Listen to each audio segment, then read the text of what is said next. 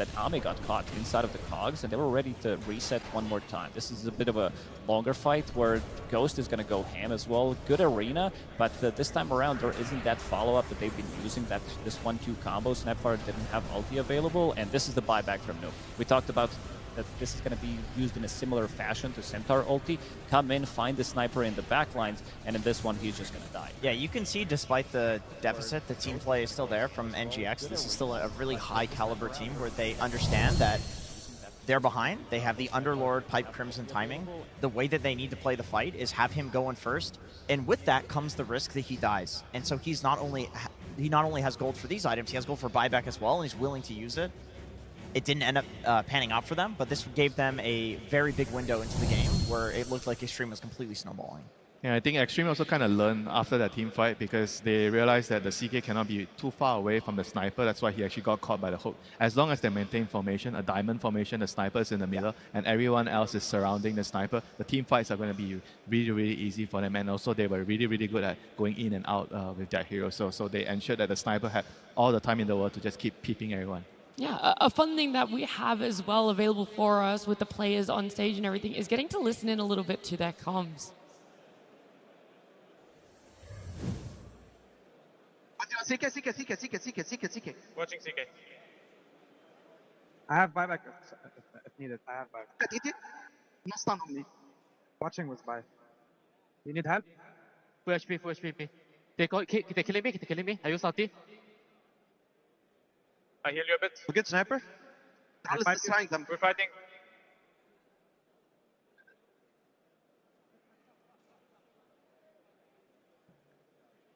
Good fucking shit, boys. Sniper now. I heal you. Get that. Nice. I like it from Noob at the very start. It's clear, you know. I go buyback, I'm watching with buyback. That's where that moment is. Yeah, very clear comms. They definitely expressed that. I like that Omar's dead too, and he just goes, good fucking shit, boys. Like, he's the hype man. Yeah. Hey, sometimes, you know, you do your job, you throw your buddy at it, you die, you're still going to be there for your team on the comms. Yep. Yeah, and also like GH with the call right at the end after the Underlord buyback, he just said, we are fighting, you know, don't move, you know. So that was also really cool. Yeah, that was one of the best fights for Nigma Galaxy. It meant that there was a lot more in the tank for them. It was unfortunate that it didn't continue along, but Purge for us is going to be breaking down some of the later game team fights and some of that information. That's right, Nat. Yeah, I wanted to look at the range advantage that Xtreme Gaming used that game to great effect. And they tried to nullify this a little bit on the Nigma Galaxy side by killing the sniper a couple times. But the threat that he provides is just so high. Because if you don't manage to kill him, all of a sudden he can just kill you from 1,000 units away, which is a gigantic advantage, obviously. So very spooky things. This really mattered in two very crucial fights. This Roche fight setup here was great for them. They had an awesome ward that was a little bit to the, oops, wrong tool, sorry about that. They had a really cool ward to the north that was basically giving them this vision corridor of like this. And by using the sniper shrapnel here, it basically allows them to put all of this power into their opponent from range. Very crucial things to point out. We have the Spirit here from Elder Titan. This is going to lower Omar's magic resistance closer to 0, which basically makes the Kisses damage, which is launching from all the way over here, and the sniper damage from all the way over here. They're doing this from safety. And the one here that does go in is the Mars. This guy's got the Blink Dagger, and he's got a BKB. So he knows that if he goes in, he can also secure his escape with his BKB. And once they see this, this is basically the last range advantage that Nigma Galaxy has because they killed the Clockwork first. Nobody else can gap close like him. Troll does it here by running from the side, but he has to do this really elaborate, basically run all the way over this position. It takes time to set this up. He can't just react to the moment. So with just simple a cookie and a Hurricane Pike, he gets out, and now all of a sudden Ghost is kind of just in. And the only hero still kind of in danger was XXS on the BKB. So once this fight kind of goes disjointed, they just have to leave. This is all because of the range advantage and because Xtreme Gaming managed to kill the one good jump that Nigma Galaxy had first. They get Roche for free. And then the other fight that matters is this one here by the tier 2. They do the same thing. They basically swing in from the side, trying to hit the back lane. They need to kill some of these heroes for free if possible, and they use their jump to kill X-Nova. Very crucially, not using the hook shot when they went on him, which is kind of helpful. He can save that for a follow-up initiation on a different hero if he wants. But unfortunately, with the Aegis being on the Chaos Knight here, he ends up being the guy that gets jumped, and very crucial here, XXS lands the Hex on him, which he layers it with his next stun, and then there's a third stun that guarantees his kill. So the Troll just simply doesn't get a good fight because he didn't safety pop his BKB and because XXS had that really fast side of the vice. So range was so important in that fight, and in this game, and Xtreme Gaming used it to their advantage. That they definitely did, Purge. Thank you so much for that one, of all the breakdown, everything from that start to that finish there. And I loved just how many saves that I had kind of overlooked that this sniper really had. We talked about two bodies being in front, but of course that snapfire just being so handy in the utilization of more mobility backwards. I think what makes Xtreme so scary with Sniper is that they understand better than any team that Sniper is this thing that you dangle in front of the enemy team. It's like, oh, you have to get him. Okay, come on, try it. And then they all use everything to save him. They all use everything to save him, and then enemy team reveals themselves. All of a sudden, you have XXS jumping the back line. Like, this team plays around the hero so well that most teams just ban it. They don't want to deal with it because they know how to itemize as well. If you look at the supports, first of all, he has his Hurricane Pike. Then they have double Force Staff. They have Vlads. They have Guardian Greaves. They have Cookie. Plus, they also have Solar Crest. They also have big drums as well to be able to run away from the fight, understanding that they can reset multiple times. And if they don't die during that like troll ulti when they go in with the big Invoker combo, they're going to be winning the longer fight. Yeah. Before we get into that game number 2, and before we talk too much more about what we expect there, we want to show you guys one of our finalists from our short film contest.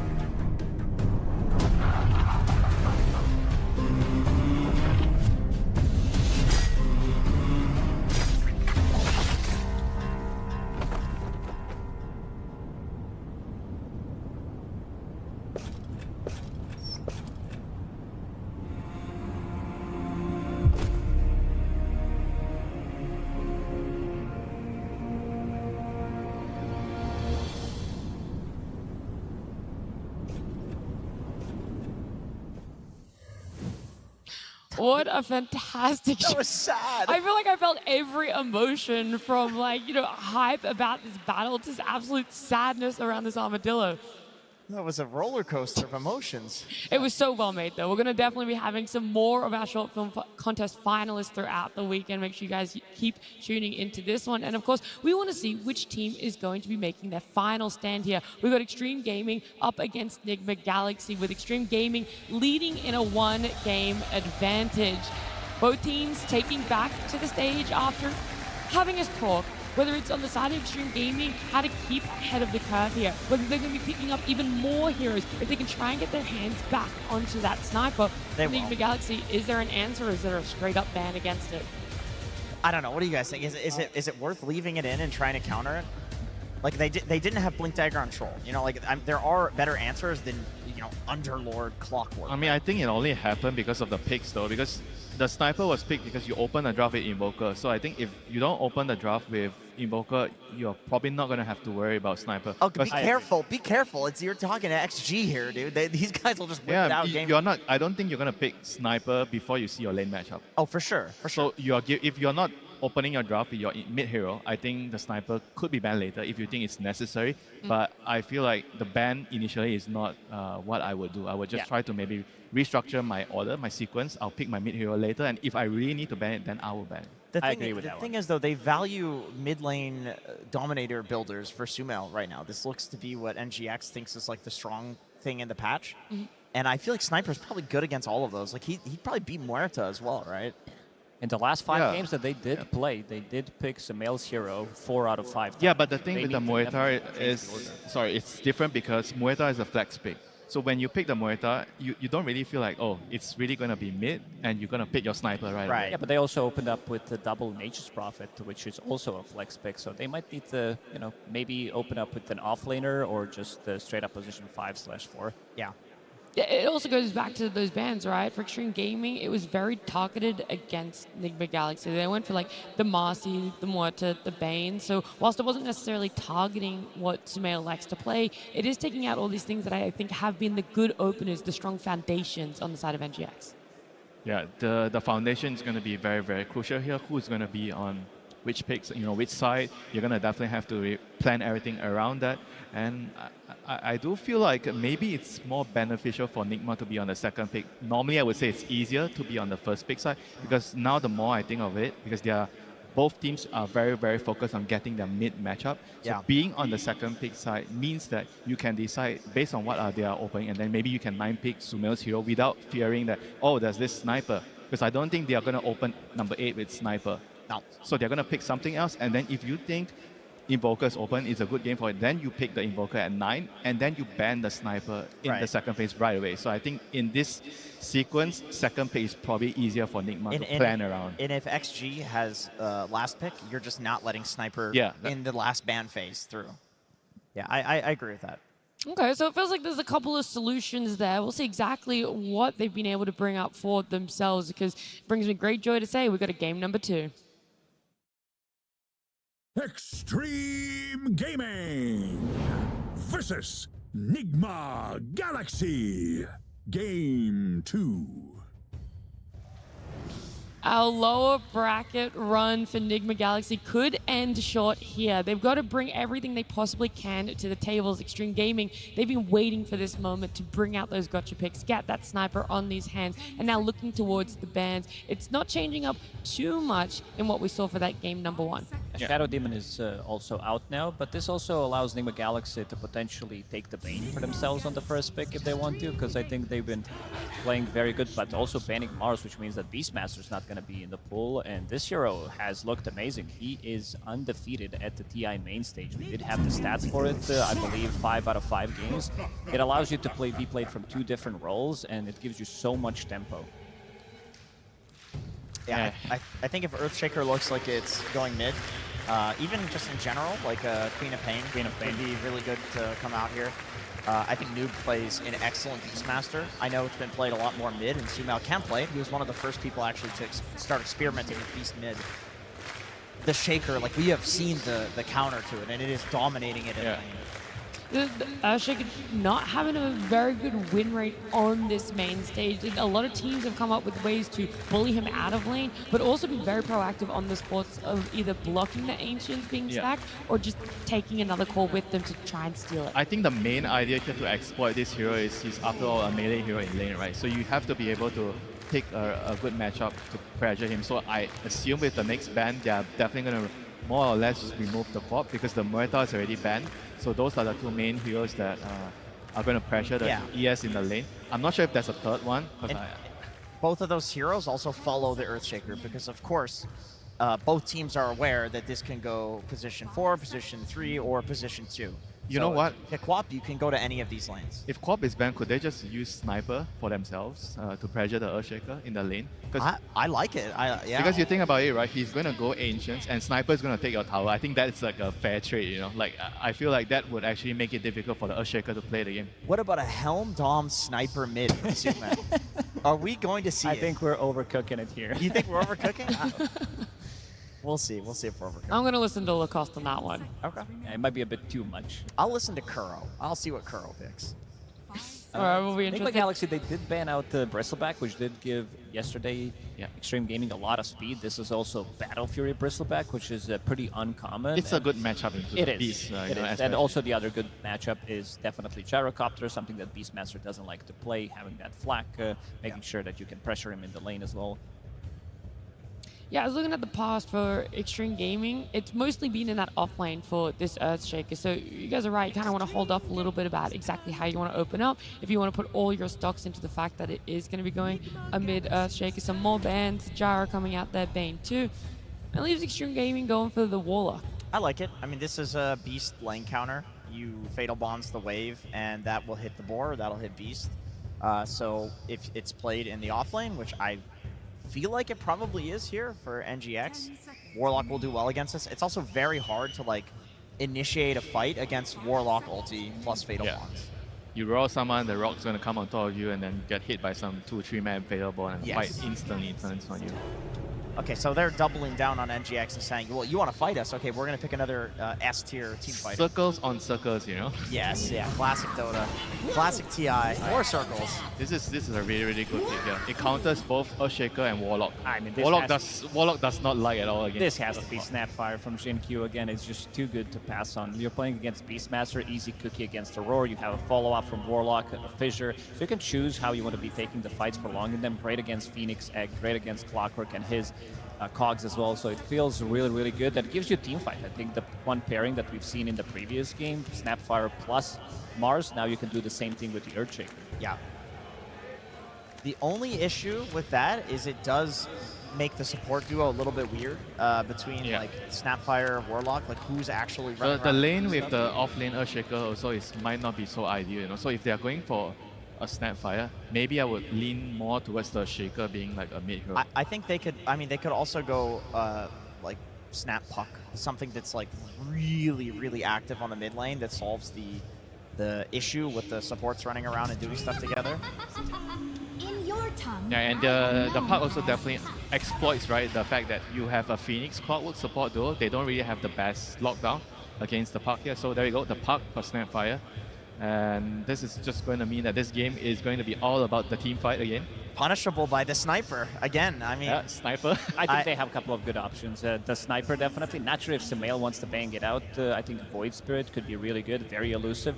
Yeah, but if you do, okay, actually maybe. Either that, if it was the different teams that did have these drafts, I would say that XXS would probably pick up Slardar against this matchup. It's very good. Like the two supports, you can easily 3-shot these two supports. They don't have much armor.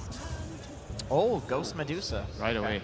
Yesterday they did pick it 2 times on 18. Okay. And it did work out really well for them. It's fair, yeah. I mean, they have this, you know, pick where they get the 2 bans, so they want to pick the higher priority thing. This means, I think they agree with us that there are like 3 or more options that are good for mid lane to pick against Puck. Yeah, so yesterday they banned what, Anti-Mage and Darkseer, right, when they picked the Medusa here. So that's going to leave what other carries against Medusa. Yeah, they also did Animage and Juggernaut in the second game when they picked up the Medusa. Oh, Ame Jug. I mean, if he can find any excuse to play it, he will. It kills the egg as well, and it's good against Beast and lane. We actually saw Warlock Jug lane as well. Okay, so you think it's not out of the realm of the question for us to get to see an Arme Jug on the main stage? I definitely think. I think Ursa could also be decent here, like Ursa with the lane with the Warlock against the Beast. You can also kill the egg. I think those are decent options here. They have a couple of very good heroes here to pick here for XG side. It's all about like thinking what are your priorities. Like, do you want more of a better lane or do you want more of a better late game against this Medusa? I have a wacky one to throw out there for Sumail. Ricky Maru counters the Puck in lane. You can't cookie when Ricky gets the Aghanim Shard. Good at killing the supports. Game and Gladiators did try that against Team Liquid, game number 1 in the Grand Finals last year, and it looked really good for the first 15 minutes, and then they just crumbled. It's good. A lot of these that we are mentioning can work out, but... Is it where the Ricky could potentially fall off, the Beast comes online, and then you're going to have your Medusa online? Is there enough power spikes throughout the rest? The thing is, the Ricky with the Beast and the Medusa doesn't feel like they have the best synergy. It's very good against their opponents' heroes, but it doesn't really work with their own lineup, which I feel like that's going to be my primary concern with the Ricky. Yeah, NGX definitely does need some sort of spirit type hero that's running around and doing things with the supports right now. Or they, once again, can all in and go for sniper and just say, okay, we're going to dominate you in lanes, go late game, and then win the game that way. Which they have done. I mean, they did the Medusa Muerta duo. This is not a super common, scaling cores in your 2 and 1. But I just feel like more likely you're going to see like something like a Void Spirit. Void Spirit just with the Axe is going to counter basically the entire lineup. Yeah. The current 4 heroes. Yeah. That is definitely the best on spirit. Nigma Galaxy. I think Troll could also be a good pickup. You did mention Ursa. All of these heroes are very good. Like Ursa is not as strong of a laner. Warlock fixes that easily because you need that extra bit of a healing coming out in the first couple of levels. But also Troll, I think this is the hero that can build into either MKB. He's fine with that. He can also build into a slightly later Disperser after he gets a couple of good items as well. He can kill the egg. He lanes against the Beastmaster, doesn't care too much about his boar. Another option, I know that Beast is traditionally considered quite good against it in lane, but Void has been getting, like Faceless Void has been getting banned a decent amount. And I wonder, like with the Helm Dawn build. That is probably like the greediest option, right? It's just that they have a lot of stuff to throw into the Chronosphere right now, and it's traditionally considered a decent counter to Medusa, and the supports on the side of NGX don't do anything to a Faceless Void. How do you kill a Void here? Yeah, you have to roar. And I don't think XG has had many options to get it as their last pick. It's almost always banned in this phase. Well, that would make sense why Nigma Galaxy are taking a little bit of extra time here. It feels like there are so many potential options, and they've got to go straight into this ban, into that pick here, revealing everything before Xtreme Gaming get that. Yeah, because the ban also is really dependent on what they want to pick, right? So what if the last pick they have already counted certain things, so it means that they don't have to ban that hero right here, you know? So that's why they're taking quite some time here to decide what they want. So they banned the Jug in the land. The dream is gone. It's over. Now they have even less time for this. I thought that using so much reserve time, they would have been a little bit more confident in what they wanted that last pick to be. I mean, it's still good to use all your time, you know, just make sure that you cover everything, you make sure you don't miss anything. There's a lot of options. I mean, we've mentioned pretty much everything. Yeah, Void Spirit, I think Ember Spirit can also work if he builds into Mage Slayer against... Wow, that is a fancy one. Okay, I was not expecting SF, to be honest. And they know immediately what they want to pick. Yeah. I don't know about you guys, but I feel like this Shadow Fiend might be a little bit too risky here. Like, it means that their lineup is going to be very reliant on the Beastmaster, and I think that with the Ursa being picked up, if Beast does not have a good lane, I feel like the momentum for Nigma is going to be really hard to play. You know, they won't have much to go around, and Xtreme Gaming, as long as they get to their team fights, their lineup is just going to destroy you. Yeah, I mean, I guess the argument is Clockwork makes up for a lot of what SF lacks in terms of, you know, like being a spirit.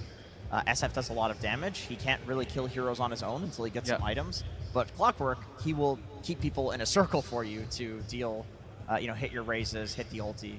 Yeah, maybe the other reason why they went for the Shadow Fiend is they're looking at the Warlock plus Snapfire duo, right? So they are feeling like, wait, they can't really gank the mid lane. Yeah, they can't really kill the mid hero, right? Because you when you're playing SF, you don't want to run into some Taz, some Spirit Breaker ganking you early, and they don't have those heroes, you know. So maybe they feel like they could get away with this greedy SF pick. Now that you say that, I think that's absolutely it. Sumail has had like some of the best solo lanes mid. If he can just get a 1v1, I think he's really confident. Like, yeah, guys, I'll get to the point that I'll have the items and I'll be able to carry the fights. Sure, hoping for less resources offered from the side lanes, make them a little bit stronger to cost. Is that then going to be profitable for Nigma Galaxy? A potential for that game 3? I think they want a slower game. I don't think they want to rush things. They're having Shadow Fiend and Medusa. You have Phoenix. Beastmaster needs a little bit more time to come online. So, again, same as yesterday when they were playing against Tidebound, I think Omar will need to do a lot of work, and he did a lot of work yesterday. I definitely hear a lot of people cheering for Xtreme Gaming, so I feel like we should quickly talk about their draft as well and what we see, how that's playing out. Very well-rounded, incredible team fighters, tons of damage. I think if they can get to the late game, Ursa can full to 0, pretty much all of these heroes, maybe barring Medusa. Yeah, I think the main issue for them is the SF. If they can deal with the SF, they are going to be having a good time. Yeah. All right, all that cheering was because the coach of Xtreme Gaming was coming out of their booth, so we're going to head on down to the stage and get some words from him. Absolutely, thank you so much. An incredible series so far, am I right, everybody? Oh, yes. This is one of the loudest crowds I've heard in a while, so for both teams, actually. But let's get to the questions, my friend. So, a lot of confidence coming into the series. 2 heroes that we have not seen picked up yet at this event, and this draft as well. Full team fight, full let's run at them, in my opinion. Where did this confidence come from after the performances that we've been seeing yesterday? 今天打这场比赛超自信，选了2个从未上场的英雄。我们想知道一下这个自信从哪里来？专门为Nigma准备的。We prepared it especially for Nigma. Oh, okay. So any surprises then? I mean, the Medusa, a bit of a surprising pick in my opinion. Were you ready for that? 对面选了美杜莎，对主持人来说有一点点小惊喜，对你来说呢？预料到他们不是选美杜莎就选德鲁伊吧。With them, if it's not Medusa, then it's Lone Druid. Fair enough, fair enough. All right. Well, I did want to give you an opportunity. As I said, incredibly loud crowd, especially over here from the fans of your team. I want to give you an opportunity to say something to them cheering you on. 现场那么多粉丝在支持，为你们呐喊，想有个机会让你们就是跟粉丝说一些。谢谢大家支持，我们会冲上去的。Thanks everyone for your support. We will go all the way up. All right. Well, let's see if they can do it again in this game as we get into game number 2. And as we get into the action, first blood, it's going to be going the way of Sumail as he's ready to step up to the mid this game on his Shadow Fiend, of course, coming through as that final pick from Nigma Galaxy this game, folks.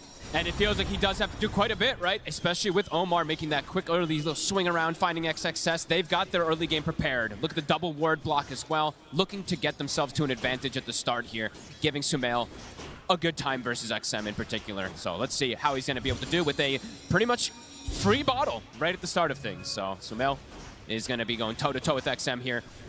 Let's see how these side lanes go, because it does feel like XG is very prepared for them, having this Earthshaker, having this Snapfire, which you've seen them do very well with in the past, and having this Ursa snap-picked, no hesitation whatsoever. Oh, yeah, they were ready for that. They did not care what was coming out from that last pick in the mid from Nigma Galaxy. They were absolutely ready to get our mate back on the bear. Xingqiu finds the kill. Indeed, able to catch out GH there on that top lane, so settling the score for now. And it's sort of overall, what do both of these drafts sort of tell you about what these two teams want to accomplish here in this game too? For XG, feels like similar to last time, just team fight, team fight, team fight, right? They have so much that's going to be coming together. For Nigma, a little bit more of a slowdown, but pick and choose your battles around that egg in particular, and if Omar can find the catches. But I do have worries, I gotta be honest, just because their only real team fight early is gonna be coming from the Phoenix, and there's a Snapfire.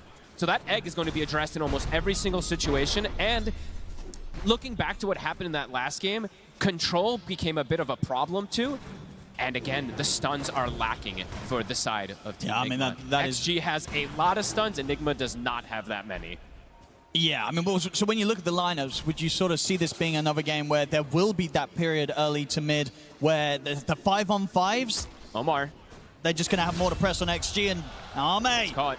Able to chase down the clock, finish off the kill for himself. Yeah, I would say, look, ease of execution, as we like to talk about it, definitely feels like it's there for XGs. If they just get out of lanes, even or ahead, they're just going to have those natural ultis coming in that do a ton of damage, as we've seen with the Shaker, with even the Snapfire from the support. And yeah, we have to mention it too, right? XM, Sumail is looking to dominate the lane, because if you look at the game overall for the puck, as we said, there's like no stuns. It's Clockwork Hook Shot and a Roar in particular to try to lock down XM. It's going to be super difficult to catch him. Yeah. And we saw how well of a performance XM had last game on the Sniper. And his puck, also one, as you can see from that Dota Plus level, one that he is incredibly proficient on. So yeah, if you give him sort of the setup to have an easy puck lane, he is going to be an absolute nightmare to deal with. And let's see how this bottom lane goes, because they, like you said, they snap pick the Ursa. With this Warlock, they know it's going to have a free lane completely, and it's versus double melee. So Ame is set up for absolute success, and Noob, he's going to have to just rely on stacks completely. I see he's already sending the boar. He's got a triple stack hard camp already prepared for himself, but he's got 6 last hits.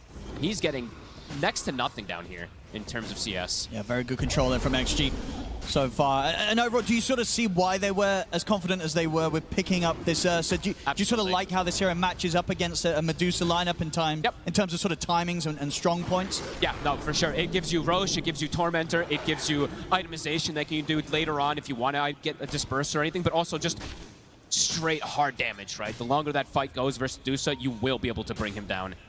And yeah, so much control. That's just the big thing I'm looking at. An unbelievable amount of stuns for them to stick on targets.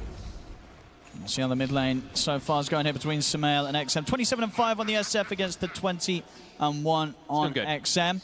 I mean, how does this sort of play out as they level up? Is Sumail going to be able to maintain a good lead with denies, or as a puck, are you normally able to set up the wave so you can nuke it every time? He can still get a fair bit, but Sumail having this, level 1 bottle, getting that first blood, definitely will have him a bit of an advantage. The problem is, I've seen so many games for Nigma, when they have Sumail with an advantage, Omar can swing over and get kills pretty easily with him. Omar can't do that this game. A lot of damage coming in there.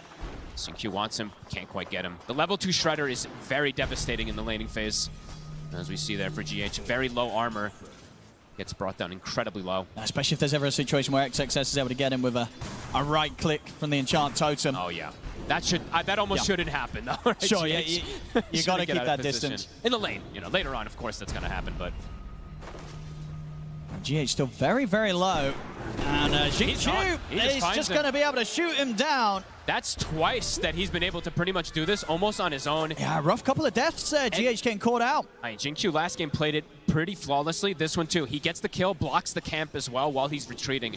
So a pretty perfect play coming up from him there in this top lane. Yeah, it's just going to continue to maintain the lane in a position where XXS is very freely able to farm and get a good amount of denies in against Ghost's farm.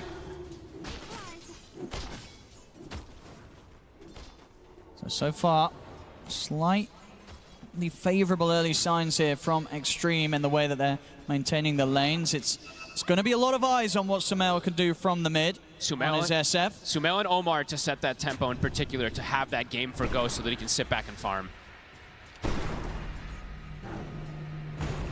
Constant fissures. Yeah, proving difficult now for really GH to have a sort of say in this top lane.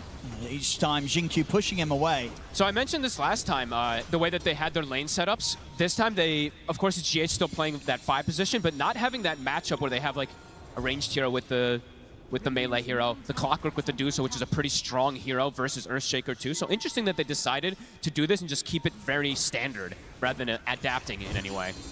And we see XM has the haste rune. Can't look to toy with Sumail a bit here. Yeah, knows that he's at no threat at all. Yeah, Raindrop's going to be blocking a lot of that damage. Sumail down to his last Raindrop charge. XM still has the 3. Could see a rotation at some point. Xingqiu will finally deward the sentries that were placed from the start that we mentioned from Omar, although they were about to expire. Not the same move happening from X-Nova. He is a Warlock versus a Clockwork, so it's very difficult for him to get over there and actually place this sentry to block the camp. So Noob, he will have those camps to go back and farm to, or maybe he gives them to Sumail. We'll see. Maybe they are all just about buffing up Sumail as much as possible in this early game. Yeah. Since he doesn't have access on Noob, so he actually can't clear that neutral. And XM is... they cannot let this happen. This is a huge stack. They cannot let XM take this stack. I mean, I mean, if they allow this to happen, it's devastating. Sumail's got to get over it. He's got a haste rune, though, so XM can toy with them a bit here. He got a couple of the creeps, but Sumail should be able to maintain the rest of the stack, and indeed comes in just in time, because losing that would have been quite painful for Nigma Galaxy's early game. Yeah, that would have been devastating. Now we do see Sumail, 1,200 gold advantage over that puck at the moment here. Now it's Sumail so far, getting the stack, getting the first blood, top lane, GH dead again. He's just getting caught off guard with the damage. Just this little Shredder plus a Fissure, it's just too much for him to deal with so far here.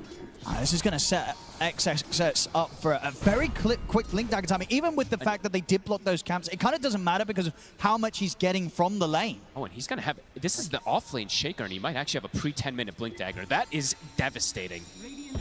See around this in the mid lane. Armin's ready to head over. They get the silence onto the 2 of them. Armin getting the swipe stacked up onto Sumail. Sumail's able to get the Requiem off. Phase shift there from XM. See if he can jump out in time with the orb. He can't. He can't escape them.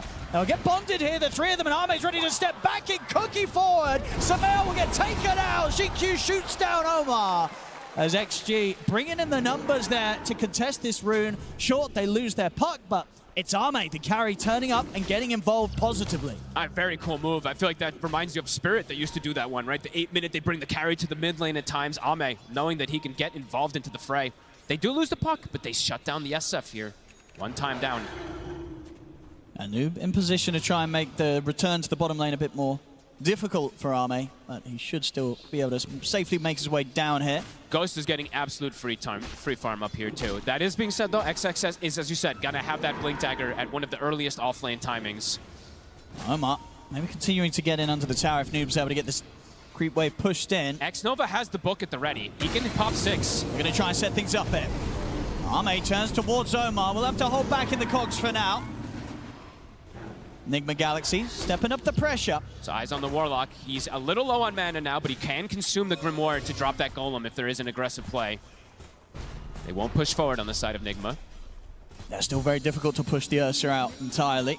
Smoke play now to be coming in, so they want to continue to just bring more numbers down to this bottom lane to try and take this tower off the map as early as possible and potentially find kills on top of it. But Xtreme, he's consumed it. They're going to turn up for the defense. There's the setup. Straight away they go for Noob. They'll get the roar up, but the enrage is there. Noob continues to run, but the kisses are coming in. The final hit connects. Noob's gone. Xingqiu landing the shots perfectly to bring down the Beastmaster. I mean, Xingqiu also kills the Dominator. He also cookie saves Xnova. What more can this man do? He's doing so much in this early game on the Snap. 4-0-2 already. Insane. A flawless opening here from him on the Snapfire. And I think perhaps Nigma was maybe saying, hey, Warlock's not quite 6 yet. Maybe we can make a little aggressive move. He eats that Grimoire, has the Golem, drops it, and as you said, the last kiss touches on top of the Beastmaster. Lands every single one of them there, Xingqiu. In the meanwhile, Echo was used on those neutrals. XXS Blink is done. Also 900 gold up on him. Top of the net worth for this Shaker. Oh, nice touch there, GH. Easy 100 gold. Yep. Very nice. Has got the 6 now. So Supernova to rely on, but as you mentioned, it's not an easy game to get that egg off successfully. No, Xingqiu, especially with the start he's having, right? He's going to have good positioning in most of those fights to go for that egg. Mid tower, getting whittled down. I mean, they're trying to hold it, but it's a lot of damage already being done here by Xtreme. Kisses in 40. XM, he knows he can push the limits because he's playing versus no stuns. And GQ will claim that tower last hit. This is a very rich Snapfire. At the same time, the pressure will continue from Nigma Galaxy on the bottom lane. They will take the tower there. Sumail has to make that trade. Since he did end up, you know, he can't go back to that mid lane because very likely could get set up on. Does go bottom, gets the tower at the least here. We'll see where XM wants to go next. Starting to shift his attention up towards the top. Kisses in 20.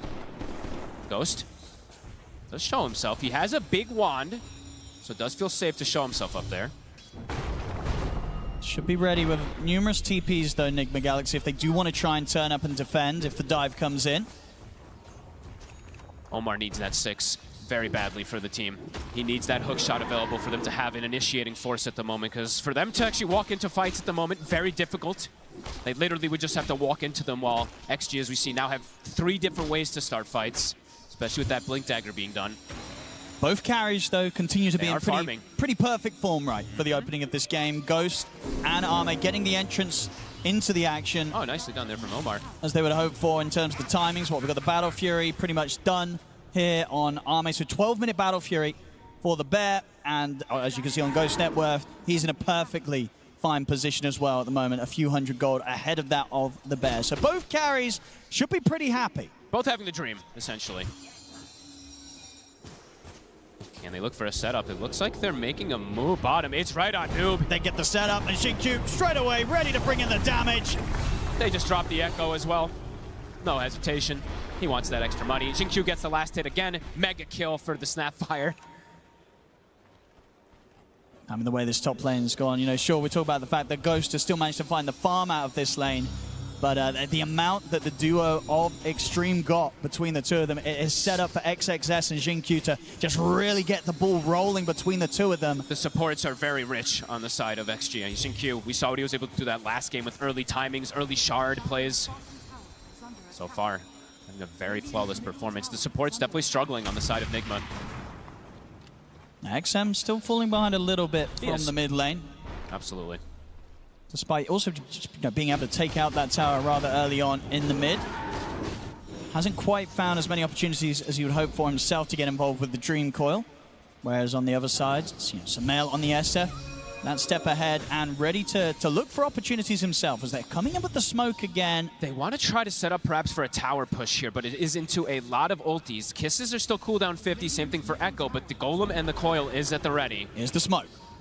Ghost to Noma in position. XXS is going to step up, but easily able to back off as soon as he's aware of what's going on. They turn towards Arme instead. They'll get the enrage off. Starts to stand his ground against Omar. In fact, they're just able to kill Omar off. So Nigma Galaxy seeing if they could sort of trip Xtreme up, but Xtreme were pretty ready for them to turn up in that position. They got the tower at the least, right? So showing up for that, but do end up losing Omar again here after that first hook shot reveal. Ame will take that. Almost a Blink Dagger finished. Starting to get these scary tools versus something like that Shadow Fiend, who is very vulnerable to heroes jumping him. Double Blink's gonna be finished. Double Blinks and a Puck who can just appear on top of you very early. So they're just gonna drop the Golem here onto Ghost. TP's immediately coming in from Nigma Galaxy though, so the Golem won't be able to do much offensively. A bit wasted, but they're looking to go back in. Ghost. They're still going with the kisses. Ame's closing in. They'll force out the Stone Gaze, but the damage here for these kisses from Xingqiu bringing Ghost so low. They'll fuel him up. They're going to have to XM. He's there ready and waiting for them. Shots off the escape. Comes in with the coil. Oh, they were so ready for that. He doesn't get the wand off. Ghost got stunned.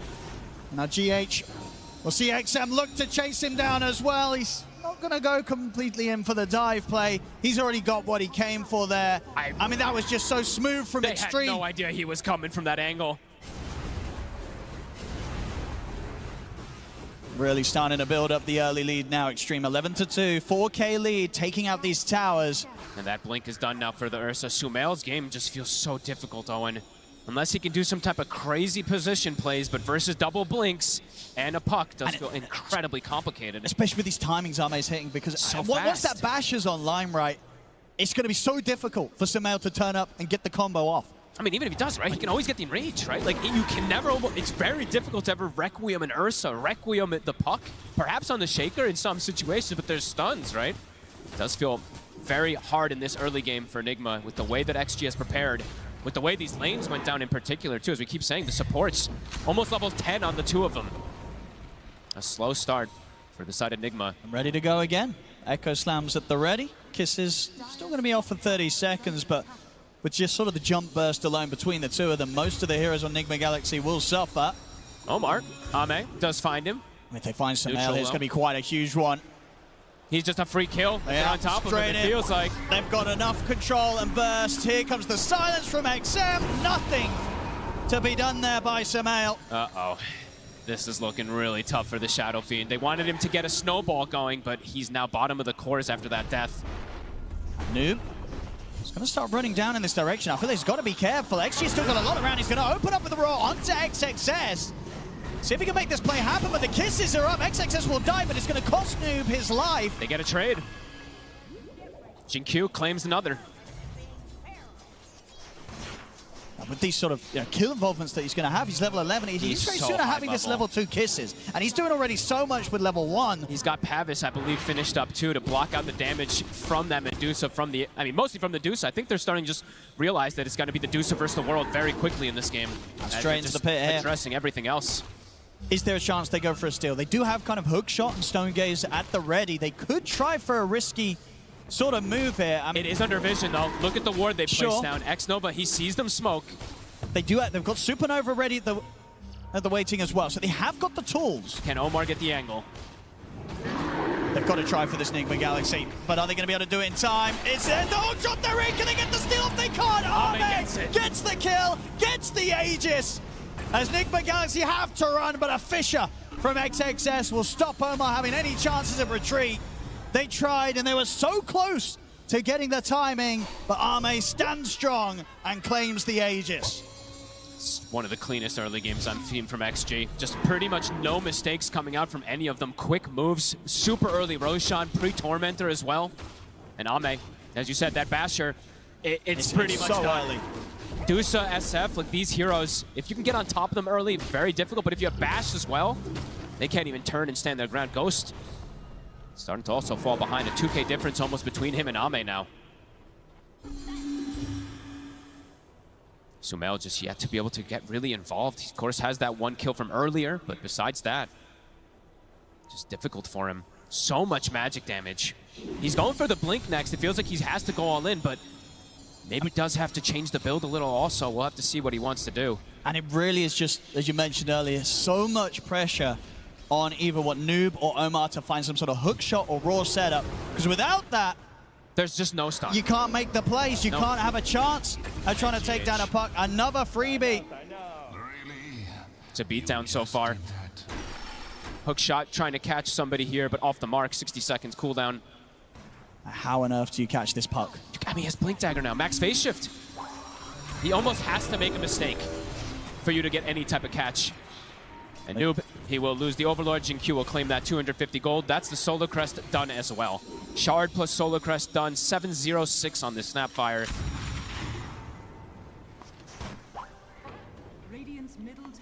Trying to play around Noob with his Overlord timing, but they just, I mean, as soon as the creep showed, they killed it, so first one is gone. 30 seconds, that Tormentor play. XG already starting to prepare themselves for it. And for Nigma, I mean, they cannot fight there. Right? The egg is going to get addressed. Sumail very likely to just get exploded from all the spell combos that they have, the crazy team fight.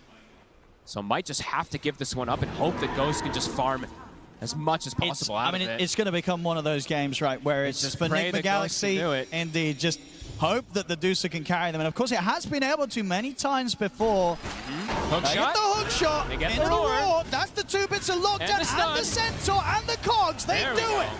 It takes it all in terms of lockdown, but they get the job done. High execution kill. They find XM. XM will be rewarded with a shard for his death.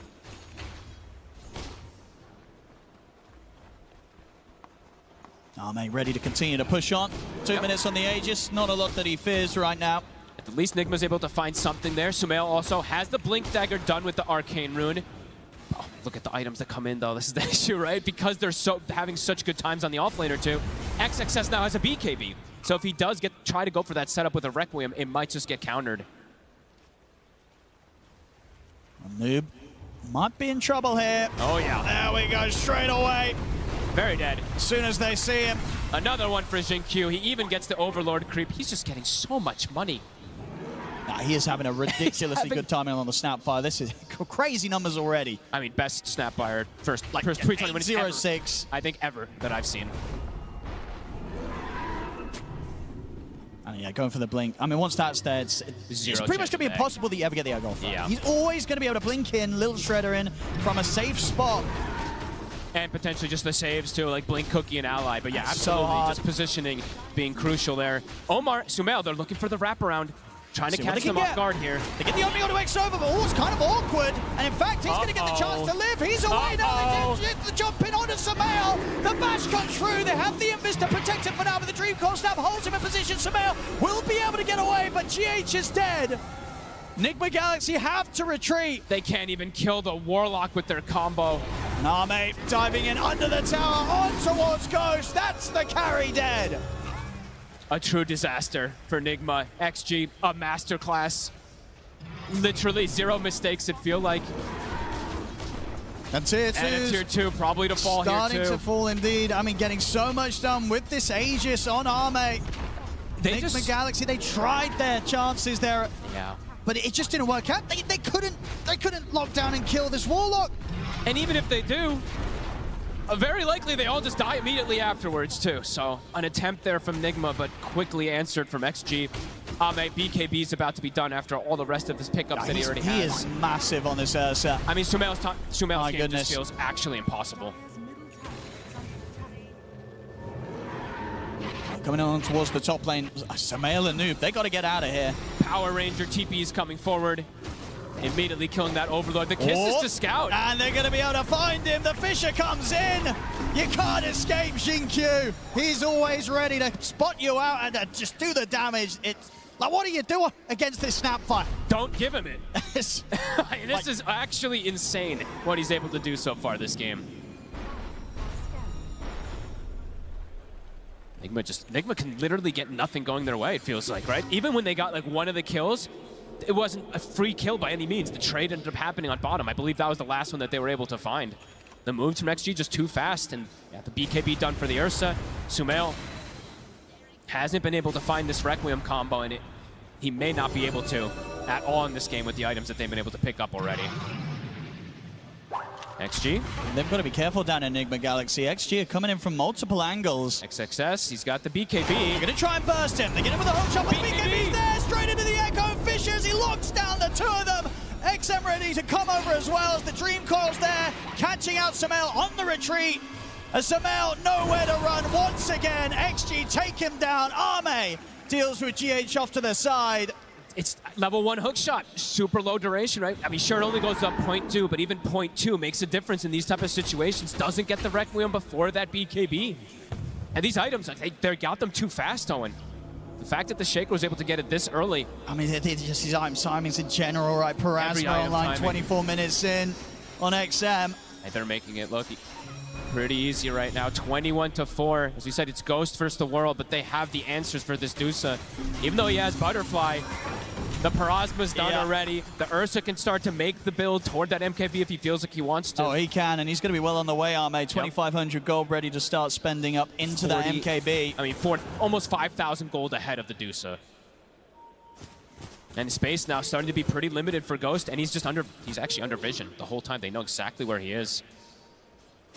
I know, just needs to get so many items online to be able to have a chance in this one. I don't know how many he's going to need. A much rougher game too, and you know, game 1 was not a fun one either for Nigma Galaxy. And at the moment, down 16k gold at 25 minutes in. I mean, all the timings that they wanted to go for, as we said, like, just aren't working. They aren't going to work because of the itemization that XG's gone for, but the timing that they got them to, as you said, Sumail, the Blink Yashikai is out when all the BKBs and shards and Rage is available for the Ursa. Setting up top. Guess they're scouting if there is going to be anybody in the area here. XXS is going luxury build. It's actually going to be going for the Octarine next. So more and more stuns going to be coming out from this Shaker. They find Ghost down here. Oh, they're going to find Omar, which is good news for Ghost, as that should give him the info to get out. You say that, but Ame's on him. Indeed, Ame coming in for this angle. He gets the bash. Ghost. Oh, he's going to try for the TP, but the coil's there, the Fisher, the kisses, everything coming in on towards Ghost. He can't escape. They're just reading every single one of the moves. Even though Omar tries to catch the gank, Ame comes from a different angle and instantly through the portal again. No hesitation. It's an incredible play so far here from Xtreme. And we hear the crowd already loving it from Ame. They can feel it. Noob being stalked again. Oh. No? That was the Golem. Okay, maybe they thought he was on the other side of that there. But really despise these Helm of the Dom creeps. Yep, whatever. I'll get rid of it. Yep, next Nova is like, don't need it anyway. GH.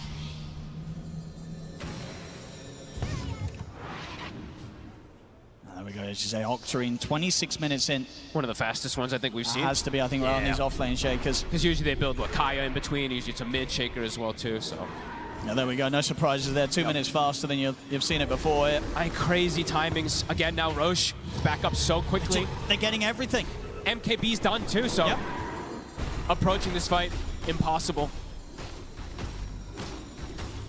XG, they've got many options on how they want to continue this. Yep.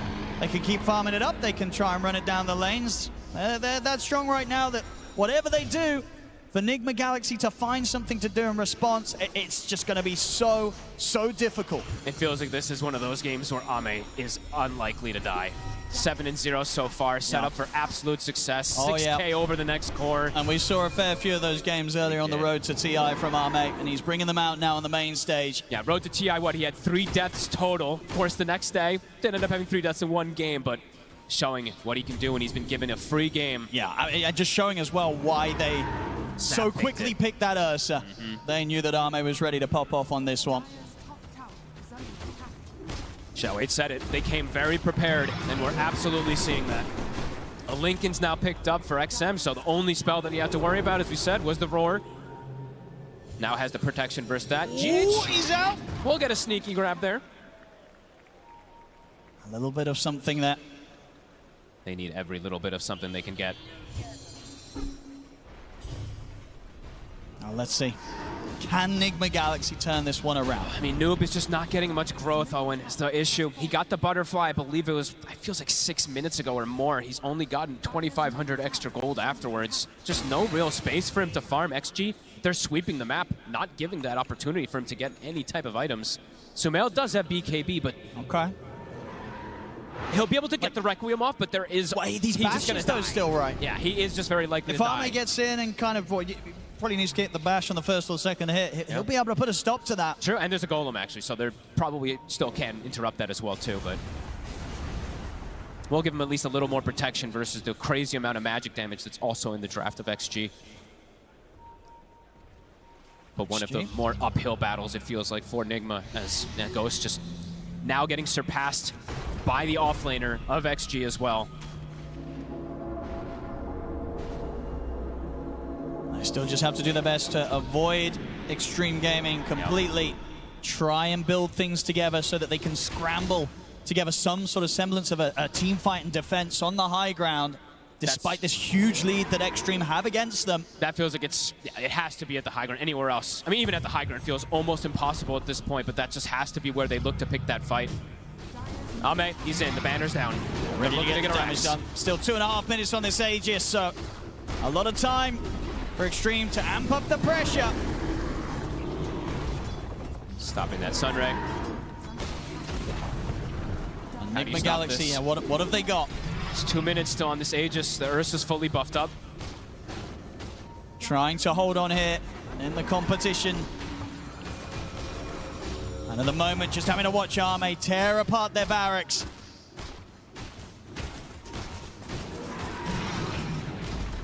Can they even make a move to stop this set going down? Ooh, hook off the mark. Tried to go for the back line, and now he's going to pay with his life, Omar. Instant death.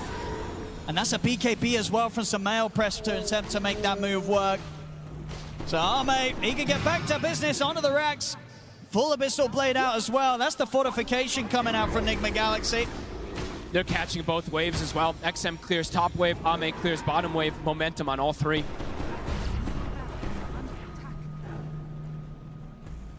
Backdoor will kick in, but the top wave coming in shortly. The jump. And he's ready to dive! Instant kill. They're truly making it look easy, Owen. They really are. They definitely seem set to make quite a run potentially in this lower bracket XG if they keep up this level of performance. And how do you stop? There's still a minute left on the Aegis. You have no BKB for Sumail for 40 seconds still. Ghost steps up. At any moment, it feels like XG is just ready to close this.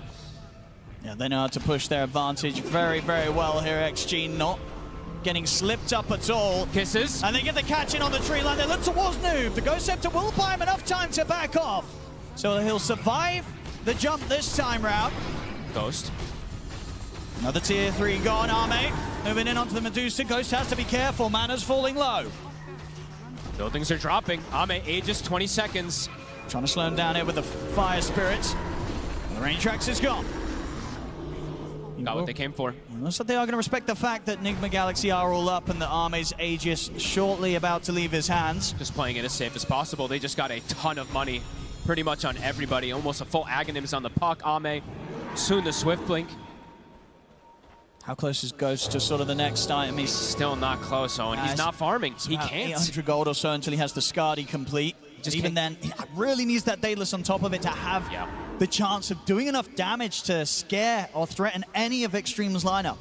And speaking of Xtreme, the fake back. Oh, they're ready to go again. They're looking to close this game out. Samael might just be caught here. Stepping up straight away. Abyssal Blade into the damage. Samael's out for a hot minute. No buyback.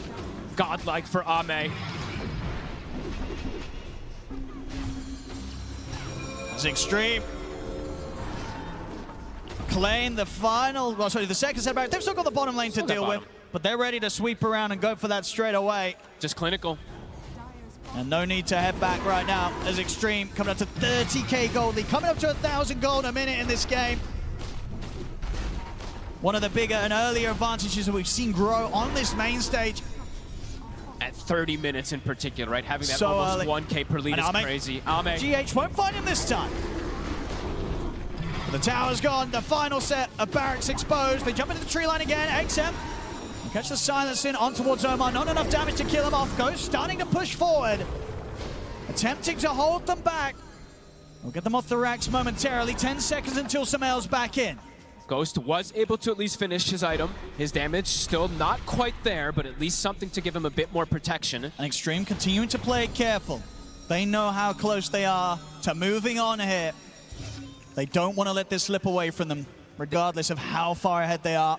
I mean, they can still look to just play the constrict game, right? Look at the ward coverage that they've got. They see absolutely everything. So if Nigma does want to step outside, they will know instantly.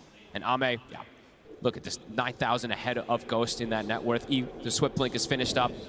Immediately goes to the Tormentor. Maximum efficiency coming out from XG. And all Nigma Galaxy can do is sort of wait. He did step outside. They are very well aware that he's done this, so he will have to get back soon. Ame rejoins XG. Oh, this smoke could be the killing blow. Ready for the move. XM has the Aghanims. Is there any way Nigma Galaxy can outplay? Oh, they're sneaking in. Kisses. See Noob.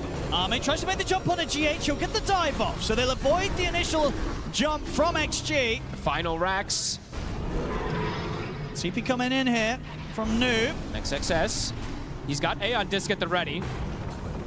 Just say you're ready to put that together if necessary. The call comes in, they make the jump, that's GH gone. And Ame, he's in onto Ghost. The slam comes through, the hook shot's attempted, but Ghost, he's gone. Samel, he'll go for the Requiem, but the bash comes in. He's dead. Noob will get the roar up, but he's the last one left alive on Nigma Galaxy as XG deal with him as well. It's game over. Xtreme knock Nigma Galaxy out of the International, and in incredible fashion as well in this game too. A complete just mismatch of skill and performance in this one, Fog. This was one of the biggest stomps we've seen here on the main stage. A total beatdown. I mean, everybody, right? Everyone on XG did so well. Their draft as well. Xiao Wei coming in, mastermind. I mean, Xingqiu, it's hard to give the MVP to anybody, right? But this Snapfire performance, absolutely ridiculous. Yeah. Just covering all their bases and not letting Nigma get any of their timings they wanted. I think that's pretty much what happened, right? Sumail, he gets the early first blood, gets his bottles, having a pretty good lane, but can't actually get anything off of the floor afterwards. Just, yeah, clinical performance from XG. Yeah, as I said, the Xtreme's going to be terrifying in this lower bracket for whoever ends up facing them in their upcoming series. And yeah, this game too, we heard it, as you said, for Xiao at the start, right? They were prepared for Nigma Galaxy. They knew exactly what they wanted to do, what they wanted to draft against them, and how they wanted to play. And we really saw them bring that out to a T. It was perfect in this game too. So much stun, so much control. They make it look kind of easy, right? When they have these type of stuns, just so that Ame can just kill anybody he wants. Unbelievable performance from Xtreme Gaming. Yeah, a tough, rough series here today for Nigma Galaxy. They did well to get it this far, but they won't be making any further steps here at the Internationals. Xtreme Gaming take the series 2-0 and are ready to move on. I'm here with XXS from Xtreme Gaming, and my first question is, how fun is it to play Earthshaker in front of a TI crowd?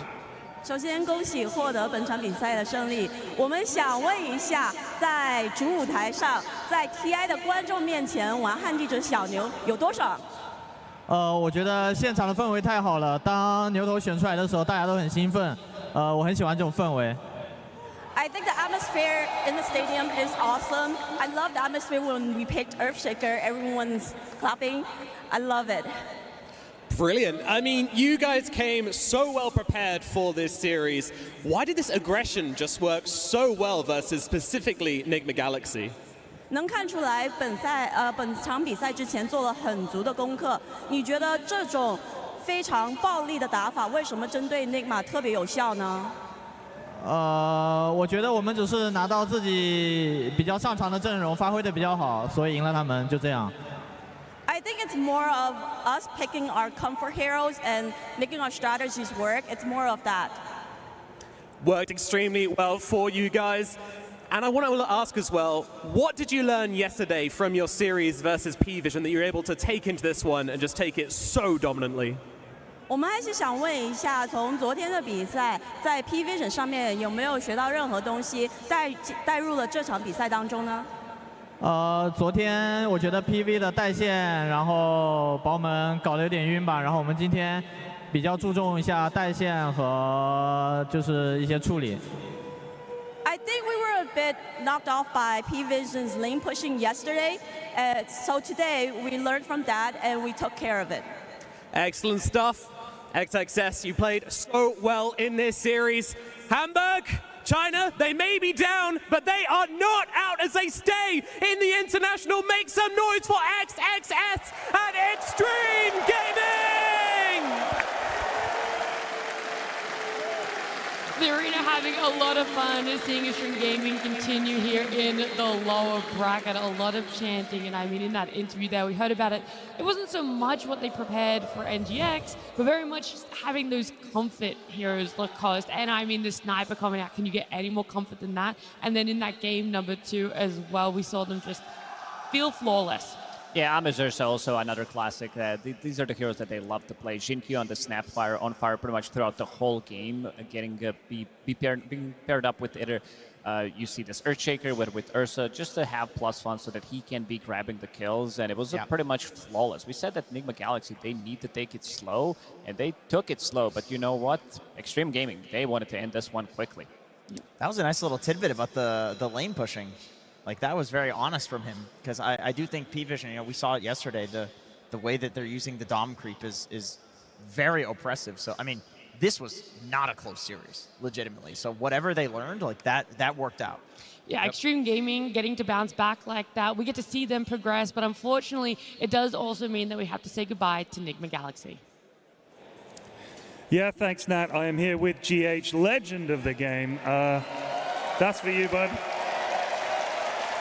I realize you've just lost this series, bitterly disappointed and to go out, but have you guys had fun at TI? You've been incredibly entertaining to watch. It's always super fun to play in front of such an amazing crowd, to be honest. Having everyone who supports us here. So I would like to shout out all the crowd, all the supporters, all the fans. We truly love performing for you guys. They love watching you as well. So other than that, what has been the highlight of this TI for you and the team? I mean, for me, honestly, I'm just extremely grateful to be here in the first place. It's such an honor, such a great experience, surrounded by so many good, great players. It's just the overwhelming feeling. The standard this year does seem very high. How far do you think XG can go? Because that was a hell of a performance from them. I believe top 6 teams are all contenders for the top 1. So they could go all the way, they could do anything they want. Fair enough. I'm going to let you get back to your team in a second, but I just want to say, can we get a huge round of applause and a cheer for GH and Nigma Galaxy for entertaining us at this wonderful TI. Thank you, GH. Back to you guys. A pleasure to see these players come out onto the stage, to just get the arena going. There is so much energy around it. Everyone has loved supporting them. Months ago, they put in that effort. They came through the qualifiers. We saw them last week put in a lot more effort to make it to the top 8. And here, they get to be happy still with a top 6 performance. It is, you know, nothing to be ashamed of to be knocked out by Xtreme Gaming, someone who came into this undefeated. Yeah, I mean, in TI, like, this is where you want to see NGX perform. And I totally agree with Ted, and I think the audience feels the same. This has been one of the most fun teams to watch. They didn't just get top 6 playing, like, normal, boring stuff. They did it with style. Like, they completely reinvented the meta, and I think it caught a lot of teams off guard. And we will definitely see in the coming day teams using stuff that NGX came up with. Yeah, I mean, that mid-Muerta was such an issue. It had to get banned out. And then we see SF coming out, right? This is a hero that isn't surprising at all to be picked up, Lacoste, but it is surprising to see how the mid lane went for him with the side of Xtreme Gaming stepping it up. Yeah, they were ready for some of these early movements. Even though he did have the first blood, things were not going his way. I think SF needs a bit of a different setup. This is a really nice move from Ame. This is why he's one of the GOATs when it comes down to being super aggressive, understanding that they can try to kill him with the coil. This should be an easy kill, but the Clockwork is here, and they're still going to be ready. Like, even they mess up this gank a little bit. XM didn't go. He doesn't go to the up ground and uphill, and he dies. But guess who's here? It's Xinqiu. It's Ame. Cookie lands on one. He goes for the bigger target. Xinqiu gets the double kill. These type of moves, you don't expect them to happen. We've seen Yuma from Heroic going for these twin gates rotation 5-6 minutes into the game multiple times. But these type of rotations where carry leaves the lane, 8 minutes into the game, goes to the river to secure the rune for his mid laner and try to grab a kill. It's very rare. I mean, it kind of also solves the problem, right? We mentioned that the SF was going to be a problem. Yeah. And I mentioned after the draft ended, it's going to be interesting to see how they tackle it. And that was like a really important move, right? SF, he was top net worth at 8 minutes during the game. And that kill actually meant that it slowed down their momentum so much. Yeah, that's something that Spirit was really good at during both of their TI runs, was figuring out if one hero is a problem and they can't just bring the supports to a lane to solve it, they would bring Collapse or Yatoro would go. So it's really cool to see XG pulling out that here in the top 6 because, you know, once again, going back, like this is the sort of championship plays you need to win the whole thing. Always the 1% when you're able to just min-max it a little bit more. Also, though, when we went further into this sort of game winter, the team fights that were coming out, having the numbers again, Xtreme Gaming has always been so good at balling up together early and taking over so much of the map. I mean, their draft literally screams team fight, you know, in both games. And I also wanted to highlight that the way they involve everyone, because it's not just about starting the team fights, right? How are you going to involve all of your team? And right here you can see the Ursa once again comes in, Ame rotating in with his team. They have all the ultis up. They try to take a fight. They try to take the tower here. And Nigma, they just couldn't really respond with 5 heroes because the Beast didn't have a good start. And usually Beastmaster, you don't really want to TP into a fight. You want to be in a position when your team goes to you, right? So they took full advantage of that, and Nigma just couldn't bring 5 heroes, and they had to run, and they lost their carry. With so many early rotations from Ame, we kind of see him take that extra leap. There's a much bigger gap between the 2 carry players in this game there, Jenkins. Yeah, I mean, this is a Ame classic, the Ursa, and I feel like this is what Xtreme has been playing really well around since day 1 of this tournament, which is having some, like, really bursty carry, and then heroes that can like kite the fight, do things from far. You know, they've Snapfire, they've Earthshaker, or Warlock. Like all of these heroes, just they poke. Like this basically lets XG play as a unit, and then Ame can like pick and choose his jumps and just not die. He went 9-0-4 this game, but honestly, this is how most of his Ursa games go because they pick around it. Yeah, a big difference between having an active early game carry compared to a late game scaling carry in the Medusa Lacoste. Yeah, I think Ursa did a lot more. Medusa, also a bit of a slower hero on the side. She needs 2 items to come online, and we can definitely see the difference. Even though Ghost was farming really well, but also you have Shadowfin. Like I think the problem was between Shadowfin and Medusa because both of them are kind of needing other heroes to go in, and the hero damage at this time, all of that is from the laning stage as well. He did join one of these earlier fights, but Ame, like he's ready to take the fight. This is the best hero in the game to take objectives. They took the first Roshan, they did take the first Tormentor as well, and this time around they're trying to go for a kill. Again, this is not the target you want to initiate on. This is your Warlock. He still gets the rock, even though Shadowfin's not going to die because they're going to be losing the vision of him off of that Glimmer Cape, but still Ame, he's ready to join in. They have so many stuns, so many ways to disengage a team fight. Pre-BKBs, you have this Earthshaker with the Fisher, with the Enchant Totem, and you can see the big difference between carry-to-carry matchup once they left alone, where Medusa's still not ready to take the fights with her like 3-4 items that she wants to have. It wasn't easy, though, to find the right target to initiate on. That Warlock, we saw it there at that 20-odd minute mark, how they struggled to kill him off. That's a position 5. Later on in the game, though, we also see them try and have a gank on the Earthshaker too, right? Caught just slightly out of position. You have the numbers advantage, and that one still doesn't work out for them, Jenkins. Yeah, you can kind of see like the struggle that they were facing in the draft as the game progressed, where the only combo that they really had was Clockwork Hook into SF Requiem, and even though they basically did it perfectly here, they still have enough in the tank for XXS to get the BKB off because the chain stun is just not long enough. So I guess you also need the Beastmaster in position, but then you have 2 cores in the same place. It's one of those situations where like one team drafted a lot of heroes that had many fight conditions, like ways that they can take the fight, and the other team drafted something which requires a lot more like outplay and maybe a higher cap.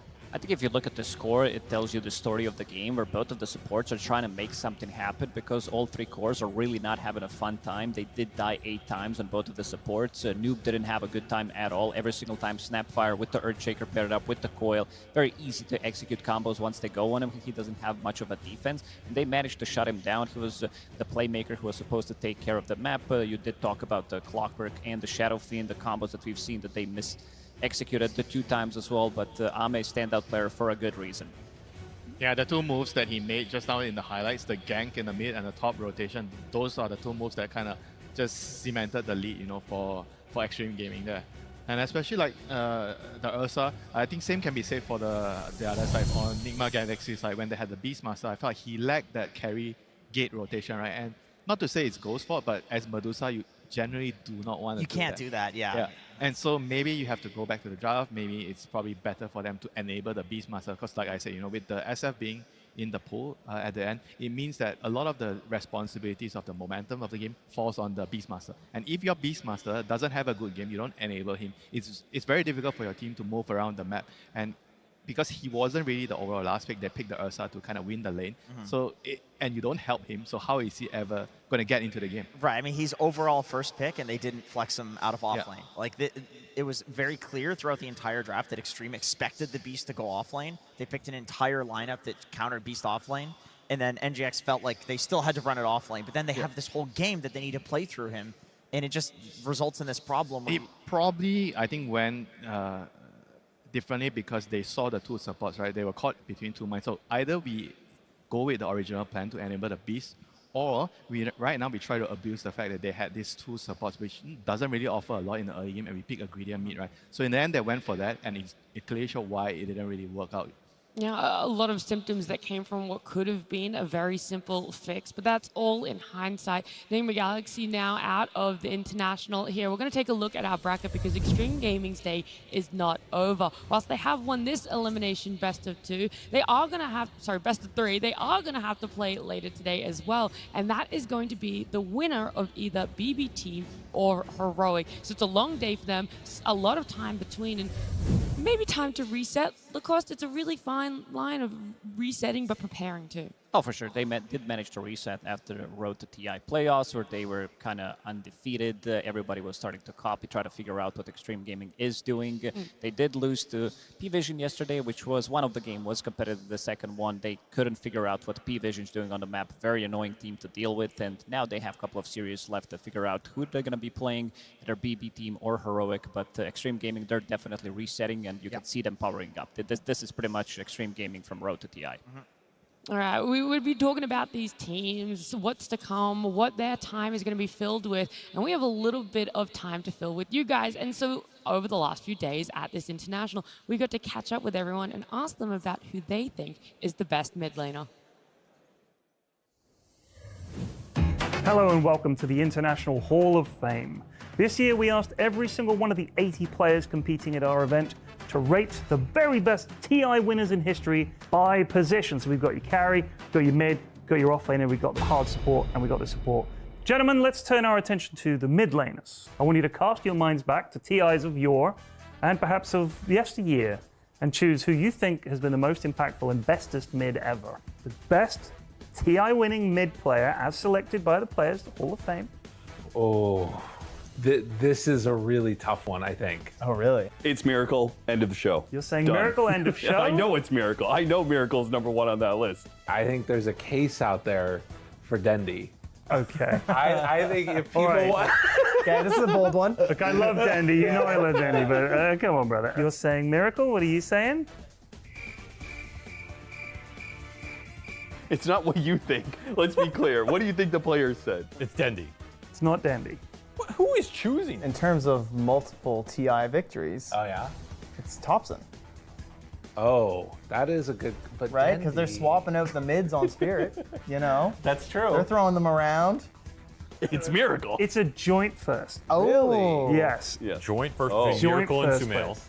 You're saying Miracle Sumail? Yes. I would guess that Sumail is the other one. You are incorrect. Really? It is Miracle and Thompson. Okay, they're just Redlers. We're all the same. The pro players are just us. Yeah. When you think about Miracle and Thompson as joint firsts, they're worthy joint Hall of Famers, I would say. Well, what is it about these two guys that elevates them above everyone else? I think they're just the most iconic mid laners we've had. Both of them were a step ahead of their competition. Sumail, probably the largest skill gap there's ever been in like roll-to-roll matchups at a TI. I think that Thompson was also ahead of people, but in a more creative aspect. He wasn't necessarily mechanically that much farther ahead of the rest of them, though he was a god in that regard. I think it was his brain was that further ahead. He had the galaxy brain, yeah. It's funny because they're all so different too. Like those three mid players, despite all being there, are quite different cases. Like for me, Thompson is not only because he won TI twice, but it's this idea of just like all the different ideas he brought to the game. And he seemed crazy sometimes. Yeah, like you'd be watching, be like, what is Thompson doing? It's like, oh, he's destroying. And it's not just heroes. It's not just like the items. I feel like that's what we talked about a lot. But like the way he played, like they were just psychotic. Like he would dive behind that tower, and the buds are there, and they're rolling in deep, and it just kept on working. It was mad, and it was very, very impressive. And I think that's why we remember it so well. Thompson, he's the man that's going into the fountain once again, bathed in the glory of the Radiant. Thompson, he just does not give a crap. Do you have anything to add to this? Style. Style. One word. Style. I think it speaks for itself. Okay. That's what mid lane's about. Mid lane's about style. That's why every mid laner who plays it, they play it because they want to style on some dude, and they got style. The one thing that's weird about it is that Miracle has a couple more of those like standout moments where he had the enemy team in the palm of his hand. Literally outplayed 5 guys. Yes. Yeah, I think that's what it is, yeah. The reaction time was all about Miracle, the bar start from Kaka. It'll connect, follow up Fidget, but KP, he'll get the sun up the map side, most in the middle of the field, Darcia, corded off, Miracle, the anchor is left there from GH on the Omni side, and damage outpost Turbin with the side, SCC is gone for 2 minutes. That's what gives him the most credit. Yes. Is that he was like the individual. And the Buds were there like helping him out. But Thompson was more of like a gelled into the team thing, I think. Like Yeah, they I played think a lot you're right. around him and you saw the success together as a unit. But when we think of Miracle, you think of just like some giant like 25-0-7. Can you think of a play or a moment each for say either Miracle or Thompson where you would thought, holy crap, that's The like... Thompson Invoker, that iconic moment where he's casting 1 billion spells and outplaying everybody in that team fight. Yeah. Yeah, thank God that wasn't against me. Yeah. Seb, can he keep this man alive though? He doesn't have the Black Hole backup. You have an Anna with a big gust sending him back. Tornado, Thompson, he's in with the back of the beach. Sydney was coming down. Thompson with the save, gets both of them. Thompson invoked. As far as Miracle goes, there are too many highlights to think of just one. Okay. That's entire half of YouTube's video list is just True. Miracle highlights. Even now, it's all just Miracle True. highlights. Yeah. That's well, what yeah. half the Dota audience is still watching. Miracle TI highlights. ended, and they started loading up the Miracle 2016 highlight reel. Miracle highlights and Thompson builds. That's what people want. All right. Well, thank you, gentlemen. That was mid. Well, don't go uploading, and searching for those highlight reels just yet. TI is still going. There's still space for some new mid laners to carve their name in that Aegis, and of course some moments for themselves as well. But that was our casters talking about who the pro players had voted as the best or most memorable mid laners. Do we have any differing opinions on the panel about it? I mean, Miracle has been such an iconic mid player. It's kind of hard to go against him. Yeah, those are pretty good ones. Yeah, I mean, I have a Miracle biased one. Okay. Of course, I want to say SCA mid. You can still do it, Winter. Nah, but they're totally spot on. Both of them, like Thompson and Miracle, they definitely change a lot of players' mindset in the mid lane. How you're supposed to play, how you're supposed to lane, what items are you going to go, how are you rotating. They definitely started a totally different trend. Yeah, and now we see, mid lane, just exactly how it is played out, how much more support is given around it, what the teams like to do. It's very indicative of their playstyle as well, and two teams that have extremely unique playstyles or hero pools are the two that we're going to see next. We have BB Team up against Heroic, and I mean Heroic coming out with these Pudges. Obviously, they also love their clockwork. We've seen them with the off-lane Phoenix too. It just feels like you can never put this team in a box. They always go above and beyond expectations in any regard. Yeah, to me, this is the most fun team to watch of the tournament, and it's not just because they pick Pudge. It's because they create so much chaos in a game that they make their opponents, no matter how skilled, they will make their opponents make mistakes.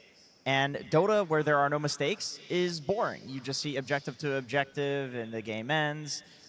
This is why TI is so great. You have the pressure, you have mistakes, you have a team that's willing to create these mistakes, and then you get these long games, opportunities for really cool plays to happen, and it just seems to happen every game with Heroic. Yeah, every single time. Game that they played yesterday against Tundra, if you gave their draft, this Pudge, Shadow Demon, Broodmother, Tusk, and Phoenix, that I think any other team, I don't think they would be able to win that game, because this is not like a super strong draft. It's just that it suits Heroic's playstyle. They know how to utilize these heroes. This is pretty much their classic heroes as well. We're talking about Tusk. We're talking about, Shadow Demon on KJ as well. Support duo has been really the shining stars of the team, but I also got to talk about Yuma. This guy has been amazing throughout the whole tournament. I don't think he had a single bad game. Yeah, I think that's very fair to say. We're seeing him step up in every regard when it comes to it. Is he going to be able to step up when it comes to the side of BB team? They're drafting a lot more stable in what we see for their supports. I mean, that Hoodwink getting picked up 10 times. And it just feels like there is the big difference in what they want to do for stability in finding success. Yeah, the dynamic is definitely going to be interesting between the two teams, where one team is just trying to make everything chaotic, whereas BB team, I think they have to try their best to ignore that the other side, what they're doing. They have to focus on what they are doing and just make sure that, oh no, we see a random Schofield walking around, should we kill him? Those thoughts should be blocked out and just focus on our objective. Are we getting the Tormentors? Are we going for Roshan? Are we getting a tower? Don't just go after Schofield every time you see him doing something silly in the game. I will say for BB team though, the one word I would use to describe this team, even if they have just lost the series, is confident. Okay. And I think that is what could potentially break the chaos of Heroic. As much as I love the chaos, I think the BB team could be so confident that they're just not swayed by the Schofields running around. They find the answer to the Broodmother coming out mid, or they just ignore it and let it exist. I didn't think I was going to say this ever, but you know who's the stabilizing factor in BB team? Is it Pure? No, it is GPK. Like, this guy has had tremendous years. Like, maybe before a couple of years back, he would be on the flip coin side, but I don't remember last time this guy did something that was like game throwing or anything. Like, in most of their games that they played, he's the most stable. He's the one leading the charge in a game where they're losing 5,000-10,000 gold behind. He is ready to pull it back with his puck performances. This guy has a massive hero pool, plays those heroes to extreme, and always fun to see. Like, this guy has some really nice moves. One of the most talented mid laners we still have. I feel like he changed a lot after the break where they were trying out Kiyotaka. And then it was that swap. He was doing that swap, and then when he came back, got angry. He came back and he's like... A vengeance. Yeah. He had something to prove, and I know that they've still got a lot to prove when it comes to being on this TI stage. So let's bring him out. And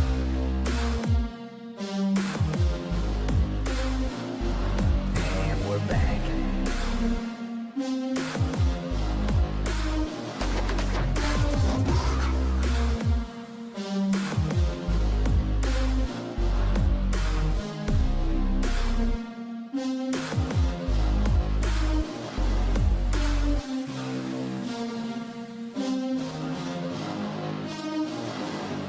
BB team. Game number 3 seems to be where this team loves to go, making their series so far on the TI main stage go the distance. They have been one of the most entertaining teams that we've gotten to see when it comes to gameplay and execution. But someone else that loves to bring some chaos and some energy is, of course, their opponents.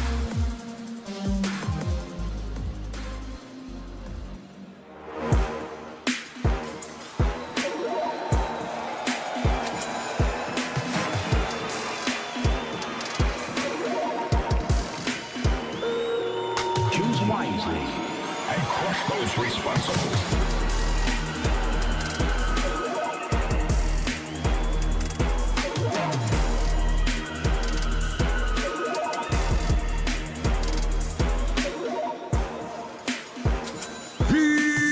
Heroic.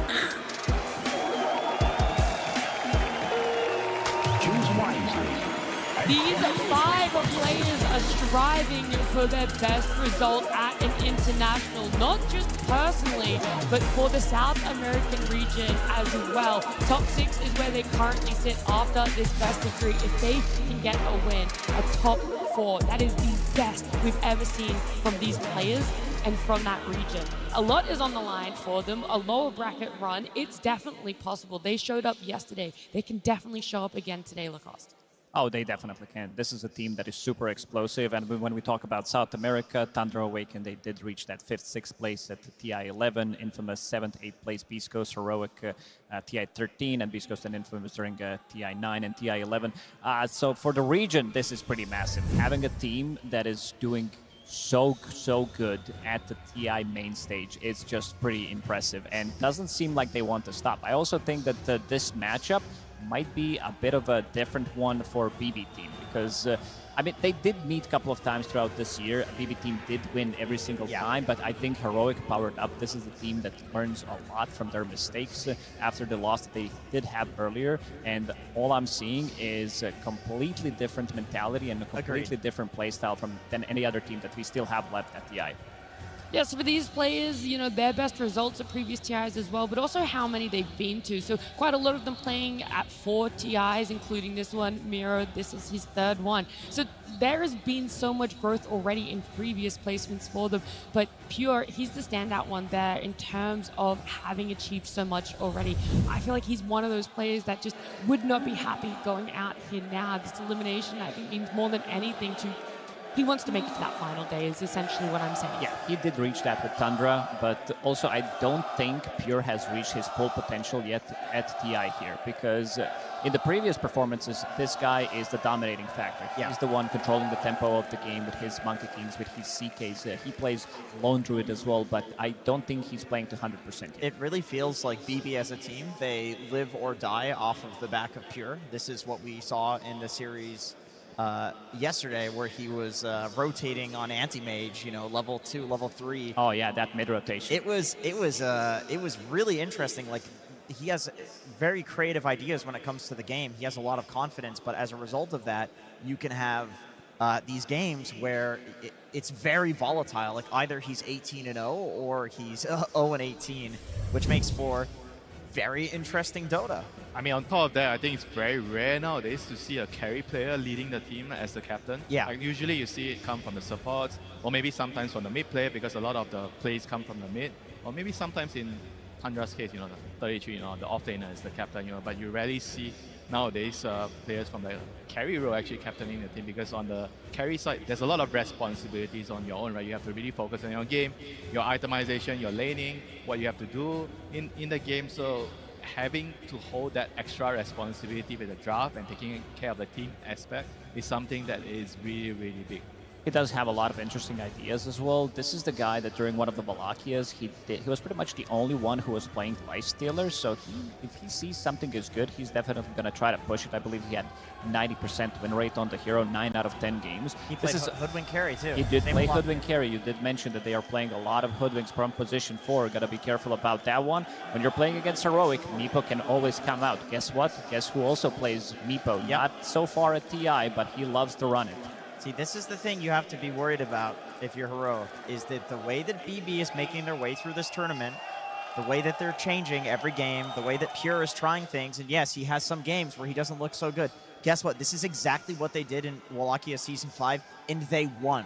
They won the entire thing by doing this. Yeah, I think you also had a great point yesterday about BB Team Jenkins, where you were talking about how they are under people's radar. Like, they're sliding right underneath. Nobody's talking about BB Team too much. You know, we're talking about Heroics, Xtreme, you know, PVISION, and Falcons. But BB Team, I haven't seen people talk too much about them in terms of, like, being the hot contenders to potentially lift that Aegis. That's the thing, is they're always expected to, it's like, oh yeah, they'll get top 6, they'll do fine, but they won't win. This is what everybody thought in Milwaukee. They'll and throw. Guess what? Yeah, and guess what? Something will happen. They didn't throw. Something happened. Pure goes 0-17, and still the next game he comes back. The next series he comes back. But GPK, like you mentioned, he has been so stable for this roster where it even feels like in games where his team is not doing well, he is like 16-0, and sometimes they win games off of the back of that, and usually it's his Puck. I remember after Wallachia Season 5, the entire community was gaslit that there were no bad matchups for Puck, and Puck was getting brutalized mid because of this in every other game for every other team, and it was just GPK was so good at the hero that's what it looked like, but it wasn't right. I mean, it's not just the hero. I think he's also one of the best laners, right? I think in this specific matchup between BB team and Heroic, the lanings are going to matter a lot. Because if you can actually take control of the lane early on, you control the runes, you make sure you don't give it away. I think it's going to be very hard for Heroic to do their chaotic style of Dota if they don't actually get a decent start of that. So I think BB team actually matches up really well against Heroic because of how they play the game in the initial stages. So here's a question about the matchup then, because Analog, historically speaking, like literally when the guy came onto the scene years and years ago, he has always been I am going to cheese pick you mid. I will pick Broodmother. I will pick Bat Rider mid. This is what he's playing in the tournament. Monkey King, destroy you in a melee-to-melee matchup. Is this something that is actually going to matter against GPK? I would say no, because GPK has been so stable. He's basically the rock of BB team, but Analog, this guy has been also powering up. He has a very interesting hero pool that he loves to bang out. Like yesterday, we've seen that Broodmother that you talked about after seeing Invoker. This is the hero that GPK loves to run, so gotta be careful, especially at these, I would say, early picks, something that we've seen Nigma in the previous one kind of did a bit of a mistake opening up with that one hero getting countered immediately because they couldn't really flex it.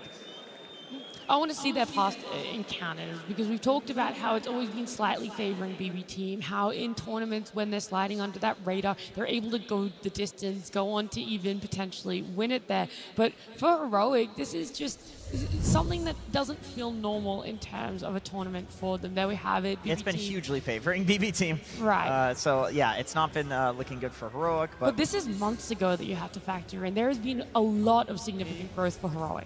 It may be months ago, but it really comes from, I think, the root of how both teams actually play. Because when I was watching their games, right, I feel like Heroic likes to play on the side lanes more. They prioritize Whisper's game a lot. So they tend to give a lot of rotations towards the side lanes, whereas I think against BBT, if you don't control the runes and if you don't pressure GPK, he's going to try to snowball the game from there. Then after that, if Miero gets pressured, he doesn't mind coming to the mid lane, or even Pure, for example, he's rotating to mid lane to help the mid laners get runes and make plays, and that doesn't really happen the other way around. When Heroic, they are going for the mid runes, I don't really see Whisper come down as much because he prioritizes his own game a lot more. So I think the dynamic is what makes a difference there. Yep, and in the draft he's also prioritized. So you might end up with Analog not having a extremely good matchup to 1v1 against GPK. So I do agree. However, this version of Heroic is not really the same, because I feel like for the oh, come on. Take that phone away. That's a good way to... Whoa. The arena was definitely vocal about what Where's they the thought security? Escort him out of the arena. Do either of these teams pick Tinker? I don't think we have... No Tinker Wait, okay, mids, when at you least. say No that, Tinker mid. I was going to say, they're not necessarily like Tinker experts, but I do feel like there is one person on almost every team. They're not going to bang it out. Anyway, Heroic has powered up in this tournament, and I think every other tournament this year, barring the Parker PGL Wallachia, when they had him, they have pretty much played to their expectations. They don't beat the good teams, but they beat all the bottom tier teams, and then they just get knocked out by when they face their first good team. I mean, usually that's like a sign of a team not being flexible enough, right? Because to a certain point, you might need to play out of your comfort zone to make certain adjustments to beat the stronger team. Yeah. And maybe right now, like you said, they've already powered up, and we'll have to see whether they are really willing to make that change, like the prioritization. Are they going to try to move that away from Whisper and try to help Analog more to make sure that they don't get run over by BB team in this series? I think the offlane duo for Heroic is pretty similar to way PVISION plays, where Schofield, I'm going to say, they put their offlaner in a really weird position, whether they're going to be dominating the lane completely like they did yesterday with this Marcy plus the Batrider, or he's going to be doing his own thing on the clock, would be very annoying, something that 9 class does really well, compared to the offlane duo of BB team with Miero and Save, who's been so stable in the last, pretty much ever since he joined the scene. Miero, I also think that this meta does favor him, because we're talking about these Helm of the Dominators, the Zoo metas. These are all of his most successful and the best heroes. We're talking about the Lycans, Beastmasters, Visages as well. So he knows how to micro. Look, those fans are getting passionate out there. They're seeing Heroic on the stage and in their booth, and all they want to do is just get on into this series. BB Team versus Heroic, Game 1. Yeah, we have another elimination on our hands here between BB Team and Heroic. We've talked about the chaos that could potentially ensure for these two pending on what they get their hands on in the draft. The stability coming from that off lane, especially in the position 4 on the side of BB Team. However, on the side of Heroic, it's the chaos that is somehow stabilizing their lineup in a position 4. I'm never going to get used to a first phase ban punch. That is so goofy and wacky. Actually, speaking of the 9 class comparison that you made, Lacoste, I think one of the best measures of goofiness in a position 4 and like chaos is courier kills, because you're just on the enemy side of the map. That's where you're going to snipe couriers. 9 class is number 1 in the record for I this assume tournament. Schofield's number 2. Why am I not surprised? So the comparison is definitely very accurate. I mean, the counter to that is to pick Marcy, so your couriers don't die easily. That's true. Genius. And it might actually make it through here. Yeah, I think does have it's first something pick. that's not highlighted enough. You know, whenever you have Marcy, it actually helps the lane a lot because of that. It does, yeah. More of a counter to Heroic, but they snag it. Such a strong hero. Like literally the reason that the whole Dominator meta even happened. Like the fact that you can run it as a core position, like it can play in every core role. I think even mid would be fine. You can run in any core role with the Dominator, play for having a lot of damage. You can run it in either support position and use the double jump, jumping your ally in. And the facet is also really strong, right? It's not just the helm, like the Fleeting Fury facet. I think those are the 2 things combined together make the hero so hard to deal with right now. Yeah, the position 4 pick me up facet, getting people out of trouble. Or Didn't we see one game like previously, like someone did it on a Coral? I think it was Omar. Oh wow! Oh, support facet for the damage. Yeah. I think that's fine in some games. If you feel like if it's all like ranged cores that you have, you don't want to jump them in, and you don't feel like there's anything good to save from, or you think you can scale. It's definitely okay. Yeah. So we are seeing a trade here between Marcy and Lycan. Yeah, the crowd definitely is cheering for the Lycan. They love the how that he's been doing. I don't know if you guys were tuning in last time he was playing. It's a lot of fun. I do wonder if Heroic are going to get their hands on the Shadow Demon though, because that was something that was a big factor in their series yesterday. I mean, I want to see like how both teams deal with the helm, right? So both teams got the helm hero, and you have to kind of build the draft to deal with it. And I would always kind of favor the Radiant side a little bit more because of the fact that you get the earlier Roshan access and the Tormentor. So I feel like you have to like really plan your draft around that, whether you can actually stop it if you're on the dire side. Is there any way of having heroes that can actually stop it from happening early on? Like you want to have, I think, heroes that can sit in mid lane and defend a tower. Because the thing with the mid tower is, the Radiant side, once they kill your mid tower, it's very easy for them to kill the Roshan between 15 and 20. Yeah. So That's a good point. I would like to have heroes that can push away her. Like we've seen Sniper, we've seen like Puck. All these type of heroes I think are really, really good at defending the tower. And that's an interesting ban. Heroic removing Dragon Knight. Not many people wanted to play Dragon Knight. It's a but GPK BBT, specialty. Yeah, they did play it on Pure as well. It takes yesterday. the tower, you know, so I feel like it has a lot of, it doesn't really defend the tower as well, but it takes your tower, so I think it can make it difficult for the Radiant side to get that early Roshan also. There's a lot of like thought behind this ban here. And BB Team taking out the Meepo. Not going to let Yuma get his specialty. Some teams will wait and ban it in the last phase, but they're not willing to risk it.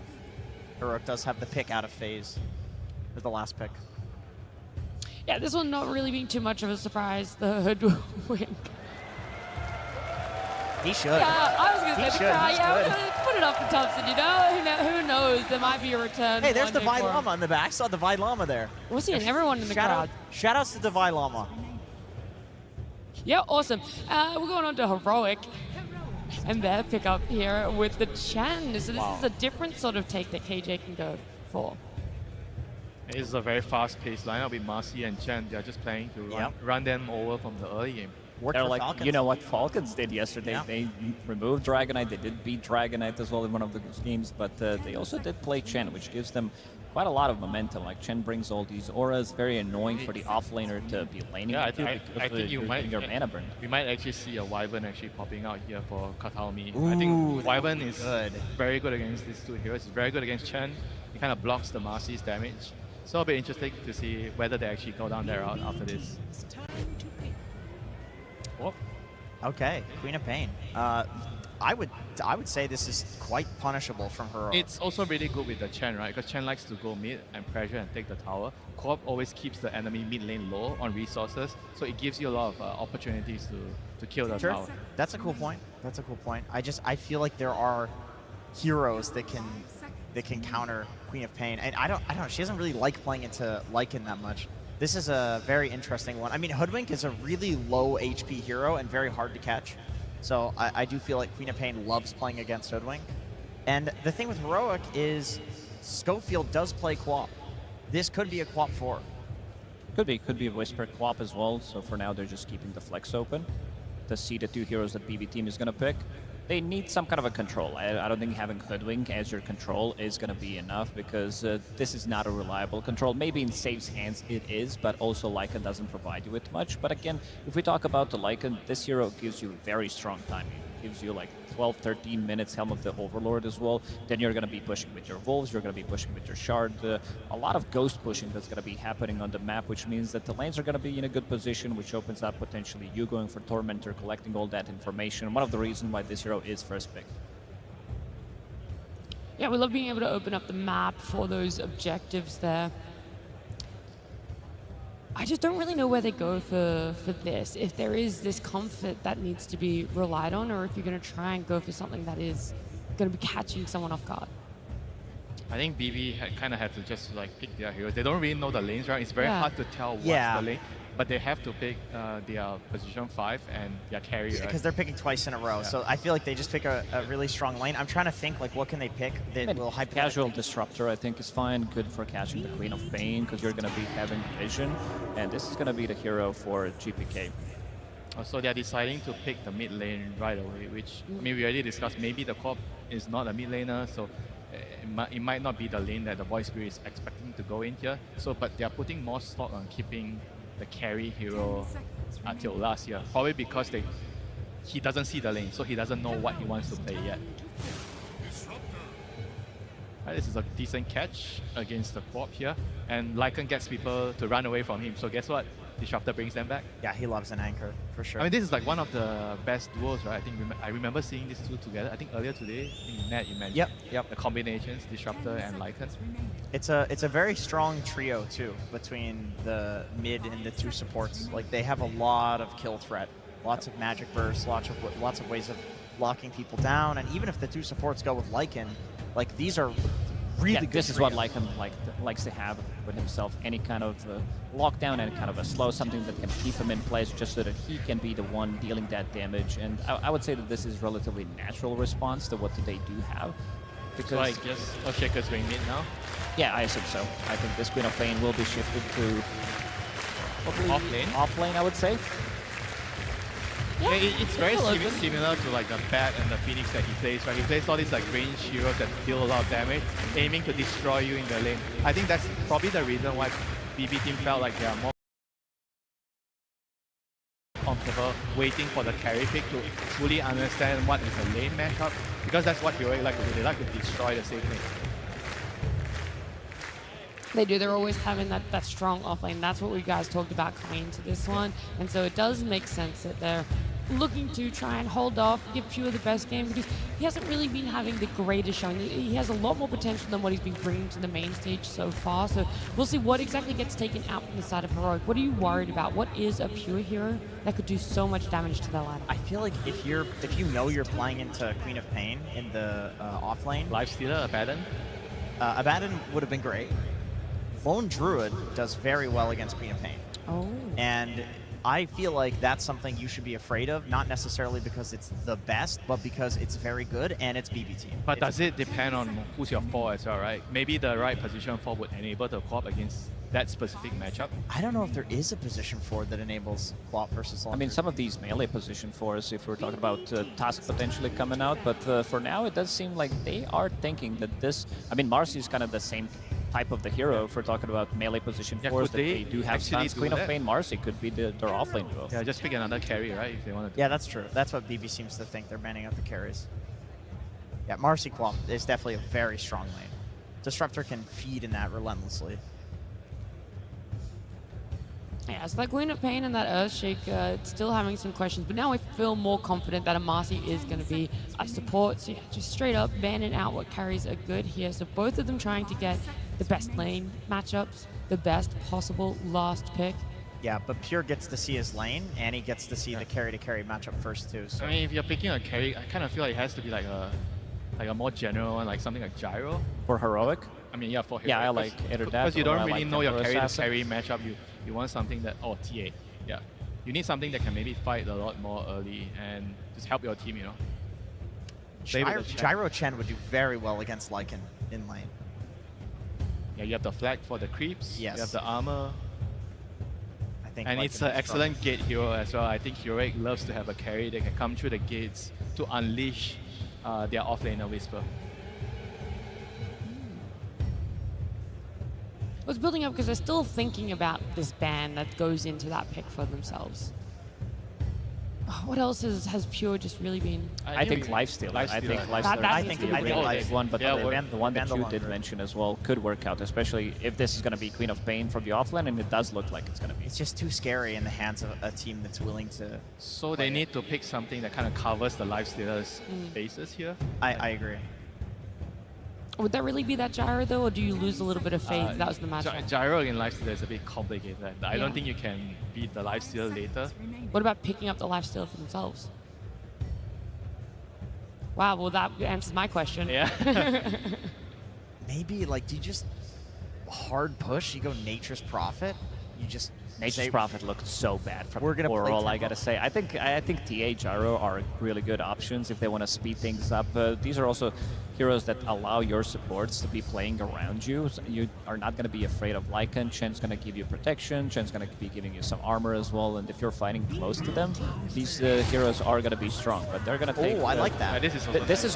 This is something that Xtreme Gaming did try yesterday as well, to go with the Bristleback, to have a little bit more extra pressure, something that comes online super early. And that did work out for them at the early stages of the game. They did end up losing that game, but Bristle, I got to say, it looked good from the carry role. I mean, Lifestealer looks pretty nasty here now. I mean, I like the Bristle too. Like you said, it's an answer to the Lycan. There is Void Spirit who can force you to face in a certain direction, which is always rough for Bristle. But carry Bristle will get a BKB. They do have break mechanic though. And this they have is break a relatively early hoodwink pick that you're gonna be be careful about, and you have something to pull him back. You did mention Void Spirit as well, turning him around. I mean, the thing about the Bristol is it kind of enables their whole lineup, right? Because if you don't have the overall last pick, I think the next best thing you could do is just try to make sure you have a draft that covers all your bases. You enable each other's timings, and hopefully you can, pull through. And this anti-mage means it's gonna go totally the other way for Pure. I see. Okay. I mean, this is a co-op counter in the lane. This is a lane dominator against Queen of Pain. Although I will say. Wait, do you change your lane matchup right now? Put the co-op on carry and put the Bristol there. I think that's what they're doing. Yeah, right they're doing Schofield 4. Wait, on Queen of Pain, and Bristle versus AM. Oh, that's actually a very nice switch up there. Smart, very smart. Because Bristol loves anti-mage. Yeah, he's not worried. Now, about is this anti-mage last pick really lost its value, or is there still a lot of value in having it? I think the value is to win the lane.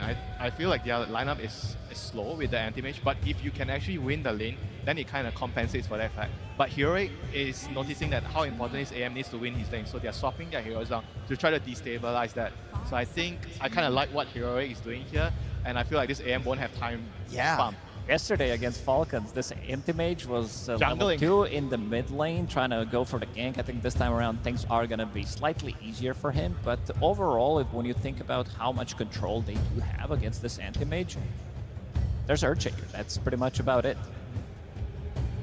That's true. I like the switch up. I think Heroic has 3 winning lanes.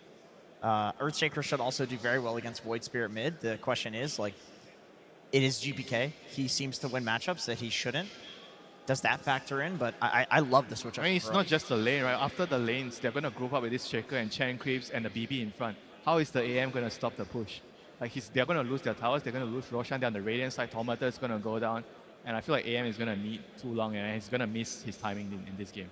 Well, is there a timing on the side of Heroic now that we're seeing? Is there a moment where you feel like they might lose some power and kind of fall a little bit short? Is there that time limit? I think this is where Lycan comes in, because this hero comes online so quickly, so it's going to be a lot on Miro to be able to do a lot. If he's not shut down, it's going to be him and GPK buying just enough time so that Anti-Mage can be able to push back, because this is not an early game-oriented hero. Even with the Helm of the Dom, I just want to see how good of a start Pure is going to be having on this AM. Alrighty, we're almost ready to get into our game. Before we do, we're going to head on down to the stage with Tsunami and the coach of Heroic.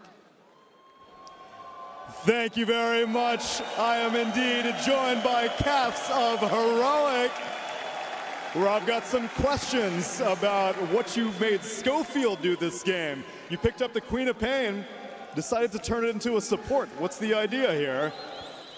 Well, I think everyone that plays high-level ranked know that Schofield plays a lot as a core. And Queen of Pain is one of the go-tos. He's always playing co-op randomly, and I think he plays really well on the hero, and we needed that for the draft. We're doing that a lot this tournament, and I believe him. I think he's going to show he's good on the hero. I'm more than happy to see that become a reality, and what you're doing for the draft is working consistently. You put Analog on Shaker. I'm biased, but that has been my favorite hero to see him on. I'm happy you're making it happen. What was the reason in this matchup? They picked the Void Spirit. It is a flex for them, because Spirit already plays. And we figured that if we pick Shaker and we have co-op, we can have two good lanes against Void Spirit on both mid and off lane. So we could double flex and just play for that. It kept him guessing. I need a one-word answer for this last one. Anti-Mage, 25th, 24th pick. Are you scared, yes or no? Nah. He's not scared. Let's see if it happens as we get into game number one. And you cannot afford to be scared going this deep into the international. Elimination on the line, but no matter which way this series goes, history is about to be set. Avery, we either have BB Team outdoing their previous performance in 5th, 6th in 2023, or a South American team top 4 for the first time in the history of the international. So many TIs have come and gone, and they have never gotten that far. It would be historic indeed. A lot on the line for these two teams, and one series to prove they are worthy to advance farther here.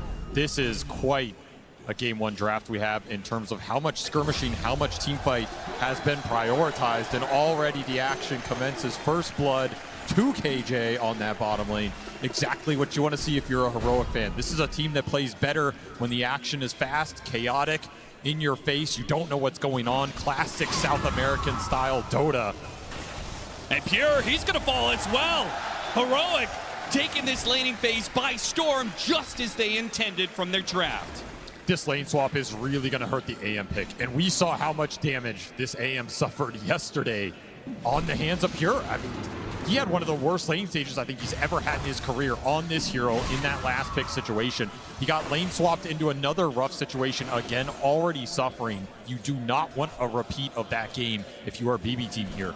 Yeah, the upside being that it really can't get much worse than the last Anti-Mage performance, but the downside is, this time around, elimination is on the line. You can't afford to drop the series. This is a very different team, too. Heroic will play fast. They will push the pace. They will kill you around the map. They will hunt you. They are extremely good at it, and they have a Chen Bristle lineup where if you give them a lead, we could see something similar to what Falcons did yesterday. You just push 25, 35 minutes, first, second Roshan. If you can get it down quickly, high ground is absolutely on the menu for this lineup. You do not want to give them that 9, 10K gold lead. They will just end the game out of nowhere. This AM, he's on a clock. He needs to find his items fast enough to contribute in the team fights as Heroic try and push the pace, and the howls are already coming out. Collective 10 denies already from the Heroic side. You see not just the kills, but the denies that they're getting out of things, and it's only escalating from here. You're going to expect that, particularly with the Earthshaker matchup. And the fact that the Bristleback is able to get as many denies as he has as well. BB Team are going to be walking into this early game behind in gold, but certainly behind in experience. Heroic got the lanes they wanted. They should be confident pulling ahead in this laning phase, particularly with that Shaker matchup mid. You have Shaker against a melee hero. You should absolutely free farm. You should get the denies. Fight for the Lotus will go BB Team's way here. KJ, he's going to try and hold on. It seems like Pure, he'll take some damage, but in the end, gets that Lotus. And how did that fight with the Chen? I have to imagine KJ, actually, he was able to sit there. He was able to force BB Team back, so he got the Lotus on the safe lane. Big win for them. Putting mana into these two side laners for Heroic, really important here between the Bristle Especially and the with the jump. Yuma, he's going to make expert use of that mana. Pushes Miro out of position. A healthy amount of damage. The Bushwhack, the only thing that saves his life there. Putting the pressure on these Helm heroes always feels good. You just delay it a little bit, it counts for a lot down the stretch. If you can pick up a kill on this lane, it would be amazing for Heroic. Extra experience going into this Chen would go a huge way for KJ in this game. Get those auras up, your team fights a lot stronger. Another jump, another rebound, another toss. Beautiful double hit, the Lotus. Bit to heal going the way of the Lycan. Will survive to the Helm though, flying out now. Feels like Miro got through at least a tough early portion of this lane. Analog feeling heat of his own. This glimpse is coming for you, just out of range. Almost got him. Has to hit him with the Remnant, does manage to do so. Now the glimpse is in range, but it's not even required to get the kill. Nice little rotation from Kataomi. I mean, that top lane not going well at all. Try and make something else happen on the map. And this will skew that mid matchup that was going Analog's way. Now it's going to swing back to GPK. We saw how much of a rock GPK has been for this team. If you're going to put resources into one lane in this game as BB Team, it's got to go mid. Enable this man, let him carry you, let him carry those early mid-game fights. He's your one playmaker. He's got to create space for this Lycan and this AM. Look at this body blocking. KJ, true to his name, king of the jungle, but apparently not good enough as Kataomi continues his roaming experience. As a glimpse. The Disruptor with the glimpse ready to go. One kill, looks to turn to two. It's an immediate bushwhack after the glimpse, guarantees a double for Miro. This double Disruptor rotation completely broke that stranglehold Heroic had on the early laning phase. They're topping the CS chart, but the net worth is starting to swing. And more importantly, there's just not the equivalent pressure going into the AM. The Helm is flying out for him. He's getting some decent net worth on that top lane. Top CS. Way better start for Pure than we saw that other time around. Yeah, the fact that BB Team is actually up in gold now, is that how concerning is that for Heroic, considering the fact they put in so much effort to win the laning phase, and it seems like the latter part of this has not worked out for them? Still fine. I mean, you can still snowball this game. You can still put pressure on the lanes with Chen rotations. You can look for the Shaker Blink. You can look for the stacking on the triangle too, right? Schofield trying to just deward these sentries to free up the camps. It's been a nuisance for them. So no stacks created at the 6-minute mark. Could hamper Analog's momentum here. If you can't find kills, you got to go back to that jungle. And if there's nothing waiting for you in the jungle, then where are you going on the map? I was expecting to see teams put more resources into blocking out these camps, just because it has been one of the reasons that Earthshaker has been so highly valued, right? You just pick this hero up. Even if you lose the lane, you have this guaranteed fallback. And if you win the lane and you get it a bunch of ancient stacks, you're just so far ahead of anybody else, it's hard to fight. If I see Shaker or Sand King mid, I'm going in there and I'm blocking those camps as much as I can. That's your biggest accelerant going into that mid game. Analog definitely getting slowed down here. Whisper trying to make up for it, doing some creep cutting. Very hard target to all in and bring down. They might be able to get him here. They're going to try. Yeah, a decent amount of mana, so Pure can do some damage, and with the Void Spirit, it's guaranteed. They pull him back in off of the glimpse. And GPK nets another one. Analog will cut what waves he can just to try and deny some golden experience away from BB Team, but the damage has been done. Pure, despite Kataomi's roaming around the map, is 33-7 in CS. This is... I mean, he had this similar CS score in like 15 minutes last time around. He's cruising here. Way stronger and more fluid early game for BB Team than we saw yesterday. They're picking it up here, and this is the right time to do it, and against the right team. Again, you do not want to fall behind in this game. You get those helms up, your laning is really solid at that point. You can start to push heroes off of the lanes. You can threaten the towers. Those gank rotations are going to turn into objectives if Heroic can't battle back. And they need Analog in order to battle back. The faster he gets his Blink Dagger, the better. Good glimpse. Make sure the Kataomi stays alive. Schofield is getting a little behind here in experience. I was just looking at it. This Queen did not want to take a lot of the experience off the lane from the bristleback and has done some stacking. So Schofield's going to be the one super far behind in this game. I mean, he can absolutely make up for it in the fights, get that experience back. But he is a big playmaker for this squad. It hurts to see him on this super sacrificial role. Maybe he'll leech a bit off the stacks here. You got to pay him back somehow, right? Kataomi certainly knows this is going on. He secures the power rune for GPK. Question is, will GPK go into the triangle at the right time here? The Earthshaker has been missing for such amount of time. He's got to be careful not to get too close, though. Analog is going to hold on to the Echo Stem for as long as possible. BB team will manage to soak some of that experience. Now GPK, now the stacks are cleared, he goes in for a kill. He'll chase after Schofield, misses the Remnant this time around, still got the glimpse on him. 2 seconds till the blink is back up. The bushwhack lands before the blink can get him away to safety. They did get some of that experience leash. Kataomi getting to level 5 off that stack being cleared. They sapped it across both heroes, I believe. Pretty decent win for BB team. It's really tough to get in there and contest the actual creeps, but if you can get the experience, it's a huge boon. Schofield will recover his game a little bit, also pushing up to level 5. Very even across the board. Just be a matter of Analog finishing up this blink, and then you can look for some aggressive plays onto this Void Spear, potentially. Quick smoke here from Save. He wants to get GPK's momentum built even more here. Dynamic duo of Save and GPK. They have been the ones on BB team who have secured them or brought back many a mid game. Just these two running around finding kills. They're looking for one on Yuma here. He's tanky. He is. If Yuma had some sort of creep to jump to, he might have been able to get away. But even after the rebound, there was still the glimpse. BB team brought in Kataomi, 4 heroes in the bottom lane. And why not? If they get a kill like this, if they clear out this bottom lane, the tower is free for the taking. It's a Lycan, it's a Helmet Dom, it's kind of guaranteed. It's just dying. Double troll summoner down here. All this skeleton rally on top of wolves, on top of each other. So much tower damage. This tier 1 just got shredded. Tried to secure power runes here.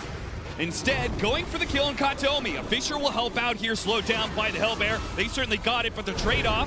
GPK tried to do some damage. Sonic Wave just got picked up. Big damage on Save in the back lines. They focus on GPK, though, and they've got the Sentry in place. Despite the Invis Rune pickup, they still hit the kill. Necessary for Heroic, as it felt like things were slipping away a little bit. Really nice connection from Schofield. He hits 3 screams plus the Sonic Wave on 2. Max damage coming out from that fight. Your Queen of Pain right there. Hits his mark. That's exactly what you want from this support. It'll get him to an early fighting item here. And a really nice connection with the cores. I will say this combination of mids that are able to go hit jungle, the Earthshaker, Beastmaster, the 2 that come to mind, clear out stacks, giving an opportunity for supports that fall behind like Schofield did in this game, and just give them the mid lane for a while. Right? It has done wonders for a lot of these 4 positions that have found themselves a little bit starved in experience trying to give solo to their off lane. I agree. They did a nice job recovering Schofield here, prioritizing him. Do not want that Sonic Wave on off the bat for too long. Straight up Echo is the burst damage. There it is. They got him with the trio of Whisper, Analog, and Schofield. They pick up that kill, but the pressure from BB team is still on. They may be finding kills around the map for Heroic, but BB team are taking towers. The rally continues here. Glyph already popped this tower. It's gonna fall really fast, and you use that Echo top, so they're very confident to push. In fact, they want more. They want mid and a kill top, looking for the glimpse plus the sharp shot. Managed to get the shot on him. He's gonna be broken into the Static Storm for the guarantee. Not messing about whatsoever. As Heroic back away after taking the tower of their own, they lose a core.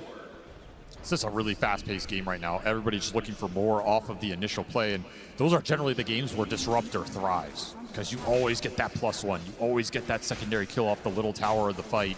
Kataomi having himself a very strong early game here. Sonic Wave back up for him. Got him, but they used the glimpse, so unfortunately a bit of overlap there. It doesn't matter. GPK, thanks to the amp damage, had more than enough to bring down Schofield and another outer tower pressure. The kill combo of GPK and Save, combined with Miro and his efficiency in taking towers, is taking map control away from Heroic at a blistering pace. This is where this anti-mage looks so much different than past iterations of the hero. I mean, Pure has contributed with this helm to a lot of pushes. He's been stable on that top lane. He's farming incredibly fast. You picked him off twice, but he has not slowed his game down at all. And you Now he simply has a lot can't of say the space. same about Yuma's Marcy. Nope. Another break onto the Bristleback. Underneath the tier 2. This just cannot happen. Sonic Wave goes out. Already got the assimilate. Nice hit from Yuma, though. Lands on top of the Void Spirit. Toss him back into Kataomi. They'll finish off the support, but can they get the core? This is a crucial kill. GPK trying to hide away. Goes to the desperate teleport out, but there's a Fissure. That'll stop him in his tracks. Heroic. They do strike back. Just about to point out the fact that Yuma, despite having top net worth, has not really been an active force in this game, but he shows up at the perfect time. The points he has chosen, though, have been very good. That mid-fight where he helped them get extra kills, and now this top lane, you help pick up the Void Spirit again. He has shut down the Void Spirit's momentum off of the carry roll. Can't really ask for more. He's had himself probably his best tournament ever. I think that is easy to say. He's continuing to put the pressure on here. Quick smoke from Heroic. The pace just does not stop. They want to free up some space to finish the Marcy BKB. No Sonic Wave for this play, but you do have that Echo Slam Blink Dagger available for Analog. Looking to find his mark. Would love to find a big core target off this smoke, especially if you're bringing multiple cores. This could be Whisper just farming that Ags. Instead, he's looking for the aggressive potential. Scan hits. All right, as he's on top of the Ancients. Perfect opportunity for a big Echo Slam. A ton of damage. Miro, he's going to go for the shapeshift, and they don't have enough stuns. In fact, they're going to turn back around. The Earthshaker's in trouble. A Static Storm on 2. The Quap runs out of it, but the cores are stuck inside. Schofield makes his blink away. A glimpse to pull him back to his doom. They thought the opportunity. Miro was farming up Ancients, but the damage, they underestimated just how tanky this Lycan truly is. A total disaster of a play for Heroic. They just didn't have the Ags on the Bristle. You're missing a lot of damage. There's not that many creeps around for this Echo Slam, and that Wolf, he's got over 2,000 HP. That is not an easy target to go in, especially without that Sonic Wave. Again, you made that play without the Queen of Pain ulti. If you have it, it's a guaranteed kill.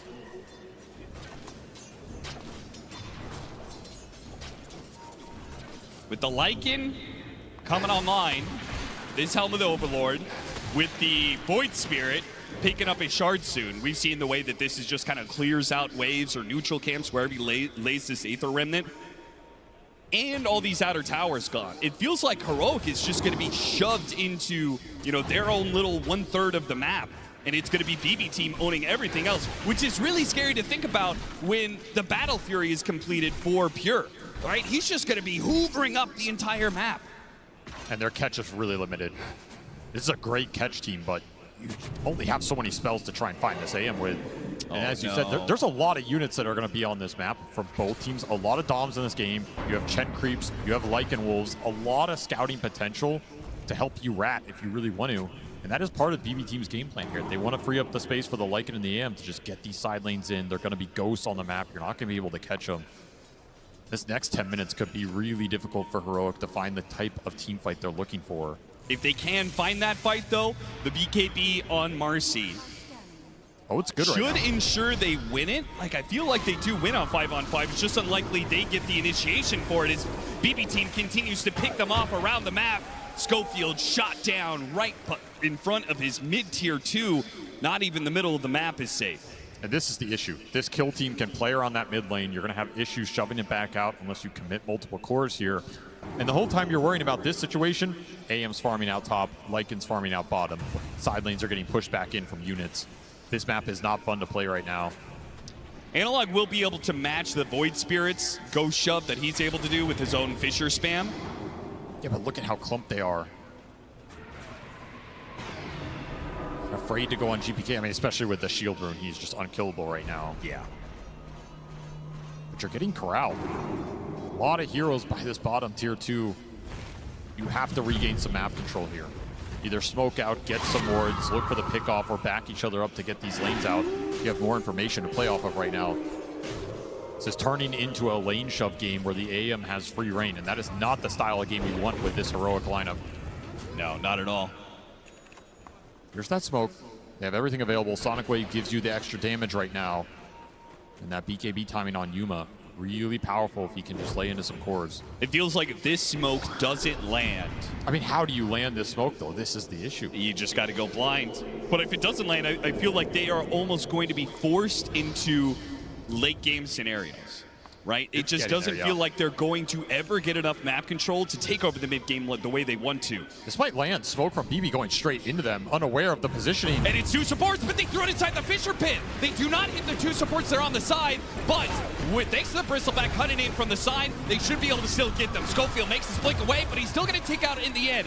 Pretty clumped. Miro's going to chase after him here. Echo Slam attempted, but GPK's already jumped away with it to Simulate. He's got a haste rune here. Oh, they're trying to blow him up with the Marcy, though. The Fisher goes out, they've got the damage.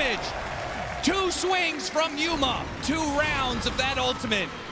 And the Void Spirit, he may be tanky, but not enough there. Winning a fight right outside the Roshan pit. You couldn't ask for a better situation for Heroic.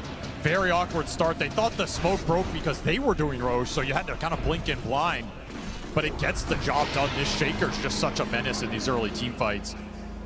And both the supports going down for BB team early means you lose all your control. Your cores are not that useful if you don't have stuns to back them up. The Lycan's a threat here. It does force a buyback out of Schofield, but Schofield's happy to commit this buyback to get a fight into that Roshan. It's just such a big win in this game when you were getting ratted onto these side lanes.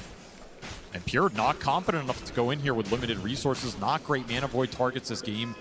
He doesn't want to be dragged into these fights right now. He'd rather have the game just be split up across the map. He was having a great time.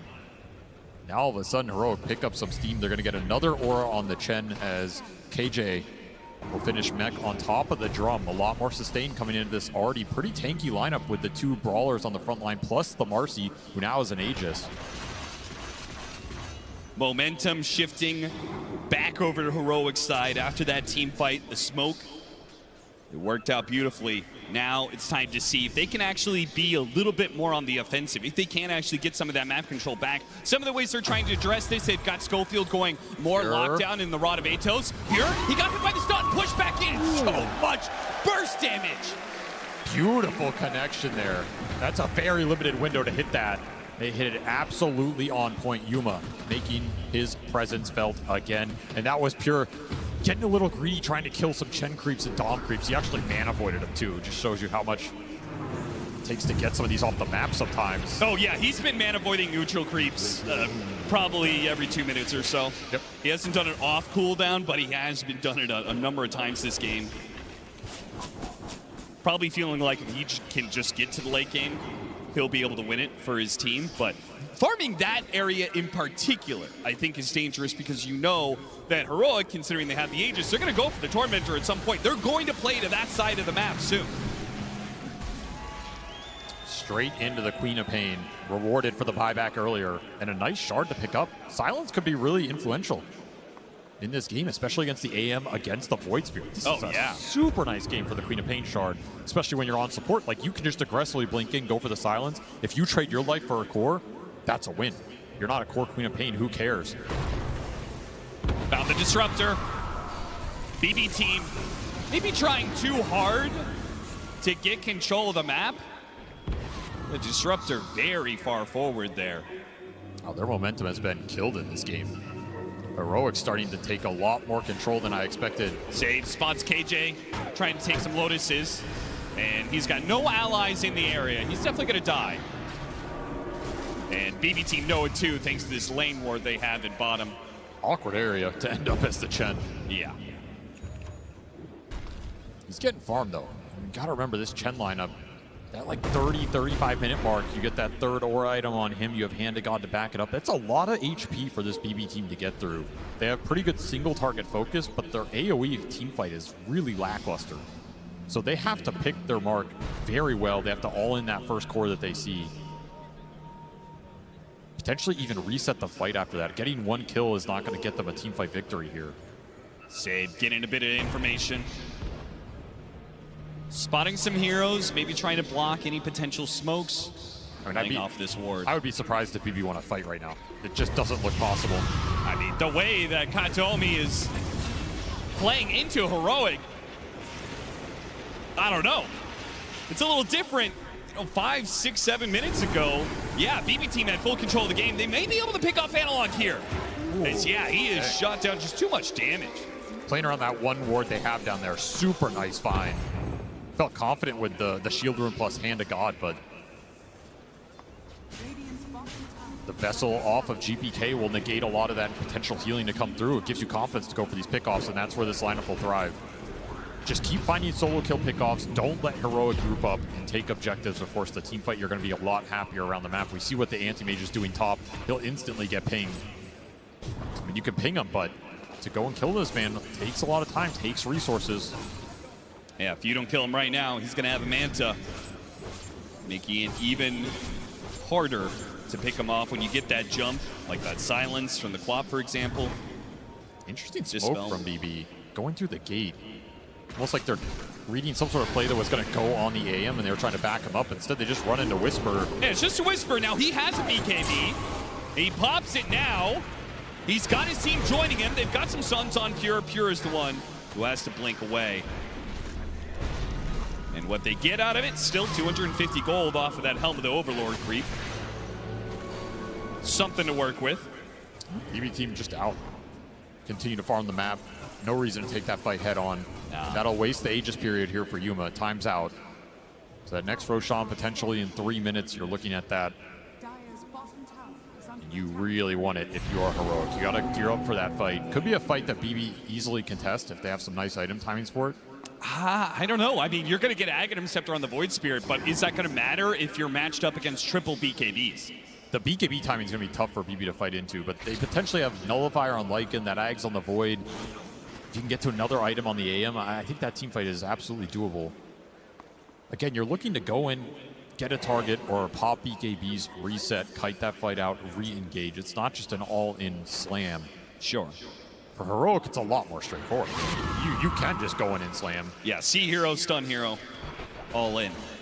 Especially Yuma. If stuns connect on a target and he can get in there with the rebound, he's just going to shred anybody in this game. This Marcy AM matchup is not fun for AM until, you know, 4th, 5th item. You can start to kite the fight out and maybe survive. Even then, I don't think it's still ever good for Marcy. Yeah, I don't think it's ever good, but at least then you have a route to take the fight. Right? Sure. You can try and dodge and play away from the Marcy, kill other heroes, kite him out. But Yuma's going to be really confident in this matchup, and if he can finish this Daedalus, which is coming out very soon, it's going to take 2-3 seconds of stun duration. This AM's gone. And there it is. There's the Daedalus and the damage buff up of the Vlads from the Chen. Could also potentially find an Alpha Wolf in this game. You could buff his damage considerably here. Yeah, and Bristleback won't say no to that either, right? We have two big physical damage hitters. And because we see this Bristleback scale up, we've unfortunately seen a Battle 3 Bristleback even, but the Seeing Red facet is no joke going into the late game. And even the Earthshake, a lot more magic damage out of him, but that Enchant Totem still hits pretty hard. This AM is not going to be protected in this game. So I think you have to almost go 4 or 5 items on Pure before you take the head-on fight. I just don't think he can enter it. Maybe you get a really nice Mana Void target after BKBs are out. They know he's here, but the Fisher just a little shy. GPK able to get a jump away, and now Schofield is an easy pickings for BBT. Well, their long-range poke and kill is so nice with this trio. Yeah. Just so low committal. You can't turn that play. There's nothing to turn on. Yeah. What much harder for, I think, particularly for Marcy, who is kind of the shortest range core of these initiators. Like, you really need... You can't really contest this, like, 1,500 range that BB team is working with. No shot. The fight for Heroic has to be within Yuma's range, and it has to be centered around that Marcy damage. And every time you overreach or that fight gets stretched out, way harder to connect with your biggest damage source. So more time for BB to split this map. Game continues to be dead even. Yeah, well, look at that. I mean, Whisper, he's thinking the same thing. Yeah, I need to get on top of these heroes. He buys up a Blink Dagger. Yuma buys up a Blink Dagger. Double blinks for Heroic, trying to solve the gap close issue. I like it. More mobility in the fight to find your core target. More instant damage follow-up on the stuns from the Shaker. That could be a big problem for you in this game. The Blinks should fix that. And Analog, he's going to find a gift down here. Yeah, what is this? Pure, once again, farming just a little bit too aggro. See ya. They are more than willing to drop double ultimates to get a big kill like this, particularly when Roshan is in that spawn tier. That's a huge find. Absolutely huge. Just gifted. I mean, I think that was a look of surprise from Analog. He's like, wait, this is real AM just sitting here farming. Yeah.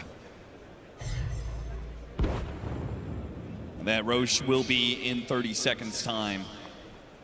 So Heroic are going to set up for it, hoping it'll spawn sooner rather than later. That's a really long spawn for them. A little unfortunate here.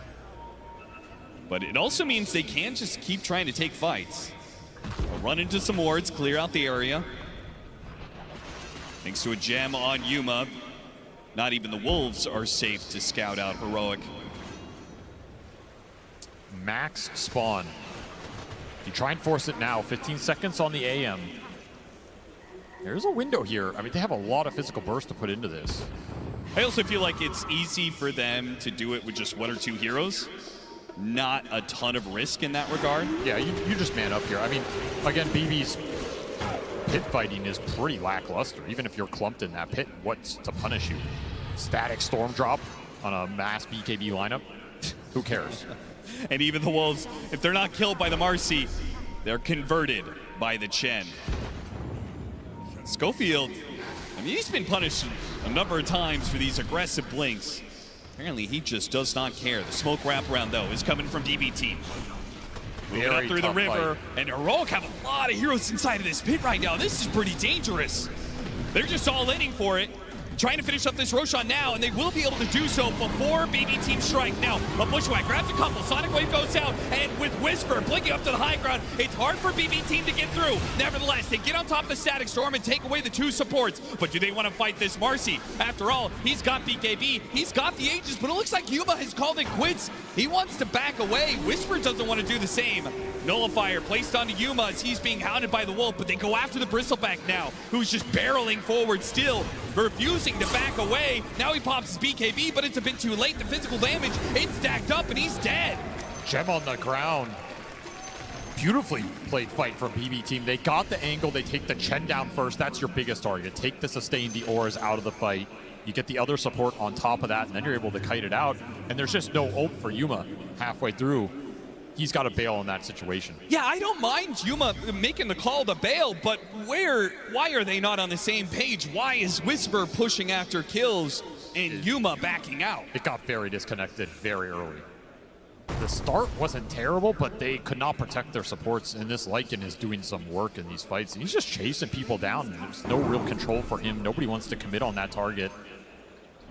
Big team fight when, even though the Aegis will go to Yuma, he does keep it here.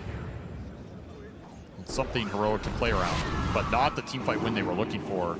I mean, I think the bigger loss, I think the Bristleback dying, you know, that sucks. But I think the loss of the gem, it hurts. It hurts so badly when you're the ones wanting to take team fights. We already saw the last Aegis expire without a big team fight forced, right?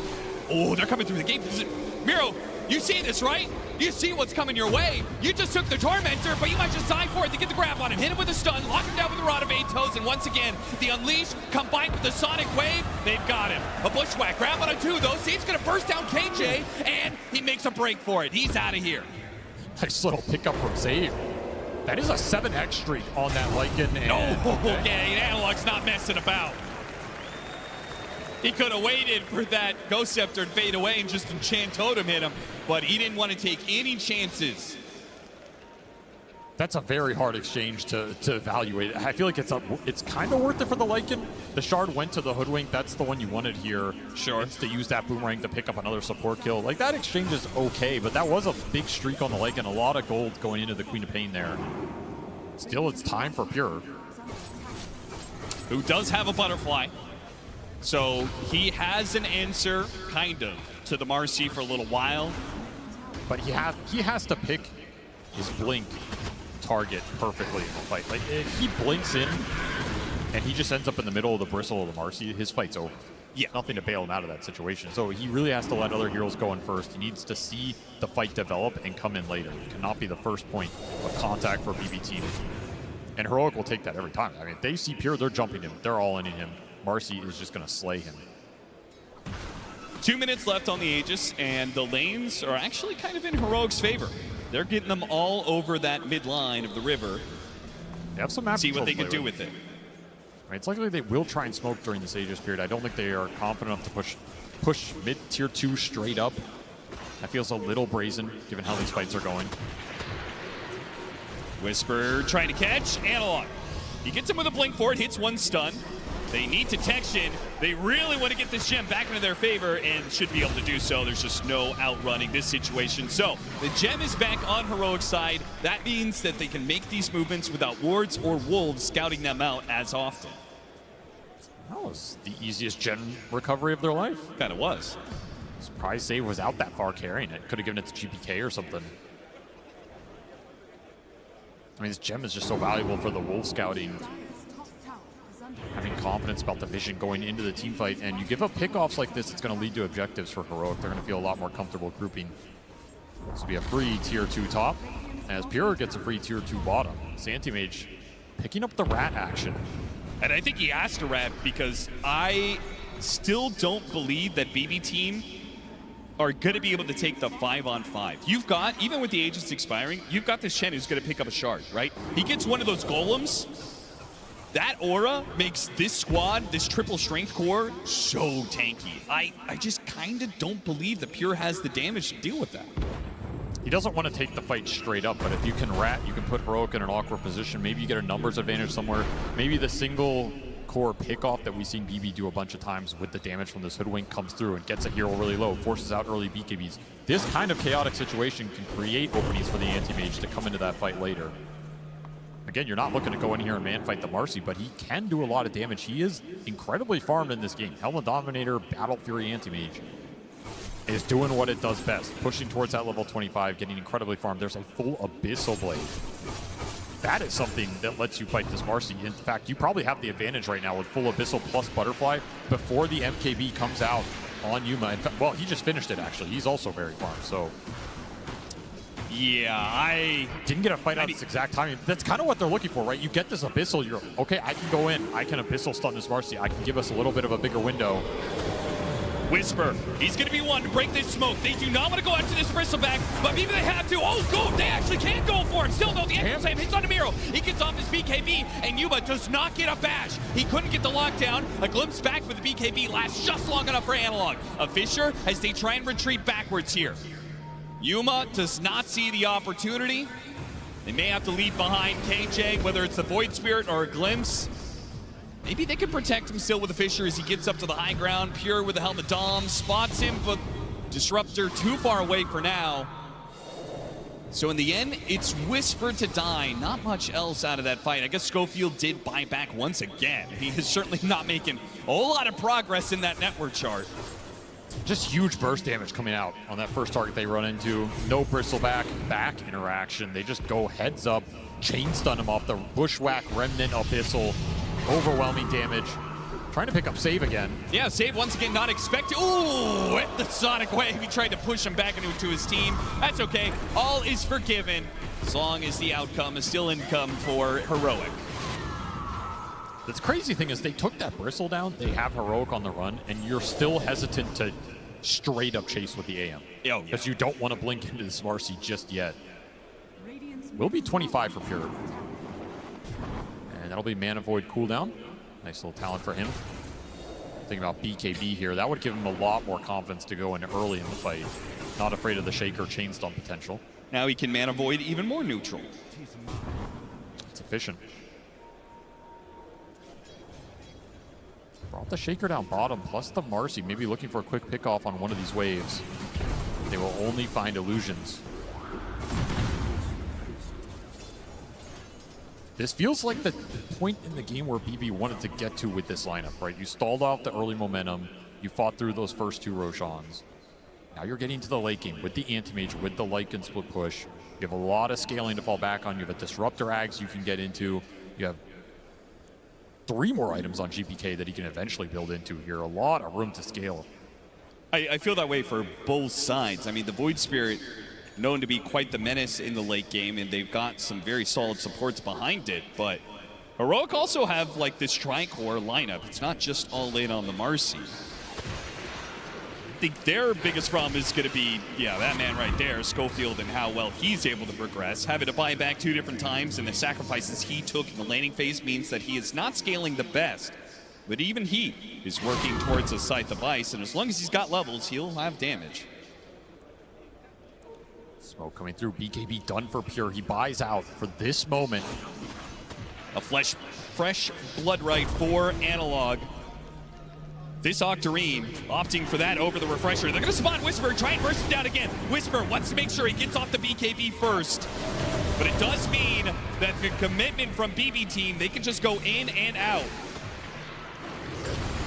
Oh, the Echo Slam whip there. Analog takes a bit of damage from somewhere, stopping his blink forward. Got clipped. Covers them with the Fishers. Miro. Okay, they managed to get the glimpse back. All in for the Earthshaker. The Mana Void is ready to go. Pure will use it, puts it to use, brings down the mid laner Heroic. Now Schofield in some trouble, looking for his blink back inside the base. Heroic again losing the fight, but also still limiting their losses to 1 or 2 heroes. These fights, they just are not clean one way or the other. Can see what BB Team are trying to do though, right? Go in, get that target, kite the fight out. They threaten the Chen. You have to BKB Lycan. He gets out of there. There's just no clear jumper target for Heroic. If that Echo Slam lands, it could be a very different story. But Analog is really struggling to find the window here. It's just units constantly on him. There's random damage sources. It's not clean. GPK continuing, just trying to get something out of Heroic right now. Yuma is not a threat without a Basher. Nope. Like this Void Spirit and this Lycan just keep on going into the fight, and there's nothing to control them during their BKBs. You have to get that BKB piercing disable for Yuma. I think there's no other way. You have Hex on the Queen now. I mean, most of the control that Heroic have, especially with the Hex online now, is them initiating. Them finding the first target and letting the Marcy go in on top of that. I don't think we've seen that for probably 20 minutes. I think it's always difficult to do, right? That is one of the advantages that Lycan gives you. 100%. All these Helmet Dom creeps plus the Wolves, they just always seem to have vision over you. Combine that with the Disruptor. You have to just smoke and jump off the smoke. That's your best chance in this game. And this may be the perfect opportunity. BB Team very brazen in their attempts. It is going to be interrupted by GPK here, but if they get the jump on the GPK, got him with the Echo Slam. A response from Kataomi is not good enough. He got a good static storm, but the BKBs are already out. Pure, he's going to go for Whisper once again. Hits a big mana point. Whisper, not dead yet. Gets a little bit of heals out of the Chen, and he's staying alive for now. Pure, he has to back away. Miro's right in the middle. They solo jump in, but Echo Slam, no, it doesn't do much. Pure, he finishes off Analog with the lock-in. Rodivatos, and BKB is gone for Miro, and so is his life. 2 cores down on the side of BB Team for the one of Heroic. Heroic have the advantage for Roshan, but now it's switching over to the other side. Oh, God, the shield rune. Right in front for Heroic. The Scythe Device doesn't stop the rune grab here, but they do have a nullifier. Oh, what a beautiful bushwhack on the 2. They try and blow up Yuma. Not quite. He blinks after him, hits him with another bash, and finishes him off. Now Whisper. He's up next. Rodivatos holding back for now, but he's got to blink up. He'll chase after Whisper. And save once again with the bushwhack. A glimpse back, pulling him back to his demise. Marcy Here working him through. A Scythe Device and a buyback. Yuma's this back. has to work for Yuma, and he gets it. A monster kill on the enemy. Stops Kataomi as well. And that means Heroic. It was a risk, but it pays off. They have control of the pit. Sick bushwhacks from Save, but BB end up overextending into the Marcy buyback. Not ready for Yuma round 2. And Whisper dealt so much damage to that anti-mage. He bursted him down with the Quills 11 stacks, 2,000 going into Pure.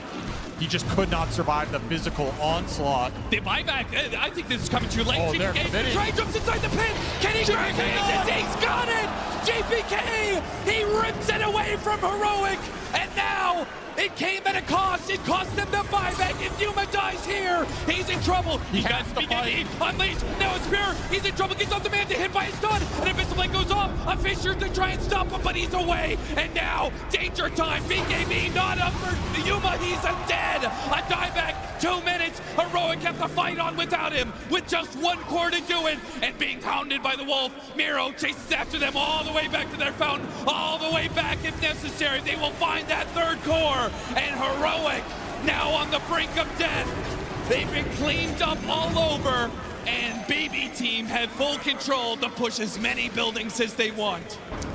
What is there to say? One time and time again, this team goes to GPK to make the plays. Absolutely salvaging that team fight, steals the 2nd life away from Yuma, destroys his presence off of the buyback. Will then it you be just enough? Get the chase down. They passed Cheese over to Pure. It was a beautiful itemization usage. Gives him the strength to keep pushing on, and they just want the game here. As always, Pure has called to end the game. And it's going to be an Earthshaker buyback to try and hold it.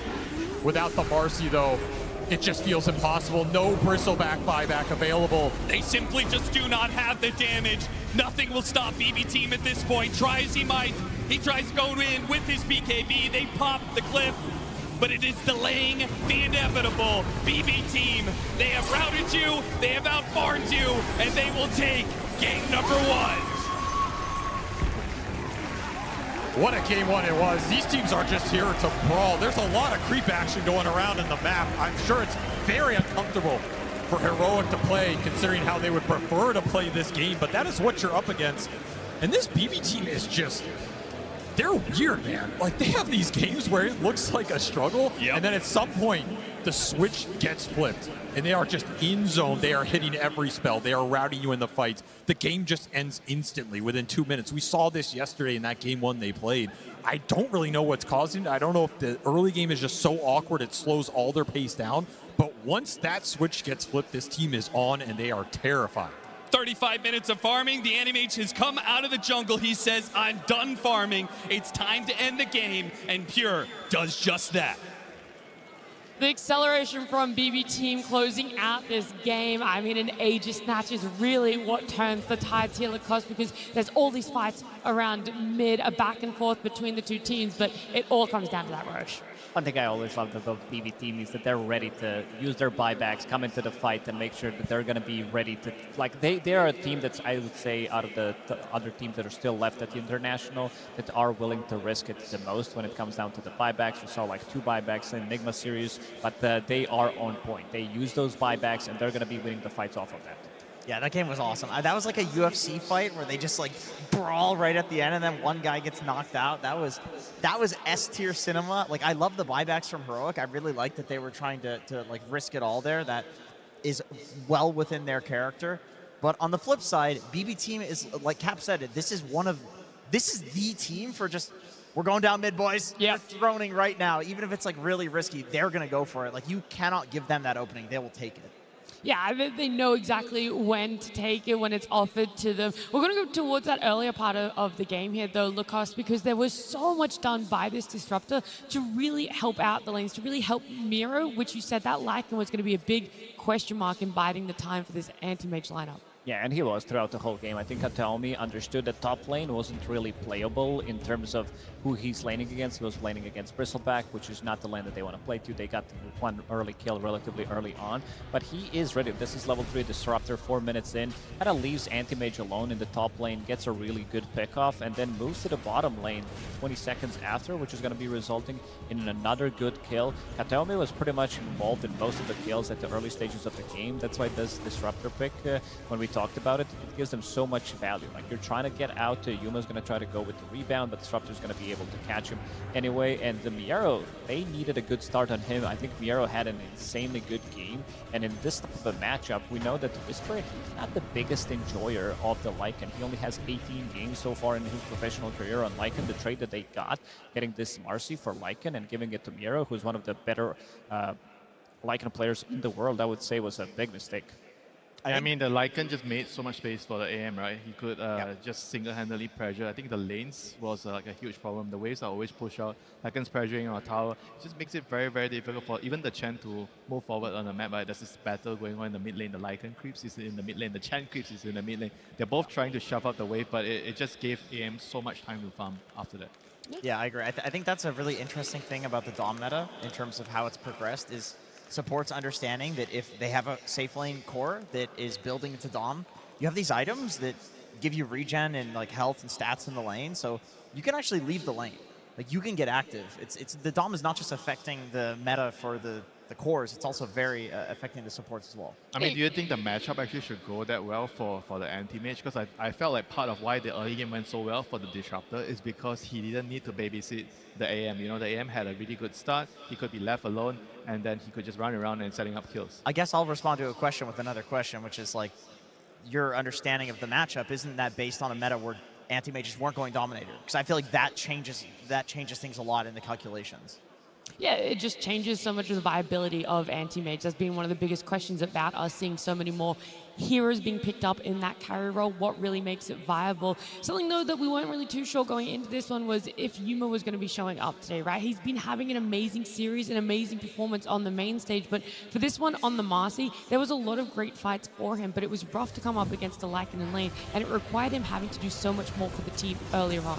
Yeah, he was doing a pretty good amount of work, honestly. Like, he, we talked about the Yuma rotation through the portal, but even going into the early to mid game, he rotates quite a lot. And on Marcy here, like, he needed to be the hero that's going to deal the damage. Earthshaker has some burst. They're waiting on a Blink Dagger for a while. He's got to get in there and do things. And he was active. Like, this was pretty much the only reason that Heroic was able to stabilize this game past the laning stage. A big key factor for them. And then we go into more of team fights, something where people are bringing more of the numbers, because that's something around that Wisdom Rune, right? The 7 and 14 minute, it feels like not everyone's committing the numbers Lacoste, but when it comes for a big objective like a Roche, that is where you're going to see the first big clash of a 5v5. Yeah, the team fights in general, like Anti-Mage, he doesn't provide you with much. He's never going to be ready. Pretty much he first joined 35 minutes in and making sure that he has his 6 items. This hero pretty much is never ready. One more. Do you need more time? Yeah, just one more big item. And these are very expensive items that he's buying.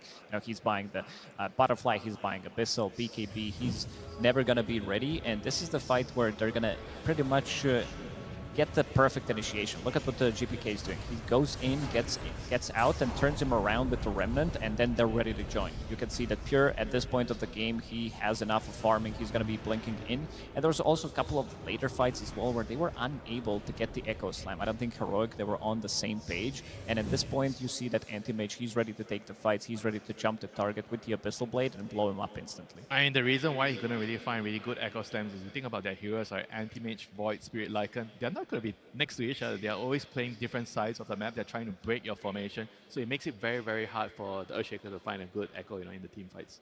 Yeah. There was a moment that we saw how impactful the Echo was, right? When it didn't actually end up connecting.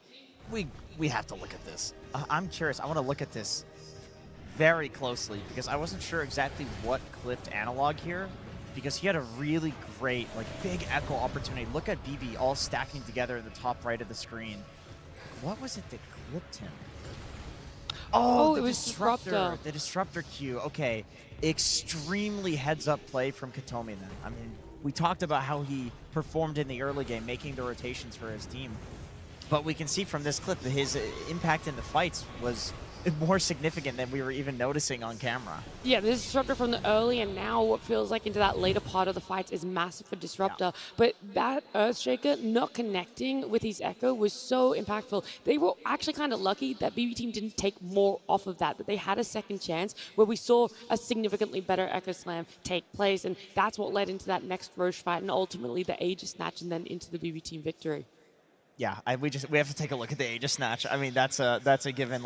It's so funny. We talked about GPK as being the stable one on the team. He always seems to do something clutch to keep his team in the game, even when things are not going so well.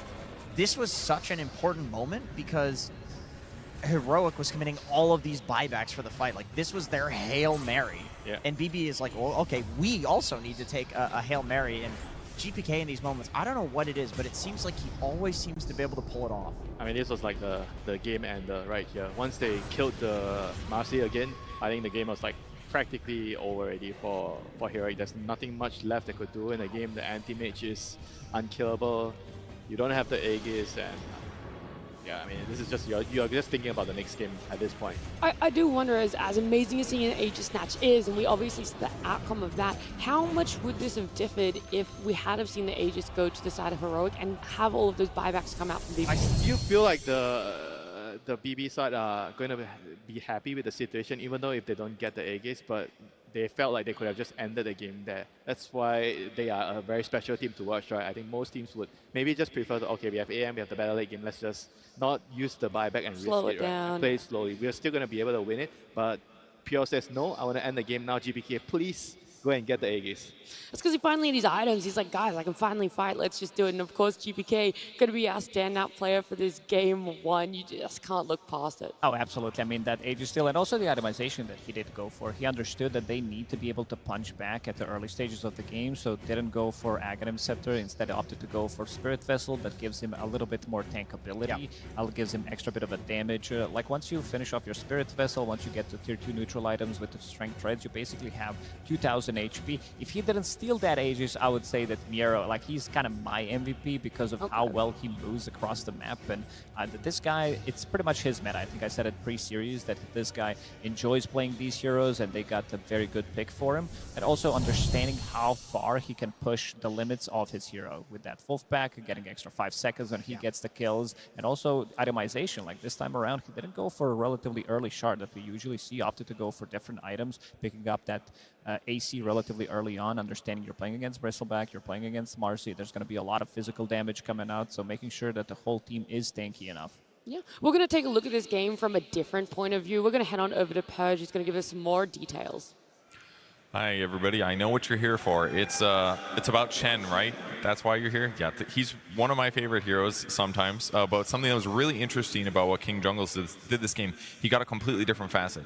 Every single Chen player that I've seen grabs the Sagers because it helps them control the early game. But there's little things that are interesting about this early Hellbear. It gives an aura for everybody's attack speed in the early game, and if it dies, it gives your team 120 attack speed. So this means you can actually fight your opponents in the laning stage. And Heroic drafted this knowing that draining the Lycan's mana is not that big of a deal, and instead they can use this Hellbear to fight. If you kill the Hellbear, your heroes attack fast, and so you have to go for hero kills instead, and this allowed them to get a really early first blood here.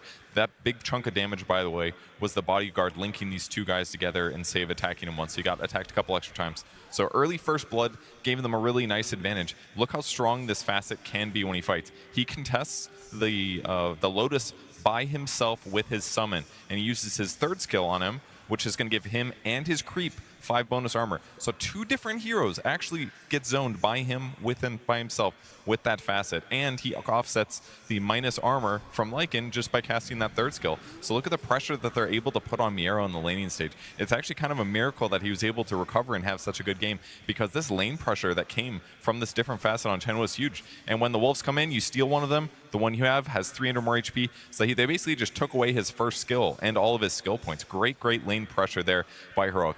And then how this transitioned was really interesting here. They used this Ogre to stack.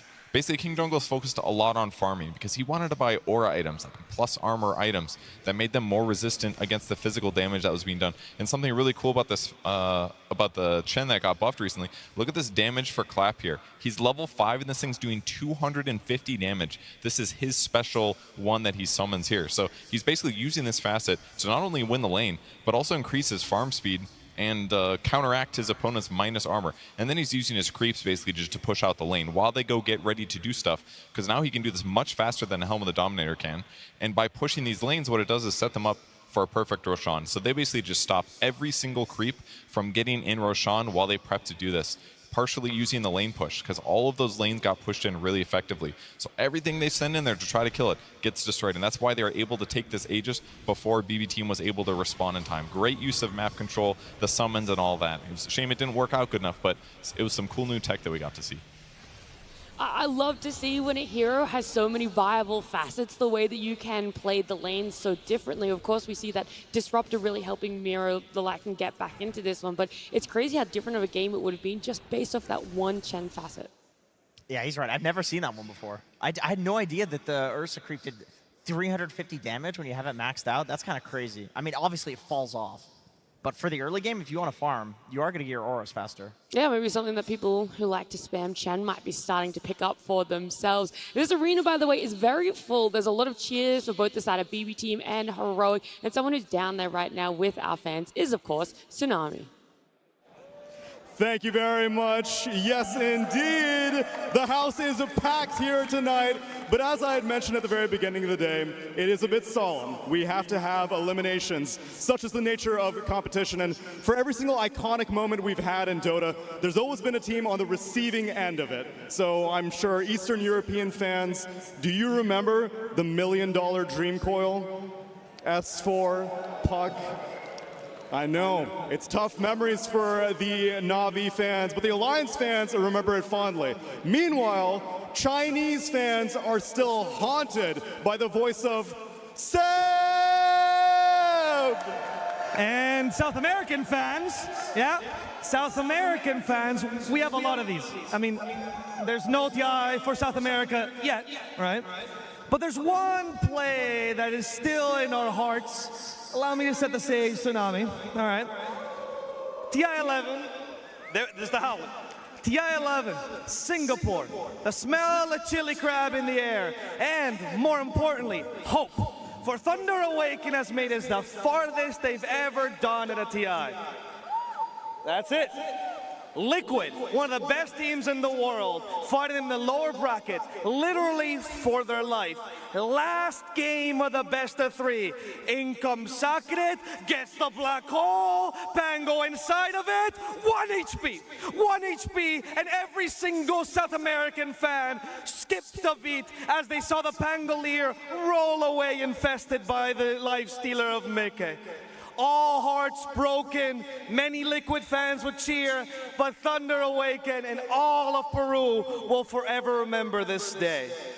But that's what they are, resilient. We are the 1 HP warriors. We're the ones that survive. We're the ones that make it through. 1 game loss means nothing. Heroic can do it this time. Let's go!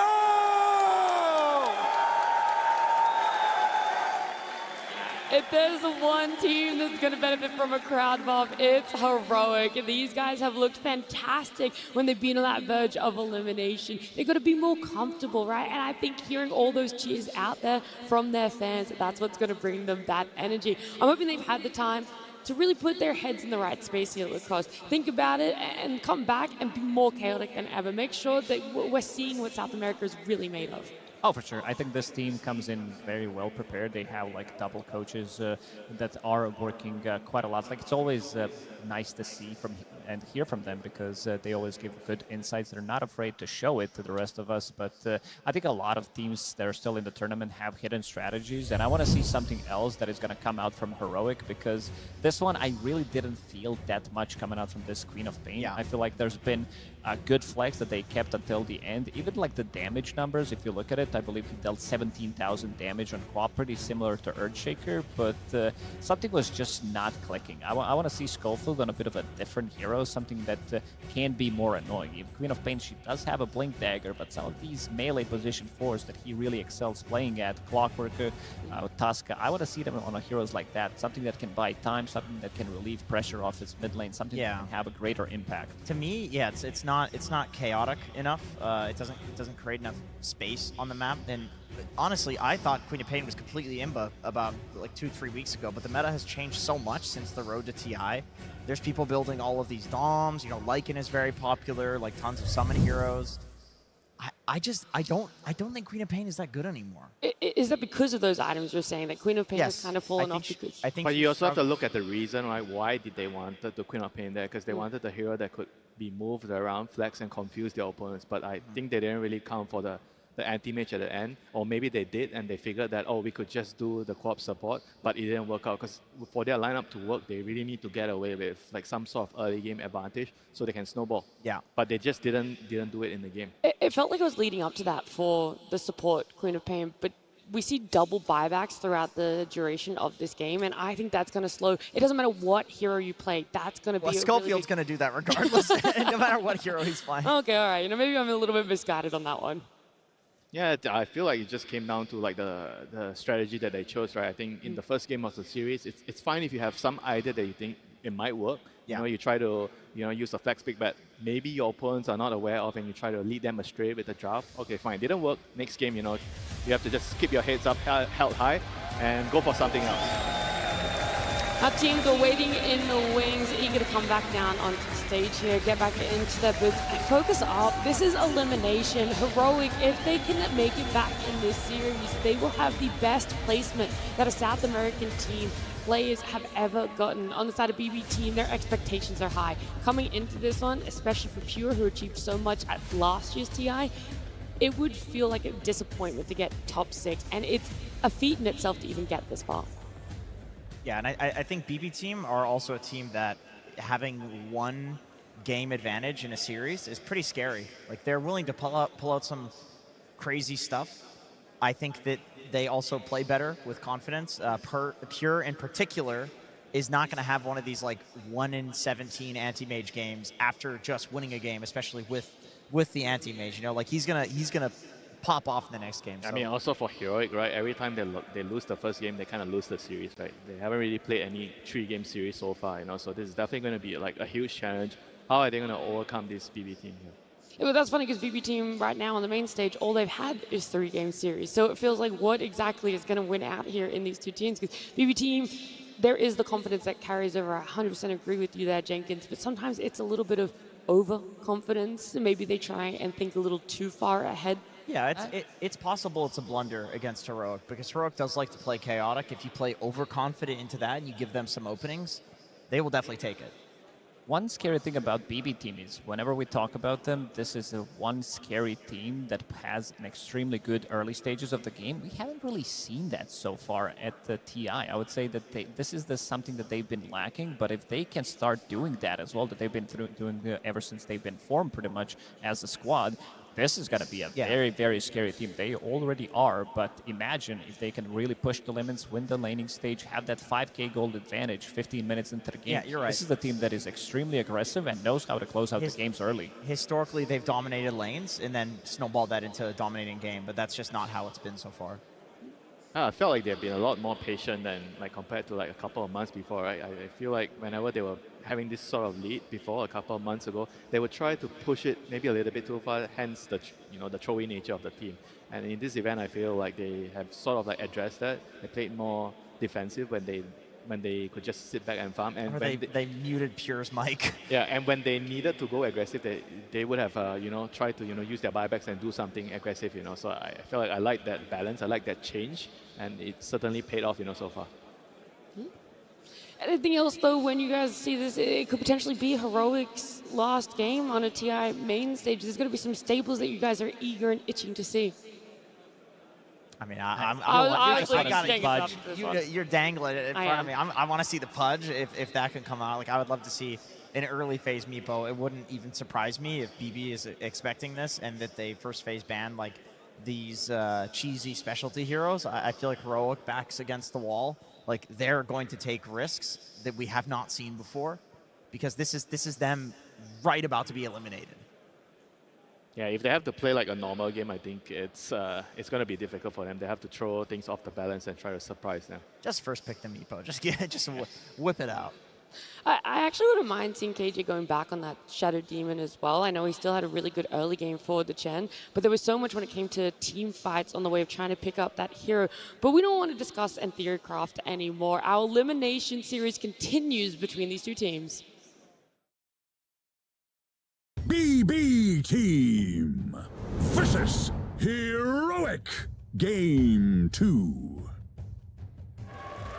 With BB Team up 1 game, they're feeling confident. They're in a good position. Our draft has already begun, and the bans and first picks coming out already, where we're going to see a Nature's Prophet for the side of BB. And of course, here we have an Earthshaker for the side of Heroic. They're going back for it. They feel like they've not lost confidence in it.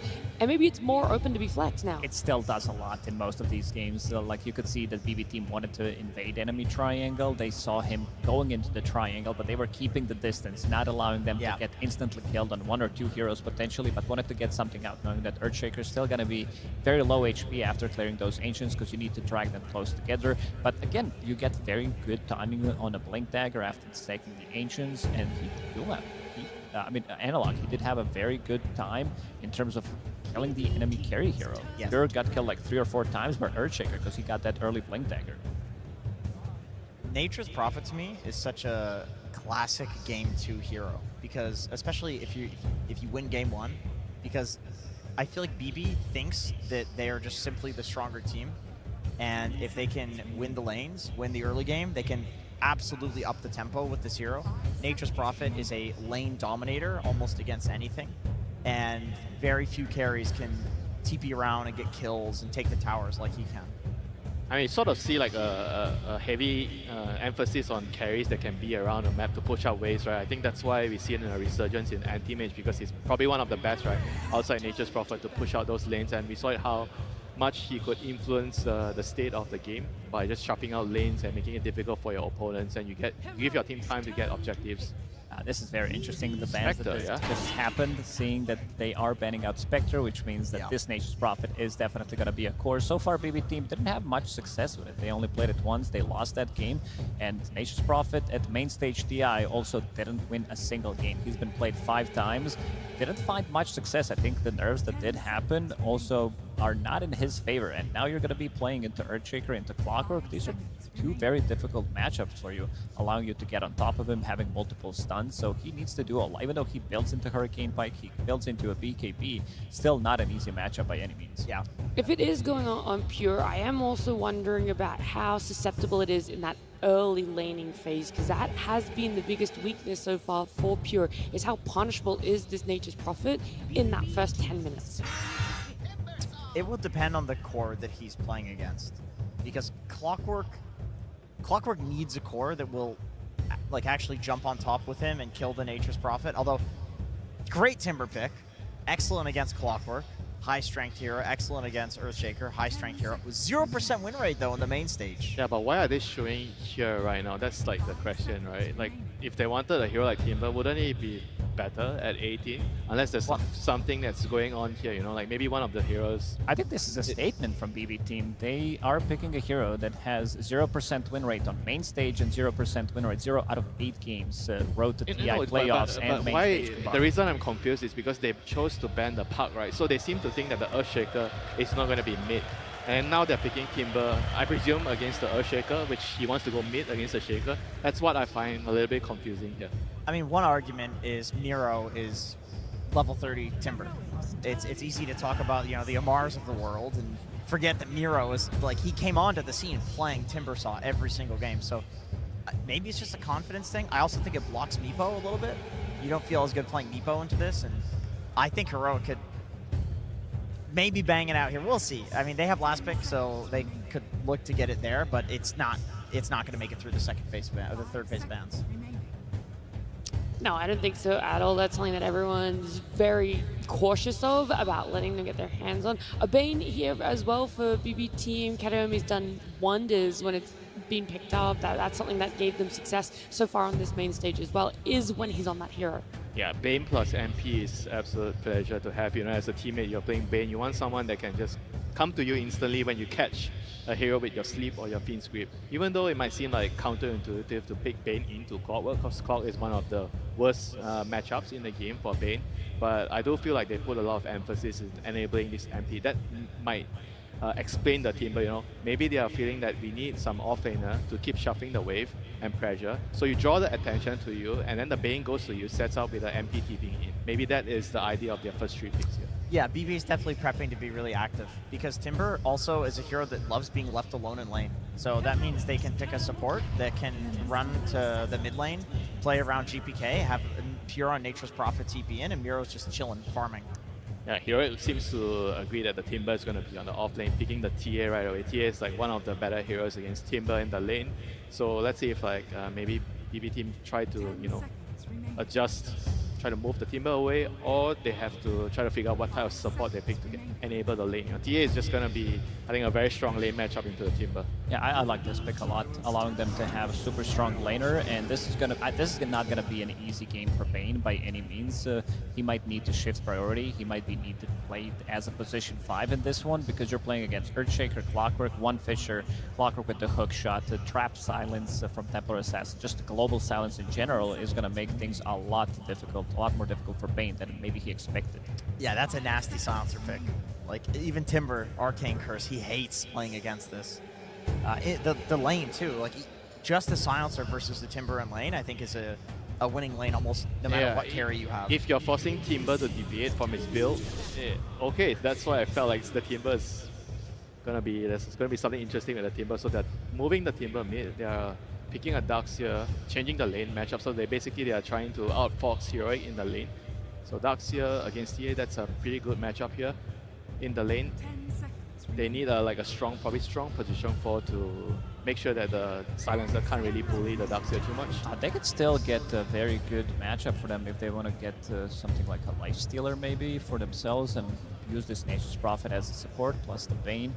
I know that the Darkseer loves to have, something that he can run in, some Tiny, some Tusk potentially, but overall they don't have the last pick. But after seeing this Templar Assassin, I think they use Nature's Prophet as a bit of a bait to see where the heroes are going to go and try to counter-react it, because I'm seeing Enigma as well. This is one of the few matchups that Lifestealer doesn't like to play into, and also another hero that I think overall Whisper plays really, really well, and it would give them the momentum. I think having Templar Assassin building into Deso, having Earthshaker from the mid lane, 2 supports who can easily rotate, and they want to rotate to get that +1 for Silencer. Clockwork wants to be active.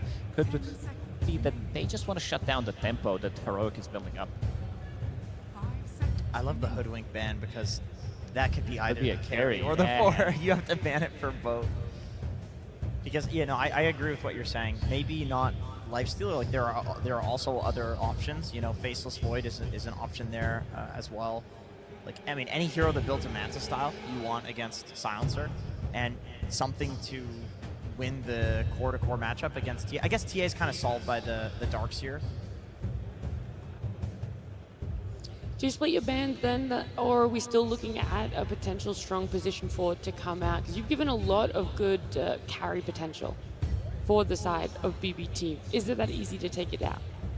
Is that easy to all in that's the last pick that is required? It could just still be a 4 for save. That's also possible. We're just thinking of like interesting flexes because they don't have the last pick. I mean, he usually likes to play like range heroes on save. We've seen him on usually Grimstroke, Rubik, Tao Hill, Muerta. I mean, Batrider is banned. Okay, well, that would have been great. I'm just trying to think, what are the ranged heroes that play well with Darkseer? Willow? Yeah, Willow is okay. It's like Bat and Willow are the 2 good ones that you can actually Ion Shell. Yeah, but at the same time, I feel like they want more than one initiator. Right now, that's only Bane, right? If your core is going to be MP, Timber, and Darkseer, you kind of want more stuns and catch for your lineup. And Save Lion is a classic. He lanes well with the Darkseer. Yeah, Lion's actually really nice for their overall composition here. You have the vacuum into stun combination. So it's going to be the Dark Widow. So you have instead of the stun, you have the vacuum into multiple brambles, which can be really nice in the laning phase. Yeah, peels through the TA refraction eventually as well between the brambles and the Willow ult. Not a very conventional hero right now. No. Yeah. It was prior to the international happening. Pro level pubs, people were spamming this. That was before the nerfs, I think. She did take some nerfs to the Shadow Realm. The regen in the Shadow Realm, yeah. Doesn't feel as broken as it did before. So what is she offering in the lane? Because you guys said that needed to be something that was really going to help the Dark She's a pretty strong laner at level 1. One of the best level 1 heroes. I was wondering where this hero's made. The mid Leshrac, it deals so much damage. The Link Dagger, you just jump in, suicide. It's like, I'm going to kill you or you're going to kill me, or maybe both. Oh, they definitely upgraded the draft from the previous game. This draft kind of plays itself out. You're never going to be lacking damage. You have enough stuns. You have a global presence. You have very good scaling. You have heroes that come online super fast. Lashrak going for the Blink Dagger. You have Templar Assassin with your Dragonlance Deso. So it does feel like they're going to be ready relatively early on to be able to punch back against what BB Team is bringing in this one. What I love is that they have 3 extremely high burst cores with a silencer. Like, if they cover a jump with the silence, they will kill like 2 or 3 heroes potentially. This is very strong. I think the pipe timing for Miro on Darkseer will be very important. Like the pipe in Crimson aura timing. Yeah, they have to make sure whenever the silencer global comes out and with the Earthshaker jumping, they need to survive that initial burst. If they can actually do that and make the fights drag out, then it'll be really good for the Timber and Darkseer. But overall, I feel like execution-wise, it's a lot easier for Heroic here. I feel like their team fights are just pretty straightforward. Laning phase also pretty straightforward. They're very, very solid lanes. So I think we are actually going to see a game 3 here. Winter, I feel like you've changed your viewpoint. You went from not sure if Heroic were going to be able to bounce back in the series to loving exactly what they're bringing in game number 2. Yeah, you gotta love if someone gives you something you like to see. You know? What do you love so much about this one, Lacoste?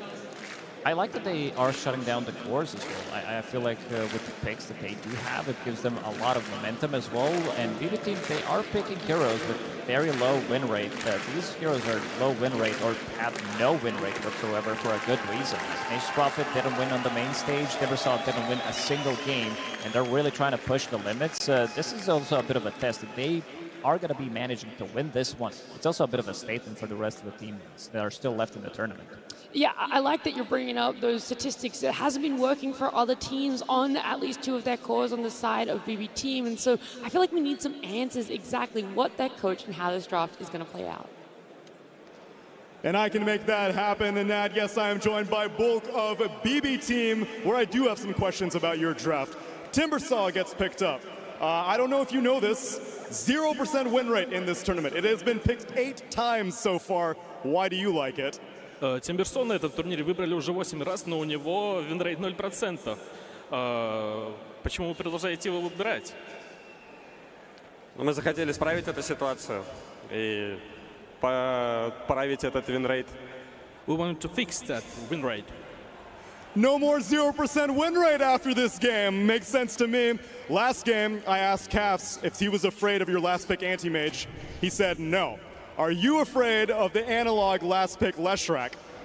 В интервью тренера после прошлого пика он сказал, что он не боится вашего антимага. Боитесь ли вы их Лешрака? Нет.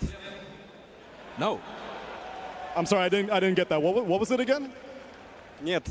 No. No. Oh, no, that's what it was. I see. Well, then, let's see if it happens in this game number 2. Good luck, Bulk. And luck may be needed here. It seemed like the panel liked the changes that Heroic made to their draft. I personally like to see that Whisper is going to be taking over the Earthshaker, and they got Analog a Leshrac pickup. That felt like a nasty last pick here, Avery. There's a reason Timbersaw has been struggling this tournament. Now he's going to have to go up against another hero that can just absolutely burst and chunk him down. I'm looking to Analog to step up his game in this game too. I think he struggled the most in that game 1. It wasn't all on him. It was just a really tough game to find the angles for those Echo Slams against so many summons, so much scouting, a long-range poke lineup. You're against the anti-mage. Not the easiest Shaker game here. He gets the priority in that last pick. They put him on a super high damage dealer that can just get in the fight, play against a lot of heroes that he can just take down instantly. Looks like a great game for the Leshrac, and he has the silencer to cover him. I mean, what a silencer game. You're against Timbersaw, Darkseer, Dark Willow, Bane. This curse is going to hurt in the team fights. The global silence can bail out the grip. Looking at those 2 heroes for Heroic to have big games here in game 2 and force this into a game 3. And if you're BB Team, as the panel mentioned, you are trying to play some heroes that have not been too successful so far. Doesn't mean they can't work here, but they have been struggling. Save in some trouble. Already used the Shadow Realm. Unless he can juke through the trees, he is gone. That's going to be first blood to Yuma. And that is quite the boon because the off lanes on both sides are suffering. Schofield will end up going down. Both supports will die, but it's Heroic who walk away with the extra bounty in first blood. And there's some money tree action going on. Wait, Nature's Prophet looking for the gold bags. Not a facet we see a lot, if at all. But if you start snowballing with it, it's definitely a little extra income. I did not have this on my TI bingo card. No, I didn't either. I do remember that it was so bad they had to buff it up, but it seemed like the numbers still weren't quite right. I guess in this matchup, it does kind of look like a free lane for them. So if you don't need the extra lane sustain out of the heal, why not, right? It's a double range matchup against a double melee matchup. Like, surely you should win this scot-free. Oh, vacuum pull back in, trying to go for KJ Fairy Fire. Ooh, he walks back into the Ion Shell and will be run down and saved. He's already healed up enough. Refraction from Yuma is quickly burned through, and he'll have to back away. No rebuttal here. Schofield, meanwhile, Fairy Fire of his own is going to be popped to stay alive. This double melee offlane's really suffering against the double range, plus the presence from this Furion. Look towards Pure to have a big game for BB Team. He can set the pace, he can drive tempo around the map, he can TP into all these plays, give you the extra gold off the money tree sprouts.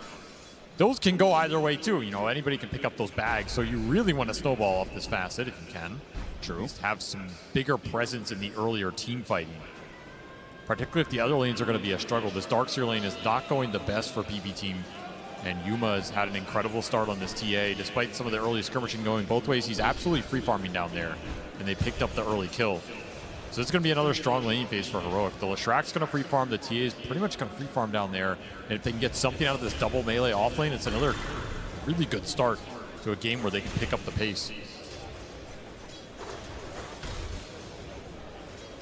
Be very interesting to see who rotates supports into mid lane first in this game as well, because you are really eyeing these 6 and 8 minute power runes, and this is an explosive matchup. Start taking some of these later points in Edict, just so much damage on isolated targets fighting for those runes, or if you get an early haste or arcane, Leshrack can be devastating with it. And frankly, if your Shaker is already kind of struggling and he can maybe do some Fisher shenanigans to pull the lane back, why not move the Clockwork, say, into this mid lane and try and help the Lesh win that matchup? I think Schofield has the most freedom here to decide what he wants to do. Trying to deny the water rune. Miro chased down. The teleport will be canceled. A little bit surprising there. They were a bit low. Schofield brought low by the Nightmare. Katomi continues to menace this opposing support. He just cannot seem to use his cogs effectively at all. Every single time he tries to go for the cog hit, he just gets nightmared and hit a whole bunch. Getting outplayed in this early game. Will at least deny the water rune out from GPK. It's a little minor win on that mid lane. That was his goal here, but another slow start for Schofield. Once more have to make it up, and this is not a game where you're going to get a huge amount of stacks up with this Clockwork and be able to fall back on that. You have to find some action around the map. Action continuing in this lane. KJ not respecting the Shadow Realm Ion Shell combination. Maybe Yuma can, if he gets the kill on the core, it will all be worth it. But it's taking a lot of time off of lane. He still hasn't got to put the treads pick up. That'll help give him some extra movement speed to get the kill, and he does not get caught in the brambles. Perfectly manages his way through. Whisper, alone in lane, does not die. He still has some stick charges and a Lotus to burn through.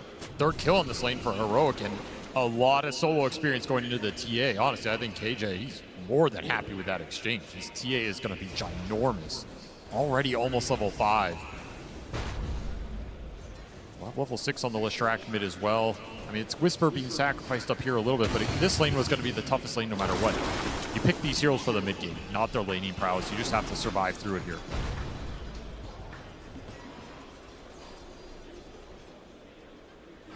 Considering how well Yuma is doing, I halfway expected the Silencer, KJ, to go through the gate, maybe help out this top lane, but he's opted against it, instead playing for power runes.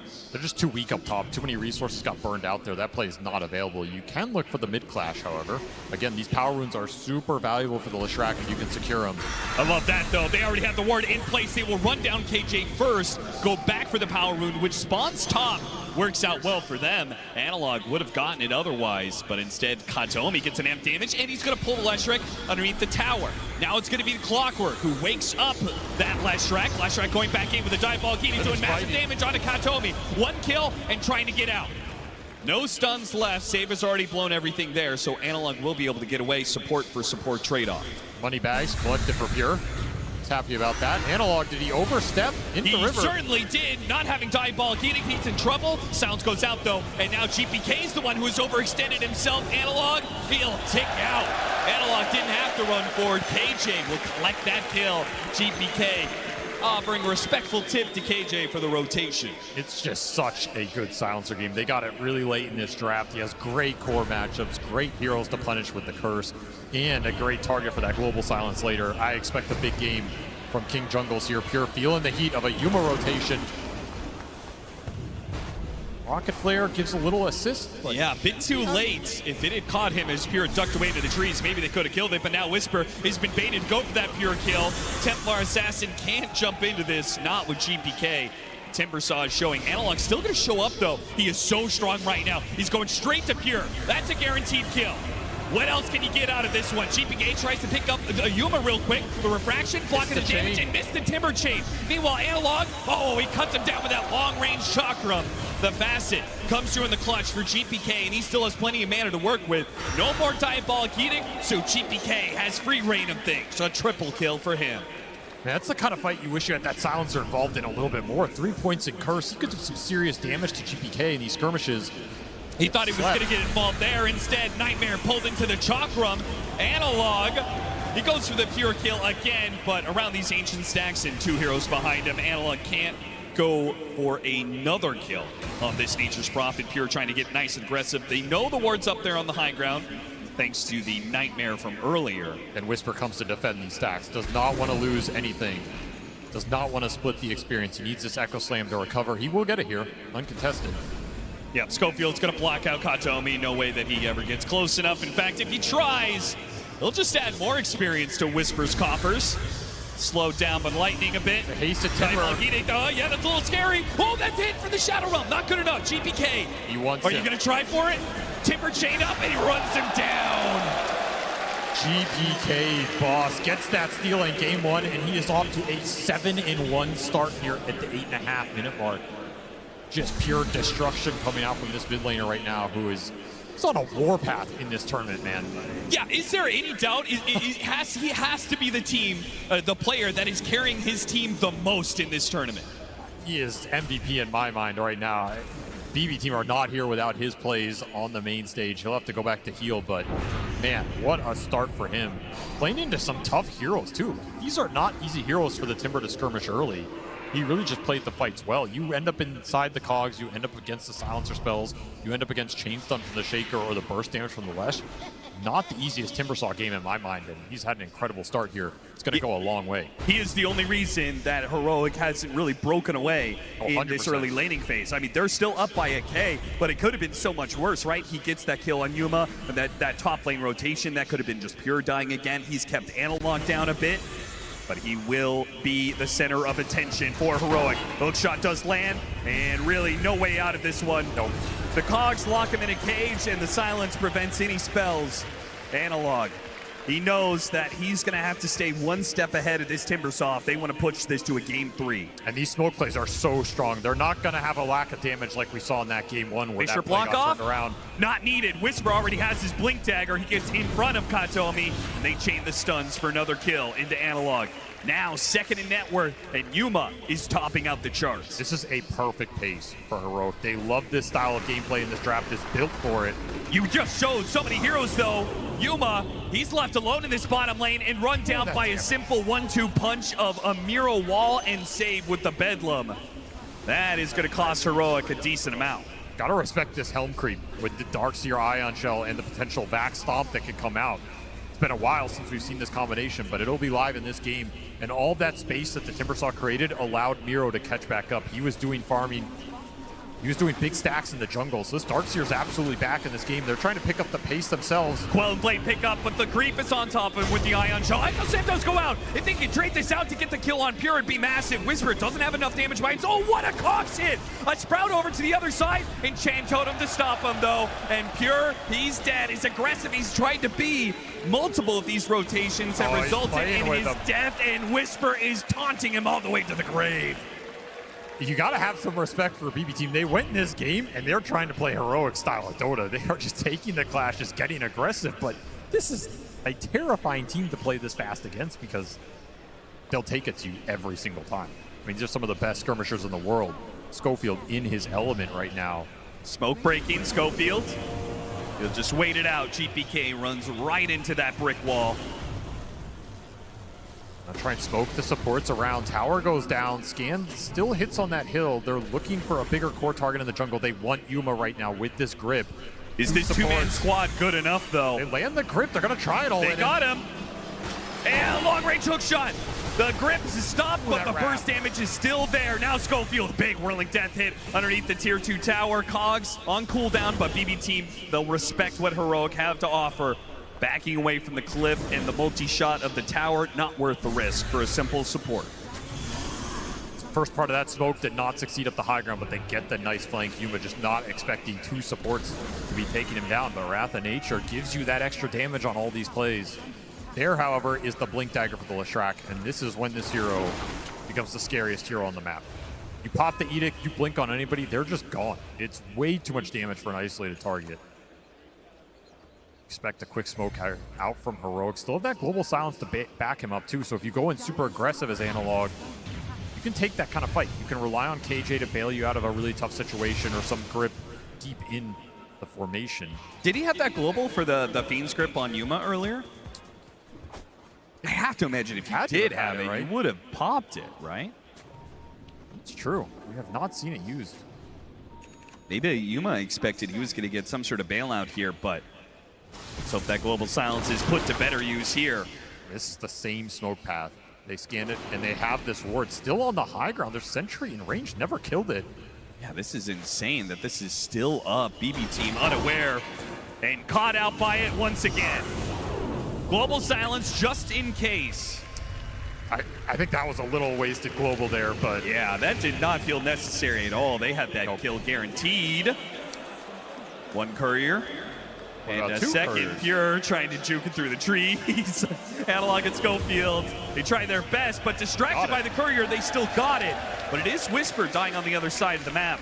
As the aggression from BB team, they see all these heroes on the other side of the map. They're going to go for the Wisdom Shrine, expecting that Schofield will do the same on the Clockwork. But they're going to fight. Analog, he's going to jump right into the bait. Opts not to go for the Wisdom Shrine, gets the quick kill on the support. Can he get to the Wisdom Shrine in time? He opts for the stun. He does not want to go into melee range of this GPK Timbersaw that has been menacing the map the entire time. He takes the experience and makes a run for it. Hook shot in 7 seconds here. Save, he knows, I think he's given up his life to block the pass. Miro, he's run down by the dodgeball. He thinks that TP is not going to work for him. And it's GPK, the only man perhaps who can make it out. Schofield spots him. Oh, that hook shot just barely off the mark.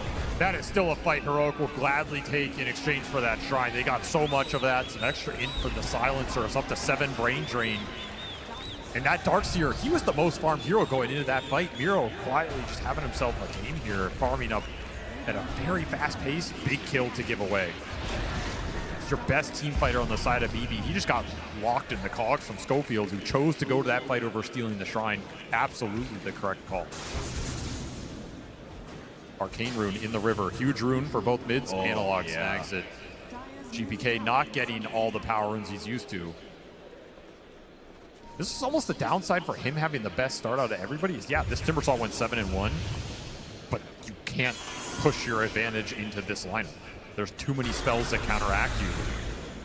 You need defensive items. You need either super fast Lotus or super fast BKB, and I think it has to be the BKB he's eyeing up because there's just way too many disables for you to play into.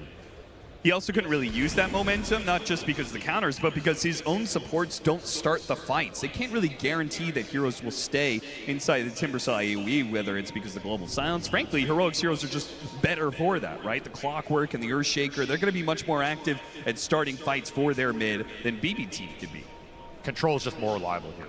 It's also longer range. Fissure plus hookshot, you can start the fight from anywhere. This Dark Willow Bane has to get in pretty close, and that's super risky against this lineup. There's a lot of interrupt. That grip is 0% guaranteed against the global especially, but even if the global gets thrown out, there's still a lot that can stop you. Adesso online for Yuma, puts it to use, does not get the last hit on the mid tower. So missing a bit of bounty there. Analog, meanwhile, working his way through the jungle with this Invis rune, spotted out by a sentry. Did BB team with the night vision of Kataomi. They certainly know this is coming, and he's going to be so far forward. He's going to be caught out the Global Silence. It hit, but the hook shot did not. Baited in by BB team. Analog will overstep himself, and his team might be punished for it. Schofield, the Force Staff, gets him away from Pure. They will not lose anybody else for that blunder. All 5 heroes were there to punish him. Even the Furion coming in, landing a little helping hand, and the damage is just overwhelming. Even though you get Global to bail you out, you're stuck in the brambles. You're stuck in the chalk room. Just can't get out of there. You have BKB, I mean, that looks way different, right? But that is a ways away right now. Slowing this down is crucial. Any pickoff because of the Deso could lead to Roshan, right? But the faster you get this early Roshan and Templar Assassin, the happier you'll be, especially if you can do it during this night cycle where it is on the Radiant side. You can continue that cycle throughout the rest of the game. You'll always have that outpost advantage. You just want to find any sort of pickoff right now. Keep hunting, keep abusing the fact that Lesh is super strong around the map and you have good initiation. Any sort of big skirmisher fight will lead you into that objective. They'll find a little Kataomi. Nice little pickoff there. I don't think this is enough to instantly force the Roshan, especially where you are on the map, but you can chain this into something else as well. And you look at the vision right now, you would love to get some deep vision on Dire side of the map if you are Heroic. The more information you can get of where BB team are sending their heroes, the faster you can set these plays up. Pipe complete For the Darkseer, Oh, BB teams... Yeah. Pure almost just TP'd into Analog up top. But they actually had a dire ward on that camp, so they saw him. Oh, so he was teleporting to the Ancient camp? And then about to go in there and farm. It would have been instant death. Nice defensive ops. Saves Pure's life. It does. Now that's the sort of pickoff that could have led to a Roshan scenario. But as it stands, Heroic, with the team fight item complete of the pipe, you can't just force this. The game is beginning to slow down. Yeah, very strong pipe game. The TA is your one solution to that pipe, but the TA is also not the hero that wants to go in and just be in the middle of all the Ion Shells, the Brambles, the Dark Willow, Chakram damage. Like, it's a little overwhelming for Yuma right now. Until you have BKB, that refraction isn't going to last long. Just going to say, there's a lot of heroes who are going to want an early BKB in this game just so you can take the fights with confidence and ignore a lot of the damage coming out from both lineups, because both lineups are going to struggle against early BKBs here. You're negating a lot of control and a lot of spell damage. Huge amount of survivability to come out. Both teams playing a little scared right now. Clumped on the map. Again, there's just a lack of deep vision on either side of the map. You see how many sentries were spammed through these jungles. Yeah, it's ridiculous right now. It is. It's just both teams are kind of playing blind, looking for the next objective, which will be this Tormentor up top. BB camping it. They're a little early to the party, but... I mean, better to be early than late. 100%. That's what it feels like Heroic's going to be. Are they not... Do you feel like they're at a disadvantage for contesting BB team? I don't think so either. I'm surprised they're playing so passive right now, but as we say that, both teams are going to go for their own smokes. Not going to be met, not going to be surprised on a Tormentor. Instead, they will clash inside the Dire jungle where BB team do have the ward advantage. But the initiation, it's going to be jumped onto the Darkseer with the Golden Sounds over the top. 2 are wiped off the face of the earth. And now Heroic want more. Can they get that? Whisper, he's going to chase after him here. The silence wearing out. GPK, he gets the Timber Chain out of there. And Heroic call it quits. Good enough for them, I think, to do the Tormentor. Gotta take it away right now. This area is entirely Dire's vision control. So you win fights here, it's super nice. Get a chance to D-Ward, get a chance to take that objective, save. Wants to get something going. Good 4-staff. I mean, this early 4-staff picker has done wonders for GPK, though. He was pulled in by this, and there's too many stuns. Overreaching, trying to find a little opening and stall this objective up. You end up paying even more of a price. The damage is overwhelming from this lineup right now. It's just no way to take an early, easy fight if Heroic are the ones jumping you. And that was a very fast hook shot Cogs, very fast blinking from Yuma. They have so much confidence to go in with their cores before all these BKBs are out because they have the global silence to back them up, whereas BB team do not. And this jetpack could actually do a lot of work for Schofield. Helps him get out of Sprout, will help him find some of these supports, and maybe even the Nature's Prophet as he's been ratting around the map. BB team going to play to try and take this Wisdom Shrine. This is a crazy play. Schofield, he'll be Fiend's Grip right off the start. Still gets it. He still gets the Shrine. He will die. That's going to be triple ultimates used to kill this Clockwork. I think Heroic's perfectly fine with that. If they can dodge fights when Global's on cooldown, that's the MO. And that's why BB team were getting aggressive. They want to fight when the Global's on cooldown. Massive opening for them, but we're just seeing, just dodge them on this cooldown, then you can regroup. When you have it up, you should have BKBs by then too. Though I say that, and Yuma opting for Daedalus instead, just wants more damage. Feels like the Global will cover him enough, especially with his other cores going in besides him. There is a trade-off. I can see both sides of this, but do you believe this is the right item choice for him? Honestly, yeah, the way these fights are going, I think if you get the BKB on the Lesh, he can go in, the Shaker can go in, you have the clock to create space. The grip should automatically be canceled every fight. You're not too worried about that. I think just ramping the damage faster here is going to be amazing, especially if you get an Aegis on this TA. That's when it will pay off, right? If you get 2 lives on Yuma and he went this Daedalus over the BKB, he is going to be an absolute beast in the fight. It's a very scary item for BB to play against because they just don't have the physical mitigation right now. You don't have like a Shiva's on Timber. You don't have an AC on this Furion. You can dice these heroes up. GPK backs out right as Heroic. Oh, no, the Echo Slam starts things off and he's gone. Too easy. If they have your Shaker and the Leshrac on one target, it doesn't matter who it is. Schofield finds the extra. He's going to jetpack, keep the vision on save, and eventually these Blink Daggers should catch up to him. There's the Fissure. And a Shadow Realm trying to dodge. They're actually maybe thinking about fighting this one. Miro's going to try and TP in. This is a little crazy, though. They still have the global silence. Yeah, what is he doing? And now Miro's in the middle of no man's land with nobody to help him. He tries to go for his own wall. Dead again. BB team, what is going on? They're bleeding out hero after hero in fights that should just be simple pickoffs. That is a massive blunder. You're going to feed some heroes away while Roche is on this side of the map. That is an instant draw for Heroic. They will claim this objective, and that is why this Daedalus build is going to pay off. Yuma, he knows they're stronger right now. He knows they can win the fights into the Roshan, pick the Aegis up, scale the damage. Way too fast for BB Team's lineup right now. They are now in a position where they have to find a way to stabilize this map, slow this game down, get the split push going, get some pickoffs going. That's 8 Deso charges on a minted Daedalus Templar Assassin at the 24-minute mark. That is not a hero you want to run into right now. It's just baiting the rune. This Lesh pick has been nasty this game. 9-2 for Analog. He's absolutely struck back, and there's just no clear answers to it in the short term. Now, you could maybe outscale it with Furion and Ultra Late, but with Global to protect him against the limited control you have, I don't see anybody taking down Analog early in these fights now that he has BKB. And if he gets more items here, he just becomes an absolute god. I mean, you're looking at that Sanjin Yasha, you're looking at Shiva's guard, you're going to prevent a lot of the physical coming out from Pure. This Disco Pony dancing it up here. He's getting strong, and BB Team are forced to concede parts of the map. Something you never want to hear if you've got a Nature's Prophet carry on your team. You have your aura timing right now. That was Greaves done on Miro. He has Greaves plus the pipe. I just don't think Pure, he's willing to fight against an Aegis, especially without his BKB. Oh, no Still way needs without another 750 for that. But even then, you're still not winning this man fight. Yeah. So you still have to find a solution to Heroic's team fight. Or just continue to rat the game out. And if you're Heroic, you would now have options because of that team fight dominance. You can leave Yuma alone with this Aegis. He's not going to be a target they go for. You can let him push. You can look for the smoke gank across the map. You can try and hunt the Furion. You can also just force the high ground and make BB come back. Doesn't mean you have to commit to that high ground, but you can get a lot of information off this and then go for that same smoke play. You have so much catch between the clock and the shaker. These kind of moves are easy. Yeah, and you still have this tier 1 mid.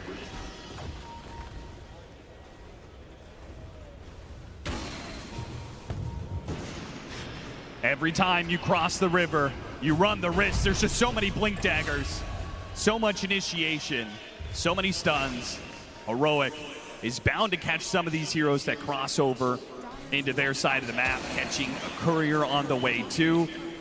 BB Team, they're doing what they can to rat the map and try and prevent the loss of some of these objectives. Their tier 2 towers, though, will start falling with 2.5 minutes left on the Aegis.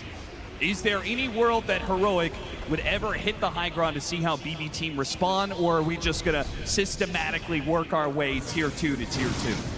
Rather get the tier 2s off the map right now, but you can absolutely hit that high ground and try and force some heroes back. The thing is, Pure is always going to be farming. So you have to weigh this economic advantage you're gaining versus what he's going to take off the map. If you can catch him, I mean, that's the dream. Catching any core out on the map right now. Schofield, does he have a read? It just slips right past Miro. That's insane. Still, Yuma taking matters into his own hands. Kills. The Terrorize goes out. Timbersaw will try and take advantage of this. The first life of Yuma, they're burning through this refraction. BKB goes out from Analog, and a quick echo slam for Whisper. Knock it down 2. Miro, he gets a force down to save his life. Analog's fighting up against the physical damage. Pure pops no BKB. Down. He makes the commitment to Left Strike, and he gets it. Meanwhile, Yuma, on his second life, almost dies here. Goes back against Pure. Knows that BKB is going to wear out. Knows that the stuns are coming in with the cogs pushing him around. They do have this Nightmare in the back line, so Yuma just can't get down to this cliff. Schofield and Whisper, the 2-man tag team of stuns. They can't get the kill on Miro right away, but they'll get it on Pure, and Yuma cleans up both. The control tag team from Heroic getting the job done where the damage falls. This shaker was massive. Double Echo Slam coming out from Whisper off the minted refresher. absolutely feeling himself right here. Just decimates that fight that was once looking good for BB. Gets turned around with overwhelming damage from this offlaner. That's a buyback on the Bane for no result. And there's a little high ground poke. That was a scary fight for Heroic, though. They got caught on that ramp choke point into some wall illusions off the TA. The Darkseer Ion Shell was doing a lot of work there. Pure had a pretty good early start to that fight, bringing the Leshrac down with some decent damage out of this Furion. That got a little dicey. They were able to kite around this Templar Assassin a lot, but this was your one shot. This was where Yuma was maybe a bit out of position and doesn't have that BKB. You won't have another opportunity like this. The BKB is going to be done by the next time you go for a team fight like this.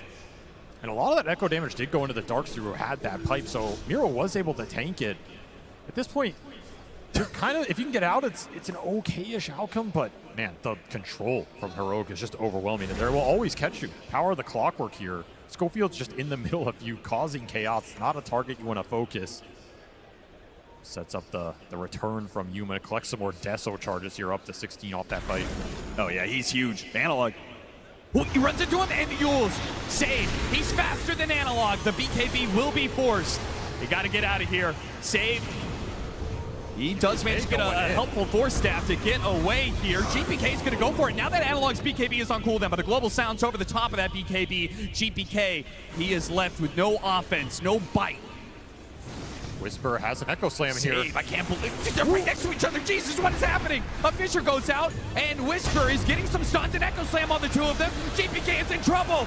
He got baited into a fight he was not prepared for. Not with Yuma. 1,000 damage crits raining in on BB Team. Another stun. That'll stop the Bane. There goes the Dark Willow. And BB Team on the ropes now. They managed to hold on with their barracks left alive because of the glyph before. Now there's nothing left to protect their base. This is a lane for sure. Yuma's going to clean house here.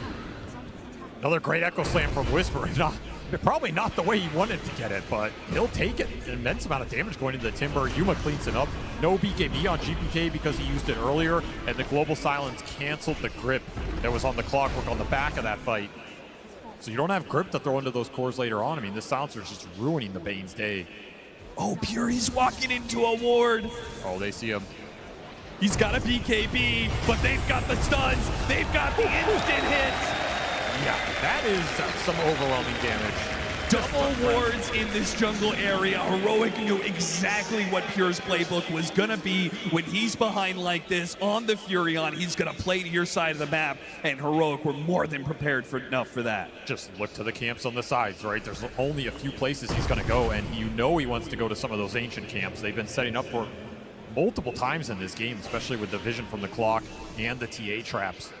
Put wards on top of that, and you have a lot to play with. This game is firmly in Heroic's grasp right now. All that's left is to get another Roshan, and then you can start to think about ending things.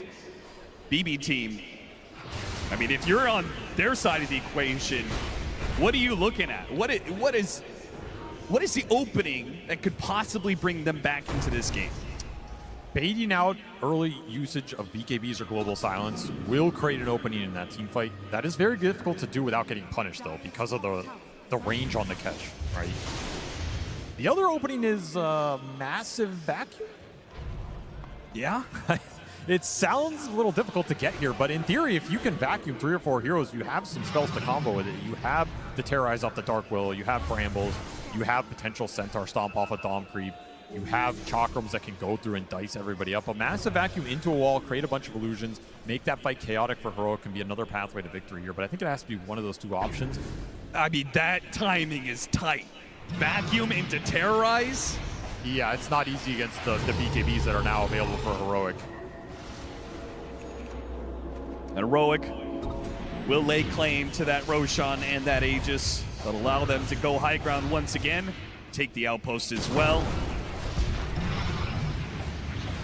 Every little thing you could ask for is going the way of Heroic for this next high ground push at 33 minutes. Man. All that's left is another pickoff to make it that much easier for them. I've been watching Pure TP, and his TP decision making is not easy. You look at how much Radiant Vision is on some of these camps. It's like pick your poison. You have to pick the one camp that is not spotted. then try and get out. That is not the one No, you that's want to not pick. the one. That's not the one. That's not the one. Whisper. Oh, this could be the death blow.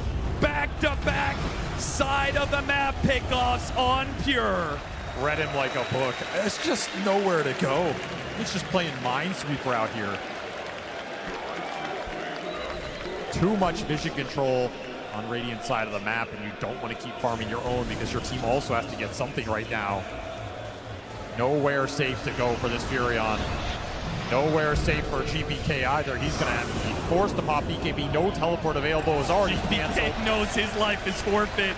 Does a little dance. Whisper, he's going to be chased. You do manage to catch him before the Blink Dagger comes back up. He turns around the Echo Slam, does what damage he can. His team is making their way here. KJ's now here. He slows him down. Thanks to the 4-step, Whisper can turn back around. The BKB will last long enough, but save. Big hit there, and a Fissure to finish him off. They couldn't get the Earthshaker. They'll catch both Save and Katomi.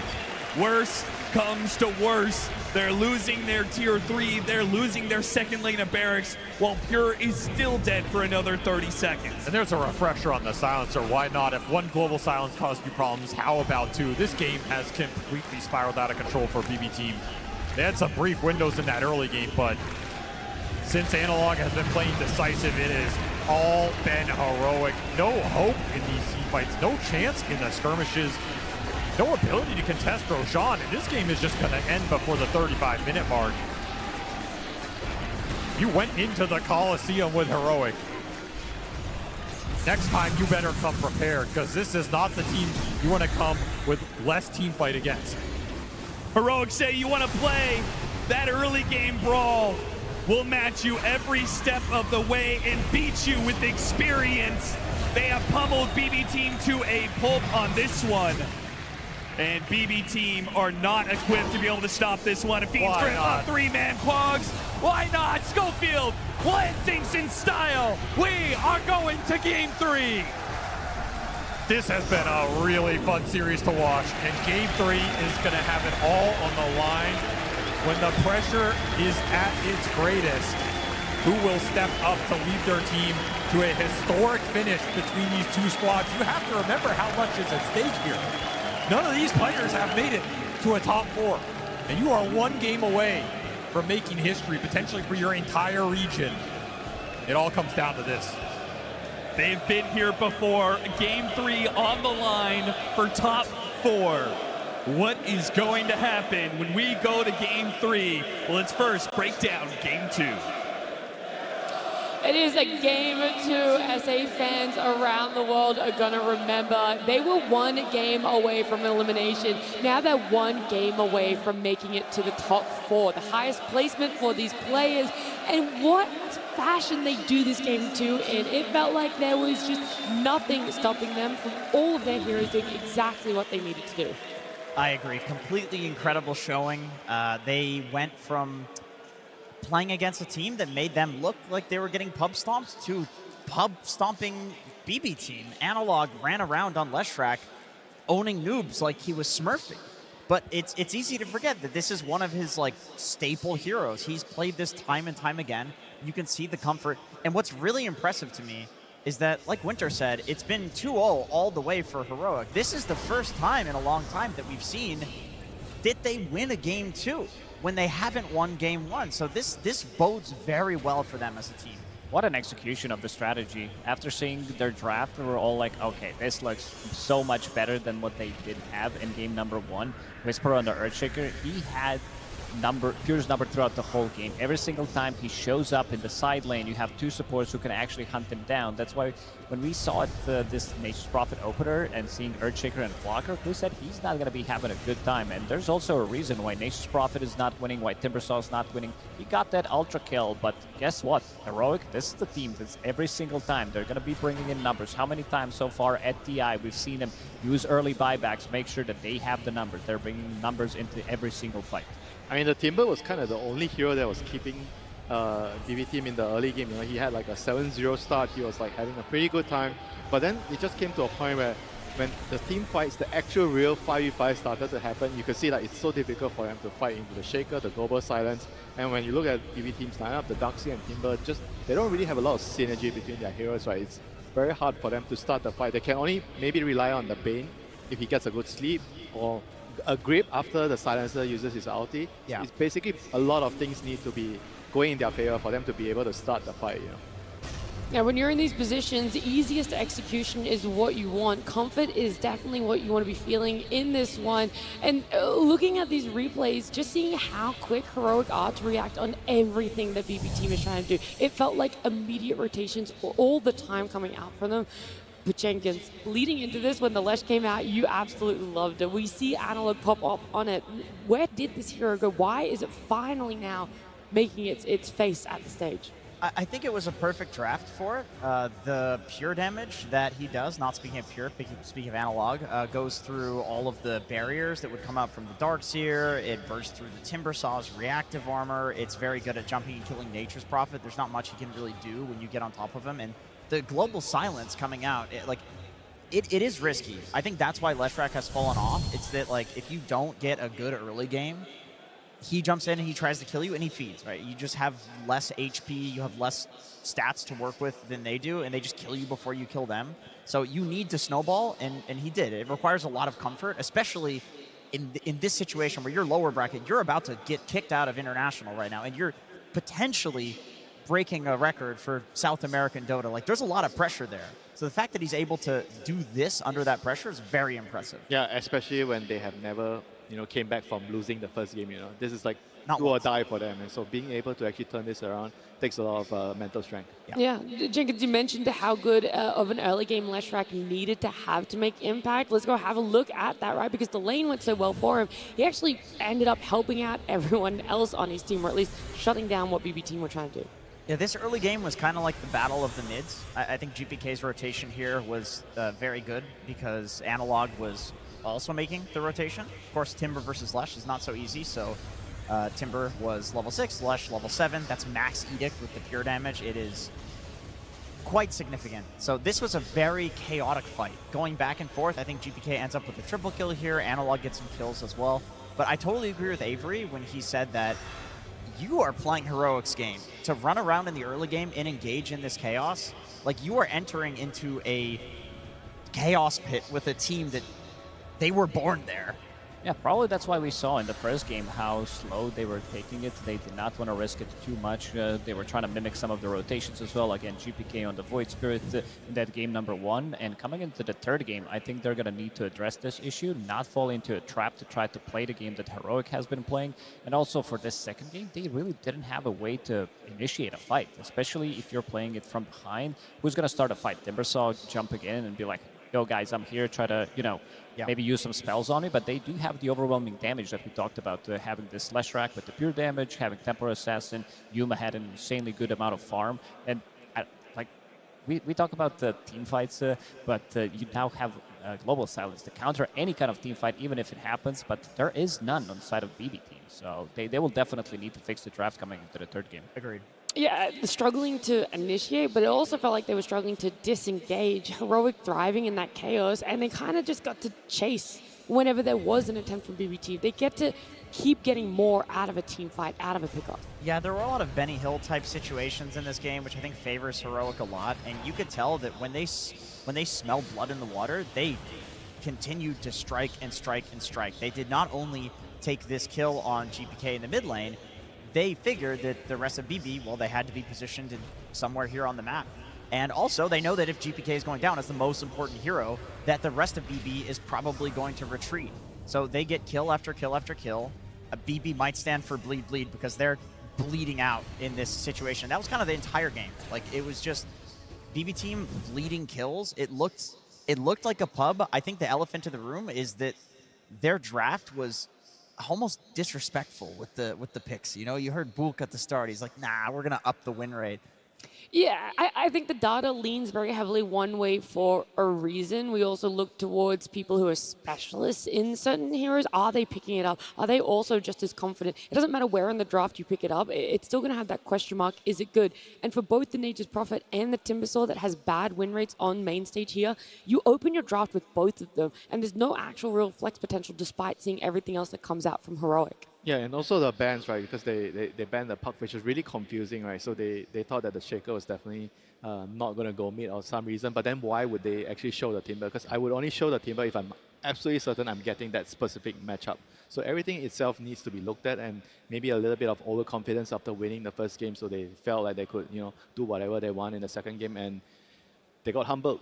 Yeah, they really did. Nature's Prophet on stage doesn't have a good win rate. I know a lot of other people, though, putting high priority on it because it's a hero that once you shut it down, it's still able to find farm anywhere in the map. And I think something Heroic did so fantastic was having defensive wards, being aware that the Nature's Prophet will want to still be looking for that farm somewhere that he possibly can. Yeah, they knew exactly where he's going to be farming. Like, these are, I would say, anti-Nature's Prophet wards. Yeah. There were a couple of them in the bottom part of the map as well, as you can see on the minimap, that they are ready. Because this is where Nature's Prophet, he wants to farm. Like, he knows that he can just show up in the lane playing against Clockwork, playing against Earthshaker. They can easily initiate it on him, so he needs to find the farm somewhere, and they caught him every single time.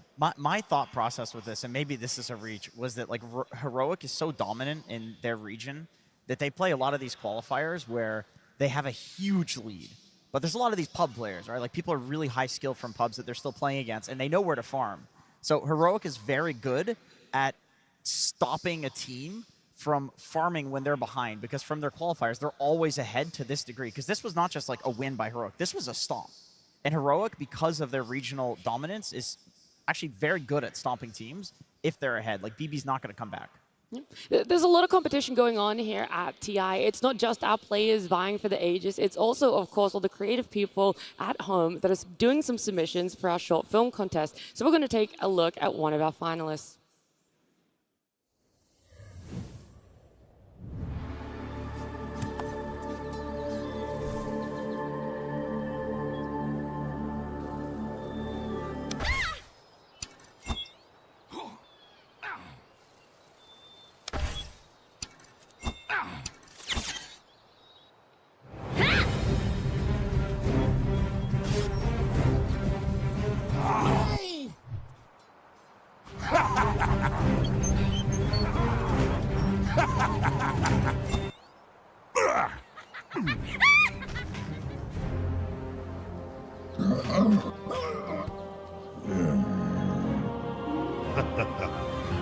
Sunstrike.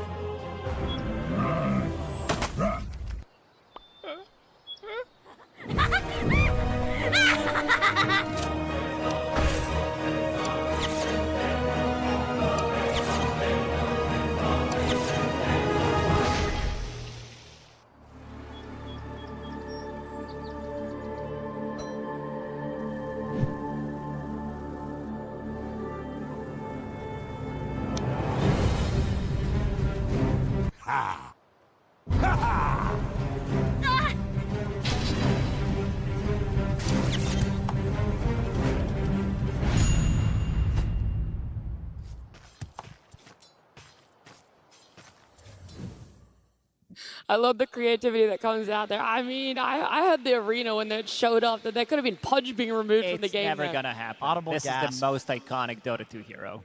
Yeah, I loved it. The dual use of the Lincolns and the Lotus Orb there as well. He was making sure there was no way he's getting removed from that game. But in our series, he's not showing face at all. The only time we're seeing him is in that band. Yeah, he's kind of removed from the game. I mean, True, in a different way. Yeah, I mean, hopefully we get to see him. Hopefully. Yeah, I know Jenkins would love to. I'm sure Heroic, if it got let through, they would love to play it. We've seen it on two different positions for them as well, whether it's in that carry, if it's in that offlane as well. But we talked about the overconfidence of BB Team. That's something they haven't gotten overconfident in. They're still very strong and standing by, taking out these niche and unique heroes from Heroic. Yeah, I don't think you let it through. I mean, especially game 3. I think BB is gonna straighten up. You know, this is what they tend to do. We've seen this time and time again in their tournaments. They're still an incredibly strong team, and I also don't think that Heroic, they're of course going to play with confidence. They're a momentum-based, emotional team, so the win is very good for them. But you gotta still keep respecting BB, because this has happened so many times before, and they just end up winning the series. Like you said at the start, all of their series have pretty much been 2-1s. So. Yeah. I think there's going to be a switch in the draft when it comes down, because they gave him Earthshaker twice, and I don't think they're going to want to give them Earthshaker one more time. If they have first pick on BB team, they're definitely going to take it because they do play it from 2 different roles as well. This is the team that really excels at playing that hero, even though the last 3 games that they did play with the Earthshaker, they did lose them. 2 against PVISION, 1 against Nigma Galaxy as well, but this is the hero that allows you to have such a good game. In previous game, Whisper, he didn't have BKB. He went for Refresher. Yasha Kaya into Refresher, making sure that he has just unlimited amount of stuns, making sure that those stuns are coming in instantly so that they cannot react to it. I mean, also their own drafts, right? I feel like that's on the enemy's draft, right? But for BB's draft, I think they need to maybe prioritize pure more, give him the later picks. Don't show his hero out because I think in most of the games that went long, he has a really good carry-to-carry matchup. He has the strongest hero in the game. That's why they tend to play a little bit more slower, They're like, okay, we don't have to rush. We can just take this late. We only go when we reach our timing, so it doesn't feel like they're going to be forced to make a lot of moves in a game. Yeah, is that something that's also dependent on if they get first pick or second pick? Yeah, of course. I think with the second pick, maybe they feel like they could do it more. And on the first pick side, I still think you can do it, but maybe just don't open the draft with his hero. Well, I mean, a few weeks ago, you could just open the draft with Nature's Prophet, and it would still feel like the strongest hero in the game. That's just how overpowered it was, but, nerfs come into play, and the meta changing comes into play. Like, the Dom meta has really changed everything because everyone is reacting to that, and because of that reaction, Nature's Prophet maybe isn't as strong. Yeah, but it also depends on why, how they're diagnosing the problem. Right? Do they think that Nature's Prophet is the problem, or the other pieces that were picked after the I think the whole Nature's composition of that team was the problem, but also picking that hero so early, and also with the bans that they did have, removing that Spectre that one time Heroic did use with the Helm of the Dominator to have that global presence, which again is a really bad matchup for Nature's Prophet. But then again, we had a lot of those heroes being countered in the previous game. You do have Bane, who doesn't like to play into Clockwork, doesn't like to play into Global Silence. Then you have Dark Willow playing into Leshrac. I feel like every single hero on side of BB team got countered by what Heroic did have. Yeah, I mean, if you have to first pick a hero and then you have to use some of your bans later for that hero, then it probably means that that hero is not suitable for first picking. Because ideally, you first pick a hero and then you don't really care what the enemies are going to pick. Yeah, that's definitely where the flex could come in too. You just run it as a support, like 4 or 5 position. And maybe that's part of why Nature's Prophet has not looked so great as a first pick in this week compared to like the couple weeks before it, because people were flexing to 4 and 5 position if it was a bad game for it, but the core Nature's Prophet is what is better at killing the Dom creep, so people started playing it more as a carry. I can say as a support, yes, you can sprout the Dom, but it's a lot harder to kill it. So maybe that's the thought process, that like in this meta, it's just not as good as a support as it was previously. And I also think that there are supports that are way more impactful. We're seeing them do so much more if it's team fight securing lanes than what the Nature's Prophet could potentially add. You're relying a lot more on your second support to offer more in the way of team fight or setup. Yeah, and also to go back to your point about Held with the Dom and Nature's Prophet, you're playing against Heroic. This team is an honest team. They will only buy Dominator on maybe Heroic is an honest team? They are. What do you mean? When it comes to Helm of the Dominator, they want to win it by picking the heroes, team fighting. They want the constant brawl. They want the chaos. This is what people want to see as well. I can't believe you're calling a Meepo team honest. They did not get a single Helm Dom that game though. That is quite impressive. It's nice to see teams doing well, though, not picking it up, because one of the narratives coming here was how broken is it going to be? How many people are going to be picking it up? Will we see every role be able to play with it? And while some teams are still favoring it and having impact with them, it's great to see that this lineup is going to run over it, right? Heroic still know a way to play around it and without it, too. Yeah, they have their own style. And, it's exciting to see that their style matches up so well against a team like BB, who has, for this whole year, been incredibly dominant. And as we saw, they've been incredibly dominant against Heroic this week. So it's like Heroic kind of stuck to their guns, and they improved it, they refined it to the point where now we have a very interesting and fun team to watch. We do this series as well, going to a Game 3. This is actually the first time in TI and Road to TI that we're seeing Heroic go to a Game 3. Every other series they've played has been either that 2-0 or that 0-2 to a win or to a loss for them. So it's like, now how are they going to be managing the energies, the expectations, the pressure of an elimination game 3? Do they have the stamina for it? I mean, they've only played for a couple hours here or there. Now we're getting to that 3-hour limit, you know, especially if this game goes long. Who knows?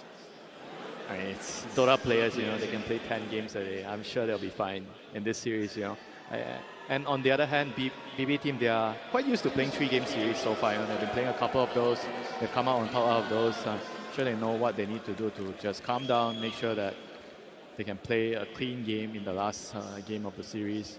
And for Heroic, they are going to be in totally new territory. So how are they going to play? This has also been their arch nemesis, I would say, when they start to feel that they need to fix things and they're unable to fix them, when they start losing on the brink of elimination, one game away from it, it could definitely affect a team like BB team, even though they definitely got better over the last half a year or a year because they started to win the tournaments as well. They kind of got into that territory of being able to breach the barrier and win, but still on a big stage of TI, you could definitely feel that they are also feeling the pressure.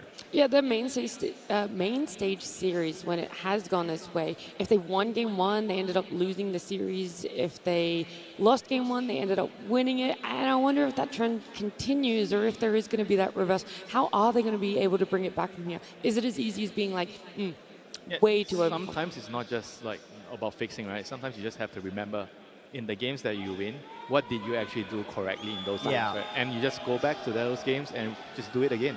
There's nothing to fix sometimes. So what was it that they did right in game 1 that you want to see them go back to? I feel like the draft, the hero matchup, they left Pio's hero till last. He got a good anti-mage game, and they were able to play calmly, and they knew that they were going to outscale them. So it was more that rather than the execution aspect? Yeah, I think it definitely affects. I mean, the execution is definitely something. They didn't really play a perfect game, but you can't expect your players to play perfect. I mean, GPK tried in that game. They had a 0% win rate hero. Timber's just, it's bad after the nerfs. Like, this is an easy excuse that Bolt can say, my bad, guys. Pick Timber, G next. Let's go. Yeah, expectations, you just have to throw them out the window right now, because no matter what you think you're going to get, one thing you can know for certain is it's a game 3. BB Team versus Heroic Game 3. Is it going to be the same from BB Team? Confidence coming in and sticking to their guns about what happened in Game 2? Do they just straight up open for something that is not a conventional opener? The answer is yes. A Queen of Pain is going to be the first pick. I think this Queen of Pain is just a statement. We want you to pick Earthshaker, and our Queen of Pain most likely is just going to be following wherever your Earthshaker is going, make his life miserable, use that Shadow Strike, try to push him out of the laning stage, maybe try to invade the enemy triangle in terms of not getting the kill by Echo Slam, but try to block them, try to be annoying, stop those stacks from going off. Maybe position 5 can go into the triangle, try to battle it out with a position 4 on the enemy team. But yeah, Queen of Pain, like even on that position 4, Schofield did look good in the first game, but his damage was pretty much on par with the Earthshaker. But we'll see where it's gonna end up going. I do believe that is the best role for Queen of Pain right now, is to follow a hero and just dominate it in lane. There's a reason, I think, that she's fallen off since the Dom meta has, sprung into Dota. I honestly don't mind Queen of Pain against Templar Assassin. As long as you win the sentry battle in lane, a lot comes down to those supports, because otherwise she can meld dodge the Queen of Pain dagger. If you're winning the sentry battle, then TA gets destroyed in this matchup. If you're winning the sentry battle for TA, then Queen of Pain gets destroyed in this matchup. So a lot of pressure on the supports here between these picks. Yeah, the support heroes are going to play a really, really pivotal role. Like in the first game, I felt like the BB side were able to kind of rotate around. Remember the first game where Disruptor was like running around 4 minutes, he ganked mid, he ganked bottom. It's all because of the hero lane matchup that allowed him to do that. So if I'm BB team, I'm going to try to replicate that. I try to have maybe the corp, keep them guessing where my corp is going, and then try to figure out a way how do I get a favorable lane matchup so that my supports can move around. I mean, this TA is definitely a very good answer to it. Like Andrew already said, you have a lane matchup where you're not worried that the corp can pressure you, and you're like daring them to put the corp in your lane. Yeah, they are removing Silencer. He did one hell of a job, even though they didn't have too much of a team fight to break the team fight. Not even a waste to start a fight in the previous game, but they're going to give it more respect in this one. Disruptor is still available. You did mention it. I think this could be very good against Queen of Pain in general. It makes your life so much more difficult to play. One bad blink into Static Storm, then you can get pulled back again. Unless you have some kind of a save, it could be very difficult. Are you surprised that they still banned the Earthshaker? Because I was with you with the way you rationalized why they first picked the pop, right, to kind of block the Earthshaker, but right now they're still banning the Earthshaker. Probably thinking about it and maybe deciding it's better to remove it. Don't give a whole second phase of picks to also protect the Earthshaker. Because I do agree, I think it's worth being worried about it in the first phase, you get some bans out, but BB Team, they are one of the first teams that was using Queen of Pain offlane. So I feel like this as a pick, it doesn't just have to counter Shaker. Like, yes, you can use it as a tool to not have the first pick Shaker come out, then ban the Shaker because it was too good in both games, and then later on, you just have Queen of Pain and Nero plays it. It's one of his best heroes. And do you think it tells you that Quap might be a support? That's why they're banning the Shaker, because they don't want to go mid? I don't think for BB Team. I feel like it's almost guaranteed going to be Nero playing it, unless somehow GPK in the end of this draft still has a good matchup for Quap, then he'll take it. BB will make these plays in the draft. Well, now with these teams picking up their supports, we thought the Disruptor could have been good for Heroic against the Queen of Pain. We saw its impact. However, BB Team going to go back for that Hoodwink, picking up Saves Hero a lot earlier in this second phase, along with the Disruptor. So double support showing here. Do you like the lane though, if Quap's going off lane with the Hoodwink with the double range? I was thinking about that. I think it's fine. I don't think double range is that bad. Like, Quap as an offlaner honestly acts as a tank anyway. You get the strength talent, you blink in with Blade Mail, you tank. It's a lot of damage, a lot of cheap damage on low cooldown inside of BB Team, so they can keep fighting. If they want to be matching the aggression that Heroic did bring in the previous game, that's also doable, because we have seen them kind of lacking that in the previous one. When there was no Dippersaw, they couldn't really help out when the Heroic was running at them. And this is also relatively cheap, long distance, low cooldown abilities that can stop Bane's ulti from going off. Like Disruptor with the Glimpse, Hoodwink with the Bushwhack as well could easily stop it. Queen of Pain later on with the Shard. There's a lot of things that the Pain doesn't like to play into. I do think BB needs a mid that is more like an offlaner. Some DK, Void Spear, Hangolier type hero. Turns out it doesn't matter what you guys like. The audience is enjoying this Enigma pick. Everybody loves Enigma pick, you know. It's an explosive hero, very strong team fight. One of Whisper's best heroes, too. Oh, where did this hero go the whole time? Is that a position for Dawn? I think Dawn in any position is good against Enigma. So maybe and Silencer is out of the pool, so maybe they pick it to block the Dawnbreaker coming out as a response to the Enigma. And it's also a pretty good lane, yeah. Dawn plus Enigma, you're gonna have a very, very strong lane setup here. I think even if the enemy has a gyro, the lane is gonna be tough. I like what Jenkins is saying a lot, because you're asking where this hero went. In the road to the international playoffs, Dawn had an abysmal win rate. It was something closer to 30%. It was below 40, and it was struggling so much. And that's because people were leaving that Silencer in the pool.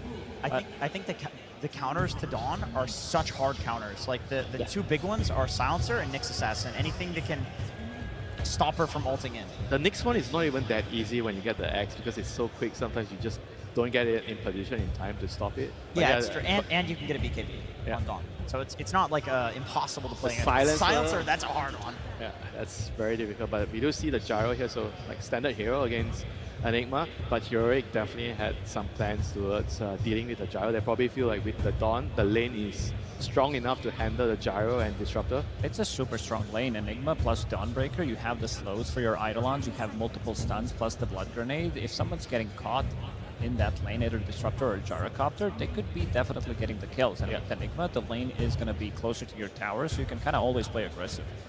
Yeah, BB does have one problem, which is they lack a melee hero. They frontline. They do not have a guy to just run in and be tanky. Queen of Pain is not terrible at it, but it's also, you're still an inch core. Like, her stat gains are really good, you build a lot of stat items, but it's not like a Brewmaster, for example, or a Bristle, which have both been banned out. Yeah, they need like some sort of aura frontline hero. Underlord kind of hero, someone to stand in front. Tidehunter, something like that. Centaur, maybe, you know, someone that can actually be a frontline for the Gyro, buy some auras. Gyro loves heroes that buy auras and can be the mid shield for you.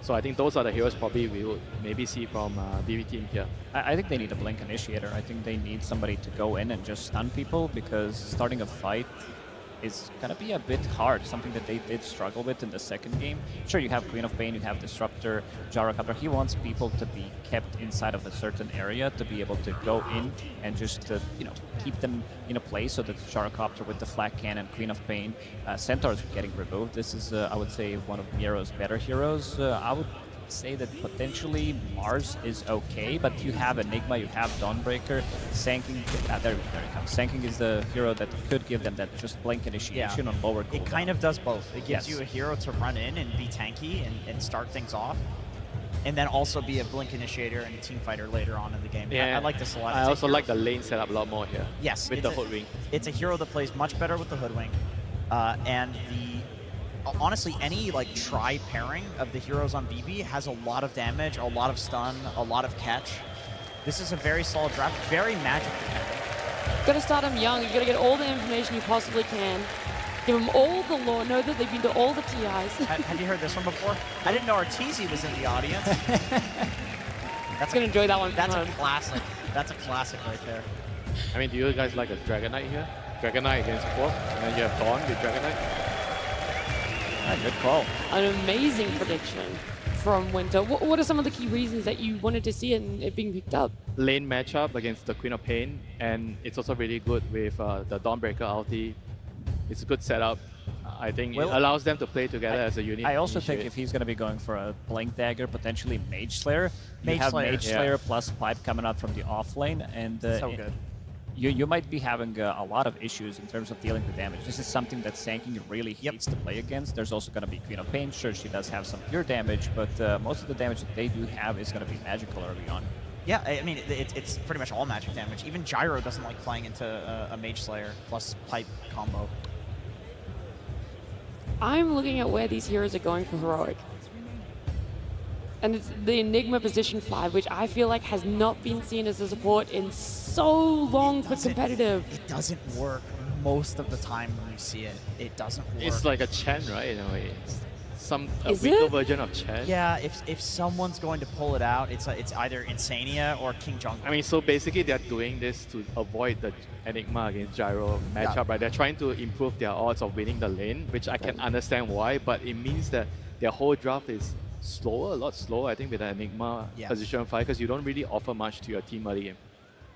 So then how are the lanes going to be looking if we feel like this Enigma might be good in lane, but not towards the later part? How important are we going to see BB team focus on having those lane wins? I think this is solely because they have this DK plus Dawnbreaker ulti combo in the game. They want to accelerate the game, give Dawn a core role, so they can keep doing this when they get the X early and just keep finding pickoffs on the map and play around that.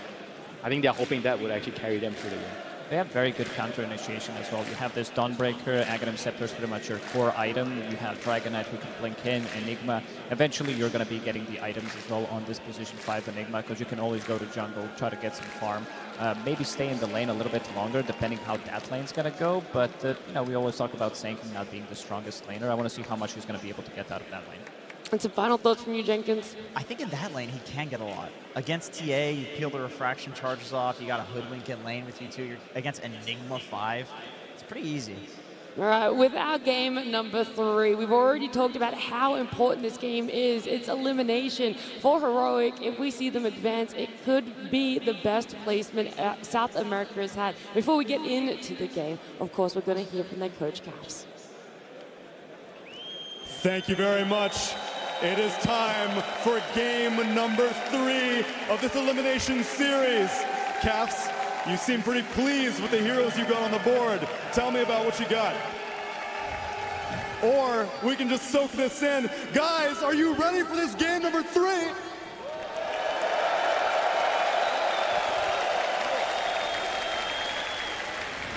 All right, let's get to the Dota. 5 heroes on the board. Tell me what you got. We've been practicing this for some time. I love the draft setup. KJ is a fucking beast on Nigma. I hope you can deliver. I think he just might. And since it is indeed elimination, and we heard it from Nat, if you win this game, this will be the best a South American team has ever done in South American in TI history. And you are no stranger to being a champion. I know in October of last year, you brought South America to their first ever LAN victory in Wallachia. Are you ready to get these guys hyped up? Tell me what you're gonna say to this Brazilian crowd, to all the South American Dota fans out there. Can I get a mic? It would be my honor. I want to try something. Who is cheering for Heroic? Stand up. Who is cheering for Heroic? Stand up. Woo!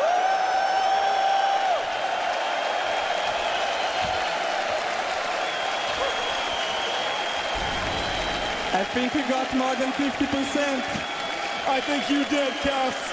Now let's get into game number 3. A top 4 on the line for a South American team. A game 3 that is sure to be a banger because the last time we were in this position, Avery, we got the 1 HP Miracle or Curse, depending on how you look at it. That is a fabled game to bring up right now. A game of dreams, a game of nightmares. That is what TI always seems to deliver. And these guys have delivered some insane games so far on their run in this international. It all comes down to this, a final game to try and set history. And it's gonna be an absolute barn burner because this is just skirmish city, man. Team fight on skirmish on more team fight. Oh, already snags the first blood. BB team, I had a fear for Heroic going into this, that they might just be overwhelmed by the pace that BB team have picked up. It is a lot of run at you Dota they're going to be bringing to the table, but if they can secure a laning phase win, that would do a lot to bolster their mid game. You got the first blood on this gyro pick. This pick to me says, I want to be able to fight. I want to be able to have a strong lane. I'm going to skirmish. Everything about this game points to fast-paced fighting Dota. That is Heroic's wheelhouse. Once more, BB have decided to meet them on their ground, on their turf. Schofield does everything he can to teleport away. They got the damage. Very BB close. team will return the favor. Kill for a kill in the top lane. I don't think Pure wants to... Ooh, almost falls as well. Turns Malphus back around on the Sand King. Does end up going down to save in the end. There's going to be a lot of kills this game. It's already pretty fast. These teams are just going to go at it. And I love it. I mean, we might not even see some Helmet Dominators here. Dare I say it? Everybody just wants to fight. They want to take the team fights. Very low cooldowns in this game. I would love to see some of the early magic resist items for Heroic. The panel talked about the pipe, the potential Mage Slayer on the Dragon Knight could be super influential against BB. And if you're BB, you want to get this gyro online so he can contribute to the team fighting, and you want to make sure that GPK has a big game because, man, this guy has delivered and time again. Last game, I think he was way too stifled from the draft. This time around, he has a very strong hero in that Queen of Pain that can always scale, can always find teamfight impact. Can he deliver one more time? He does feel like, though, he is still a bit addressed, right? We've got some single target stuns that are rough for the Quap to be blinking in aggressively into. We've got the backline Fiend's Grip, we've got the Dragon Tail, and he also is going to be walking into some serious team fight between the Dawnbreaker and potentially the Enigma. Now, this Gyrocopter's pulled out of position a bit. Whisper conserving his mana for now. I mean, this is a offlaner that wants to get kills, but you've got to be very careful in how you use your mana. Still has that Lotus victory, though. That'll go a long way for this Dawnbreaker in the off lane. A lot of resources at Whisper's disposal. Schofield tanking a lot. If they don't go soon, Schofield's just going to die without anything in return for Heroic. The momentum now beginning to shift into Pure's favor in this safe lane. And I love seeing BB get aggressive on their safe lane for once. It's felt like they've just been trying to survive in this lane for almost 2 series now. Yeah, pick a hero like Gyro that has Barrage. Run at your opponents, deal the DPS. You're going to take some back. I mean, that's a guarantee, but at least you're getting something out of this lane. Pure having a much better time in this game 3, at least at the start. Whisper trying to get some of that. Wants one more hammer on him. Out of range. Katomi doesn't have the mana for the glimpse back. They were going to try and sandwich him here in the trees. Oh, They got the hammer on him, and he got him! A teleport away denied! Pure, the walk of shame for him. You almost should have just taken the death and been able to TP back with full resources, right? It's not as if this lane was going terribly for you. Now it is going terribly. That is going to be a lot of time off the lane for the gyro. Big moves from Whisper. Getting a lot of experience off these kills as well. There is that walk of shame. Oh God, with it's no a slow boots, one. so slow. No boots, no smoke. It's just playing Dota the hard way right now for Pure. I felt like this game was going to be a little better, but it seems this man is destined to struggle this event. It really is. Mid lane matchup, let's talk about that. 18-11 compared to the 22-3. So the Quap walking away with a lot more denies, so should have the experience advantage, but Dragon Knight still getting some good gold out of the lane. I don't think it's just lane for the Queen. GPK just winning that CS battle early, putting him in a really good position. You will have to get value out of these Sonic Waves, though. That's the biggest thing. If you're BB team, you want to be playing a fast-paced game with the glimpses and the bushwhacks, but Queen of Pain's your biggest early game damage dealer, particularly when that ult is up. Got to get GPK involved. That means focusing on those power rooms, making sure his lane is good, and making sure Analog can't just push into that tower and force the Queen to sit here on low resources. Some situation like that is not going to feel great. Save already marking his territory here. He's just going to camp out for 30 seconds if need be. There's a triple stack potential for these Eidolons right now. KJ eyeing it up. Can he get them all? Oh, yeah. A little tricky. As Cav said, they've been practicing this, and maybe this is Oh, he got exactly all how a triple stack for Beautiful. KJ. Absolutely beautiful. This is the stuff you have to practice in lobby. Nail that timing exactly, especially with all these camp timings changing every patch. Still, at the same time, GPK did pick up the shield rune, and he has the level 6 advantage. So let's talk about, you said you have to get value out of this Sonic Wave, particularly if he's going to rotate out of lane, because that means the Dragon Knight will hit this mid tower. What's the plan for GPK? Where is he looking to make this use of this ultimate? I mean, you're either just trying to kill the Dragon Knight with rotations into you if you think you have the damage. Might be a little iffy with the lack of really strong use from the supports. Otherwise, you wait out this Dragon form, and then you can maybe TP turn around one of these aggressive plays from the Dawnbreaker. That's kind of what I'm looking at. Like, punish Whisper if he tries to go on Pure again. Otherwise, you just have AJ, to what are you up to? Sneaking his way in. Is he going to go for the Wisdom? No, he's not. He's already got the scan on them, so he knows not to contest that. Instead, just plays to make sure that they can invade the triangle when the time comes to contest this gyrocopter. Blocks the camp, gets vision up, trade out the shrines. This will pay off later, especially if these get stacked up for that Sand King. You can go in there and contest it with full vision. Could be really influential down the stretch here. Still, Yuma coming out on top of this laning phase. Top net worth hero, getting solo XP now. Potentially can also have some ancient stacks built up for him and waiting, and there are. I mean, there's all those stacks in the jungle as well.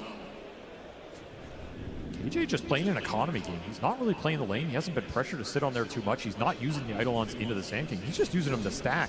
Could potentially get another triple stack up in this Radiant jungle. They're sitting there, they're waiting. This would be a huge boon for that TA when he moves in there early. And not something I think BB expect. This is not something you're looking for right now. No, certainly not. And this is, I love that you're doing this in a game 3-2 because BBT, all right, he missed one of them. But a double stack this time around. Nightmare pushing him up the cliff. Katomi in a bad spot now with Whisper cutting across too. They ensure they get that kill, but now with Miro with the epicenter, the Dawnbreaker ultimate, the Sonic Wave has to be used to finish off that tanky Dragon Knight, and now Whisper, victim of both the ultimates, will fall as well. Miro cutting across the map to make this happen. A big win for BBT. That's a beautiful move from him. Not something Heroic expected at all, but BB are bringing the heat in this game 3. They are not going to get outnumbered. They are not going to get out-fought. And you have to respect the Dawnbreaker's capability to join these fights. There he's just in the river, but that can easily be a Solar Guardian to protect that DK on mid. So you need the numbers. You need the ults to go in, and a beautiful Sonic Wave connection. You caught Whisper going into it after the ult. That's just pure juice. And then Pure being able to go into their triangle takes the hard camp stacks. We'll see if they're prepared to deal with the other stacks that Heroic have managed to build up themselves, but that combination of plays was huge. This will still be a really nice accelerant for Yuma, because he doesn't want to go to that other ancient camp this early, but now this jungle is just pre-stacked, super efficient for him. You can give the bottom lane to the Enigma if KJ can stand down here without dying. Yeah. If he can just leech some XP, use Eidolons for some CS, he'll be happy. PV do not want to let that happen. Yeah, they will punish KJ. He steps a bit too far forward, caught by the bushwhack, and gives Miro another kill. Yeah, he had to be very disciplined down there, just hide in the trees type scenario. There's no way Save is going to let you leech experience on this dead lane. They're going to give the Ancients 2 Whispers, so they're not just going to funnel it all to the Templar Assassin, which I do kind of like. Yeah, he's already doing stacks himself. Like, it's just an insane amount of stacks coming out. Downside of all the stacking, though, is that Nigma didn't get to play the lane as much, which gave a very good game to the Sand King. That Miro has already put that to use, and his game is going to be a little slower. So there is a trade-off to this economy right now for Heroic. Oh, Whisper, not now! Not on the main stage of TI! Not his finest moment. I'm sure we've all been there, but not on this stage. Meanwhile, on the other side, the opposing offlaner, he's clearing out stacks and has his Blink Dagger. So BB team are about to pick up the tempo more than they already have. So farmed, man. This TA has 112 CS, and this Sand King is above him in net worth right now. That's crazy. That is a ridiculous start for the playmaker here on the side of BB. Maybe they insta-smoke with this and try and look for the play, because he has Epicenter available as well. Max Sandstorm, he is strong. You would love to fight around one of these tier 1s to transition into an objective. If you combine the Queen of Pain plus the Sand King right now, you can win any fight. It's an overwhelming amount of damage. What a move from BB team, abandoning the off lane here. They baited out KJ. King Jungles sat in that safe lane, expecting BB team to go on him again, but there's so two-man smoke is going to be spoiled, and instead they'll try and take the off lane tower. There's that smoke. Here comes that Blink Dagger. KJ nice going to try and stop it as best he can, using the Eidolons to tank the tower. The Siege Wagon chips away at it, and BB team will reveal some of their heroes.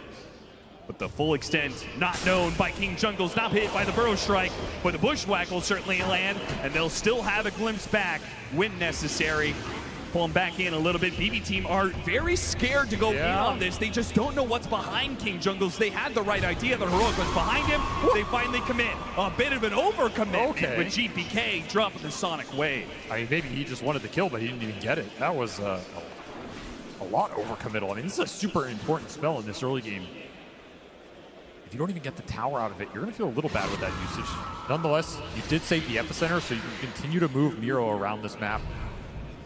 Turn him into a massive threat, and another double stack on this triangle. Just gotten out of control. There was the early ward placed there. Still up, by the way. He's never got dewarded on the cliff. Is Heroic capable of contesting, though? It's tough. I mean, you have Bane and Nigma. How do you get your supports in here and let them do anything, right? And your cores are not really contested. They're going to smoke for it. They're late to the party. Schofield, he shows himself first, trying to get Katomi. Instead, the Static Storm for him. But the smoke wrapping up the side, that's going to be the bigger move. Miro committed its Epicenter to kill this Bane. Dawnbreaker ultimate still coming in. Schofield somehow is still not dead, while the Heroic backstab does not land yet. They're still searching for these heroes. Okay, they managed to find Save up here in the jungle, but at the same time, oh, the Black Hole is going to whip on GPK, and here comes Pure. A host of magic damage that should bring the Dragon Knight to his knees, and KJ soon to fall. Such strong cores for BB to skirmish around a defensive choke point like that with their tower support coming in. Pure can easily clean these fights up with overwhelming spell damage. And you just glimpse the Dawnbreaker out. It's such a big factor. Whisper, he joins that fight. Looks like maybe you can turn off of his strength. Glimpse straight back to top lane. You're just missing numbers. Yuma's not in the middle of that, giving you overwhelming physical damage. The Deso's not done yet. Felt like that was just a bit of a forced engagement. Yeah, you see them taking the stacks. Yeah, you want to contest this, but your heroes are just not built for it at this point in the game. And you got to respect the damage this Gyrocopter can output. This is a fighting carry. Particularly since you had another option that was very clear, right? You've got a Dragon. If they're going to back off and take off, their jungle, their stacks, then you've got a Dragonite to pressure these towers. But instead, the tier 1 mid and the tier 1 safe lane are still up for BBT. You're also just close to big items. Like that Blink just arrived for the DK. That's a clean initiation when he runs up the hill in the Queen of Pain. You can maybe make a play off that. Instead, it arrives now after that play. You were closing on the Deso. It just felt like the wrong time to try and strike BB. Gain a little momentum off that team fight. Save looking for more. Yeah, Katomi, he tried to go for the Wisdom Shrine, see if he could sneak a Nightmare play. But he will be caught and killed on that. Ooh, amp damage rune top as well, GPK. Pick it up for free right here. Closing in on that level 12. It's such a powerful rune at this point in the game for this hero. Not only is BB Team getting the kills, obviously, with a score of 11-4 to their favor, but it feels like they're actually catching up in stacks. They definitely recovered the stack game. Early, it went Heroic's way. That mid game, it went their way. And they're just continuing to play off of Miro's strengths. Absolute beast in these smoke ganks. A lot of early smokes committed. That might be something that comes back to haunt you when the Roche is a contestable objective later. But for now, they are working, and it's giving you a lot of map control, especially if you get this tier 1 off this play. And Pure's going to make sure they do get it. With Miro behind them, ready to go with the epicenter, it's not possible for Heroic to stop this. Taking advantage of the fact that the Enigma's just not that strong on the map compared to the outrange of the Disruptor. Hoodwink, Pure. Listen, man, your games have been a struggle a little bit. Not make it any more difficult than we need to. Yeah, there's no need to draw even more enemies on the field than you already have. There's the Blink Dragon Knight move with the form already committed. They need to get something out of this. Just using the Blink, they know they can catch him. Dragon Tail. Fiend's Grip if necessary, and they feel like it is.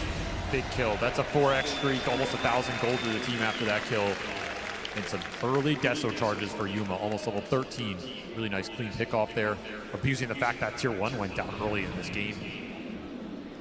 Speeding these cores along to BKB seems a necessity for Heroic, though Analog's not going to go for that. Mage Slayer. Mage Slayer instead for him. You actually think that's the better choice? It's just so good against BB's lineup. Like, I don't know how you can turn it down. Maybe it's a little slow, but... I mean, by that same argument, isn't BKB really good against BB's team? Yeah, it is. It is for sure. This item's a little cheaper, a little better of a farming item. You can kind of build some momentum with it. He was just about to get his Aghanim Scepter. He buys it out, but in trouble. Tries to pull himself away from the epicenter. Turns back in with the Starbreaker and the ultimate. He's going to drop it on Miro, and Miro might be the one to be bursting here. Instead, though, the glimpse on the Templar Assassin stops the damage. Miro survives because of that. They claim Whisper's life. Take the tower once again. BB Team, every single time it feels like there's a full plan out here where they are giving a kill into an important objective. And everything is going through the Sand King right now. Like, all these fights and plays start with him going in. It's just not a hero that Heroic want to commit into, especially when you're getting heroes glimpsed out of the fight. If you bring the whole team together, you take that fight head on, you can take him down. You can win that 5-on-5, but not when you're trickling in one by one and Katayomi just gets the punish. You have to be a bit more disciplined around this glimpse in these team fights. The smoke is going to bypass the ward, but Yuma, he drew on the map. He knew that this play was coming, and despite the ward offering some false security, he will not be caught in this trap, and instead, they'll place their own little play here, a high ground ward, and wait to see if BB Team walk into them. His map reads have been immaculate this event. Absolutely one of the hardest carries to kill this international, and BB trying to accomplish the near impossible. Will not find him. Have to just gate top, but who are you going to find up here? Just Eidolon's pushing the wave. It does at least ensure that the tier 1 goes down, but they've left Pure alone here. Heroic, they catch him on this Ancient stack. It's hard to do, though. There's a defensive ward around that Ancient stack. The Watcher is up. Instead, they're going to spot save. A much easier kill. Dragon Tail stays pretty tanky, but they get the Nightmare to pull him back in. Whoa, got canceled there. Fiend's Grip. He'll finally go down. Nice little pick off this ward in their own jungle. This is designed to do. And slowing down the vessel is going to be huge for Analog's game. Definitely helps. I mean, they have a lot of defensive vision right now. Heroic just trying to play on their side of the map, play around these wards that are giving him a little extra info, let BB run into them. It's kind of been the MO of this game so far. They have one ward across the river, and it's that Radiant ward bottom, which sees literally nothing, by the way, because it got replanted on by trees. So not the most useful in terms of information. And there's the Ags for the Sand King. Incredible timing here. 5-1 and 4 start. He is going to do some serious damage in the team fights if he goes unchecked. And I don't really know how you stop him unless you give the initiation, which Heroic hasn't really managed to do in this game. Yeah, it's really dangerous to try and counterplay this team against the glimpse, against the AoE damage. There's just so much waiting for you when you drop in. Maybe the one upside for Heroic here is if the game slows down, like their team is the one that can kill Roshan very quickly off the TA, whereas it's a lot slower for BB. Yeah. They're a lot more magic damage AoE oriented. That Rosh is not so easy to bring down, so it's a little difficult to force objectives right now, even though they feel like they have the team fight advantage. They will likely take Tormentor here. That's the one they can do. There's BKB for the Templar Assassin. This is contestable. I really thought they were just going to accept that they would give up Tormentor in exchange for look at playing for farm, but the item timing, right? You got BKB on the TA, you got the Mage Slayer on the Dragon Knight, and you have Blink Dagger on King Jungles. This could be a super pivotal item. The first fight where that Enigma has Blink, sometimes you clump a little too much, he gets that big black hole. BB team are not doing the Tormentor. They're waiting and waiting. Patience may just pay off here. Schofield, he's going to be the one to break.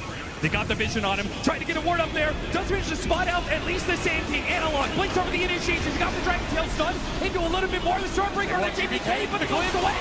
And JPK, not dead yet, gets off the Sonic Wave and stays standing. These glimpses have destroyed them in the fight. How do you stop them if you don't have BKBs on all your cores? Still a black hole here. He's still got here. Black hole goes out, but immediate glimpse. Still the Whisper here from Starbreaker. Oh, this is pure. One more Metal Cannon, they've got him. Whisper, he runs headlong into BB team, accepting that this life is forfeit. He'll help get Yuma out of here. Will Yuma complete the escape? KJ, he'll make sure that Yuma backs away. Yuma, you gotta get out of here. Oh, he's turning and fighting. This is insane. He's got Schofield trying to help out, tries to blow up the save. Meanwhile, the Fiend's grip on GPK. GPK does end up going down. Yuma fighting for his life underneath the sandstorm and winning with the buyback coming out from the heroic support. They'll find another. That's two down. Make it a third. What the hell was that? Yuma and Schofield make the call. A 2 versus 4 to turn the whole damn game. You have to play with confidence at TI. You have to go for the big plays. Yuma says, I don't care if we lost the fight. I'm going to make my own. I'm going to win my own. What a turn and what a call from the heroic carry. They're going to get this Tormentor. That could have been the game just being over for Heroic. Instead, they've given themselves the lead in a game 3. Such a difficult call to make, and they played it perfectly. And this black hole, that's as much as you can get there, right? It goes off just long enough that you're able to secure that gyrocopter kill. That's what you want. You're going to have to pay some price to bring him down. But man, I was like, why is Yuma lingering here? There is nothing left to be done, but the Bane coming in with grip is just enough to give you confidence to go for this play, and nobody could cancel it. Yeah, what happens if Miro was able to, if he had Burrow strike up to stop that Fiend's grip in the first place? It could have been such a different fight, but instead, Heroic, now they've got quite the lead. 2,000 net worth up. Schofield, he'll be picked off by BB team, who were threatening the Roshan. Schofield got some information on that. Get it? Looking for the glimpse? Not quite. I mean, they were threatening Roche, but this is a very slow Roche. Yeah. Again, they can't force the issue when they feel strong. That is the good news for Heroic. And man, Yuma is massive now. Level 18 on this Templar Assassin, 12 Deso charges. He gets this Daedalus, he is going to cook them in the fight. This lineup has a big weakness in it, which is the man fight potential, the ability to stand there and fight a BKB carry. The Gyro cannot deliver in that department for some time, which is why he desperately wants this Aegis right now. It's slow, but BB team confident that they can still win the fight. Oh no! What a fast reaction from King Jungles. Pulled back in, but he's completely went down on that Static Storm. Still though, wait, GPK's in trouble once again. We've seen this one before, but the Bushwhack saves him this time, and an epicenter demolishing Heroic right in the middle. Still though, Yuma had a chance, couldn't kill Miro. BKB TP out, Whisper dies as he gets run down. Same as Schofield. BB team, they hit right back. Saves Hoodwink is so goddamn good. It is ridiculous. He has delivered time and time again on this hero. He always finds the Bushwhack at the exact moment BBT needed in the fight. They get a swift Roshan into a team fight victory. The momentum swings back their way up 2K, and now this Gyro can take the fight to the Templar Assassin because he has 2 lives to do it. Ags online, Manta online, and then Ags delivered for the Queen of Pain. That will be GPK's item of choice to try and scale into this one. could be pretty nasty against this lineup that's already a little clunky and doesn't have that much mobility along all three of their cores. You get hit by these daggers, it's just going to kite you out. It's going to make your life miserable. You're going to be stuck in the sandstorm. This team fight is not getting easier for you right now. You have a black hole available. Go for a quick solo pick-off. I mean, the Sand King is everything to BB Team. So when he's dead for this 45 seconds, it does give Heroic free reign. Nice find. Absolutely drop this Enigma ultimate to take a core off the map. That's a lot of time to recover, get the farm back up. But I will say Analog's road ahead of him looks difficult. I mean, this Dragon Knight 1-4 start. He went the Mage Slayer, didn't get the team fight victories out of it. Yeah. Now this item feels like he should have gone for something that's going to scale a bit harder. Very tough position for him to be in. He's just going to have to play on the front line, use his strength and tankiness to deliver a teamfight victory for Heroic while Yuma cleans him up with the damage. Do you think that that the Dragon Knight's lack of scale right now is why the game favors BB Team so much? I mean, they've given it a 70-30 matchup. Well, why do you think that is? Their cores are out ahead, and they're going to be able to kite the Dragon Knight out. The Dragon Knight's not delivering enough damage. This Dawnbreaker's not delivering enough damage. They have some decent sustain, but BB can push through that, as we've seen, especially Queen of Pain with an Axe build. She delivers a lot of sustained damage over the course of a long fight. That's why Heroic have put so much effort into killing this Quav at the start of every fight. But that last bushwhack was saved so GPK's game, though caught out by the Fiend's Grip here. Beautiful catch. Heroic finding some openings on this map right now. This Aegis period has not been clean for BB. In fact, I think they're losing net worth lead. The solo ultimate pickoff game between these two supports is amazing if you can just continue to do it. There's nothing global to bail you out. There is no Dawnbreaker ult. There is no global silence. Found some big ones here. And Yuma's been involved every time, which is the one here that's continuing to scale and power up for Heroic. Level 20 now in this Templar Assassin. It's about to finish Daedalus. Continuing to find the Deso charges. It'll be a fast butterfly for Pure. Try and bring some evasion to the field against this TA, who's not going to have MKB for a while. Would be a really nice timing to get it online. You combine that with a Satanic later, you're going to be very tanky. But Heroic definitely recovered this period. I thought this was going to be a lot worse for them. Instead, they just took the lead. They found two big pickoffs. You're almost doing Enigma BKB here. That's crazy. They have nothing to stop that. Nope, it is a free Enigma BKB black hole game, and that is the terrifying part of this pick. I think KJ has itemized absolutely correctly. You could have gone for some auras. You could have, tried to build a pipe or something. No, just go BKB Blake, get in there and deal the damage. If you're in a situation where you can black hole the Queen of Pain or the Gyrocopter, that can just be the team fight over. Yeah. You're taking so much damage out of BB's lineup, which is another reason why they have to continue to scale 3 cores here. You are up against some very strong debuff piercing ultimates between the Bane and the Enigma. You cannot rely on one hero to be the say-all, be-it-all. You need to get in there with everybody and deal damage across the board.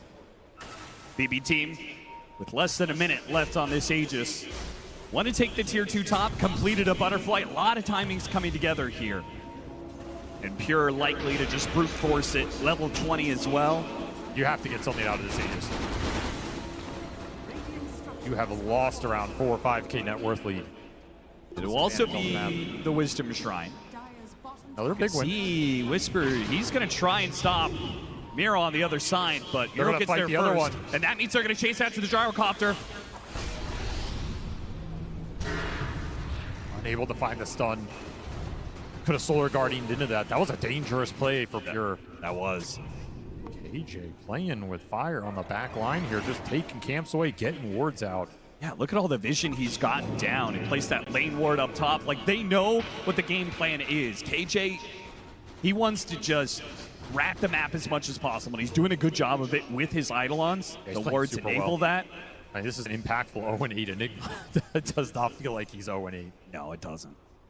You can also just potentially find a solo hero with Black Hole into Solar Guardian. Like, that is enough damage to bring some of the heroes down in this game. He commits for the Courier. That's the Gyro Courier. Got off the shield. That means Pure will still have a TP scroll if that Courier can get to him. Who are currently smoke wrapping through Triangle, getting deep into Heroic side of the map, Yuma. and wrapping into Yuma. You can see him right past him. He blinks away. Instead, they get the Bane even getting the BKB out of the Templar Assassin would have been a small win, but smaller still is the life of Schofield. Maybe they try and kick Analog out up here, but there's Radiant Vision up here. He can play it to the limit. And that was an amp damage Queen of Pain for GPK. That was something they wanted to turn into a team fight. Won't get it. We'll have to probably wait for this next Roshan if Heroic continue to dodge. Though there's the BKB for KJ. Their team fight's online. It looks scary, man. This black hole is going to be a big problem if you clump.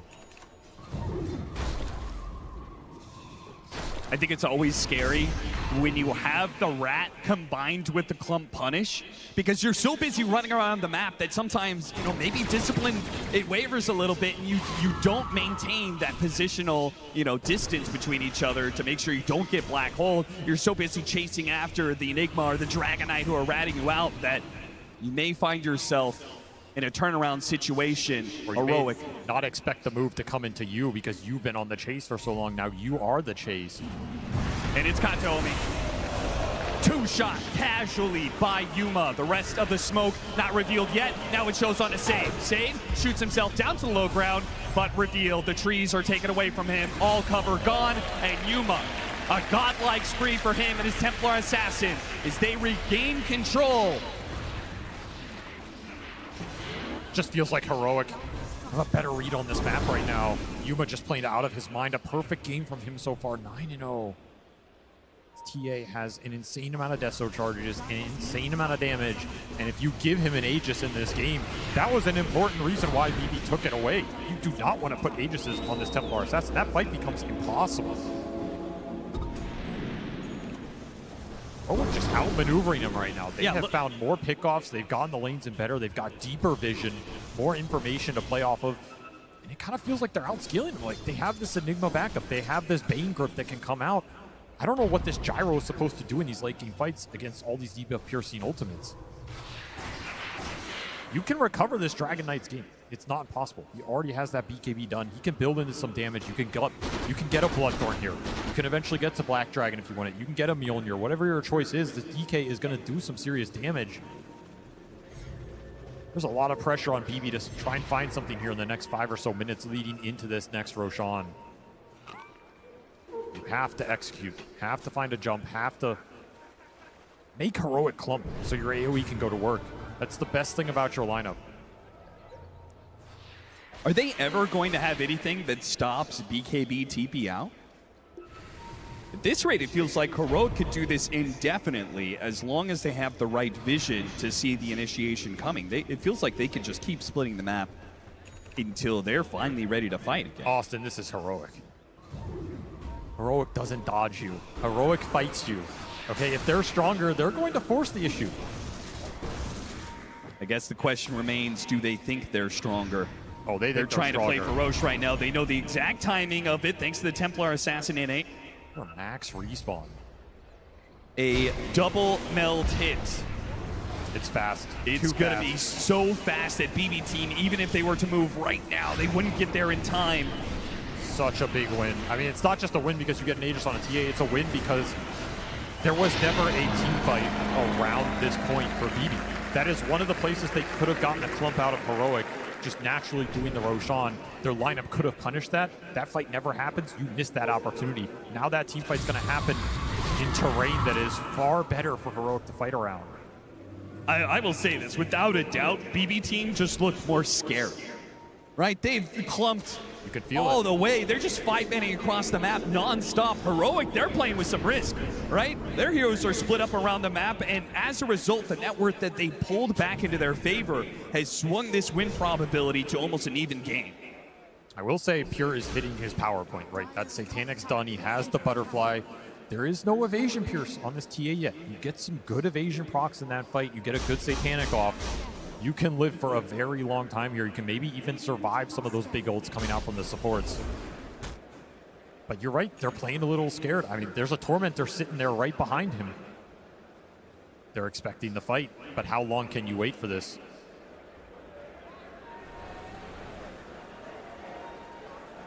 Everybody waiting for the fight to come to them right now. This is what happens in a TI elimination game. You do not want to be the first to pull the trigger. BB team, how long are you willing to sit here? You got to just do this tournament, though. Right? They're trying to bait it a little bit. But what if Heroic never want to contest? What if they just want to farm?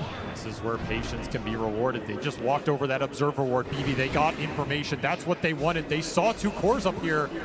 Can you get the jump? A little bit out of sight. They spot Yuma. Yuma's right underneath the ward. Can Miro get this initiation? They've got to chain the stuns. Yuma's walking into them. Oh, wait! They make a little bit of a jump there, but this gives Yuma. They don't want to go after this Aegis hero. But they want Analog. That was your option. They go for Analog on this burrow! And the BKB goes off from Analog. BB team, can they recover this? Instead, they find Schofield. But Dragonite, he jumps into the back line, and that gives the opening Whisper. Hit 3, a massive ultimate, and now a black hole! Starting right above the top of Solar Guardian. That will be the nail in the coffin for BB team. You clung against a lineup that punishes you so damn hard every time. The confident jump from Analog, knowing his team will back him up even with the BKB expiring. You have Aegis to play with. It let Yuma frontline. BB saw no good targets. They got pushed into a corner, and they had no answer for the team fight supremacy that was double Solar Guardian Black Hole. That ult from Whisper stunned everybody just on the edge. Heroic break this game open. They are going high ground. 11k gold lead, 2 minutes on the Aegis. No buyback available for this gyro for 40. This should be 1 lane, maybe 2, guaranteed. And a potential top 4 for the first time in Dota history for a South American squad. The spirit of an entire region behind Heroic, and they're playing like it. They're playing with that aggression, with that fearlessness. And now they've got full, firm control over this game. 13,000 net worth lead, and an Aegis still for 1.5 minutes. A banner still for another push if they want to try for it. BB team, they push outside of the base. They find Schofield, something small to work with. Heroic, say you can have him. Let's die back on the Bane. At least you get some time to regroup here. But how is the team fight getting better for you? That's the big question BB have yet to address. You can put your gyro on the front line. You can maybe just say, okay, we messed up that burrow strike. We lost a lot of the Sand King's damage, but there are BKBs on the side of Heroic. There's double Solar Guardian to help you sustain through it. And the Black Hole threat is just immense right now. You don't have a clear answer to it. You can sense the frustration. You can sense the dire situation BB are in right now. This is just a nasty fight. If the TA isn't there with Aegis, that's a very different story, right? That ward was extremely good. You had the angle, but you didn't want to jump him, and you can't blame him. And then Analog gives the opening for Whisper, and both Pure and Kantomi. Pure stuck in the Lotus pool and didn't have a way out. Just land a Black Hole on 3. Throw the other Guardian on top. That Lotus pool did him no favors. They just got stuck in it. Whisper, over 5,000 damage being done. And he knows he might have just won the series for them. So clutch. Level 25 for Templar Assassin. Level 25 for the Dawnbreaker right around the corner. Big talents. Absolutely massive talents. They're even going to have the level 18 on KJ for the level 3 Black Hole. That's a significant damage upgrade. And you have the Bloodthorn on the Dragon Knight. All the late game scaling coming in for Heroic ahead of BB. You still need BKB on the Queen of Pain here. You need Refresher on the Sand King. These are the biggest items that BB need right now. Just getting to him a little slower. If that fight breaks out before you have double Epicenter, it looks near impossible. I mean, this could be a game where you might just have to go Divine Rapier on the Gyro. Like, it doesn't feel great, but you are going to need some overwhelming punch in the fight. There's nowhere else it can come from. BB team, they've had some crazy comebacks before in this international. Their backs are against the wall on this one, and it's beginning to show. Miro's failed jump on that burrow strike. The nerves are clearly playing a hand here in this game for BB team. The pressure cooker that is TI. You will not experience more intense situation as a Dota player than this. You can't practice for it. You just have to hope that decades of experience go the distance when it matters most. It's what it means to be clutch. You either got it or you don't. There's another tormentor for Heroic. They're just getting so much right now. Analog's game completely recovered. Level 25 available for the Dawnbreaker and the TA. Yuma runs right into Pure. Hello. Not afraid at all. Some damage off that sharpshooter. Yeah, he did get pretty low. And they will Solar Guardian just to make sure he does not get jumped in. This instant Miro trying to go for it, but a double BKBs, and he's met with a Dragon Tail, a Fiend's Grip over the top, and once again, the initiation is denied. That was bizarre. They just let him sleep there forever. I don't know if that was a bait or just, it was so janky, but BB fell for it. They ended up losing their Sand King, who's on his way to that refresher. They might have to take this fight without him. Need to find something here. He has no buyback. A quick pick up on Schofield would do one for them. They do have the Static Storm. There's no BKB, so Solar Guardian goes out. They found the black hole. It's catching the gyrocopter. Sonic Wave trying to push him away. Here with the Satanic. It's keeping himself up. 1 versus 4 for them all. Trying to take down one of these cores. He's fighting up against Analog, and he's getting the life steal to keep himself up.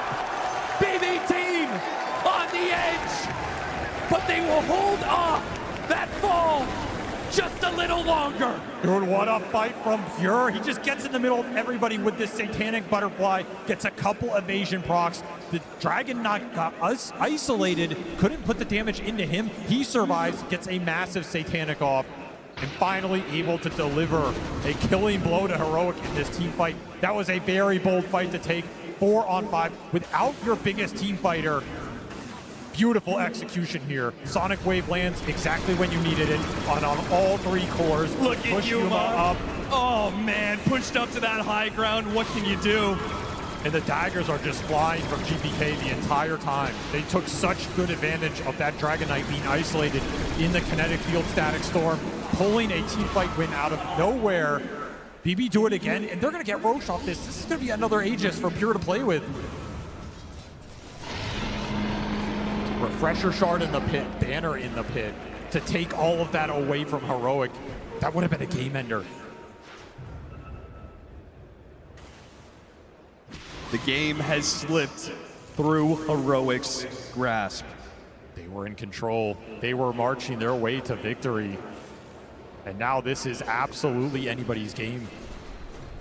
They've got to claw it back. I mean, is but this... BB team, they've got the momentum now. Is this divine territory for Pure? I ask it again. You have Aegis. You're getting close to that gold. You're running out of slots. This man has done it before at TI. It's not uncomfortable for him. And it might be what you need to win this game. Just thinking Swift Blink. A refresher for Miro. So if they can find that initiation, Pure will be able to jump right into it, as will the Disruptor potentially. Now that Burrow Strike, it's a lot more deadly if it's an Ag Static Storm over the top of it. These are the opportunities BB need to win these fights. Didn't exist 4 or 5 minutes ago. They exist now. You have an opening. You can go in with this Burrow Strike and threaten any of these cores because that Ag Static Storm will be dropped on top. And there is no way to bail that hero out other than committing more with the Solar Guardians on top, with a black hole in the middle of everybody. It could work out for you. It could be an absolute disaster. Yeah, the more you throw it at, the higher the risk is, right? Maybe that Solar Guardian doesn't save you. Maybe you're just running into that Static Storm, and BB team on the hunt. 3.5 minutes left on this Aegis. Sweeping across the map, keeping that same 5-man formation. They say, if we're gonna go down, we're gonna go down together. And Pure, he disassembled that Butterfly for Swift Blink. Felt like the MKB was incoming for Yuma, which would have been his next item, but he doesn't have it yet. Kind of interesting to give up that evasion. You do have 2 lives off the Aegis and that Satanic. Especially since that evasion was entirely what saved him in that last engagement. Absolutely did work. Look at the Space Ward right here. This is incredibly nasty if you get caught on it. Something interesting to work with. They get a little information on the Dawnbreaker. And keep in mind, 25 hit for GPK. That's a Sonic Wave damage upgrade. This thing's hitting for 900, and he's the one who got the refresher shard off the Roche. So it's going to be double 900 damage, pure damage Sonic Waves going into the fight, amped up even more. This is over 2,000 damage of pure going into somebody. Somebody just has to take it. Heroic have to get the jump. It's the only option, and Pure is going to put them in a very uncomfortable position. With the banner drop and a swift linking into the base. You do not want to dive too deep, though. This is still a lineup that can Look at the punish cut. This is big. If they can manage to take away the mid creep wave as well, so that should be protected by BB Team. Kills that banner, though. That hurts a little bit if you're gonna commit to the high ground push here. It's such a terrifying push. You don't know who has buyback available. And guess what? It's all 5 for Heroic. They all saved it up. This push is almost doomed to fail unless you execute out of your minds right now. Fortune favors the bold. Will it favor him here? A bold move to go into the base, but they found the bushwhack into the epicenter initiation of Sonic Wave 1, and that's one down. Now they still have the Solar Guardian though, so it does trade off core for core with the buyback being used on the Dragonite. Heroic, they want to make the most of this situation. They got the control on the GPK, another Solar Guardian to finish him off. The bushwhack held the Templar assassin at bay, and GPK, he's away. Another Sonic Wave, and back in. A killer instinct for GPK, but it might just go awry here as a black hole. It catches Pure. Safe Whisper. Pure. Wait a minute. A Satanic. He stays alive. Doesn't lose the Aegis just yet, but Analog. That's going to be a dieback for him. A Nightmare with the high ground. No, he's not going to make it. Stuck on the low ground and nothing on a bushwhack. Save. Give him an opportunity. BB Team still working with this Aegis. Do they go in? Do they go for the throat? 2 heroes dead. One of them with no buyback. You use GPKs though, you all in here and you die. It's game. It's up to Pure. It's his call. It's his shot to take right now. 30 seconds on the Aegis. Another buyback from Heroic. They're down to 2.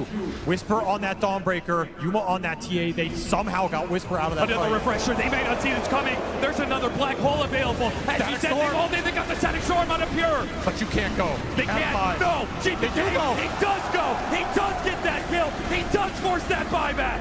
Where is it? Yuma, you have to pull the trigger. There it is. KJ, this is an opportunity. A moment for greatness. Can he hit the black hole? That sets up everything for Heroic. God damn, it's not enough. Pure hits the Satanic, and everything is wasted for Heroic. How is he alive? He's just tanking side lane after side lane, not enough to kill Miro and Pure. He can play it slow. He's got another Satanic coming up. There's no way you back here, right? I mean, you have pushed this to the limit so far. You have another Satanic. You've gotten everything out of Heroic from 5 buybacks to none available. Black hole dropped. Refresher black hole dropped. There's nothing left in the tank. Pure makes the call. Divine Rapier, Swift Blink in. He's going for the throat. Going for the throne. He wants to deny a South American top 4. And claim his own top 4. He made it to the final day of TI before. He's led a team to this victory before. He apologized to his team. He said, I'm sorry, but next time, I will carry you. And he does it. He takes his team all the way to top 4 at a TI. What a redemption game for that man right there. That thing was completely out of reach, and somehow that one team fight bottomed here too. Belief in the squad, belief in your carry, go in, let him do the work. The Satanic timing was beautiful, and Pure just turns this game on its head. Crazy bushwhacks from Save, crazy survivability from GPK. This team was pushed to the brink, but they just did not give up. And they will find themselves victorious in a Game 3 that seemed out of reach, denying South America that top 4 that has always eluded them. It was so close. If you execute one more team fight in that game, it is yours. It was all it took, just one more fight. And South America, hearts bleeding right now. They've been here before. They've watched a team come so close to setting history. And Heroic regrets and redemption the two sides of the coin in these matches. Overwhelming happiness for the win and unforgettable grief in the loss.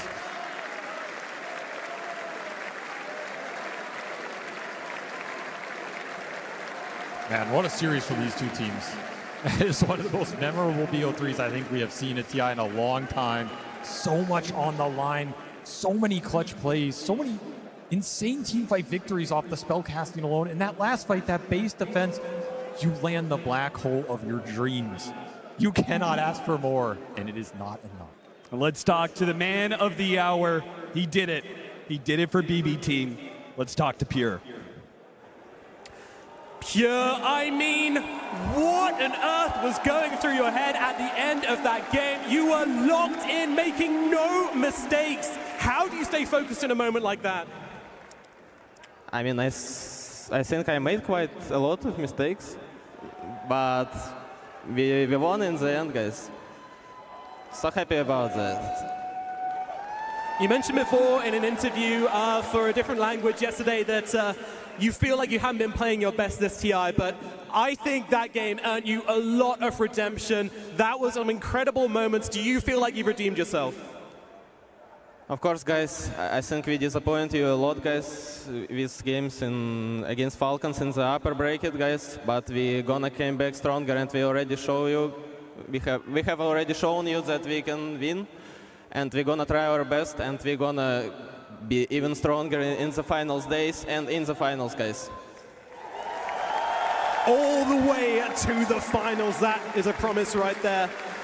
I also want to ask you about your teammates as well, of course, because GPK, he has been pulling in some incredible moments. What's it been like playing with him as a teammate throughout this tournament? I mean, he's crazy good. He's always been like that, like this last year, and I think he's performing as his best as always. So just pleased to play with him. You know, like it's good to have him in my team. He has been fantastic.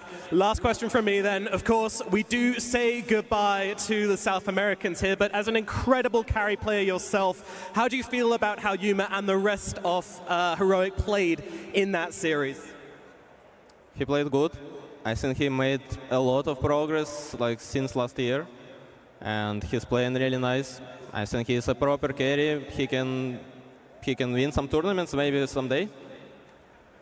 Maybe, but not today. Today is your day as you go through two top four.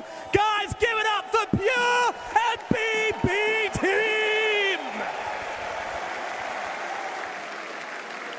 What a series that we have been treated to here. It was elimination for BB Team or Heroic, and the way that this Game 3 played out, there was desperation from both sides. Everyone trying to do what they possibly can, and whilst Heroic might not go down in the history books for the highest placement of a South American team, they will definitely go down in histories with the play that they made, the series they gave for us, and of course that black hole towards the end there. Oh my God. Arena was on their feet for it. That was genius, and the fact that it didn't work out. I just want to thank both of these teams for giving us the best series of the tournament so far in a tournament that has already been one of the hypest TIs ever. This was an incredible game of Dota and an incredible series. Just thank you. I feel like you can feel the energy in the arena right now. Yeah, the person who delivered for that was, of course, KJ, and unfortunately with that loss, we do have to say goodbye to him and the team of Heroic. Yeah, thanks. I am here with KJ. KJ, you can hear the crowd's reaction. You guys played, in my opinion, and the crowd's opinion, and the panel's, the best Dota that we've seen in this tournament, the most exciting games. Did you guys have fun while you were here? It looked like you were having the time of your lives. Yeah, it was pretty damn fun. Didn't explode the throne, but I was happy to play here and to show you guys that we are a world-class team. We are Brazilians, Peruvians, Nicaragua, but we are a world-class team. So if there was any doubt of that, we showed it, and we put up a fight. You put up a hell of a fight, and I know you can hear the fans here, but there's a section of South American fans who've been going absolutely mad for you guys the whole time. Do you have anything you'd like to say to them specifically? Thanks for cheering, everyone. Valeu pela torcida. Galera da Heroic aí muito animada, dá pra ouvir todo mundo lá de dentro. Muito feliz. It's you that's watching that makes this special. If it weren't for you, this would be very boring. It's just a game. But with you, it's a dream. It's everything. I love this shit. Let's go. Next year, you're gonna see me here. And I'm gonna win. You're gonna see me here. I'm coming back. Holy shit! Thank you, KJ. That was perfect. Back to you guys. Oh my goodness, I'm telling you, no one does it like Heroic. No one does it like KJ. While this man has been eliminated from TI, his dreams, they're still there. He's saying next year, it's his year. I mean, this has to be the most positive exit interview that I've seen. You know, him being hyped up, like being excited to be in the crowd, and also a big promise that he needs to fulfill. And I believe that they can do it because this team showed some extremely good performances. The crowd is definitely cheering for them, but also the way that they've been playing, it's just a chef's kiss every single time. Unfortunately, we have to say goodbye, but I think they won a lot of hearts in the arena and whoever is watching on the broadcast. 100%. Yeah, I was going to say maybe they didn't win this championship, but in every future tournament, I can guarantee you this is going to be a fan favorite team now. Like these guys, they clearly love the game so much. They're so fun to watch and they're so likable. Yeah. All of them. Yeah, you can't help but feel yourself cheering for that team. Unfortunately, no longer here, but we are going to be looking at this game number 3 a little bit more, trying to break down what happened in that earlier part and why we had such a close fight, why we had such an amazing comeback from BB Team. And it all started with that first blood winter. I mean, the first blood was kind of like a really, really good outplay, a little bit of outplay here by Whisper. You can see he's almost going to hit level 2 soon, and he's going to use his slow to get to level 2 here, and Pure totally caught unexpected here, and he just dies, you know, because Dawn level 2 is like one of the biggest spike here. And once again, because of that earlier kill, this happens, right? They get the dive. Pure doesn't have any more resources, and it was a really, really good read here by Whisper catching him, knowing that the only way he escapes here is TPing in that corner. It was such a high skill game of Dota. Like, there's no world where you have to be playing against a very skilled opponent that is paying close attention to your levels that you can make that play and find that opening. Like a single creep and then using the resources to get that. Like this was world-class Dota. Yeah, I mean, this is why like you always hear like take the range creep, take the range creep. You're listening to the comms like in the lanes, the range creep matters a lot just because of situations like this. And that one kill actually snowballed the lane so much. Yeah, it really did. Something, though, that we weren't really sure about is how Position 5 Enigma is going to fit into this meta. It's been out of the limelight for so long when it comes to competitive, but KJ put on an absolute beautiful shot. Oh, yeah, he has a couple of tricks up his sleeve. Look at this, Position 5 Enigma, 5 minutes in, 6 about to spawn, so he's stacking 3 camps at the same time. That is so hard to do, by the way. It really is, and they're also trying to win this economy more, and look at what Save is doing a couple of minutes later, because a couple of minutes earlier, there was Nigma in the enemy triangle, putting down Center Ward, putting down Observer Ward on the hill, making sure that they are winning that economy war, making sure that there's going to be a lot of... And also another one, I just have to stop talking, because what he does here is he uses Midnight Pulse immediately, predicting that their save is going to be using Bushwhack, making sure that Yuma is not going to get stunned there and killed, and lands another good black hole. We saw multiple man black holes coming out from KJ, and I just became even a bigger fan after this one, and this guy is just amazing. I think after watching this, I don't have any plans of going and playing Enigma in my pubs. Position 5, like the amount of stuff that you have to do to make it work, you have to be such a savant at the hero. I mean, this is why the coach was so confident. Right? He said King Jungle's Enigma is really, really good. Like, he knows every little bit of the hero.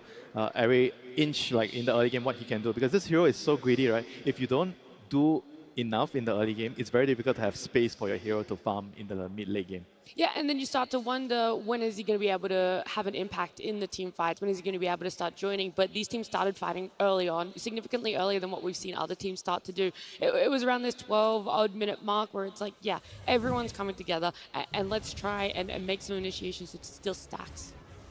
Yeah, I mean, this is like, I think the second Dawnbreaker ulti, which I feel like BB team, they were able to force the Dawnbreaker ulti on a very defensive way where they are trying to use it to save a teammate. I think in most cases, you want to use it offensively with the DK stun to kill someone. But here they were using it to save Schofield, but he died, and the fight didn't really turn out so well for them. So props to BB team for able to force the Dawnbreaker ulti to be used in a very defensive way. I think this is part of why we've seen Dawnbreaker falling off a little bit, is that the higher skilled teams are good at like baiting out the ulti, and essentially playing around the hero. Whisper still made it extremely hard to deal with, especially when he got the Zune Blood right, as well as the talent that increases the AoE of it. It was very hard to not be like counter-initiated on, but there were a few times that BB team did a really good job. Yeah, I mean, I think this game definitely showcased why the hero, I think, is still a very, very strong pick at the right time, especially when Silencer is banned, right? I think you mentioned that a couple of times. When there's no Silencer in the game, the other counters doesn't really seem like it will bother the Dawn too much. Yeah, there were still moments where we're like, okay, this Dawn, why isn't she getting picked more? And then you see some of the solutions there. We were also seeing a lot of fighting around this Tormentor. 20 minutes, that's when we see teams clash a lot. This is not the goofy one. The goofy one where they stood around for like 5 minutes happened a lot later. It was such a tense game. And I think this was a really high skill play by BB, like knowing that with the TA, of course you want to go to that Tormentor. This hero can like legitimately solo the Tormentor, so you do not want to give this objective up. So they bank on the fact that Heroic is like, okay, well, BB's going to try to take it from us then. So there's just multiple levels to the gameplay here. And the team fight, the Black Hole, it was very nice on Pure. Unfortunately gets interrupted. You saw the Hoodwink could not connect the stun earlier, like Lacoste mentioned. In this fight, it dragged on and dragged on and dragged on. And eventually, BB being patient on that Tormentor high ground did pay off. Yeah, we're going to see the rest of what happens here, though, because whilst they're patient on that high ground, they overextend, and you're able to get better positioning on the side of Heroic, and it actually leads to them getting the this is something that only happens at TI, to be honest. Like, the pressure is there. You feel the nerves. You feel like, we can do this. We can end, like, we can get a bunch of kills here, eventually end the game, get a big lead. I also think you can overchase. Yeah, we've seen a lot of these top-tier teams that are still left in the tournament utilizing these buybacks, making sure that they're going to be winning the fights. We saw earlier in Nigma series as well, 20-minute buyback coming out from Under or just to kill Sniper on XM, buying back one more time. So understanding that certain heroes are much stronger, especially those that have global presence, potentially like a Dawnbreaker in this series as well. Whisper, he had a great game. The Refresher, the Aghanim Scepter build. He also did build into a bit of a later pipe combined with the Mage there. We did reduce tons of damage, but most of the damage in the late game was physical, and the way they did it on Pure with this Blink, Divine Rapier, Butterfly, disassembling with the Chop Shop. I think Pure is the one who's like ready to go in multiple times, risking everything. We saw it in game number 1 with the buybacks as well on their side. I think buybacks is a very crucial thing that we also need to mention a lot. Whisper even ended the game with the Blade Mail. When they were in the 2 or 3v5 situation, he not only goes for this late game pipe, which I think is really interesting, you kind of have to do against all of this magic damage, but he goes for the Blade Mail to try to... This was the game-defining fight here, where the Gyro kind of solo carried. I don't want to say solo, but he kind of didn't die and carried the game. It looked like it was going to be really bad because it was a 4v5 fight. I don't think Hyori expected BB team to actually take the fight, but somehow Pure doesn't die, and he survives and he kills everyone and totally turns the game around. Yeah, having that Satanic for him, being able to get it off, him unfortunately not dying in that black hole. This is when things started to unravel a little bit for Heroic, and massive props to BB team, and exactly what you were just describing, Lacoste. She was not afraid to be that person that sits in the front line despite being the carry. He's okay if the black hole is used in him, knowing how much he can rely on his support, how impactful GPK has been as well. Yeah, he definitely knew how much he can tank there, and also being very patient with his Satanic. He knew that he was going to get black hole. Sonic Wave did connect for a couple of seconds, making sure that that extra bit of a damage from Templar Assassin is not getting through, and also life-stealing with that Satanic still with the Aghanim Scepter, with the Side Gunner, and very nice read there coming out from Pure, really pushing the limits of the hero. He had to absolutely do that, because I think if that same damage is pumped into his teammates instead of him, they lose that fight. It's legitimately... They lose the game there. They lose the game right there. So if he does not wait until the last second to use the Satanic, let's say he uses it during the black hole, it doesn't work out. He knew that he had to push the limit there. This is the only way they're going to come back in the game, and good lord, what a comeback it was. Yeah, what a game, yeah. That has to be by far one of the best games I've seen this week. It wasn't just that game, it was this whole series, right? From our game 1, where we had an Aegis snatched from GPK, it feels like it was so long ago, but that was literally the same elimination series. These teams pushed each other as far as you possibly could with all of it. And so, yeah, Pure going to be our standout player for that game number 3. But BB team are going to have to play later today. You got to find some more energy in the back pocket here. I don't know. They got to go to the sauna or something and relax, because it would be very hard to cool down after something like Yeah, that. you have to reset. You have to forget everything that happened. Sure, it was a hype series, but you need to conserve your energy. You can't really celebrate. You need to keep your mind on the next game. You have to focus, and your job is not done. Well, we're talking about conserving energy, but someone who has energy in buckets is, of course, our stage host. We're going to head on down to Slacks and Tsunami. Thank you very much. Yes, we are cooling down from a very intense series, and I thought we'd play a little game of our own. Now, if there's one thing I've learned with my time in Germany, it's that things are very orderly and things are very coordinated. So I thought I'd do a test of coordination with 10 fans from the crowd, and we're going to play a little game. It's very simple. You're keeping a line going of one of two actions. Slacks, you're going to hold out the mic to one of them, and they're going to start out by either doing GG with GG, knees have to hit the arms, or you do well played, hands up. We already got some people who know it. Let's get a little practice run. If I say GG, or we do well played, and we'll keep the chain going, but if you mess up, you're out. All right, Slacks, you got it? What? Okay, we got it. It's fine. We'll figure it out. All right, gentlemen, do you understand the rules? GG's well played. All right, audience, you guys ready? All right. Practice round. Let's do a no practice one is round. eliminated. Make sure we all know the rules. We're going to go quick. Are you ready? 3, 2. GG. Well played. GG. Well played. GG. Well played. GG. Well played. GG. Well played. GG. Well played. GG. Careful. Okay. Careful, young man. GG. Well played. GG. Well played. GG. Well played. GG. Well played. I'm seeing a lot of half-hearted hand hold-ups for I gotta well get those played hands. here. We may have to be a little bit more strict. But gentlemen, are you ready to start the competition? Crowd, are you ready to see these people be tested? All right, Slacks, take it away. All right, let's go. GG. Well played. GG. Well played. GG. Well played. GG. Well played. No hands. Oh, Did no not lift hands. up the hands. No hands. You're out, my friend. I'm You're sorry, out. my friend. It's a brutal series. What can you do? All right. You ready to start again? GG. Well played. GG. Well played. GG. Well played. GG. Well played. GG. Well played. GG. GG. Oh, no.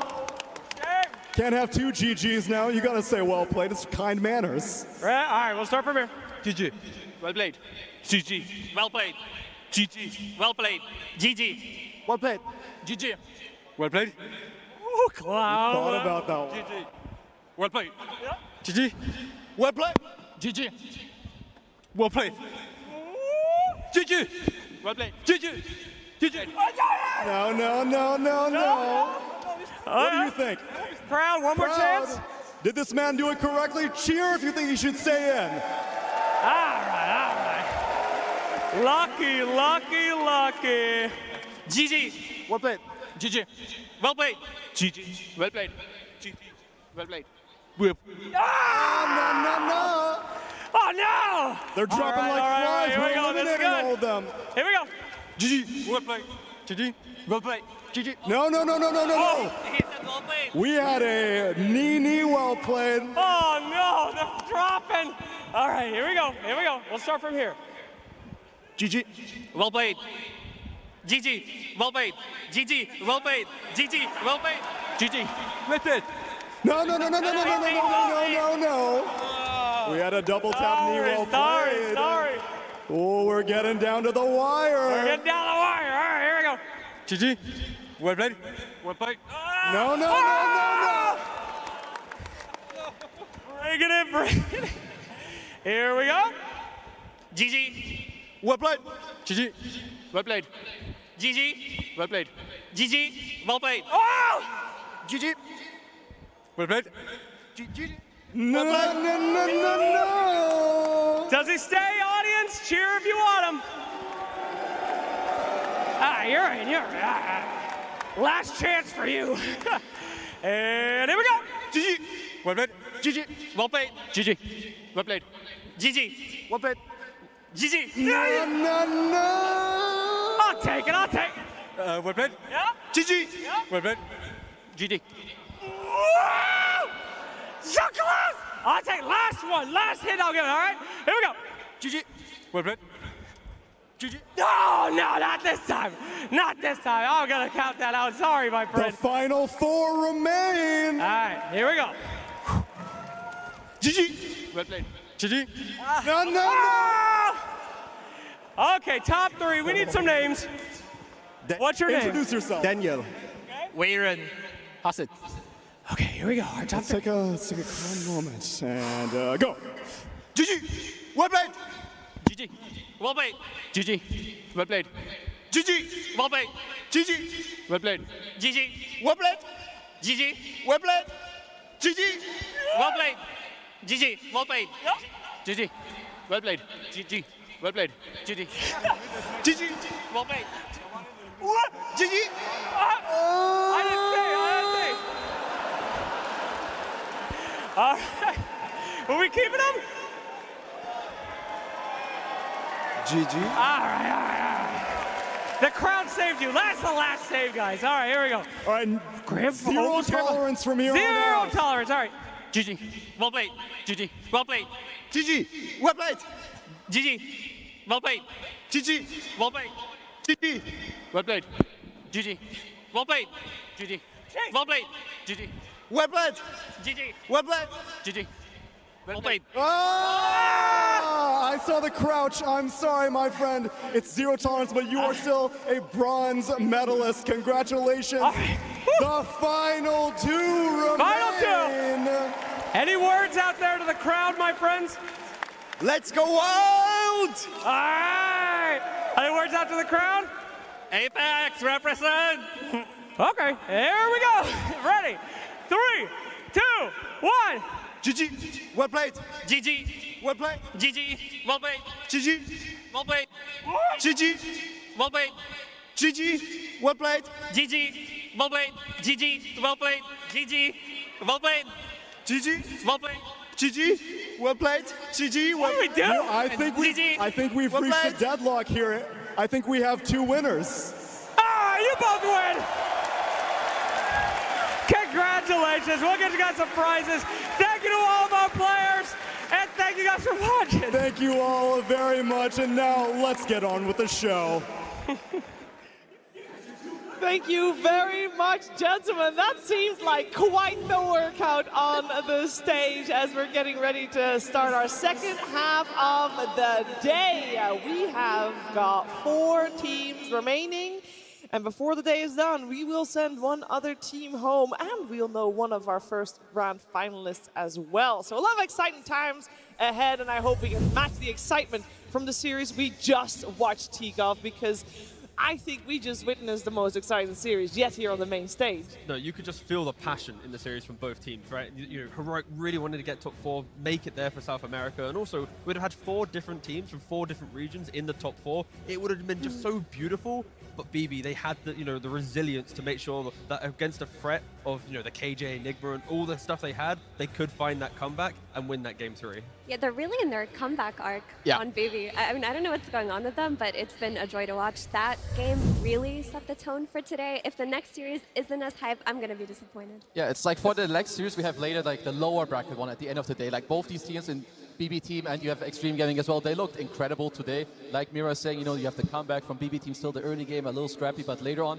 the way they played, the way they're able to come back, it's going to be something to watch out for later. Yeah, but sometimes, I will say, sometimes the scrappy type of Dota is a type of Dota that makes it more exciting. And I do feel like the teams where we're going to watch TIGAF, maybe they play a little bit of a different style, more clean Dota here. Yeah, it's very polished up here in the upper bracket, right? You got the map player PVISION, you got the kind of the teamwork of Falcons. It really is, obviously they're in the upper bracket. It's the 2 of the strongest teams going against each other. Yeah, I do think though. I mean, the entire Barclays Arena, they had a good warm-up on their voices. I mean, because you guys were pretty loud during the last one, and I'm expecting the world here for our upcoming series as well. And of course, with that, expecting the world for our upcoming teams. So let's welcome them in.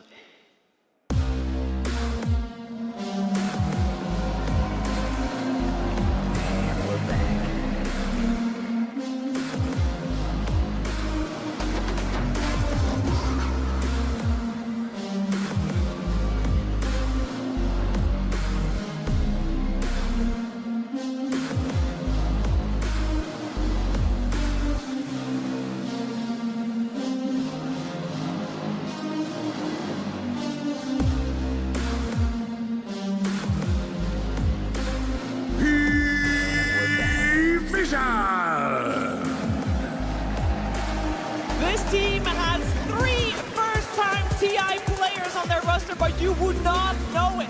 This team levels up in front of a crowd, and that goes for every single one of their players. It's a joy to watch, and I'm sure we're gonna see a hell of a show be put up by this squad of PVISION, and I'm also sure that their opponents will do everything they can to stop their advantage. Let's take a look at Falcons.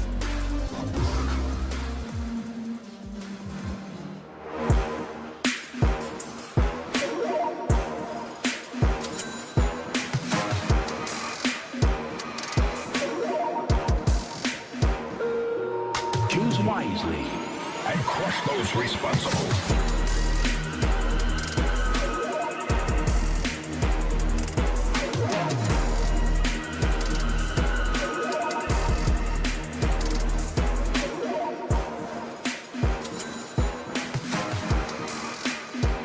Team Falcons! Choose wisely and crush those Ever since Falcons' inception, it has been top finishes for this squad. Yes, 2025 was not as clean as the year prior, but they end strong. They always do within a tournament, and perhaps this year is their year. Ending strong is what they do, and we'll see how far they can take it at this international in 2025. They are on the right track to go all the way. I would say for a lot of people, it was Falcons that was one of the favorites coming in, but I don't know if that's still the case. When we see these two teams, Effie, do we have a favorite? It's so hard to pick a favorite between these two because they are so polished. Their style of Dota is so strong right now, and they both have kind of peaked throughout this TI. So I can't tell you what's going to happen, but what I will tell you is it will be very nerdy. You've got Astini on one side, AUI on the other. Yeah. We're in for a treat. If you love Dota strategy, this is a series to watch. And especially if it's like map play, both these teams masters of it, absolutely. Like you were saying, Mary, they have Astini, they have AY. Both these coaches, they value the wave shelf, the ghost push, how you play the map. If you're going to go in 1+1 groups, if you're going to go in 2+2, how do you play the map? So I'm expecting a very close series because yesterday, PVISION, they won off of map play alone, and I believe that Falcons, they have a very good shot against MT. Well, let's focus our attention a little bit on the man on our screen and no one, because for a lot of people, this will be one of the most familiar faces on the side of PVISION. Yeah, we need to take a look at this guy because it's not very common. You have a player who, so we see here, 2015 career start in Vegas Squadron. He does win a LAN event, but then look at Virtus Pro. This is where this guy had so many amazing placements and finishes. He peaked like at this time in his career. Then you move forward, it dropped down a little bit, but then kind of, you know, this middle ground. He's in Virtus Pro, Gambit, Navi, nothing really there. TI10, TI11, he doesn't go. He goes to SMG, he places like ultra last at TI, not where you want to be. And then the slow comeback with Entity, Cloud9, and this season in PVISION. He's really found his spot, and he's back. Like this guy, he deserves this type of placements because doing this to come back in Dota, this is one of the hardest things you can do. Especially doing it on the mid lane, because normally you start out on the mid lane, and then maybe when you're older, you get relegated to one of the side lanes. That is the normal trajectory. And speaking of being young and being on the mid lane, I feel like we got a good dynamic going on in this mid lane with no one on one side and Melreen at the start of his career on the other. Yeah, Melreen filled with youth. You know, he's starting his career with Creepwave. He actually was a stand-in, kind of like on and off the roster for 3 tournaments, and that's where he was playing with ATF, right? And then when you moved to 2022, 2023, he was playing with the Amiga. In both the Pinnacle Cups, they actually beat BB roster. That was when GPK Toronto Tokyo, they formed that new roster. So on a random kind of tier 2, tier 3 Eastern European team, he was able to dominate and break the likes of, you know, big household names of the region. He stood in for Tundra and Entity. It didn't go so well, but then 2023, Falcons pick him up. He's won pretty much every tier 1 tournament you could ask for, both online and at LANs. Yet to get the Aegis, though. Yeah, his stand-in stint at those Dream Leagues with Tundra and Entity is what really put him on the map as a player, because in the pubs, he was known as one of the scary mids to go against, but a lot of people perceived him as a pub star, maybe one of the Creepwave members who didn't shine as much. After his stand-in stint, Falcons, when they're forming their roster, they took a look at him and they said, this guy is good. We need this guy on our team. He's way better than a lot of the potential mids. And they took a shot on the best possible choice. He has fit their team so perfectly. Oh yeah, and they have like this really nice mixture too, right? We talk about it a lot, the veterans with the young guys, you have the experienced coaches. Because to me, I didn't really have Marino on my map maybe like 2-3 years ago. Yeah, you see even Pubs, to me he was like one of the annoying guys, you know, the all chat, the tipping guy, He you still know. is. Yeah, exactly, like he hasn't changed. He's like Amar 2.0, but he didn't have like, you know, I would say the experience and like the placements to back it up. But now, like we're saying, he fits in so well, he plays amazingly. Yeah, just tip top. But what is any core without their support, Effie? Yeah, it supports. These are the heart and soul of teams, especially in modern Dota when they become a lot stronger. But we want to take a look particularly in the support duo of Falcons versus the ones on PVISION. They're both an incredibly strong support duo, but with a different style. For Falcons, take a look at the average GPM. It's going to be a lot higher than both on the side of PVISION. The supports on Falcons prioritize their net worth. They prioritize their items, especially Snake King. 443 average GPM on a 5 compared to the 343 of Ducalis. He is a greedy player. This guy will play for the late game. Like, both of these support duos, incredible, very different though. PVISION on the other side, they're going to be playing for the map, they're going to be playing for the D wards, the vision, and you do have 9 Class who does tend to scale as the games get longer, but that's not his primary style of play. I do really like that you could see, right, with like the GPM that we saw just now, like Snake King, he's really high up there. It's more about like the map, putting the map in the right state, pushing out the dead lane, whereas you have Crit, who's lower on the GPM because his spot, like T also talked about in other games, they're about this 1+1 kill duo on the map. So he's more about the cores, going with him, making sure you've got the damage. And it's scary that Snake King's doing it on heroes that also provide healing and buff ups, right? Like on Chens and Pugners and Chantresses, like you give these heroes economy, they are going to break the game. So it is very scary. I think Snake King from that graphic is the player to look out for if he can get the scaling in this one. Yeah, and speaking of heroes, there are a couple of heroes, Kezu, that we should be keeping an eye out for in this upcoming upper bracket finals. Oh, absolutely. I mean, I'm just going to mention the ones that I know of, because when you get to this stage, they're going to be cooking up stuff. But from the ones we've seen, you've got the Sand King, the Beastmaster, Fall Marine, can be flexed to Amar as well, and the Amar Mars, like absolutely like hero of the tournament for him. Hoodwink from the support role. We've also got the Pucks, you know, that kind of come in and out, I would say, for both the mid players, and then PVISION. A lot about this map play, being annoying, being toxic on the map. You've got the Carry Tinker, you've got the No One Invoker. He absolutely stomped in some of his other games, and then the Slark, the Monkey King from 9 Class is just the absolute bread and butter from these two teams.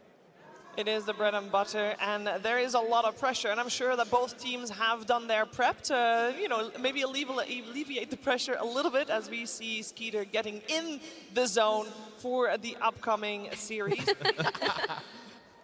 We'll see if that proves to be correct. On the right track, that is absolutely for sure. But can Falcons deal with the heroes that PVISION is bringing? Because it's definitely a different style. Yeah, when Kazu and I were talking about the heroes that they were playing, I was like, you know what, let's double check what Falcons actually play from the PVISION hero pool. And it's only 3 of them, right? When you look at the contestables, Naga, Beastmaster, Monkey King, all Falcons have played on 7.39. But they haven't touched at all Enigma, Lycan, Tinker, Invoker, a critical hero for no one. So in this upcoming draft, we're either going to see Falcons play heroes they have not touched at all in the patch to take them away from PVISION, or they're just going to be unable to play them and have to use them in the bans. But it is quite interesting that a lot of the staples of PVISION, Falcons just have not tried playing so far. Yeah, Falcons are a very particular team, and they have their hero pools that they like. They have their idea of the game, and they're not too keen on changing it. If you give them away their Sand King, for example, they'll take it. Give them away their Chen, they'll take it. I don't think they're the type of team to get too concerned about, oh, could the Broodmother come out here?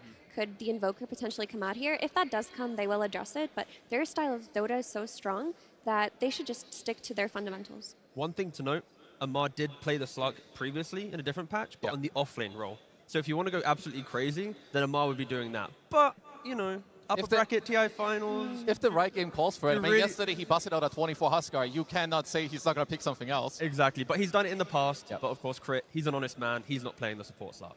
Yeah, can we talk for a second about the road that both of these teams have taken to get to this point? Obviously, both from the upper bracket, so nothing but victories.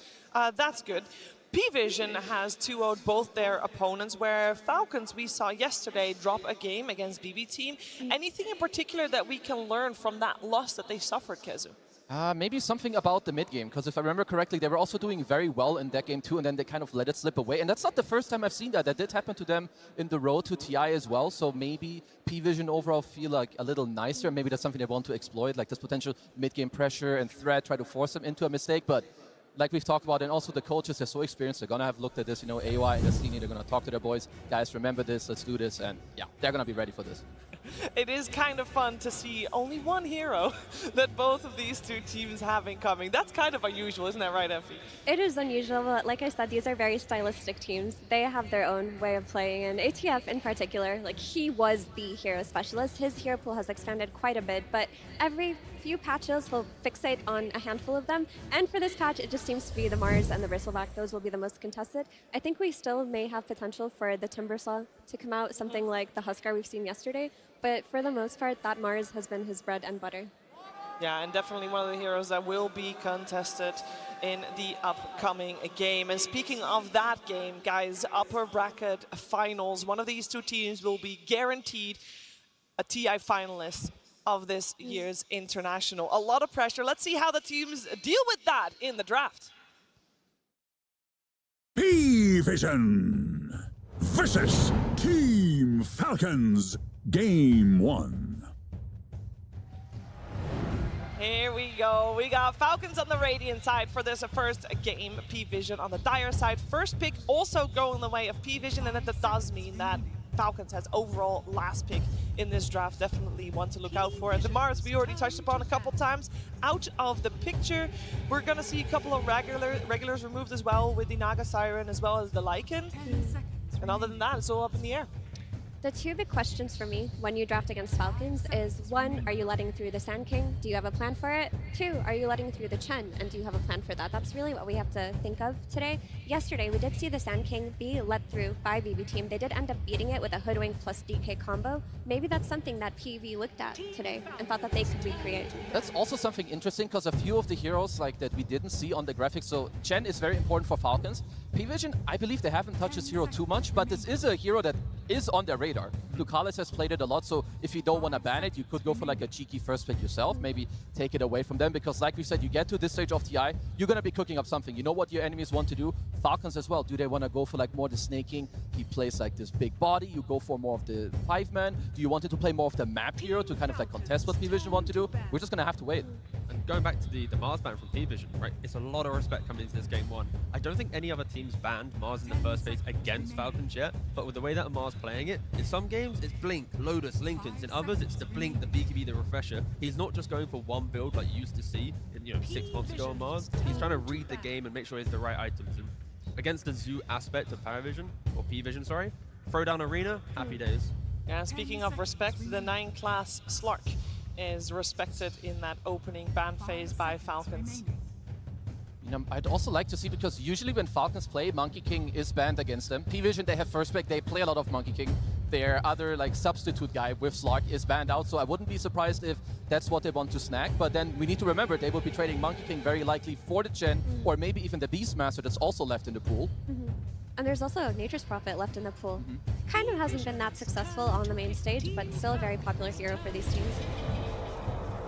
Oh, here it is, the 9-class starter to the draft. You already know that unless you put some melee guy mid and then no one is like, okay, I'll snag it. This is your 9-class Monkey King +4. You're gonna combo it up with DM and the offlane like we saw with the heroes. It works so well. So, good start. It's what they want. You have to respect the vision game very early on against Spot Monkey King, right? You're jumping around the trees, you're placing the deep wards. If you're reacting a lot on mid lane, then suddenly it just takes that one ward at your kind of safe jungle area, bottom side of the map, and the game gets very difficult. This does mean that we get the Shaker making it through, getting picked up. Malrine does play that in a similar fashion, I want to say, compared to the Sand King in terms of getting the stacks out. Yeah, it's been one of his most popular picks. It just follows the archetype of just going into that triangle, like using an Echo on a big ancient camp, getting that Blink Dagger early. With that Blink Dagger, you go secure a kill on that enemy safe lane, and you play off of that. You do need stun heroes on Falcons, because that is how you enable Crit's hero pool, right? His Snapfires and his Hoodwinks. You need a mid hero that can start the fight and get the follow-up damage from his cords. And if you know Helmet Dominators are coming out from PVISION, then Shaker's already a correct step in fixing that. With the Kaya, with the Shard, you push wave so quickly, it doesn't matter if there's a Dominator creep standing next to it, there's no wave to utilize to push down. And I think Shaker, you now have one of the 3 lanes is already fixed against PVISION, a team that has bought Helmet Dominator, I believe, still in pretty much every game they've played so far at the International. The only thing I'm wondering like a little bit, most likely this 9-class should be on Monkey King, but I will say, at least when it it comes to the laning stage, Monkey is one of the strongest heroes against Shaker to like shut him down. But maybe they're gonna be like, okay, even if that does happen, we have the Shaker with the Hoodwink, with the Snap. Sure, you own me like the first 5, 6, 7 minutes. Then what? I have a triple quad stick Ancients. You're gonna walk over. I'm gonna act you, see you later, and then later the game is hard for you. So maybe they just don't care. And you have to respect the flex for sure, but if there is a player in this tournament that does not mind getting into bad matchups, it's Smellerine. He's perfected the art of not laning. Yeah, he's like the king of whatever. He reminds me of like the offlane Zai of like years ago. It doesn't matter when you pick his hero, what you put him up against. Bro is somehow gonna find whatever he wants and just has a S-tier performance. At this rate, though, I feel like PVISION is taking a very different route from what we have seen teams do against Team Falcons. Mainly that every single support that Falcons might have wanted is still in, so they get the freedom to ban out the Pugna themselves, pick up the Snapfire.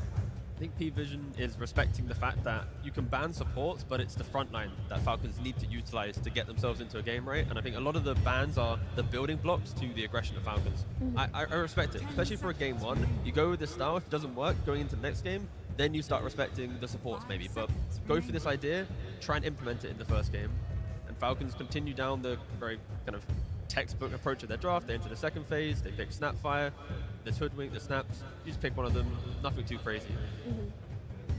And something to note is that PVISION, DM has still been playing his sacrificial style of offlane. He'll play his buff or utility offlaner, so if they need a pipe now that they've seen the Snapfire, you could just roll it back, have DM play a hero that builds the auras, buffs his team, let 9 class roam, and play off of a mid-game timing with that aura. I mean, that will definitely already be quite good, right? You see the Shaker, you see the Snap, you know it's overwhelming magic damage that's coming out later. I will say I love this pick from PVISION. First, not only does Monkey play well with Bob, it's a lane that's playing aggressive, you can actually gank it early, you abuse like the map, you both push, you can kill with each other, but also it's one of the better heroes alongside Monkey King to pressure an Earthshaker in the lane. They're trying to make sure this Earthshaker does not have a good time, right? During the combo, you've got Oracle. Any of his defensive spells, you throw them out, that's going to combo break the Shaker. Like Kes we just mentioned, the laning aspect of the Queen of Pain, the rotation of the Monkey King. They really want to make sure Maureen cannot enter this game. Yeah, PVISION have assembled a very strong middle lane here. They're going to get the rune prediction from the Oracle, the roaming Monkey King to play with this Queen of Pain. Like, they should have these runes on lock. If you're taking away the power runes from this Earthshaker, you're kind of relegating him to just farm for a while. He's not going to be able to rotate. You're going to have to deal with the pressure that is coming out of this No 1 Queen of Pain. And I like this a lot too. Like, you can't just blindly, like, you, at least most teams, you can't just put a Monkey King first pick and be like, okay, see you later, bro. You do your vision thing. Like, you have to still play and pick for it. So with the squad, with the Oracle, they're absolutely doing that. So I want to see for Falcons, do they want to get like a secondary stun, like maybe some Centaur? Because Quap Oracle is currently kind of scary for you. You have a lot of backline yourself with the Snap and Chen, but what are you going to do against PVISION?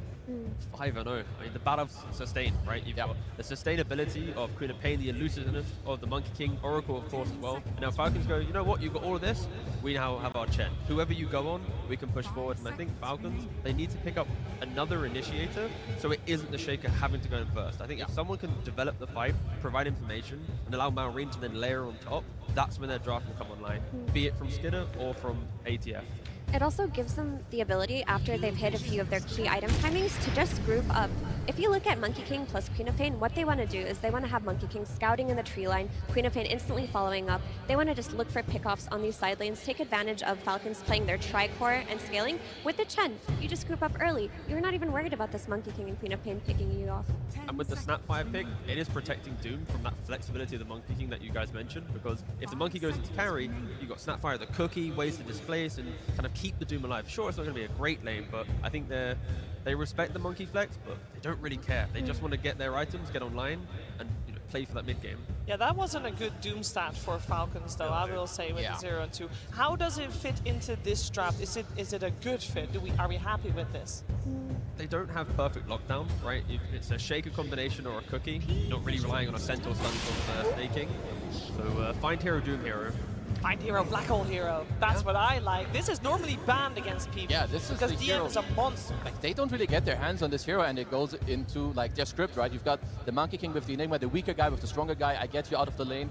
You do your thing. I will say Chen is considered one of the nicer heroes, at least in lane early on. You can like steal an Eidolon and like fight back. But yeah, both teams getting a lot of the things, honestly, that they were looking for before the game even started. I think for PVISION, they're really leaning on the pacing of their lanes, right? If Cork, we know Cork's going to have a good time against Shaco. We know Monkey's going to open up the map. Enigma should be able to open up bottom, especially if he's not laning into a Gyrocopter or a Dawnbreaker carry. But Skidder, I believe he has been dabbling with Dawnbreaker carries, and that is a good counter to Enigma. I think if the Enigma lane can be shut down, there's life to Falcons. If you don't shut down the Enigma, I can see this map getting absolutely broken in the first 15 minutes.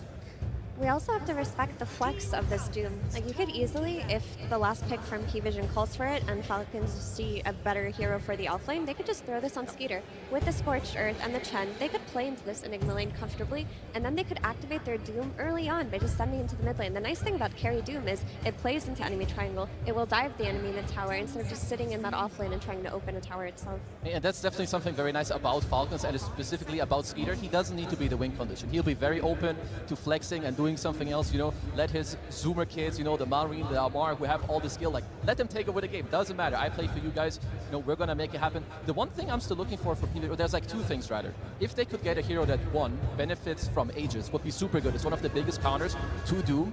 Sure, you have some like map play and tower push with the Enigma, but if you can get an Aegis or secondary, even a hero that plays into the enemy triangle, that would be great, because you have a Quap who beats Shaker in the mid lane, but you know where he's going to go. He's going to go to the triangle with Sex. Can you contest it? Will you push his mid tower? What's your answer? The issue with that is I kind of feel like I'm leaning more towards Terrorblade. He's not going to be able to invade the triangle, but he provides more. He does the rest. So after you finish the triangle part, he does everything that you're asking for, right? And against the Doom with the Sunder, more wave shove. Keep pushing the waves in. Find that opportunity to get that correct black hole. It's definitely one of the heroes I was looking at too. Let's see, they're gonna go for the Svendan. And I had something else in mind, but I am blanking. I mean, it is a... You have to consider that you're in the lane with Oracle. You would like to free up the hero, and it's also not the strongest in the lane itself. How much pressure is on DM in this game, right? You've got a Boundless Strike and a Black Hole.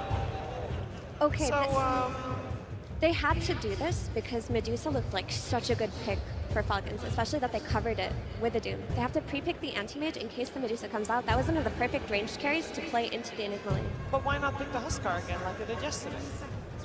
If they want to, they definitely could. They could do. I will say the other heroes around PVISION are a little bit better than whatever the surrounding of BB team was yesterday. You could do it. It will mean that your Doom has to play into the safe lane. I still feel this is kind of annoying because there aren't that many heroes that counter. I mean, sure, Enigma and AM both have counters, but they also protect each other kind of nicely. It feels a bit annoying to go for this pick here because Enigma already corners you a bit. There's like Alchemist if you want to play fast. But the thing with Falcons, their cores are static. Doom and Shaker kind of play in their lane. They might poke their head towards the jungle for the Shaker, but they're not really breaking open to the game. That's why I think PVISION are kind of running the gambit, like, can we get the Anti-Mage through to the draft? Like, once they all have items, sure, they can look great. A troll. Yep, Falcons go for the troll. Nice carry matchup for the Anti-Mage between the two. You ever lock onto the Anti-Mage, you can, you snare him up with your ultimate, get some procs, happy days. Good versus Enigma on lane as well with the whirling axes. You know, you have like Chen to dominate one of them. You can just kill the rest of the idlers. This is way more important than the draft. Oh, we've got the Gamma. Live unboxing. Hold. What's he gonna get? Come on, man. Come on, brother. Come on, brother. You got this. Stop teasing me. Come on, open the packet. Come on. You got the... Oh! Where did it go? Wait. Wait. Patience is critical. Oh, well. It's lost. Yeah, he messed up. Oh, no, you got it. But, There we go. Thank you. Back to the draft. on the topic of the troll, it's a very reliable hero in the hands of Skeeter. It's going to give them the scaling matchup that they need. It's only going to make their draft a little bit greedier, right? You're going to have your Doom farming, your troll farming for a while, and then you're just going to run into this mid-game stalemate of both Satanic's Anti-Mage and Skeeter's troll farming. It's just going to be about who executes the team fights better later on. Yeah, I think PVISION, they still have the tempo early on. When you put Quap, Monkey King, and Enigma in the early game, the pressure they apply is insane. If Falcons can just stabilize that, then we have a game on our hands. But there is a chance that PVISION just accelerate this game through these heroes, but I really hope to see this game go the full distance. Like, there's so many beautiful, back and forths that these two teams can provide. Do we feel that Falcons has what it takes to draw out this game then? Because they are kind of known for these very long games. Shaker is a very skilled hero, and you simply press Fissure and Totem on the wave, and it gets deleted. You can buy as much time as you want. Yep, so does Snap, Chen also. I think both teams have incredible things. And when you get to the stage, sure, the draft matters, but to me, the gameplay is what truly is going to decide this game. We'll see if we'll get to that late stage. I do know we're going to go on the stage right now because it is Astini that we're going to listen to with Slacks. Absolutely, everybody. I am here with the last hope of South America, Astini! All right, Astini, you ran out of that booth. I mean, you finished drafted and you were here. You beat me here by like a minute. What was going on? Well, what was the communication like? You just busted ass. I want to see Duka smoke and see if I get greens on first blood. So I run like I know they know what items they need to do, what they need to do. Draft is done, so job is done. Okay, all right, the boys know, and the man wanted to see if he got a crimson. Good luck to you, my friend. All right, let's talk a little bit about this Monkey King. They let you have it. Unbreakable win rate here. Do you feel insulted when teams let you have this Monkey King? Maybe they just don't understand how good you guys are with it? Are you surprised you keep getting it? What I say to my team is we're going to have 5 heroes, they're going to have 5 heroes. Don't matter. Like, they're going to have comfort heroes, we're going to have comfort heroes. You need to play the game. Okay, interesting stuff. Anti-Mage's last pick, was that an answer for a potential Medusa pick, or did you have something else in mind? I wanted to see they play that Clown Huskar, but they didn't, so it's kind of unlucky. Okay, no Clown indeed. Do you think Anti-Mage versus the Troll is going to be an okay matchup? I mean, he's got, some nets. He's got some stuff going on for that. Yeah, we want a lower Troll win rate in the tournament. I believe we can do. All right. And a lot of people want to know here today, my friend. Thank you very much. Will you be going to the grand finals? I hope yes. The work is done. The work is done. Come on, I hope yes. Give it to me. Are you going to the grand finals, baby? Buena caralho, vamos! That's what I'm talking about! Let's get into game 1.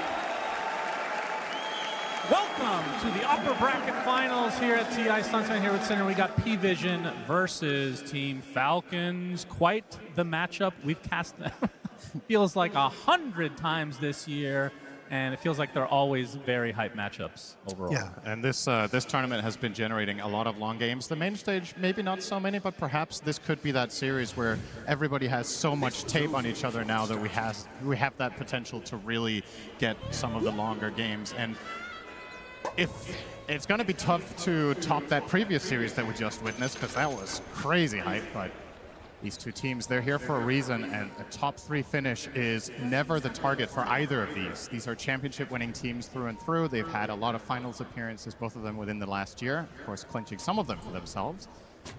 They want to get the upper bracket route and have more time to study the ultimate opponent. Yeah, despite the predictions for everybody this tournament being completely wrong, I think seeing these two teams as top 3 is not surprising, though, which is funny. It's just the road to this point has been very unexpected. Absolutely. As we have the bounty rune spawn. Yep, Satanic, he will grab the bounty and has to take the blink to get away. A rare sight. 4 bounties for the same team. PVISION off to a great start here. This is effectively more or less a 1,000 gold lead. It's very close to. Means you're going to arrive with that lane with a little bit more attributes. You're going to get the earlier tangos potentially, and of course for the mid lane, a faster bottle will be very welcome for no one who's already playing a favorable matchup. But here's your best friend. The Satyr Mind Stealer is going to make things a little bit more fair. Well, you say that. It's a 2 versus 1 then. How could he possibly match up against this? But yeah, this will be an interesting one nonetheless. We have seen the Earthshakers, I mean, literally yesterday we were talking about this. Earthshakers have gotten off to some rough starts, and it just feels like they never get back into the game, but still a very highly touted hero that we're continuing to see in basically every game. Yeah, we've seen it moved around a little bit. We saw XXS play an offlane Shaker. I personally would love to see some position 4 Shaker. I think it is playable this patch, and a lot of the offlaners actually work quite well. You see a team like PVISION are able to run Monkey King, who is not a strong laner as a 4. So you would think it's also possible for Shaker to perhaps pull a wave or 2, fissure block, and get your offlaner what you need, but it's almost exclusively been in that core position now. A really nice head start mid from Malrine, 5 and 4 against the 1 and 2 and Queen. And for no one, this is a lane that you can't ignore the mental aspect of playing a favored matchup and just losing to a Chen creep. It's really frustrating, but there's not really anything you can do about it. Yeah. No doubt about it. Has the level in Shadow Strike right now. We'll see how many points he wants to put in this matchup. But Mallory, I feel like of all the people that play the Earthshaker, he's been, maybe it's just confirmation bias, but he's been the most consistent, it feels I would like, agree with that. Tournament. And it's not only this, I would also say his Sand King. We've seen some, to put it bluntly, some pretty underwhelming Sand King games on the main stage, like a lot of missed spells, perhaps some positioning errors, but Malrine to me has been the gold standard of this tournament on those two specific heroes. Therefore, I think it's really valuable for them to give this Chen creep to mid. If they didn't do it and he would be losing this lane, you're losing a lot of the momentum that this guy brings to the team. Many of the games and the tournaments they've won this year have been off of Malrine getting active early, as he is playing with one of the greedier offlane players in the tournament, in Amar, of course. And I think if there's one word to describe Falcons as a team for its entirety of its history, it is greedy, right? Yeah. They always farm. Snaking, maybe the position 5 in the scene that gets the most last hits on average, I would think. Just has some ridiculous farming And I feel like a person that gets lost in the shuffle is actually Skeeter. He maybe doesn't take the most farm, even though he is position 1. He feels like he is the most consistent because Malrine and Amar, they take up a lot of space. They're very flashy, but the steadiest one on the team, I feel like, is actually Skeeter, which is not very common for like a position 1. I think Falcons deserve credit for finding a way to somehow run out of farm on the map so that Skeeter can't get a position 1 farm every game, but that's just how efficient they are. Oh, Boundless Strike, Malrine. 9 class. Yeah, not much he can do here. Shadow Strike applied, first blood to no one, and PVISION. So at first, getting some help with the creep was Malrine, but now the Monkey King on the other side will even things out. Something I was curious to see in this series in particular going into today was how Falcons were going to approach the first phase, because in my opinion, PVISION are not holding their cards close to their chest with how they draft in phase 1. It's always this Monkey King or this Slark. You banned one but gave away the other. I was wondering if they were going to ban both and try to take some different trade, but so far, 9 class on this Monkey King with a ridiculous win rate gets to play it again. And you're seeing why with that first blood mid.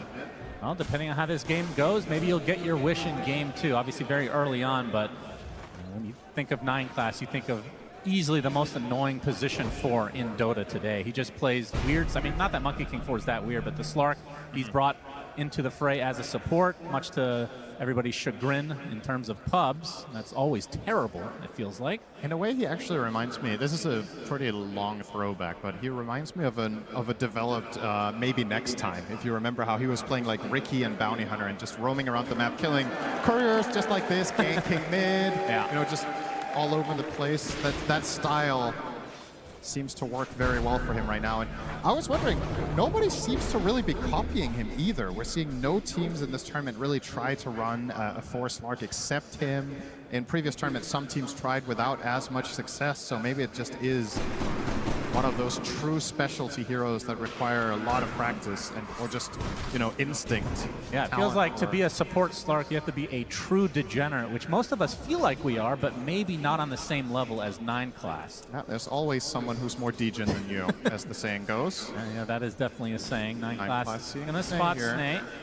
Snake spots him as well, but the Tango out. You can tell Snaking running with the Quelling Blade Chen, just trying to cut away trees from the MK to work with. Not a common sight. On support, you more or less exclusively buy this item against Nature's Prophet because of the Sprout, but this is the one other hero that it does have some merit against. 9 class on another scouting mission. And, well, he might just get another courier kill here. Nope, he went the wrong way. I say wrong. Well, could be a dive potential here. We're getting 6 now on No One's Queen of Pain. This is a great moment of opportunity if you could find the connection. Now, let's see how patient he wants to be. You're right. Sonic Wave at the ready as Malrine getting pretty close to having the Echo. We have to pay attention if they're going to start stacking these the triangle creeps. So far, the big camp is blocked, so that's not going to happen. As Crit will run into Dakalis, and here's the Monkey King from above. Looks like another kill going the way of PVISION. So 2-0 start.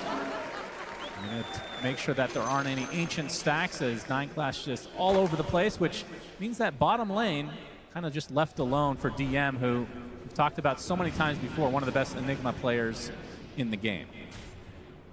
It seems like a big part of the equation for this PVISION team when they're running the Monkey King is help bottom for a couple of waves and then make sure whatever hero DM is playing can be independent for a while. Enigma, a good one for that. You get level 3. If the lane is terrible, you can always jungle. You can maybe pull the waves with an Eidolon if you're clutch with it. Yeah, I think overall PVISION probably quite happy with the start here. But as we say that, you look across the chorus, everybody's got pretty good last hits on the side of Falcons. So I don't think they have any reason to be too concerned. Oh, Fred, a little bit of a misstep there. Might actually fail the stack. He stopped his attack animation. Ooh, yeah, that's unfortunate. Narrowly failed, not blocked, but now he might come to the conclusion that it is blocked and waste a sentry too, perhaps, if he thought he was on time there. But yeah, a little bit of a mess up. Well, Wisdom Shrines for both sides, so no stealing shenanigans this time around. Looks like a kind of juicy echo. Yeah. Oh, yeah. Well, okay. Actually, Monkey King gets a little bit of damage as applied to that as well, half HP. He was next to the creeps and he just dies. He's just an innocent bystander, you know, no big deal, just looking from above. Snake King will now be taking some experience in the mid lane while this is happening. He's going to take a Shadow Strike for his troubles, though, as no one has the Sonic Wave, but doesn't want to use it. Not quite enough damage. Yeah, there was a healing Lotus on Snake King. I think otherwise no one might have gone for that one, but just enough healing in the tank.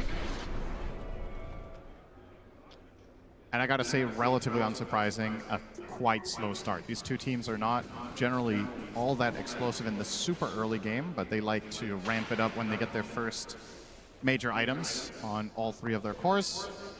Gonna take a while for Amar. He's going for the Phase Boots double bracer, so it will be some time before he gets there. And in classic Amar fashion, has of course queued up the Hand of Midas. At least on Doom, it's kind of normal. Yeah. Just sell that bad boy later. One of the more interesting facets in the game for sure. 9 class, shadowing. No one is there with the shield rune. Crit, nice cookie into the tier 2, will survive. Creates a little bit of space, but a lot of rotation from PVISION. Ducalis makes his way over as well. We want to talk a bit about him in just a bit as Amar completely out of mana. Now TP from said Ducalis comes into play. Just needs to get into range as no one joining the party as well, but Amar just simply walking away. Although Satanic, is he going to continue? No. That is very... Honestly, just a pretty poor rotation from PVISION there. They don't have anything to connect on the Doom with. They were obviously hoping to land a Fortune's End and then follow through. But Satanic could not stick on top of the Doom specifically because Amar has the ice armor creeps. This is counteracting. The slow of Anti-Mage does not slow him down enough comparatively, so he can still run away with Phase Boots. Of course, the Kobold Cup. So this will fail. Still, PVISION sporting a 1k lead, which effectively means, in the grand scheme of things, nothing has changed since the runes at the beginning of the game.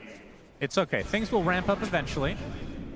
I mean, these teams late game are absolute beasts. 9 class runs right into Snake King, but an entire army of Zoo creeps greet him on the high ground. He will be able to walk away safely, though, because he is a monkey after all. That's also an animal, in case you're wondering, Cinder. And so talk to me about the Oracle as we see a massive Troll Summoner push. This is a lot of rally damage applied to this tier 1, but this Echo Slam could be insane if he gets close to DM, perhaps.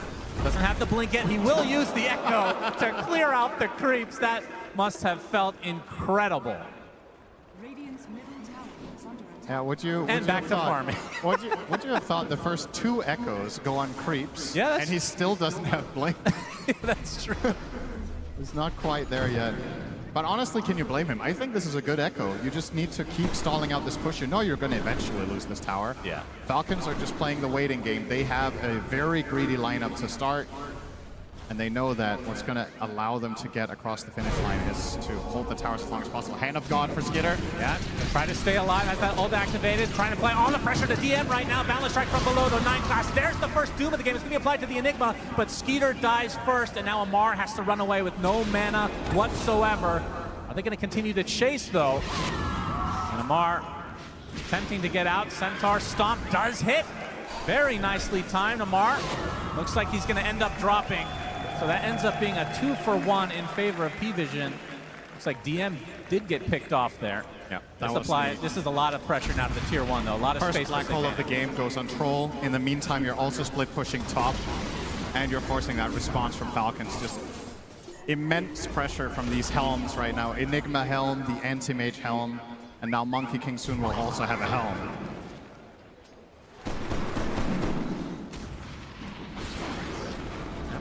Seeing some stacks in the triangle for Mallory, and obviously no Echo for 40, but like you said, the Blink Dagger. We'll see if they opt for a smoke around that timing of the cooldown. While we have some time with more Zoo creeps in the mid lane, you want to talk about Ducalis and the Oracle pick, because not the most common save type hero we've been seeing in this tournament. They picked it as a response to, what did they see? They saw Snap Shaker, I think, at the time. So maybe just that overwhelming magic damage, just wanted the Fortune's, or excuse me, the Fate's Edict against it to cover. And of course, in response, Falcons did grab the Doom, which will counteract the healing. But yeah, you're right. It's cool to see. I've always liked this hero. I think it's very high skill and has a lot of cool skill expression. Maybe a little bit less so than the old version where 2 of the spells were more polarizing, like Fate's Edict was disarming your teammate while giving them immunity, etc. But still a lot of play, and one of the heroes at a pro level that requires the most precise formation. If you're caught out even slightly, your hero can go from a lot of high save impact to having absolutely none. Yeah. Very important that he does not get caught by, say, a Shaker this game, or get doomed. I think dooming Oracle can absolutely be worth it. Oh, Malrine finds one. He has the Echo if they need it, but there's so many stuns to work with. 9 class will be picked off without it. So that is second kill now for Falcons. That is the Blink reveal. Still Echo Slam, though, at the ready, of course. Yep.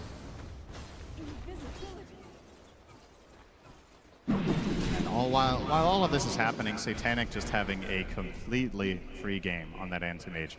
Picked it as a response to the Doom, one of the harder heroes to Doom, of course, with the Reflect, and you're going to naturally buy Manta. You could even buy additional protection later in the game if you need to. And with this early start for Satanic with the early Dom, he's now going for that Battle Fury. Imagine he will have in about 3 minutes. That'll be a very respectable timing. Usually a 16-minute Battle Fury for AM is very slow, but you add a Helm in there and it's very good. Well, Skeeter has a respectable time of 14 minutes. And it's more respectable because he did not go Helm, because as AUI said yesterday, his team is very low skill and cannot control creeps. Yeah. You too can make top 3 at TI if you feel low skill. Clearly Falcons are proof of that according to their coach. Yeah, the only one to be able to micro is Snake King, but I think Helm of Dom generally won't make sense on his heroes. Maybe one day we can aspire more to creeps that. for Chen, why not? Yeah, true. Might is pretty close for Amar, as the Battle Fury, like we talked about, onto Skeeter is online, so we'll be looking for that second item to be able to start fighting in all likelihood. I mean, do you want to go BKB super fast this game, or does it feel a little bit underwhelming? You do have the Black Hole, Sonic Wave, a lot of ways to get through it. He is queuing it up. I kind of like Sanjay Nyasha here. As you said, what are you really countering? Oh, Satanic, he actually blinks right into this. Malrine has everything at the ready. Amar as well. Mortimer skips, there's the Echo Slam. Down goes Satanic. Wrong place, wrong time. They continue to have Doom ultimate at the ready as well. The biggest kill of the game, and like you said, they don't have to expend Doom, so he can't even feel safe when he comes back that he can just free farm for a while. With Echo on cooldown, you're still not out of the woods if Amar finds you at an opportune moment from the high ground. They're going to try to turn this into some tower pressure up top, but PVISION are in pretty good position with some of their heroes. And now Amar on the receiving end, perhaps. Yep, DM shows up to the party. They're going to get rooted now. Nice fissure. Going to block off DM, but they have so many stuns, so many slows to work with. Amar does die. 30 seconds in the base now. Looks like that's going to break things up overall. Who do you think has more Doms, between 3 heroes with Dom or Chen? I think this is a philosophical question. Yeah, that's a great question overall. Chen has 4 creeps, but they're not as strong, but he has 1 more. And he is in control of all of them himself. That's true. And he can get Shard to get Ancient, so they become even more powerful. Midas. A rare sight these days, because everybody who usually buys Midas buys Helm. It's true. 9 class, hounding crit. Wukong's command is there. No one with the blink. This will be an easy pick off for PVISION. Trying to get control of this area for the eventual Tormentor, but that's in 4 minutes. through the gate they go to maybe try to bait Satanic, although he goes into the triangle, so looking for a lowly Skeeter. Yeah, he's going to be a tricky kill, though. They don't have much to kill him with except the Black Hole, which is part of the reason Troll is such a good pick this game. You're going to try to rotate on him. You may need to probably bring 3 or 4 heroes to make it happen, unless Black Hole is one of the abilities. And even then, there's still Hand of God. Gonna see the tree. At half HP is the Monkey King. Ducalis in the area, though. That's gonna force Malrine back. That's still a lot of information, though. And there's the Battlefield that you talked about with the helm for Satanic. 17 minutes. And that was after his death, so he would have maybe got it at like 15 and a half. Still looking very healthy. He's gonna get stuck with the Echo Slam and the Mortimer's Kisses. This isn't enough damage, though. Satanic getting stunned. It's gonna be close. Blinks out to safety, just barely survives. Zeus ult! Well, probably would have been enough either. Close call, but the 4 points in counterspell necessary there. If he had gone for a 4-4-2 build, he dies in that situation. That's probably what most players in his shoes would have done. But just recognizing how much of a magic damage threat there is on him. Wow, this is quite the Roche attempt. Yeah, they lose Echo Slam. They're like, hey, let's Roche. No big deal. Amar, no one in the area. DM as well. They're going to try to hound him. Prevent that platform coming, but Amar with the Doom upon the Quap. He's in a lot of trouble now, trying to walk it up. They're going to try to get the Roach first as Skeeter continuing to pound into him. There's the first Black Hole of the game onto the Earthshaker, but they do get the Aegis onto Skeeter. Malrine falls for this. Sonic Wave and PVISION trying to take advantage of this timing. Boundless Strike on the Snake King gets slowed as well. Looks like this is going to be the second kill for PVISION. Does cost him the Aegis, although Snake King is super tanky. Finally, the Seder Hadouken takes him out. So in the end, 2 loss for Falcons, but a very surprised Roche.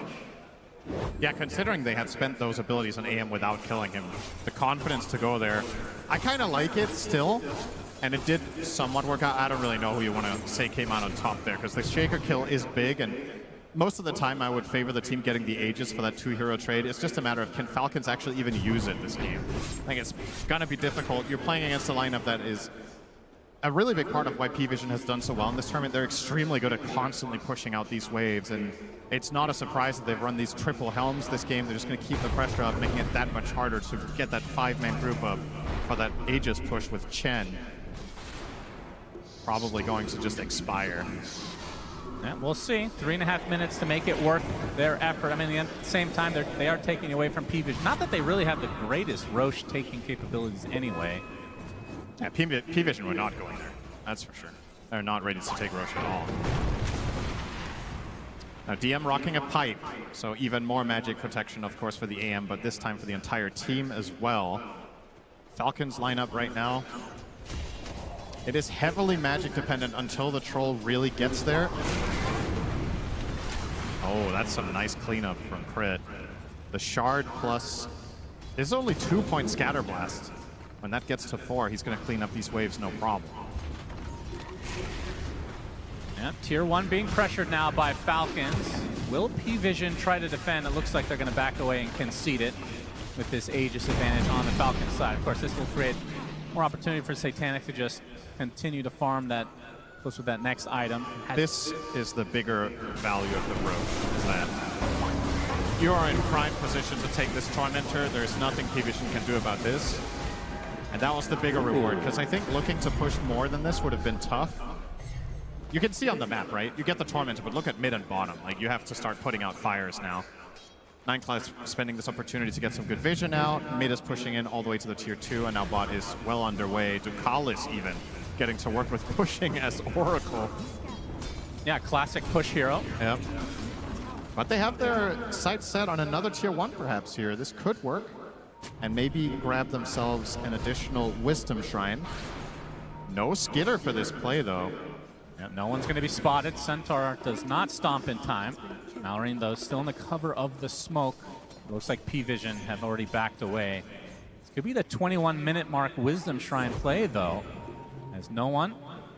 We got it. Inside the circle. Malrine coming in with the Echo Slam. Late Bell reflects quite a bit of it. He does take the Shrine of Wisdom, but now his TP canceled, left all alone. Was it worth it? Malrine eventually will fall, and it'll be to 9class, of course, coming in for the last second steal. It's a pretty rare sight, the Blink Echo TP. Didn't work that time. And no one's super fast on the blade shrine, now. though. I have to say. Skitter being pressured quite heavily here by DM, but nobody around to assist either hero. Yeah, they'd love to be able to burn this Aegis before the timer, but like you were talking about, only about a minute left on it anyway. Not gonna, in all likelihood, find a good opportunity to use it unless they force the issue pretty soon here. I'm curious to see what Ancient Snaking is gonna find with this Torment or Shard. Now that he doesn't have to buy it, he can get them even earlier as he's working on his Vlads into Pipe. I guess the ideal ones here are the Granite Golem. You're playing with pretty high HP heroes in the Doom and the Troll and Shaker. Not exceptionally high, but Doom has a lot of HP. And then, what should the second one really be? A little bit unsure about that one. So far, he's running the Prowler Aura for the lifesteal and health regen. Definitely strong. And we do get to work on a tier 2. So I wasn't sure if Falcons were going to be able to get here. It took them 3.5 minutes. The Aegis is actually about to expire, but they do make it in time. Yep, and PVISION let them have it. Peter will take it as the Aegis about to expire, like you said. So, likely will now regroup as Satanic's net worth lead just continuing to expand here. Has the Manta to go along with the Battle Fury, and we'll be working on the Butterfly next. And now smoke for PVISION, knowing that this Aegis has expired. Of course, DM's Black Hole is going to be front and center of any team fight for PVISION, and likely the biggest concern for Falcons overall.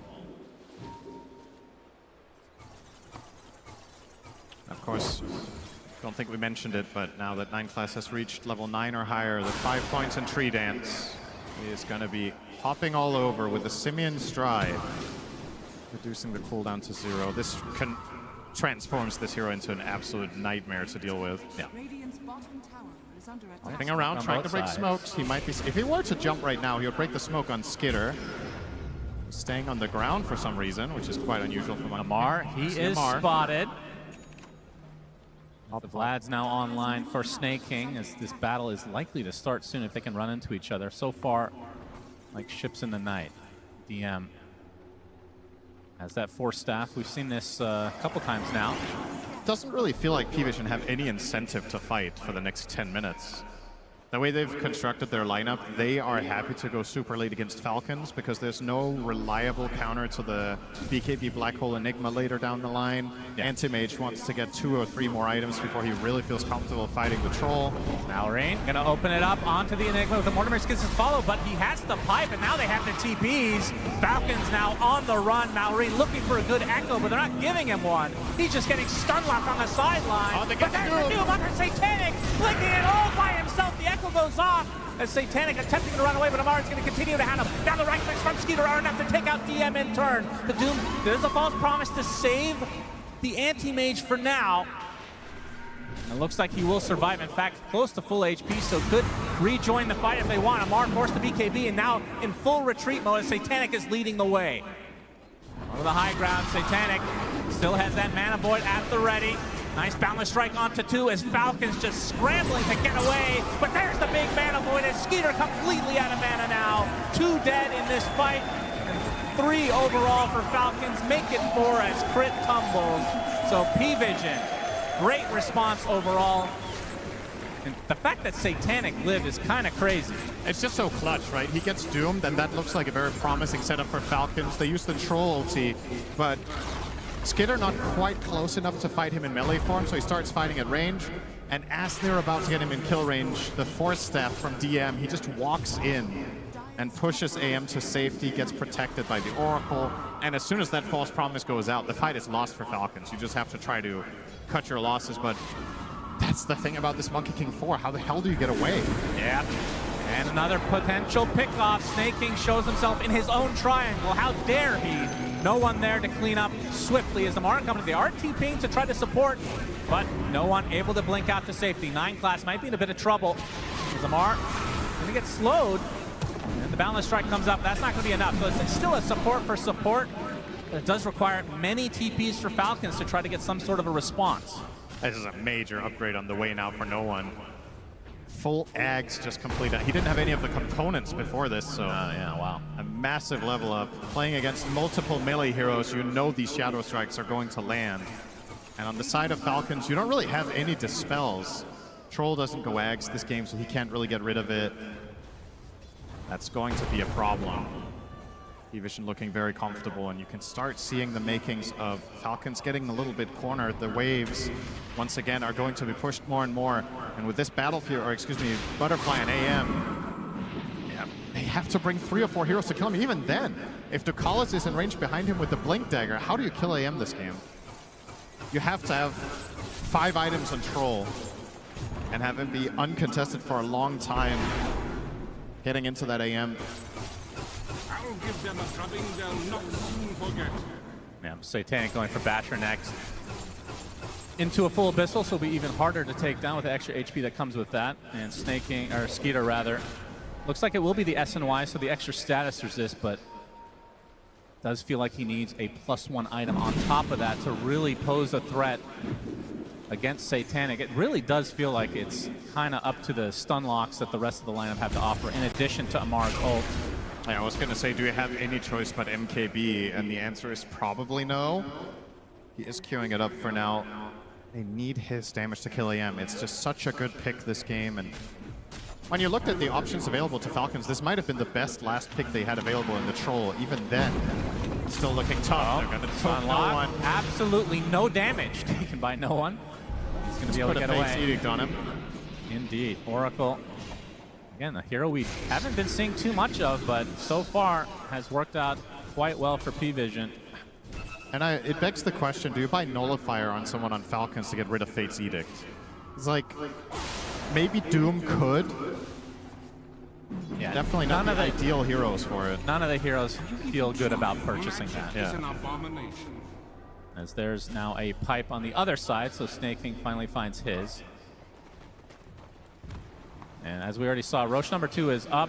Falcons were thinking about it, but after the last time, did cost them quite a bit, but they're going to try for it again. Will PVISION have an idea that this is occurring? Satanic on the other side of the map. Now they will. Yep, they will. This is a pivotal moment for Falcons. There's no way they don't get contested here, and they have to play a they scan out, they know. Spectacular fight if they want to try to do this. And yeah, well, their Roshing isn't even that fast to begin with. And look at the wards on the map.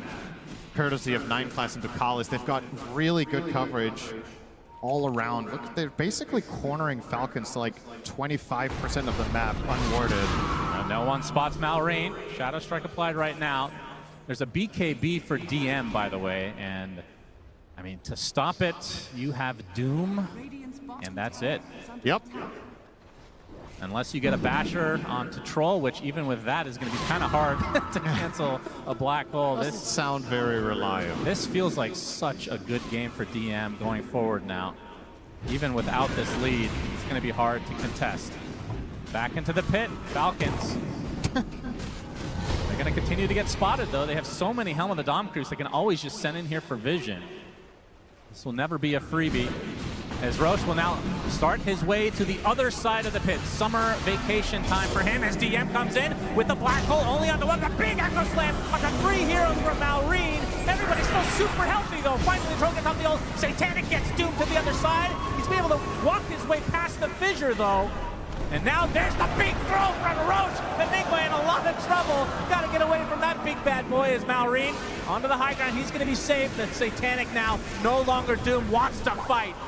Skeeter no longer with the ult, and we've seen this story before. They're going to have to try to run away. They get the stun lock onto no one, though, stuck inside this area. He's in a lot of trouble, but there's the big mana bite from Satanic, taking out Malrine in turn, and now Falcons likely trying to run away. Snaking gets bashed up, gets destroyed, and now next on the list is Skeeter. 3 dead for Falcons as PVISION honestly relatively easily take this fight, just long and drawn out. They don't have the damage. They're getting on top of this AM with Doom, but the follow-through is not relevant enough. You find a good Echo, it immediately gets piped off.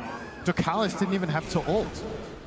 They were never in enough danger that they had to cast the False Promise on the Anti-Mage or the Queen of Pain. They're just they're leveraging their tankiness in these fights and exploiting the fact that Falcon's lineup is so heavily reliant on Troll attacking stuff for it to die, but he's just getting kited. This is already going to be a lane. This is a crazy timing for PVISION. This will be completely free. They get the full lane, everybody remaining with their lives. 20 seconds left on the death timer for Skeeter. And PVISION can just chill because, I mean, it's not like anybody killed Roche. Yep. They can just go for that now. Oh, yeah. By the way, Enigma got tossed twice by Roche. Oh, twice. And they still won the fight and without having to use any. I'm pretty sure Roche did more damage than Falcons that fight. Might have. And into the pit, Satanic goes, and this is a free one for them. This could just be the game-ending Aegis. I have a really hard time seeing Falcons kill Satanic twice. Considering the fight that we just saw, I don't think PVISION are going to hesitate to try to end this one out. Enigma now with a Blink Dagger on the way as well for DM, so he's going to have a guaranteed Blink Black Hole. He could probably just BKB Blink Black Hole the Doom, and they just kill him. It's a little bit of a consolation prize here for the side of Falcons. They're getting the Tormentor, which will be a shard for Amar. A little bit of healing for him to stay tankier in the fight, but not a game changer. Doesn't really seem to be the problem.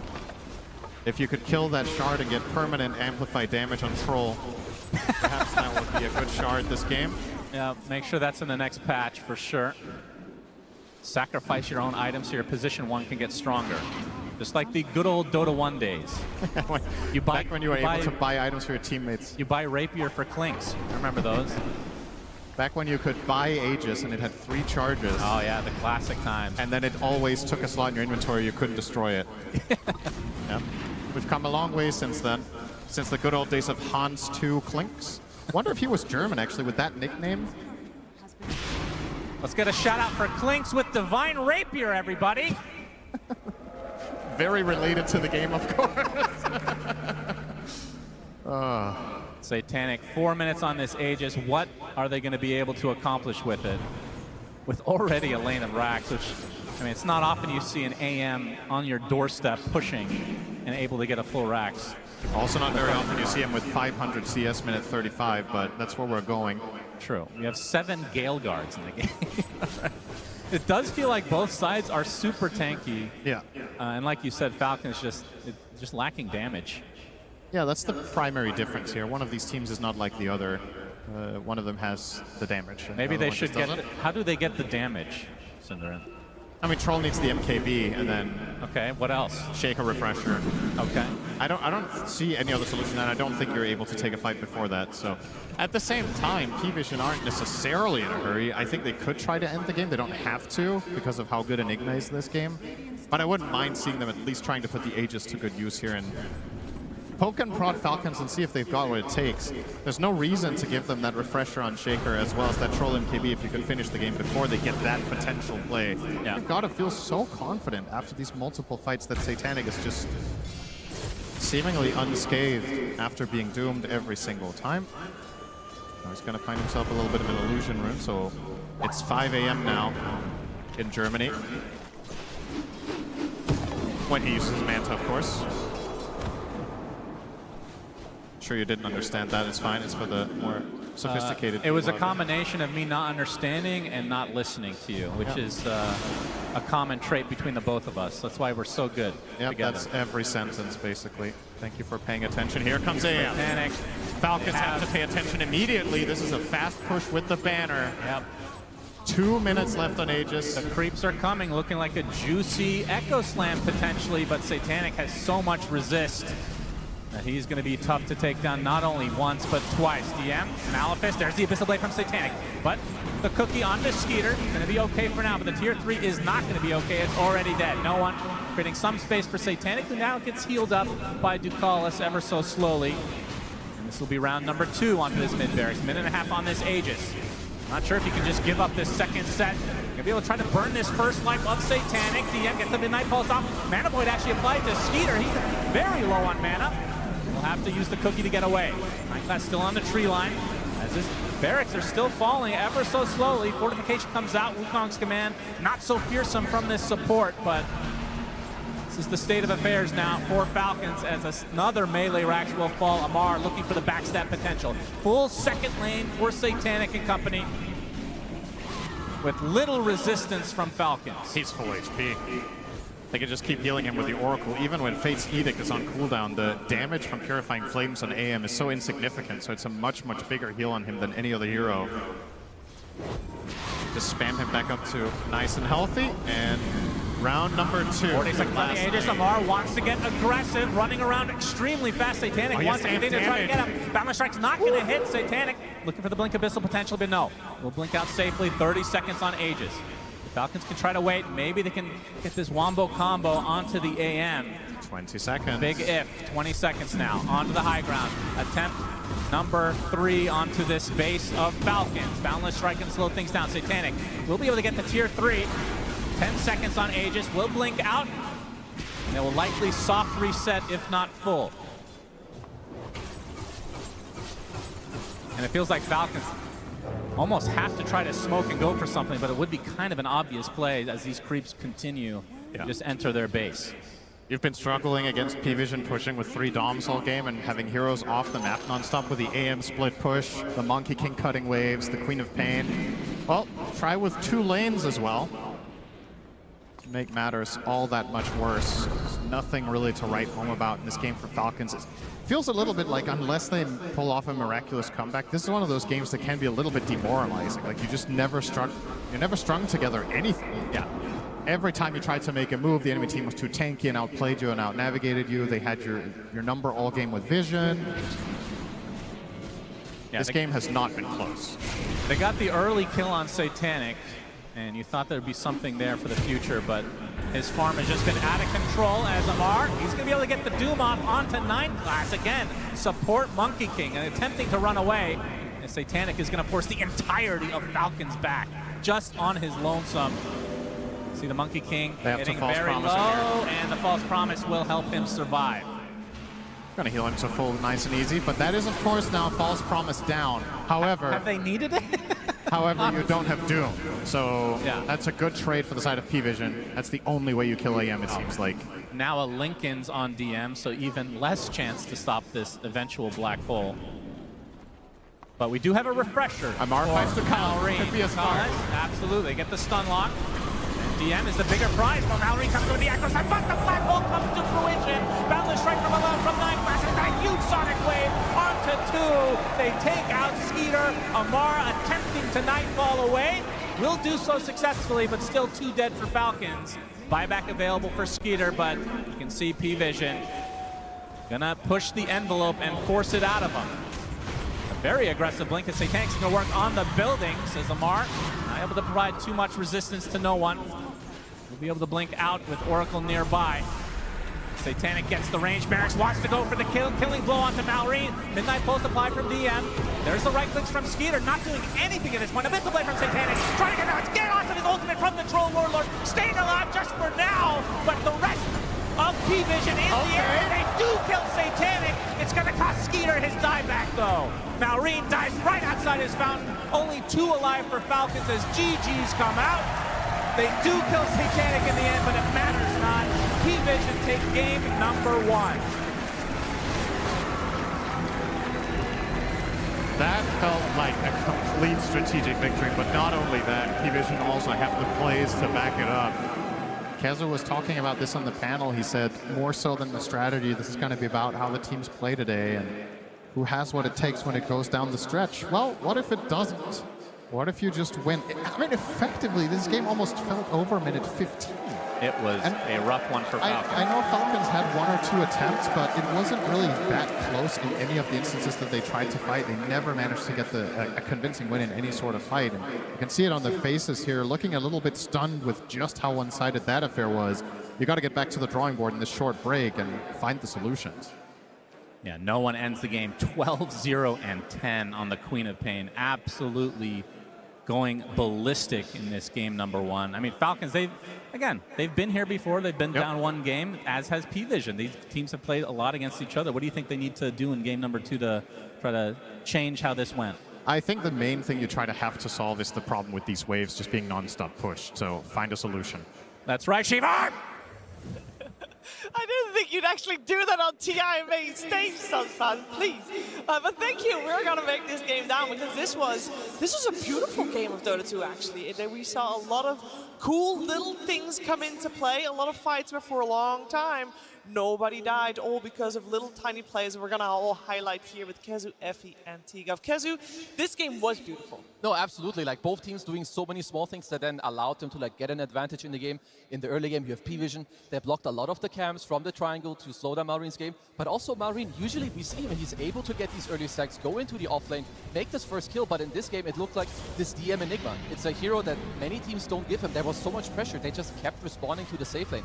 And PVISION, they took full control of the game.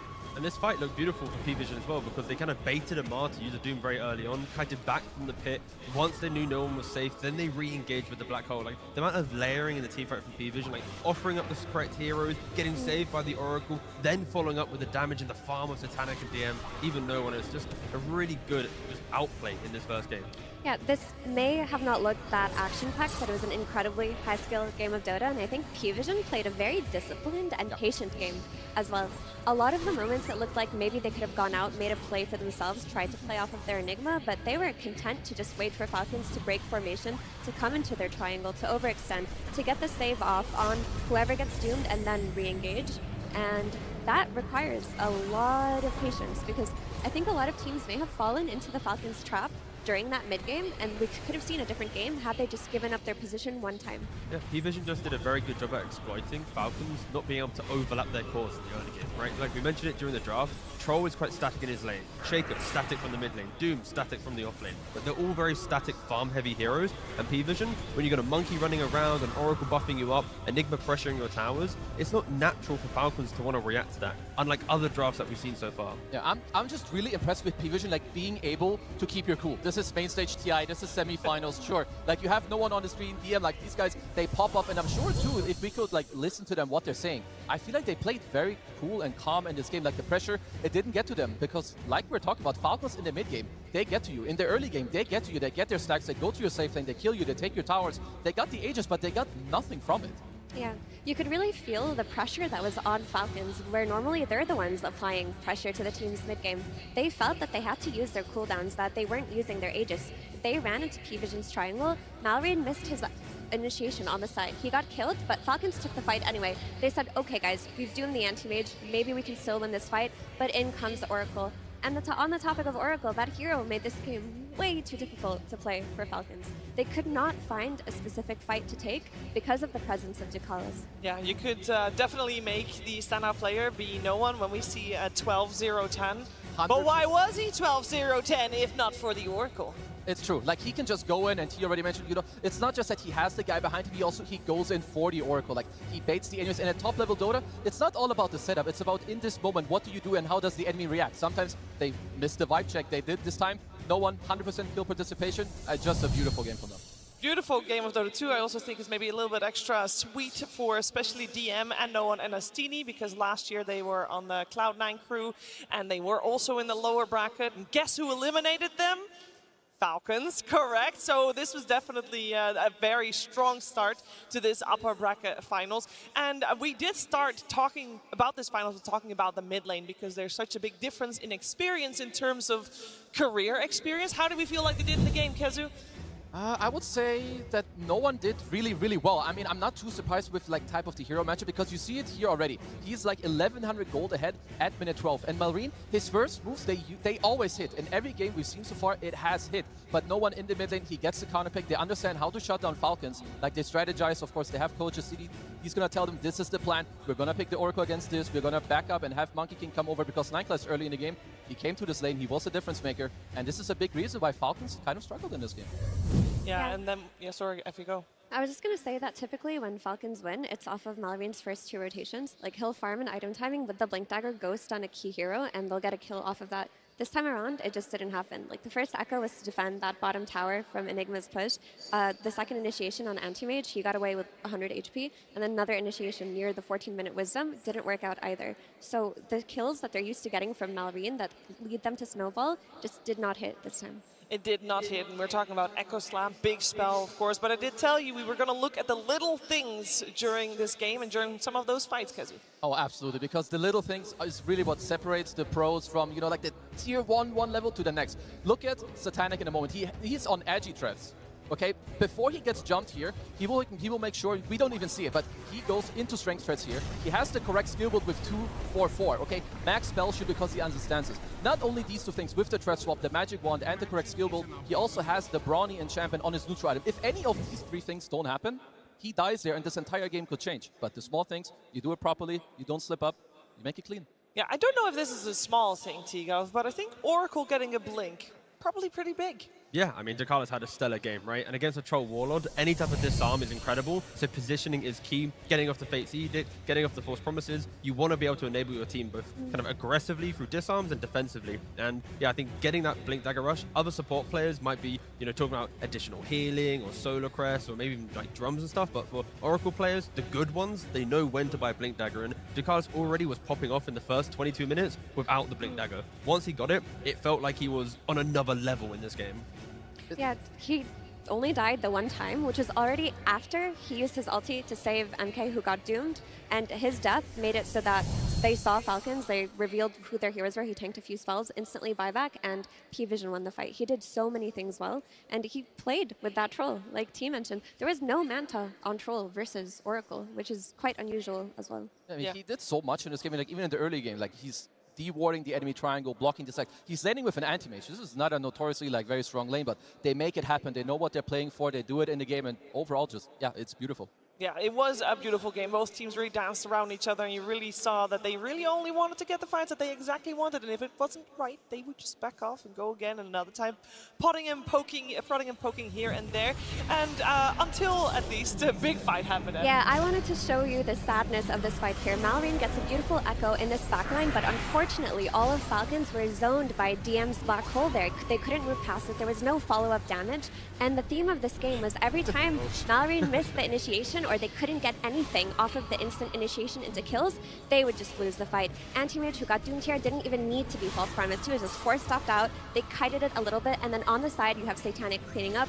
You have no one playing on the limits, and Dakalis in the back getting disarms off on the Troll Warlord. Everyone played that fight so beautifully on PVISION. Including Rosha.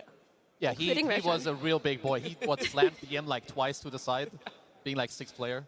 It doesn't happen very much. I mean, that was a very cool fight for a multitude of reasons. There was one other fight that happened a little bit before that, but we got our expert on the case to tell you exactly what happened at that time. It's Purge. Thanks, Cheever. There's a lot that led to that moment, and most of it had to do with creeps pushing towers. So we saw this throughout this entire game, just a super abundance of creeps. The Dark Troll Warlord push on the tier 1 was very scary looking because you're pairing it with Eidolons. Every single one of these guys is getting like 27 bonus damage due to all the skeletons that they have. So this Echo Slam, the first of the game, ended up looking really beautiful. It got him a huge amount of net worth, but it does stop the push, which is ultimately a good thing. But this kind of kept happening the entire game. DM's pressuring the mid lane with his Eidolons, with his Helm of the Dominator. Snaking's trying to offset that as much as he can, but the Eidolons do have a lot of single target damage, so they can actually really go toe-to-toe with these opposing creeps, which ends up just being both teams trying to delay their tier 1 towers dying, because if the towers die, it makes it much easier for their teams to go get ganks. And PVISION really has to worry about the Doom ganks and the Earthshaker ganks getting some crucial kills. So they tried to slow this down as well with the tower getting backdoored here. No one tries to deny it. He's not successful. And then basically once the mid-tier 1s are dead, they're doing the same thing. They're just jamming creeps down one lane to make sure that their opponents can't end up pushing or looking for kills. And on the other side, Falcons is doing the same thing with some of their creep cutting here, using these satyrs once again to push out creep waves. But what's really important about this is that by pushing the lanes down like this, it makes it very difficult for Falcons to go look for their kills as the game continues. In fact, here's a great example of that. Their PVISION's farming the bottom half of the map. Satanic sends his little pine cone creep towards the mid lane because he's trying to cut this wave. And they barely saw Amar. They basically expected Falcons to do a smoke in this position. And now you have all these Falcon players kind of sitting in the middle of the map. So let's take a look at what this looks like. They have to play near Amar, because if they run away from him, they're going to have a bad time if a team fight starts. So they both can't they basically can't actually get aggressive down here. They would prefer to be like circling this tier 2 tower, but because he cuts this wave and denies the shield rune, they now have to go deeper into enemy territory to look for a fight. And look where DM is farming on the right side. He's really close to his tier 2 tower. That means that if he does get gone on in this situation, he's going to get back up really quickly. And Falcons decide they need to get something done on the map here, so they do actually go for this here. The Echo Slam is, or at least the initial disable is going to be okay, but there's like 4 TPs going on. All of these heroes are Power Rangering in to react to this because they know that this is a crucial moment and their opponents had to do this crazy dive. Because they had to go farther, they didn't have as much damage follow-up. They do manage to get the Doom on the Anti-Mage, but the Oracle save that comes through is fantastic, of course. Last second here, that's going to come after the Doom ends, so he ends up staying alive. Just a perfect response to PVISION, but most of this was set up by the incessant pushing in the mid lane that gave them this good place to start the fight.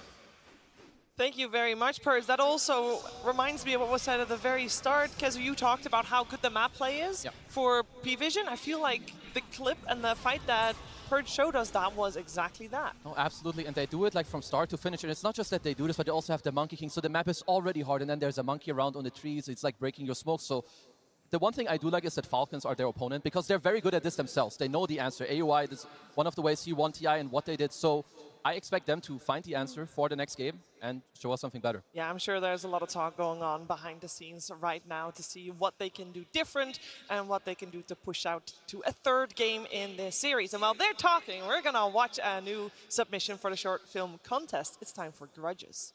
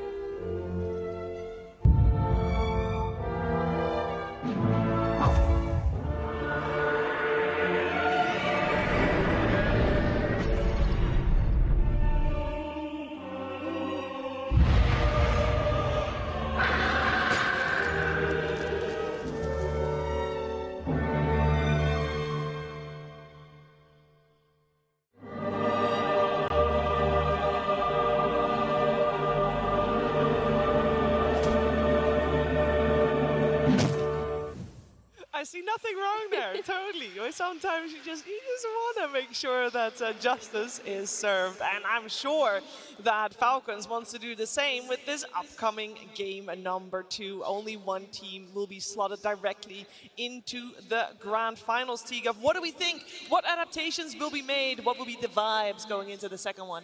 I want Falcons to have a bit more pacing, a bit more ability to fight together, and also just don't sack Malrine, right? When you have this first pick Shaker, you see the net worth in those clips where he's like, what, 6th, 7th net worth? Like, that's not going to be good for him. So protect Malrine from the mid lane and have at least 2 cores in the Falcons lineup that won't feel bad running around the map together, finding the kills. The one thing I see is I think they did have pacing, but they had like a hard time executing. Or like at least you have the Chen troll, but then like you say, you have Malrine and mid, he does get shut down. Your Doom in the offlane, not the fastest hero. To me, maybe it's a bit more about setting up the map first, or is it like only about having more pace? I'm honestly not sure, but I hope that they can find the answer. I think Falcons as a team don't struggle with pacing. I think they got cooked by the Oracle pick. The Oracle pick threw them off entirely. It made it so that the Falcons that we're used to seeing taking these team fights mid-game, pushing their advantage, taking over the enemy side of the map, they couldn't do the same thing with the knowledge that their jumps will most likely fail. They did not have enough backline jump. We saw Malrine go in time and time again in that mid-game, not get any follow-up damage because he's the only hero who goes in. You're not getting enough out of the Mortimer's Kisses because of the pipe coming out of Enigma. Like, where is that mid-game damage? Who's killing this Oracle? Just ban the hero next game. Think about it. Like the other cool thing that I feel like we've talked about a lot too with Falcons is that they want to go for the 1+1 kill combo, which means they have a limited amount of damage. So when you have heroes that rush a pipe and a 4-step on the side and you have an anti-mage, like all these heroes, you already need like 2, maybe sometimes 3. Now you don't know where the Oracle is. There's some guy there with a Lotus, and they keep very nice distance, like on the range where they play with the map. So yeah, like in my opinion, DM2, like he played an incredible game, and it's also a statement. They gave away the Enigma, they gave away the Monkey King, you lost to it. You gave away the Chen to Falcons and you beat it. So going into the next game, there absolutely is some pressure on Falcons here. Yeah, luckily, they've been in this position before, right? Like when they were against the BB in the other round, they lost the first game. They had a lead, they lost it. They bounced back, they understood what they had to do, and then they were able to close it out. So I am expecting Falcons, unlike some other teams that we've seen so far in the playoffs, to be able to actually show that adaptation and have a more competitive game too. Yeah, I will also say that the history between these two teams is quite even. They've played 7 series against each other, and it went to 4-3 in favor of PVISION. But overall, you can tell that both of these teams are, well, they have what it takes to make a comeback. We'll see how that translates into the draft, of course, soon heading into game number 2. But I do want to touch upon some of the heroes we saw. The Queen of Pain came out very early in this game, Effie. I mean, you say I'm branding out the Oracle. Obviously, that is step 1. But surely there is, especially from this first game, there's more they have to consider.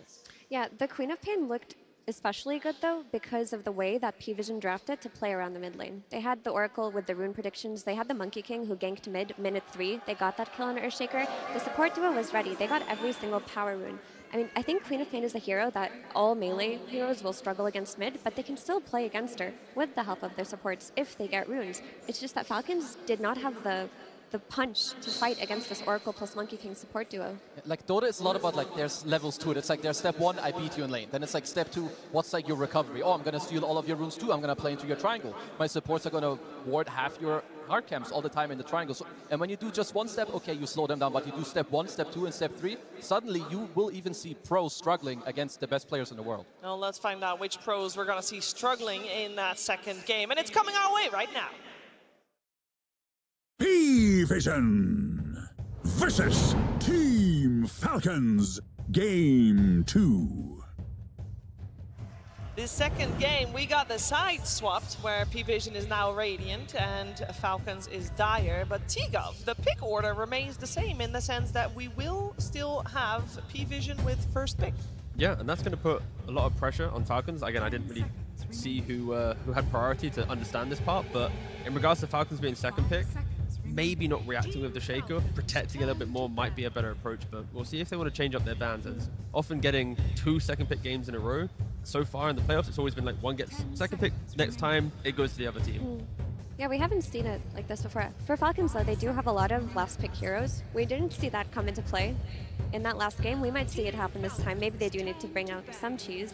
But a lot of the cheese that comes from Falcons does come from Ahmad on that offlane, and they target banned all of his heroes. There was barely anything left for him. He ended up just playing a Doom at the end. No, that was definitely like a very nice setup strategically going into the game. You have the setup with the bans against Omar. You have the counterplay against Team Falcon's highest tempo in the mid lane, and I like these bans. You try to take out 9 class.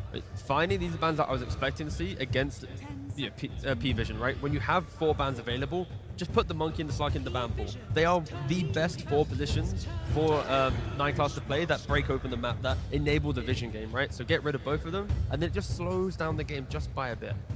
And also some respect still for Malrine Sand King. The Beastmaster that was banned out in the previous game gets picked up in that first phase, and a lot of love here, of course. Shout out to Heroic, eliminated now, watching from the sidelines to see which one of these 2 teams move forward. Another hero left in the pool, by the way, is the Invoker. It was first phase banned last time. I don't know if we were expecting to see it come out in the early stages of the draft. It's most likely a second phase hero, I would say, for PVISION. Very likely something they can consider. So let's see, Falcons, they did step away from Chen. I believe this is the first game in this entire tournament where they have the chance to pick this hero and they don't go for it. So they did just lose with it. I like that PVISION, they had a lot of pressure in this offlane, and it's what we talk about a lot. Not just the map, but also early on. Marine's first moves usually go into the enemy safe lane, not into their own safe lane on Falcons. So when you have these Lycans, these Beastmasters, they just kind of drag you to these lanes where you don't really want to go to. It just gives me more pacing, right? I've been calling for overlapping cores, the ability to fight, no matter what Pangolier to mid to offlane, it doesn't matter at all. It is going to have the same type of game. You want to play for any timing, any Wisdom Shrine, any active rune, any Twin Gate move, you're going to be doing it from either of the core roles. It's a more dynamic hero as well, not as slow to move around the map as some of the heroes that Falcons had last game. There is always the issue though of Pango versus Beastmaster, where later on in the game he just gets roared during his Rolling Thunder and just gets beat up by the enemy carry, but before that he does a lot by way of wave clear, lane push, and fighting into a zoo meta. It's also something that Falcons use quite well, because we did already mention that they do flex it, and the hero, he also gives minus armor. They play it quite nicely. Very often they have like some Pango DK, Pango Weaver. It's very fast, it can do stuff on the map, but like Effie was saying, when you play against the Beast, you need to be aware of the roar into like range carry with high DPS. Your TAs that can close out the phase later, you get this roar, Desolator hits, and see you later, Pango. Yeah, I am reminded by what Astini said during the coach interview after the draft was done in the previous game. He said, you know, everybody's going to get their comfort heroes. Obviously, there's a large chunk removed. But I think especially that is true for, in this series so far in particular, for the support heroes, you are going to have to deal with everybody's comfort. The fact that PVISION already beat the comfort of Falcons, I don't know, T, do we feel like that will make Falcons doubt that a little bit, or what will they do? Doubt doesn't really exist, I think, in either of these teams. They will always be analytical to move to the next point, to understand why they won or lost the game. And I think just hearing that from Astini shows that it doesn't matter what you draft at the end of the day, you can make anything possible in Dota through better map play, better itemization, and it shows that PVISION's approach to it isn't a matter of a draft has to be everything for us to win. They don't mind playing at a slight disadvantage. Less stuns. Look at the stun averages on their team. They often don't have as many as the likes of, let's say, like an Xtreme Gaming. Okay, so they just lock it in straight away. There should just be a DM Centaur. Lanes quite well into Chen, you don't care too much. You have high HP region, you're pretty fast yourself, you don't care too much about the pressure. You also have the roll to, of course, the Stampede to get away from the potential roll, and also the creeps. Yeah, unless they have a flex potential, at least have not seen 9 class play Centaur. But who knows? Might be open. It's the tops and mid Centaur going to be coming to TI. Yeah, why not? I mean, if PV wanted to double counter the Pango, they could just go for a Grimstroke. We've seen that hero re-emerging with Soulbind as its primary focus in the draft. I'd like to see 9 class play a real position 4. He does not do that. I mean, look at his heroes, like he's got Rubik, everything else I'm like, And his fake ones are out. His Lark and Monkey King, they're still Alchemist. And the next fake one is Alchemist, because it's really hard, generally speaking, to play a ranged position 4 against Chen. The hero bullies you. Sure, last game he put his creep into the mid lane to try and slow down no one. So I wouldn't be surprised if we see like another melee 4 later on, because so far, from what I understand, they've mainly been playing Snapfire on Ducalis. And I like this, to me, is also a lot when it comes to stealing. You're not giving it into Crit's hands. And there's so much kiting potential, and those stats are incredible for Ducalis, right? 8-0, but yeah, like you've already mentioned in regards to the Beast with the Roar against the Pangolier, and then the Stampede, you also have Cookie, and then the utility from a Snapfire, be it from a 4-star, like a Shard with the heal. There's so many ways for PVISION to offer up a fight to Falcons and then move away.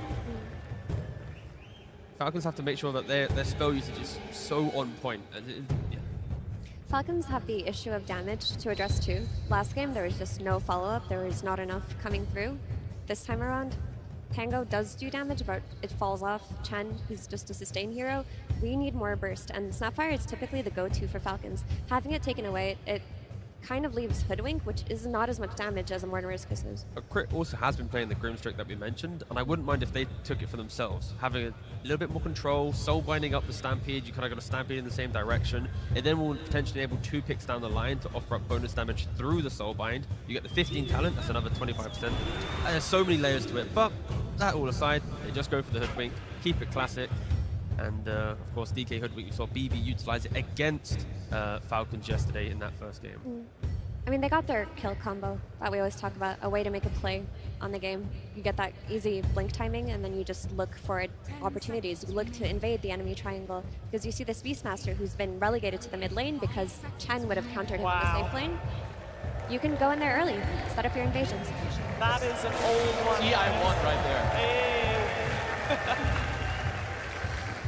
Well, yeah, it is the Falcons classic, right? You get the Skeeter DK, and with the double minus armor as well from Pango DK, not to be underestimated. A lot of these heroes on PVISION so far, not the highest armor heroes, but they're going for a very similar strat. You have a lot of annoyance on the map. You've got the Beast Summons, you've got the Enigma, so Centaur is a support? I mean, we have to have that discussion now, right? It's DM playing Enigma every single game. There's now a Centaur available, right? Yep. 9 class plays Enigma, maybe? Yeah, that's going to be the big question of the draft, right? And that's exactly what Falcons have to ask themselves. You've got both Centaur and Enigma. And we saw Enigma go to the support role in the Heroic series. DM probably wants to play it. Is it a new 9-class support that's going to be showing us at... I think, if anything, it'll be Centaur support, or it could even be Beastmaster carry, and then you just have your 3 cores anyway. Yeah, I would kind of like the Centaur 4. Why not? You use your body in lane against the Chen. And it kind of, I would say it baited Team Falcons a little bit to like, okay, we see the offlane Centaur. We're going to lock in the DK. We're going to lock in the Chen. This is not the best lane when it comes to playing against an Enigma. So for PVISION, they need as always, a hyper carry for Satanic. He will take over the game, but you need the damage to come out into this abundance of lockdown that you do have with your other 4 heroes. Don't you run back the likes of like the Brood or something? You have good damage, more map play. Sure, there's a Pangolier, but it's only the Pangolier. And when you're already having to deal with the pressure of a Beast and then the Enigma, one of these type of heroes can... If they want to value more map play, that is the hero you would look for. To me, I see that a range carry would feel kind of nice. I mean, it's the also, roar, yeah, it's also nice to play like a melee here with the snap. You get the cookie, but for now, I see like you want a guy that has very easy access into the roar to also like threaten this Pango who's running it. Because also there's a Chen heal to back him up. Like it's not just one roll. There's also a lot of stuff from Falcons that will come to back him up. Terrorblade still exists. Yeah, let's see what else is there from Satanic's pool. This guy is incredibly versatile. It's very hard to ban him out. I mean, he played some Meepo and some techies. Not techies. That would. He might play tech. I mean, Tinker carry. There we go. That would be cool on the main stage. I never thought I'd say that, but here we are. The thing with PVISION, how they draft is, even if they look like they need a bit of time to get online, the way that they buy Helmet Dominators and push waves, like from the Purge segment in the previous panel, it is so hard to deal with, and they always seem to come online. What are you doing there, Nat? Having a good time with the girls. All right, let's see what's coming. We got our final ban coming out for PVISION. Looks like on the side of Falcons, there is also flex potential, and they will get that overall last pick. I mean, for PVISION, it's something you have to do semi-blind. I mean, you need to respect that Falcons can put the Pango mid, and you get offlane counterpick by Amar on the 24 pick. Yeah, I'm not really sure where to put my stuff on. I would have said maybe they're looking towards more of a... Yeah, it's going to be the Terrorblade. And this hero makes sense, right? He's going to be that ranged carry chunking away at this Pango. When he gets sword, he's going to provide an overwhelming amount of damage to go through DK's armor. You need an incredibly high damage carry to be able to do that. And now it creates the issue. Falcons have to address the Terrorblade in this last pick, making their flex a bit more uncomfortable. Falcons have to be ruthless. When they leave their lanes and they feel like they have their first core item timings, every move needs to be very, very clear. Because if it gets any point difficult, as we keep harping on about the map play from PVISION, every hero available for PVISION can skip a wave really quickly, really nicely. And I mean, when Falcons group up as 4 or 5 heroes, they're going to be XP starved, farm starved. They cannot let the first game, affect them in this one for sure. I'm not sure where to go with this. I don't know who they're going to give more priority. There's like... I'm not able to find like this Exodia pick that they had yesterday with the 24 Husker. Like, do you want to like run most likely just another guy that goes in? Like, do you want to do some Primo and you flex? Is there Magnus? Like, neither of these heroes, they don't really do it for me. They're good, but it's not like what I'm looking for to really take over the game. Yeah, it's the layers of saves that PVISION already have that prevents me from being excited about a Primal Beast, right? I think I'd agree that hero would be really nice, but instead, they're just going to go for an Underlord. Question, is it an Underlord carry, or is it for the offlane here? Yeah, offlane. Offlane.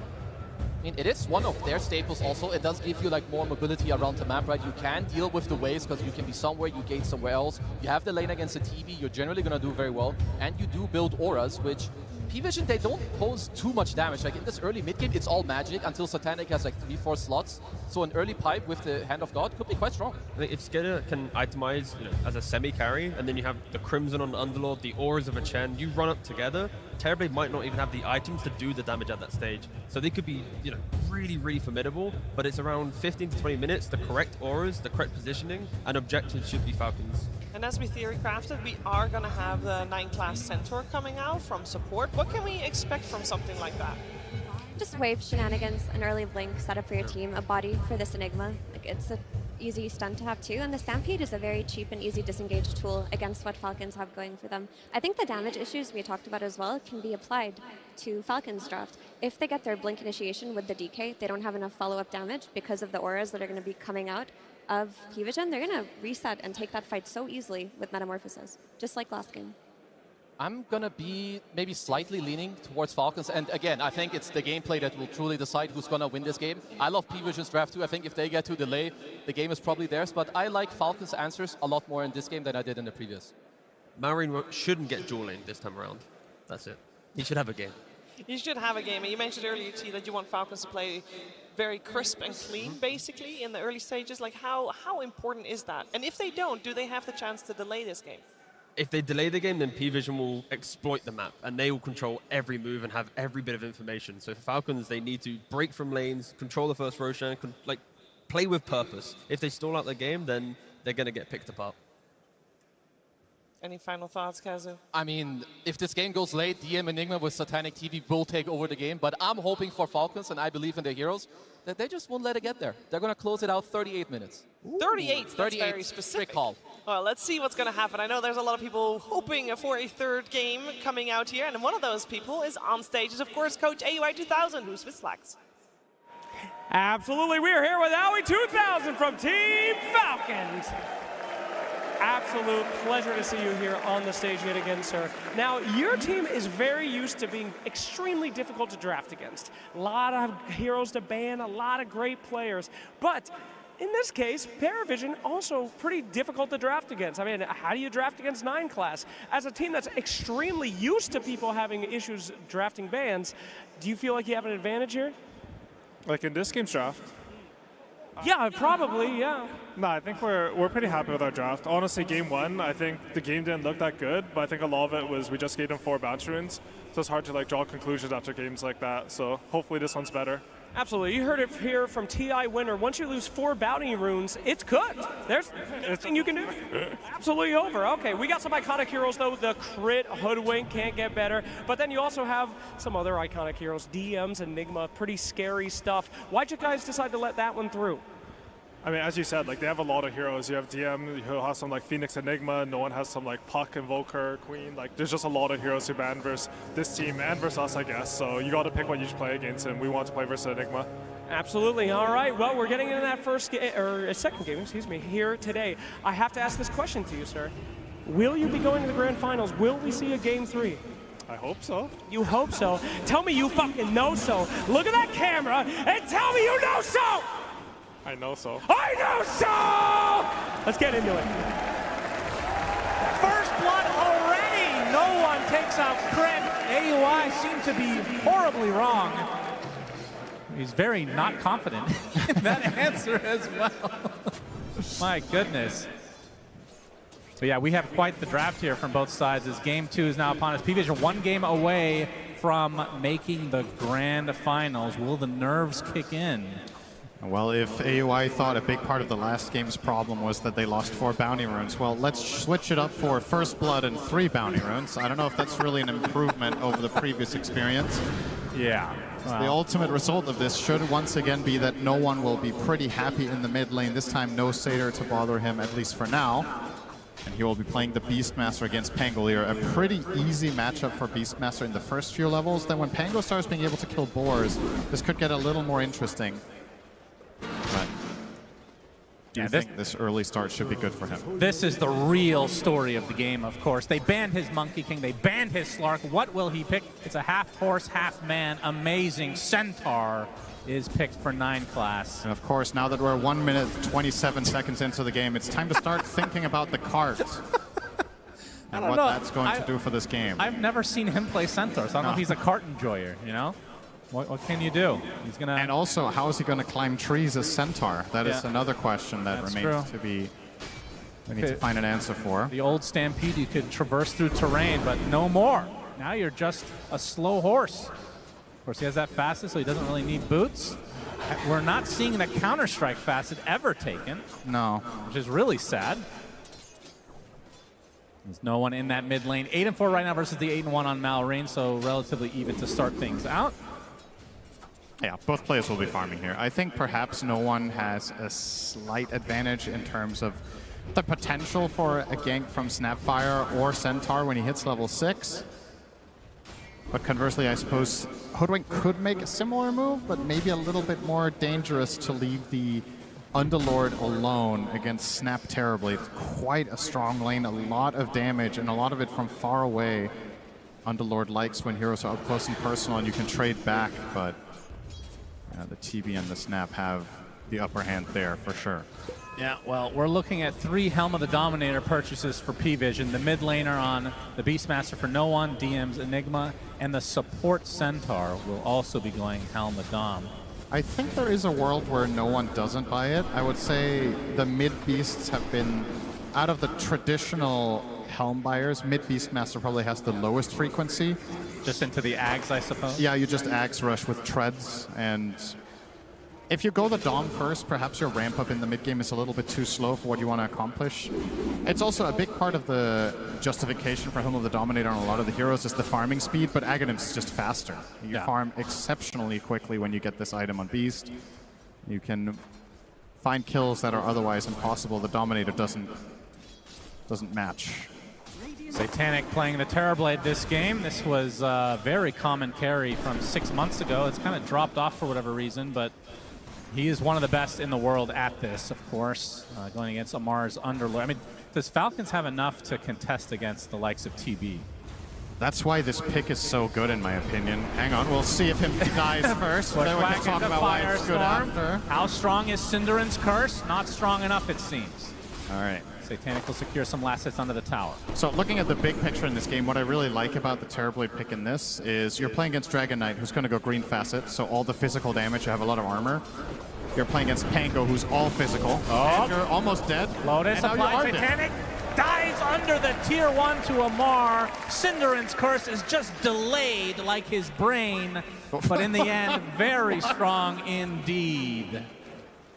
It's 9 class securing a bounty room for himself. I mean, like, theoretically, they have the percentage-based damage against them. Breathe Fire reduces base damage, which is really good against Terrorblade, but like in terms of damage itself, it's mostly physical, like you said, which the armor is really going to help with. It is somewhat double-edged, but it's a matchup that Terrorblade has always enjoyed, the one against Dragon Knight.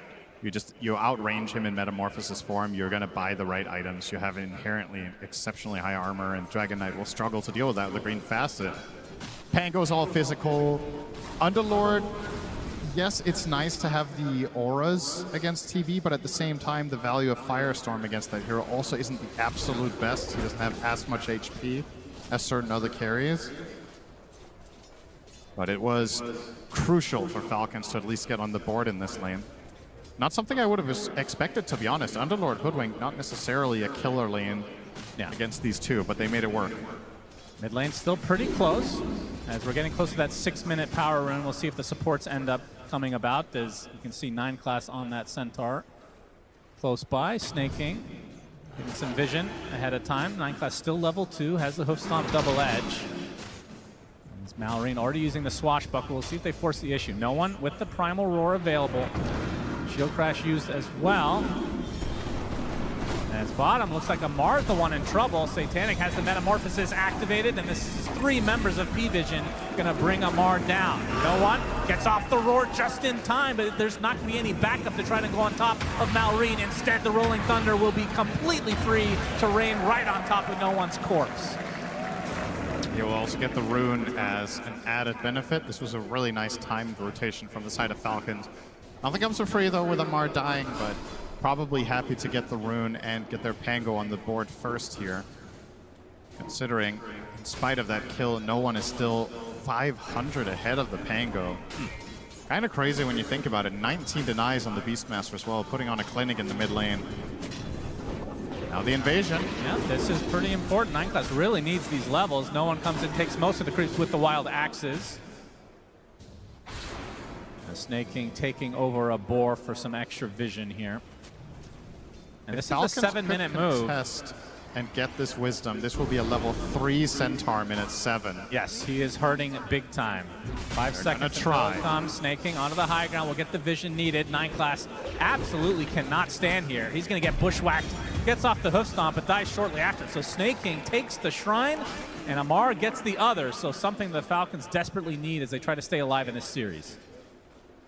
This is one of those big differences. We're probably going to be talking about it more as this game progresses. Having 9 class off of those slippery heroes and onto a Centaur opens up new avenues for Falcons that they didn't have in the previous game, and that other teams haven't really found versus PVISION in previous series either. He's always been slippery and hard to deal with.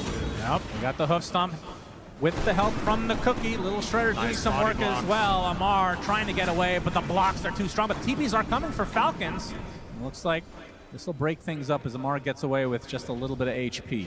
Mission They failed. do spot it, so it's up, wasting a TP in the end. Dragon form popped up top. This is a very strong timing for any Dragon Knight carry lineup. Level 6 together with Chen, a classic pairing of heroes. We've seen this for 15 years. Roar from no one. Arcane Rune taken afterwards as Crit slowed Should to be a high okay. degree, and you will be getting away with the Scurry. This tower's gone up top. No surprises there. Indeed. Much better start for Falcons to this game than the previous one. Still, the writing on the wall is more than likely, should this game go the distance, than PVISION's lineup with Enigma, Terrorblade, and Beastmaster insane in the late game, and you don't have solutions once again for the BKB Black Holes. Like, the best tool you'll have is a Pango Basher and then hope for the best, but you don't really want to get there if you can avoid it. Of course, Kezu did predict a 38-minute victory for Falcons. Yeah, very naive as always, and questionable takes, but we'll let him. Hey, he's on home turf right now, so got to give him the benefit of the doubt. As no one is working on the Ags that you were talking about. Can we get some cheers for Kezu? Oh. Not bad, not bad. Can we get some cheers for Bratwurst? All right, I think that was surprisingly close. I You guys not like food? Food I is... thought that was going to be way more lopsided than that. Maybe they felt a little bit bad, but they really wanted to. Yeah. Cheer louder for that. Maybe they're full from that last series. Enough. Nah, I'm good. Early 1K lead for the Falcons side. DM now level 6 in that black hole. And Skeeter. Blink Dagger is going to be the first item for him, and it's actually really close. Looks like they want to really push the envelope. Try to get ultra aggressive to start this game.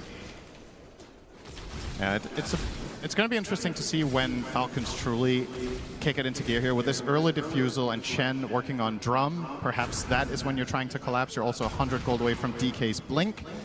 Classic build here from Skitter on the carry DK, even in phases when other teams were playing carry Dragon Knight more greedy with an early farming item. Skitter was generally leaning on this dagger and trying to take map control, and it really plays into the overall read that we have on Falcons as a team, which is they utilize Skitter a lot more aggressively rather than as a true position 1 in many of their games.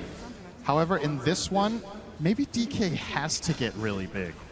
I'm not sure if Pango and Underlord can really output enough down the stretch. Yeah, I have to say, the Underlord, I mean, not that this is an Underlord carry, but it is Amar playing the Underlord, so it feels like it will end up being an Underlord. It has been a bit underwhelming, but they will get that tier 1 tower. And this is the Blink Dagger reveal for Skeeter, right on top of DM. Sharpshooter from Crit is coming, and that is a lot of damage to withstand. DM will take a tumble as a result. Hand of God to be able to try to keep himself alive, Snake King, but the kisses are too strong.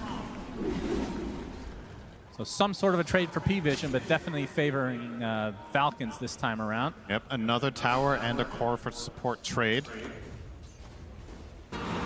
Defusal online for Malrine as well, so. Yep. If only someone had told you that 2 minutes ago when it was even more impressive. I mentioned the Blink Dagger, you didn't listen as well, so that is tied for It's this a game. draw for now. Keep it up. I think you're just... I didn't want to say anything because it's the upper bracket finals of TI, and it seemed kind of dumb to bring it up in the middle of something so prestigious. Kind of weird that you did that, actually. Yeah. Here they come into smoke. Smoke. Looking for the wrap. Malrine. They'll find it. Dragon Tail. This is a big pickoff if they can get it. And the cookie's not going to be enough as Malrine just completely destroys him. And now the tier 1 tower to follow. So that is 3 tier 1s already dead at the 12-minute mark. Falcons looking good. Yeah, they're going to keep this pace up. This is what they need to do with their lineup. A strategy that they're very familiar with playing, so this should just be full-on autopilot almost. Not as in PVISION can't respond, but rather Falcons know what to do. PVISION have to come up with the solutions. 9 class found again. Level 5 just cracked, minute 12. Yeah, This is a totally different 9 class than in the last many games we've seen. For comparison, both supports on Falcon's side sitting on level 7. So he is not offering much. Far away from that helm, far away from Stampede. A little bit of a dead hero in the game right now, if I'm honest. Yeah, it's PVISION are almost playing 4v5. But once he gets that cart. Yeah, let's look ahead at that. I'll tell you this. If 9 class gets cart, they're going to win. Because that means the game went long enough that they didn't need it anyway. Very true. 13 minutes, 3K lead. I mean, even if Falcons end up losing this game, this is something that other teams will be looking at. Oh, for be able sure. to ban both the Slark and the Monkey King as Satanic bushwhacked in, but you can see the TP's coming for PVISION. Sharpshooter does a lot of damage, but it's not quite enough. Sunder onto his own illusion to stay alive, trouble. but Here the comes Rolling the Thunder, Malrine is there with the rest of Falcons nearby to finish the job. They get Ducalis as well as Satanic. Big kills as 9 class is basically a creep at this stage. 4K lead for Falcons. Uh-oh. Well, Kezu with the 38-minute prediction, maybe very conservative. I feel like this could just be a 25-minute. Let's hold our horses. This is definitely looking great for Falcons, though. I found that in this tournament, a lot of the time it's very difficult to predict game length. Even based on, let's say you take a snapshot now and you're like, okay, you would probably have an idea about 6 months ago with where this game is oftentimes headed, and then you get surprised time and time again. But without question, this is about as good of a start as Falcons could have hoped for. They're also going to get both Wisdoms perhaps here. If they get both, this is so bad for Centaur. He's going to stay level 5. Oh my god. He's about to get 6 from 1 creep, but we're talking minute 14. Yeah, this is bad. This is bad. Do not pick Centaur support in your pubs. Holy jeez. There it is. Stampede finally available for the horse. As the cheer, the crowd goes wild for that. Yeah, 2 people happy about that. Good for you guys. Let's see him put it to good use. I mean, is this the latest level 6 in the tournament, potentially? I don't think so, but it might be the latest on a position 4. I think it's the latest we've cast. Yeah. But yeah, sometimes 5s just have a terrible game where they get run over in lane and they don't really recover. I mean, he's position 7 in this game, it feels like, so far. And we'll see if he can catch up, though. Wow, not even 6. No, we skipped a level there. Okay. He's still going for the Helm of the Dominator. I mean, that certainly what are you is a way to going to do when you have Crown and Helm of Iron Will? Are you going to change your build? Yeah, true. He's already committed quite a while ago. At this point.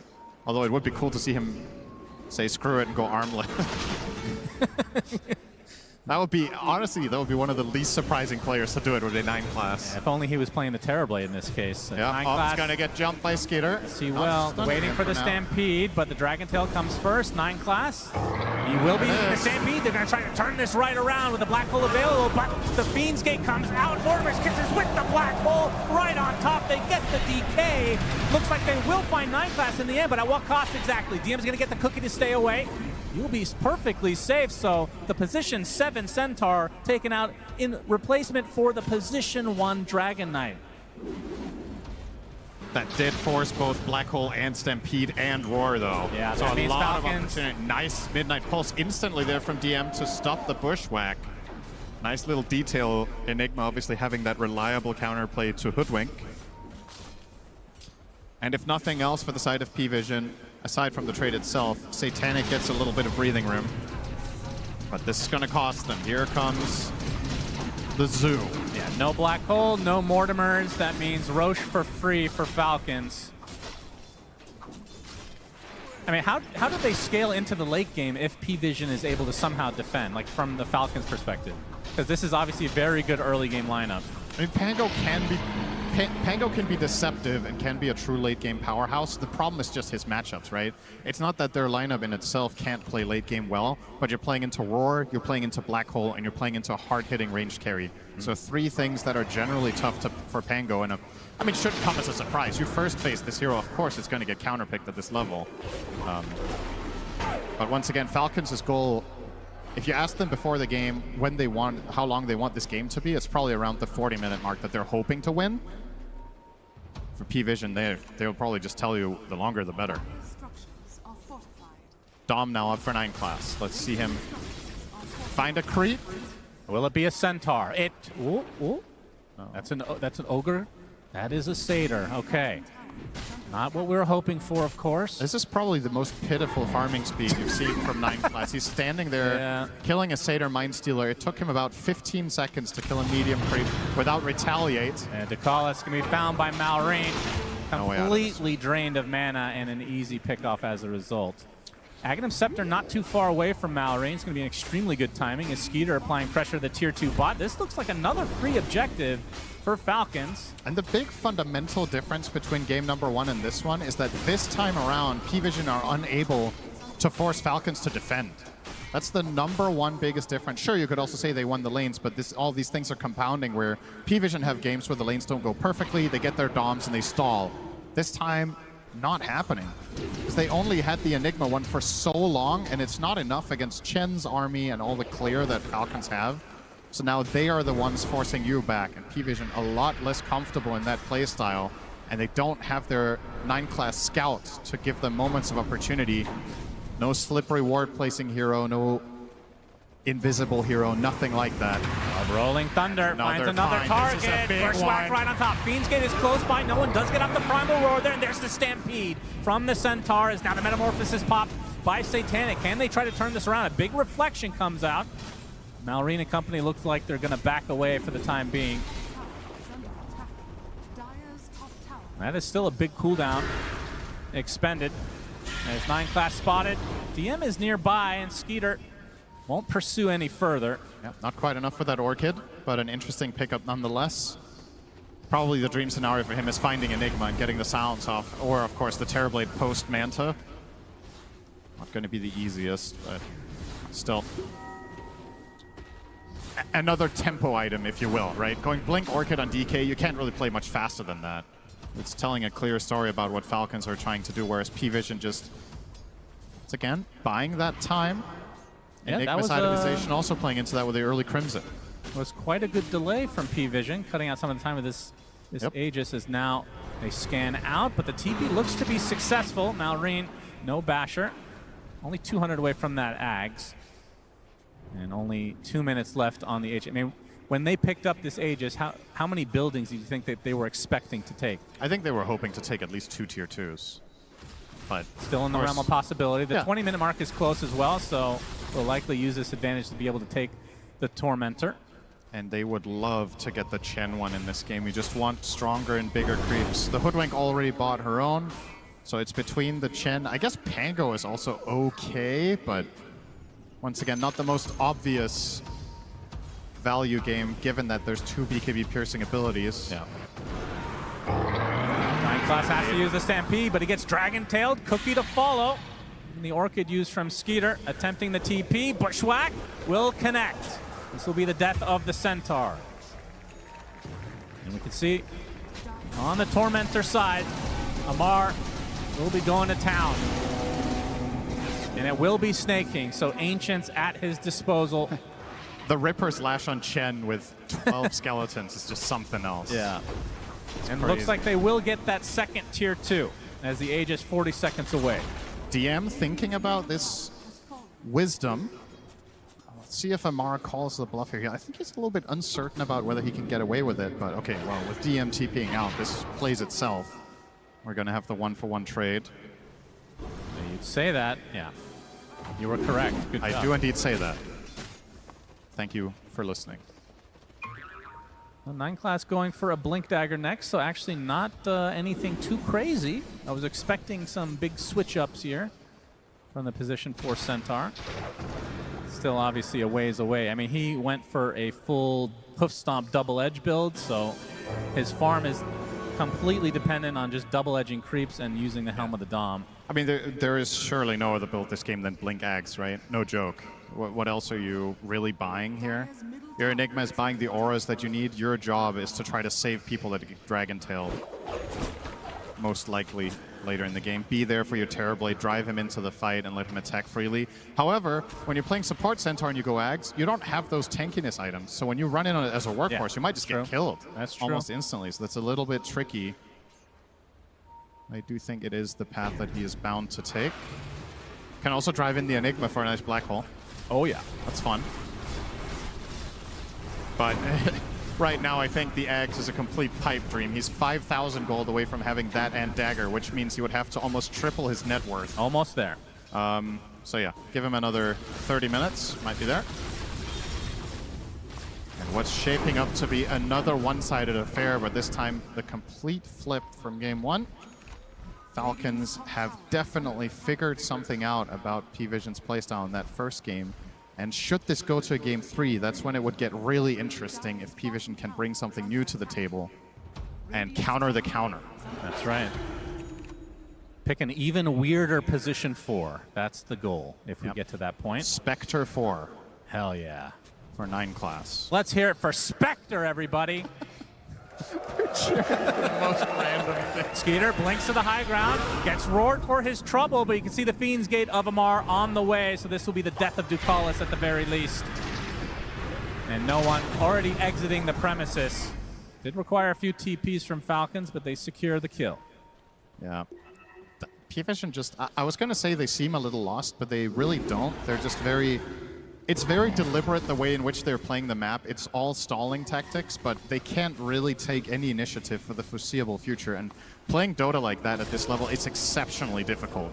Like, you can try to play keep away as long as you want, but eventually you're playing against a team that has a blinked stun hero, you have a global hero in the Fiend's Gate, and the Hoodwink crit in this tournament has been insane on this. They're gonna find you eventually. Or they just go high ground. High ground onto the helm of the Dominator, destroyed. Satanic and company are nearby to they go get rid of these skellies, though.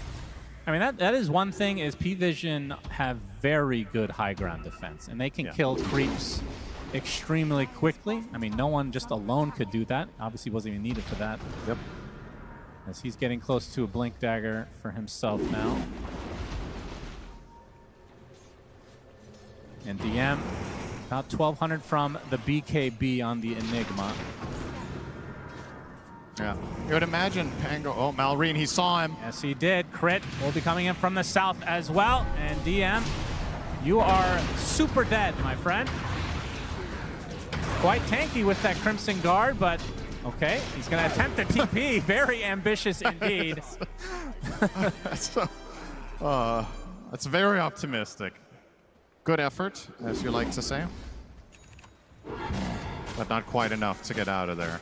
And yeah, with the BKB, surely Malrine will go Basher after Blink, right? I don't think this is a game. You could consider Linkins against the Beastmaster and the Sunder, but I don't think it's necessary.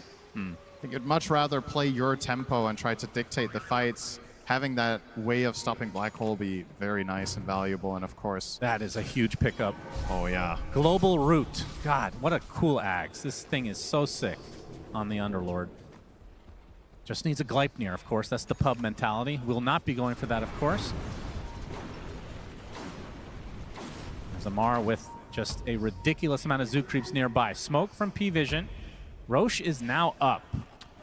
Feels like it's been a long time since we've seen an Underlord as top net worth in a game when it's not the carry. That's fair, He is extremely farmed in this game. Just full space all the time. Amar spots him. Hit a Malice. Satanic trying to run away. Cuts down some trees as his entire zoo is chasing him. He will be able to get out for the time being. The rest of Falcons relatively close. They will likely try to take this next Roche relatively shortly. It is in the top area at the moment. We'll have another 4 minutes to be able to take it. They are grouping up now. And this is a great hero against PVISION's playstyle as well. When you think about how they stall their games and what they do to get to that late game, Fiend's Gate has to be one of the best abilities. You send Amar, a mega tanky hero, to take out the trash in a side lane, and he can always connect to a possible team fight if needed. And now with that root, as you mentioned, it's going to be even better. Nice reaction there from no one.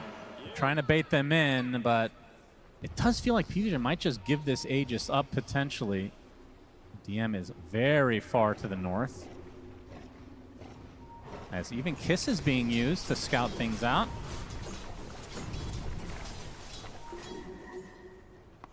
As Falcons still not feeling confident to be able to take Roche. They want to find a Understandable pick instead. against the Enigma. Skitter's just going to run in. Yes, he is. Malrine, he gets Malefice to start things out, and they're going to be able to get the silence on this Enigma DM. Stampede, he is all alone right now. See if he goes for a black hole play. Probably not, as Malrine finally gets the connection. It takes such a long time. It's even the creep helping out with the congregations of the deep, and the swashbuckle finishes the job. So 45 seconds, not having to worry about DM.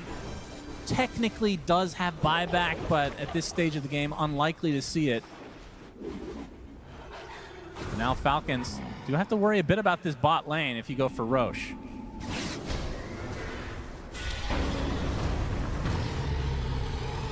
As he is still angry, it seems. Snaking halfway to an Aghanim Scepter, by the way. This is such a cool Ags. Oh, yeah, that's interesting. We've seen it once before in this tournament. Yep. Be able to channel it, be able to give it magic resist. As the Aegis will go to Skeeter. For any Warcraft 3 fans, this Ags reminds me a lot of Shadowhunter's Ultimate in that game, where you yourself make all units around yourself invulnerable. It's obviously not to that level, but the concept is the same. You have this relatively fragile hero that just becomes the center of the fight. And yeah, curious to see if Snaking gets there, if that will be a very noticeable difference. But yeah, making all allied units debuff immune with 60% magic resist. Kinda crazy for 6 seconds. Trying to cut the wave was DM, not successful. Skeeter leading the way, has the Bloodthorn now and the Aegis. Roche banner placed, and this is where PVISION have to make some serious decisions on their defense. Nice Manta Nice dodge. Manta for Satanic. Dragontail completely dodged. As the Rolling Thunder comes in right on top of Satanic with the roar used on Malrine. The Force Touch can keep his head. It's a double black hole with the Murderers from above. Do they have the damage? The BKBs mitigate most of it though. And now PVISION on the retreat. Big swashbuckle coming in from Malrine with the shield crash to follow. No one is dead just outside his base. Satanic drops as well along with DM. That is 4 dead for PVISION. Only 2 buybacks available. A full team wipe. Falcons lose nothing. They still have Aegis for 3.5, and these buildings will absolutely melt. It's a completely similar fashion to game 1, just for the other team. PVISION, they don't have the damage. They're getting a 2-hero black hole, they're getting the roar off, they're using Snap Ult, Terrorblade meta, and Falcons just shrug it off. And they're going to go straight for the Megas. And they just don't care. Likely the final fortification of the game. These creeps do not give a shit about that, though. As the buyback comes out from no one. Of course, there's no black hole once DM is back up and running. Another 100 seconds away. This is surely going to be mega creeps. And indeed, 30 minutes in the game, Falcons with megas.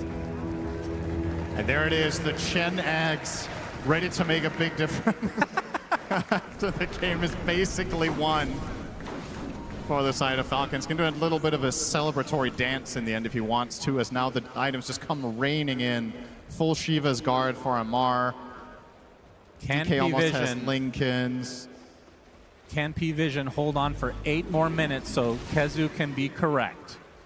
Will it happen? Big I smoke give them though. 20 seconds. This would be a dive back for no one. He pops the BKB, trying to retreat, gets off the Primal Roar. Looks like he's fine, although Malrine has something to say about that. There's the cart from 9 Class. Huge plays from him using nothing. Nobody's in the cart. No one. He dies right outside of the cart. Truly unfortunate for the position 7 Centaur. 2 dead for PVISION, and now Falcons looking to end the game. Satanic calls GG, and that's going to mean game 3 on the way. And 9 Class is going to be upset with that last fight. He followed the team's instructions and said, put no one in the cart. And that's exactly what he did. Wasn't able to reach anybody. And they're laughing. That was good, actually. Not quite sure why they're having such a good time after. But I mean, if nothing else, you can have a little bit of a laugh at it. 9 Class looking at his monitor, dreaming of playing Dota. But in this game, he got played a little bit of, I don't know what to call that. That was something. Farmhand simulator. He was running around all game, finally got his Ags and lost immediately. Yes, that was... I am a huge Centaur fan. That was hard to watch, I'm not going to lie. But at the very least, we get to see a game number 3. I think everybody's happy with that, maybe including some PVISION fans, because why wouldn't you want to see your team play more games on the main stage? But this game, maybe you want to put it out of your mind a little bit sooner rather than later. But we're still going to break it down because a lot of things happen in this game. Effie, how did you experience this unusual game of Dota 2? Unusual game of Dota 2. I want to say that I was expecting a little bit more out of that support Centaur because it looked cool in the draft, right? You think it's an offlaner, all of a sudden, here comes Nigma. Oh no, what do they do about it? Turns out they didn't have to do anything. Centaur handled himself. Yeah, there was just so many problems that started happening, right? Like Falcons between the series, probably talk about what do they want to do, like have the DK, play fast for your safe lane, like try to abuse what's happening. Because this early Centaur, like Nikas, he didn't find that much success. Yeah, he's pulling some waves. He did go into the safe lane and like catch one kill, but from start to finish, this was Falcons like setting up everything. Taking the Wisdom Shrines, going mid, getting the first kill, going for the roots. Even here, this is 13-minute mark. They're at like a tier 2 already this early on in the game. I mean, Falcons identified that you do not want PVISION to set themselves up on the map, right? And of course, when you shut down the Enigma, right, you take his tier 1 tower. You put, of course, the Centaur, we could talk about it a lot, but moving to the support role, he had what, Windlace, also trying to buy a Dominator. Like when they don't have the Dominators, when they don't have this way to skip waves, prolong the game, find that smoke, dodge the smoke, get the team fight, then PVISION, they look human. And I think Falcons in the second game, they identified how to break them. Play quick, break the map, force the objectives before PVISION does anything on the map themselves. For me too, it's also a lot about Amar. Like Amar is impressing me not only with his gameplay, but we need to remember, he's the one pressing the buttons, right? He's coming into TI, captaining, drafting, he's giving himself these 24 last picks. He is destroying these games. Yesterday on the Huskar, just here on the Underlord, perfect lane, perfect itemization, and it works really well against this map play. You can go somewhere and don't worry, brothers, I've got the gate, I can come to you. Immediately they turn the fights around. Yeah, those KDAs on Falcons, they're looking damn smooth. Yeah. Also, crit on his Hoodwink was everywhere. But who I really want to shout out is Malrine because he came back swinging in this game too. In that game 1, we didn't see much out of him. He was shut down on lane. They really heavily focused on that mid. He didn't get much out of his initiations.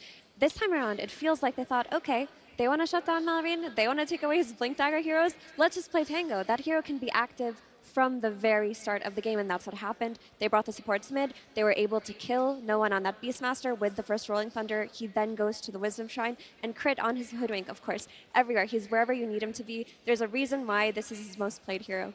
Yeah, he's absolutely just destroying any game that you give him this hero. You've got to be careful. Sure, maybe it's not good enough to ban, but then you play against it, it's good enough to beat you, so you've got to make the choice. Yeah, we saw the combo in the series yesterday with DB Team having the Hoodwink and the DK, and I think Tigov, I think we're going to see this combo a lot more because the kill potential was so strong.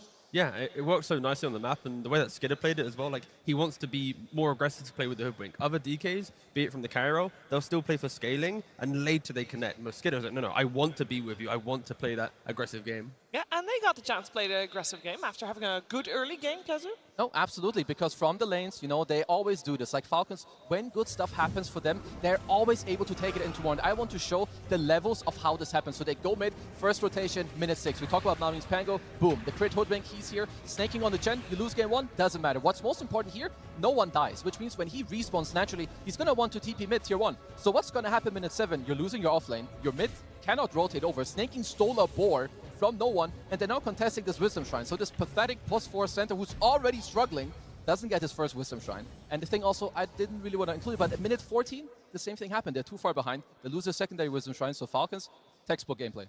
Yeah, they had a good game. We said after game number 1, and especially after the draft, that we needed them to play crisp and clean and maybe a little bit fast. Tigov, you had a lot of emphasis on especially Falcons just to shape it up. And that's exactly what they did, right? Based off the clips from Kazu showed, when we fast forward, right, they look towards the Roshan. Look at the time, right? 16 minutes, 27 seconds to take the Roshan. Less than a minute later, they're hitting the bottom tier 2, utilizing the Chen, utilizing the aggression of Skidder, the natural playstyle he wants to make. Fast forward another 30 seconds, now Malrine's on the other side of the map with the Underlord TPing and applying more pressure to Satanic. The fact that within a minute and a half window, Roshan was taken, tier 2 was taken, Satanic was pressured. That is exactly what you need to do against PVISION.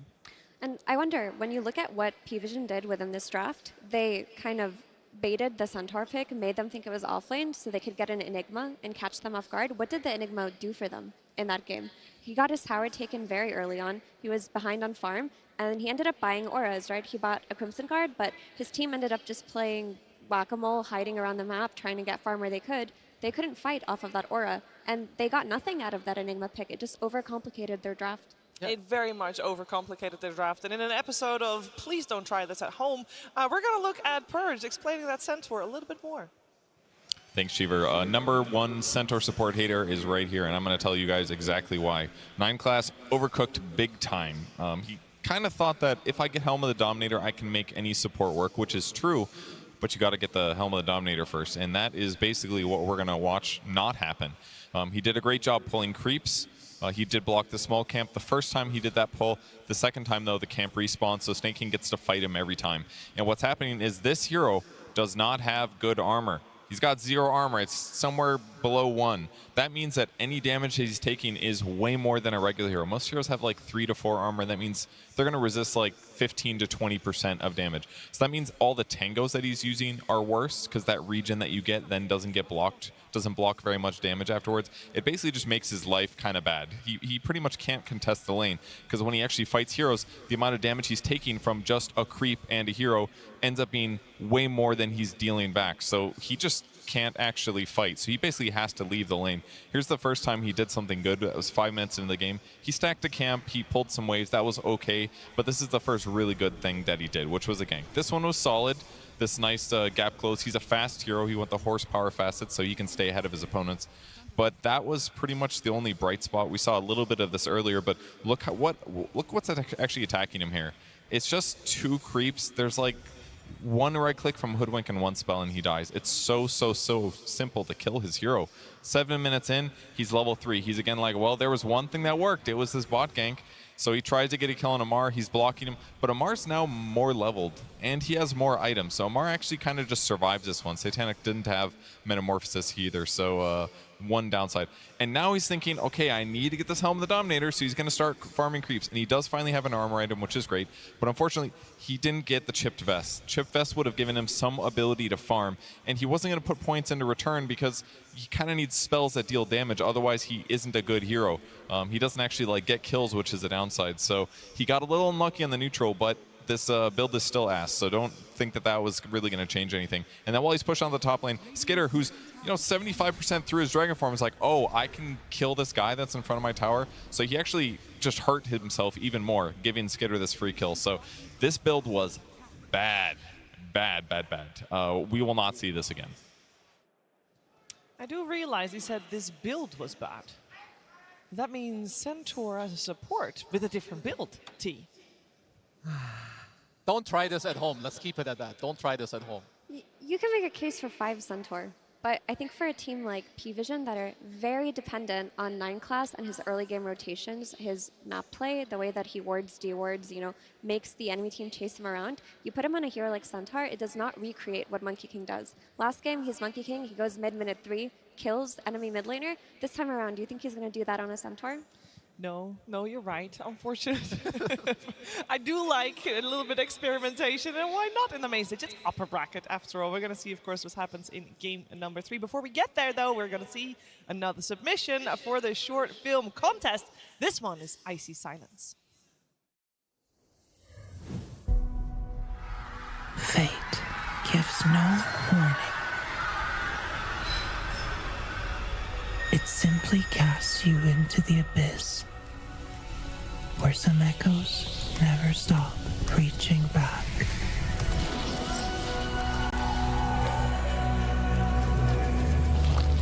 Every leap, every crack in the stone were invisible hands shaping the hunter within. Discipline sharpens instinct until the arrow obeys thought alone. There was peace in the fall, a silence only the wind could understand. But even in that quiet, allies found me.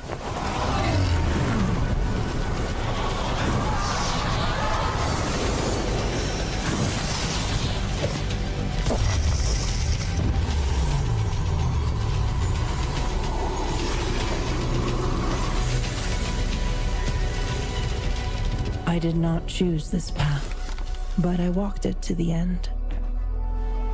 And when the moment comes, my hands do not tremble.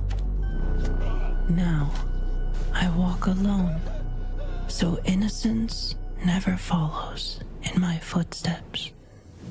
I love the references in this one. It is fantastic, and I can't wait to see what's coming out on top. Who's coming out on top, of course, tomorrow. But let's focus our attention to see who's coming out on top in this series. Who's coming out on top to be there tomorrow in that grand finals. First team to be slotted in. It's either PVISION, it's Falcons, and I will not lie, both teams were pretty one-sided. Either way, Effie, what's going to happen next? Because we've seen the strengths. What's it going to come down to? I think it'll come down to which team has that entry point after the laning stage into playing the map and taking over the map. In that game one, it did end up being PVISION, but only after a while, only after Falcons made the first error in a team fight. In this game too, it didn't really exist in the same way, but it's going to be the same story. Wave shove, Helm of Dominators, getting creeps out, and looking for that first strong team fight.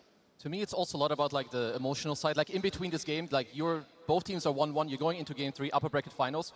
What are they talking about? Yesterday we heard that both of them like praised their coaches. You know, AOI 2000 gave a speech mid-series. Whenever you hear PVISION, they're talking about Ostini. What does he say in between the game? How do they go into the next game? With what emotions? What is your plan? How do you want to go against, like, are you going to try to have another Centaur 4, a different replacement? What is your replacement? So going to the next game, for me, it's a lot about the planning.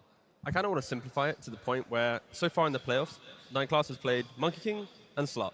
The first time he plays a different hero, they lose in like 20-odd minutes. So if I was Has Falcons... it only ever been those two? Against Heroic, it was Monkey King, Monkey King. Against XG, it was Slark, Monkey King. Game 1, Falcons, Monkey King.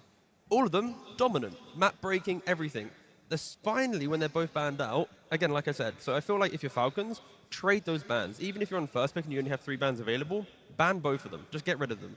You can maybe first pick the Monkey King, then only ban Slark, ban 2 different heroes. But in my head, get rid of those 2 heroes, and then 9class is a very different player. Maybe that is exactly where the team's head set. When we saw the draft order, both games, it has been exactly the same. Potentially Falcons just really wants that second pick to make sure they have 4 bans to deal with the squad. And dealt with the squad they did, and that means we are at the impasse. It's 1-1.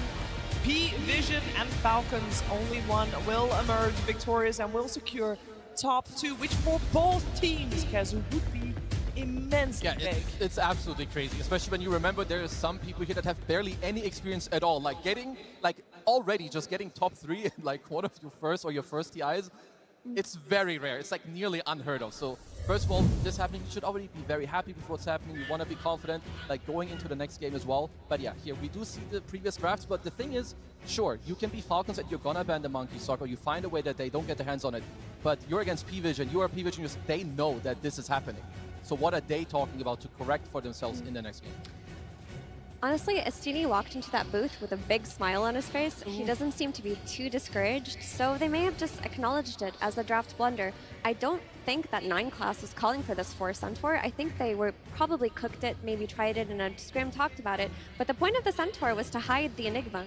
They wanted to give them a false sense of security on Falcons that they weren't going to be dealing with an Enigma, and they did the swapperoo at the very end. It didn't work out. Just go into game 3 with your previous strategies. Yeah, you can only get away with that once anyway, and when they did, it didn't work out. And I'm sure that Falcons is on a tier where, regardless, they will keep an open mind. They know who they're facing, they know what can come at them, and I feel like flexibility for both of these squads, because when last year, every time, we were talking about Falcons, it was always about the overlapping hero pools from the players. I feel like we're seeing that back in PVISION now, maybe even stronger. Yeah, I mean, they're looking... Actually, I'll be honest. Don't worry. Back to you, Shiva. What? What happened? I have no answer for you. I'll be honest. You have no answer for you asked a question, I was nodding, and I was staring at Skidder doing some like prayer hands. And he's been doing that. Yeah, and he was like really focused, and I just was fixated on Skidder, and I'll be honest, I'm not even going to try and hide it. I have no idea what you asked me. Oh, that's fine. I wasn't necessarily asking a question. I was just posing a topic because the hero flexes have been very strong. I also do think that some heroes just have been flexed because a lot of, like the Beastmaster we just saw from No One, we see that being flexed so many more times now. I got it, yeah. They overcooked, let's be honest. I think Ostini's the type of coach that gives the vibe of, in the moment he might have an idea, and his players trust him so much that no matter what, they're going to go with it. And it feels like that's the type of draft where he's smiling going into the booth knowing, you know what, I suggested an idea, it didn't work, it's on me, don't worry players, let me fix it for your game 3. That's probably why they are still in good spirits after that game 2.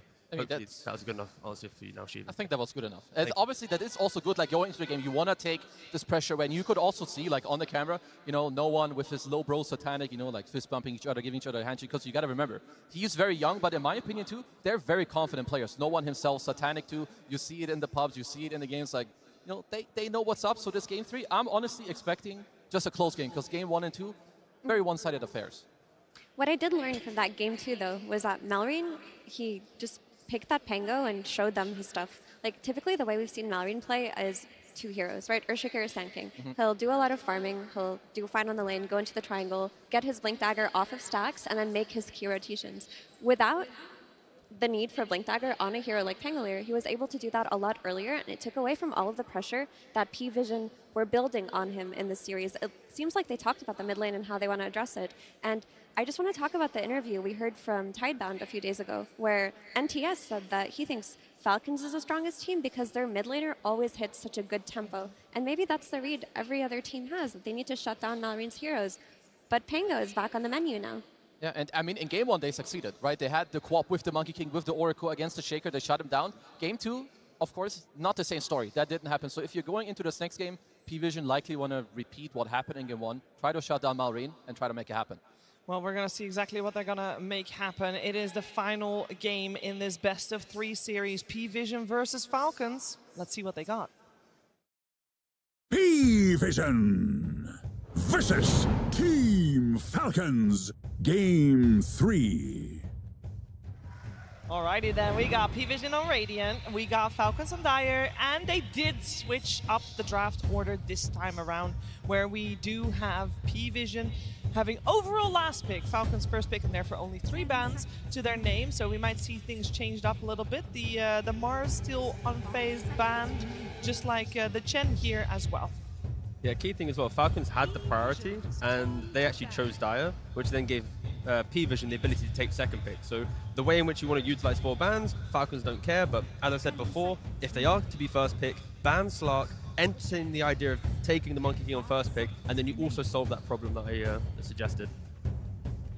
Would make a lot of sense to me. I mean, if you do want to first pick the Monkey King, you can just go for like maybe a quad ban or something, whatever you want to protect it, to have Malrine play it. Because Skeeter, he doesn't play it as much. Amar does, so try to keep it open between your 2 and 3, because I believe those are 2 of the most likable options, or most likely options that will come out here. We also see a Hoodwink Respect ban coming out for Crit, but something PVISION did in this banning stage was they broke 2 of the combos that Falcons love to play. By banning Mars, you take away the strength of Snapfire. We saw her without a Mars, and that game 1 didn't look as good. And by banning the Hoodwink, the DK becomes less strong as well. Yeah, for sure. And that's gonna open up some other heroes too, because you're still gonna, it is Falcons, they will try to find replacements. So with Hoodwink out, Snapfire maybe with different combos is still in, you've got the Sand King, maybe you look for more, like Grimstroke's priority should be going up in this draft too. And the fact that you were talking about banning like a co-op to protect the Monkey King, they don't want to put themselves in that first pick Monkey, so they ban it as well. 2 bans on 9 class, take the Malrine Sand King, and honestly, I couldn't ask for like a better start to a Game 3 draft from Falcons. So now the question is, what have they prepared for Malrine Sand King? Yep. We've seen a lot of teams do things like they'll pick SF and try to win on lane versus it, but for SF to work versus Sand King, you also need to be able to invade his stacks early on, and they go back for the Oracle. First pick, that is a lot of respect on the Ducalis Oracle. I would imagine that he's going to be the one playing it. Now the question is, Oracle, how much effort do you want to put into countering that? Because I feel like when there's an Oracle in the game, I mean, that's great, no, but it offers you a save. Do you need something to specifically counter a save? See him, kill him. That's pretty much the 2 factors. So with the killing aspect, you have the Sand King. Now you need to find him. There needs to be another hero to locate the Oracle, and it cannot be the only way. So yeah, I think Sand King's a step in the right direction for it, at least, if you have a couple more heroes to also jump, but jump is the key answer. Yeah, and 1 jump hero is not enough. Yeah. They had 1 jump hero in Shaker versus Oracle in that game 1. It was not enough, especially when you look at Oracle as a hero who can just give himself free magic resistance. He puts the Fate's Edict on himself. If he gets solo epicentered, he protects himself. And at the same time, if you're PVISION, you need, like, you cannot just pick an Oracle and be like, okay, here you go. You want, like in game 1, you want a strong mid lane. Abuse the fact that you have the innate, you know where the runes are. You want people that go in for you because you will need to protect the Oracle. What we're talking about, you want backline jump, you want to see these heroes. you know, your Centaurs, Night Stalkers, they're going to go in. And if you cannot protect your Oracle, if you don't have people in front of you, a front line, you're food. They banned the 9-class Pudge, which is really funny. They're just taking out all of his flavorful heroes. We haven't seen it yet this TI, but it's good to remember it. I know I've also seen like no one played a little bit in the mid lane, but I also remember there was like a couple days in a row where 9-class every day he just played this post-4, but he was super annoying for all the 5s. Because a lot of 5s, they're actually quite slow in like the laning stage with how they maneuver. One hook, see you later.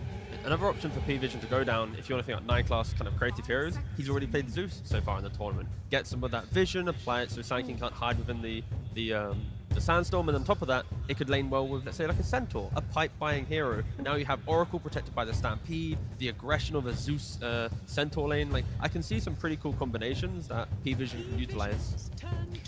Or, and this may surprise you all, but what if they pick something normal for a 9-class? He's capable of playing normal supports too. I'm pretty sure Xtreme has like a grid of heroes to draft, and there is not a single normal hero in like the 9-class grid. That's normal enough. Pretty normal, actually. That's pretty normal. He's a normal guy sometimes. I do want to defend 9-class a little bit. A lot of people think if you take away his cheese heroes, he doesn't play well, but before he even developed his Slark cheese, he was really good on heroes like Willow and Batrider. Like, he was a standard 4 player at some point as well. That's true. He just leaned so far into it that we've kind of lost the... Yeah, we've lost him. We've lost him for a bit, but in a game or two time, especially when teams are now banning out both Slark and Monkey, we are going to see him return to the at least a couple more traditional heroes. I mean, if you're Falcons, it's sometimes a bit annoying to pick your 5 into clock. Like a lot of the Pugners, you don't really want to play into this hero. So Snaking, what is like looking for? Generally, I would say there's a very high chance they would look at Ench. I don't know exactly how this matchup goes at the moment in the meta with Clock against Ench in the lane, but it does fit like what they want to do. Well, we got a normal hero once again, Snapfire. I feel like we've said it before, this is one of the few series where the bans in terms of crit bans have not been, or support bans with the Pugna potentially as well, have not been very dominant, but we do this game at least see both the Hoodwink and the Chen ban, so maybe the Pugna will still come out in this one as well. The only problem with it is it's not perfectly answering the Oracle as of yet. Whilst we stun him, yes, it's good damage, but outside of that, if Oracle's free casting his spells, then Snapfire, Mortimer Kisses, it's not really applying too much to the fight, as Oracle will mitigate a lot of it. They do pick up the Enchantress, though, to try and lock down and secure that lane.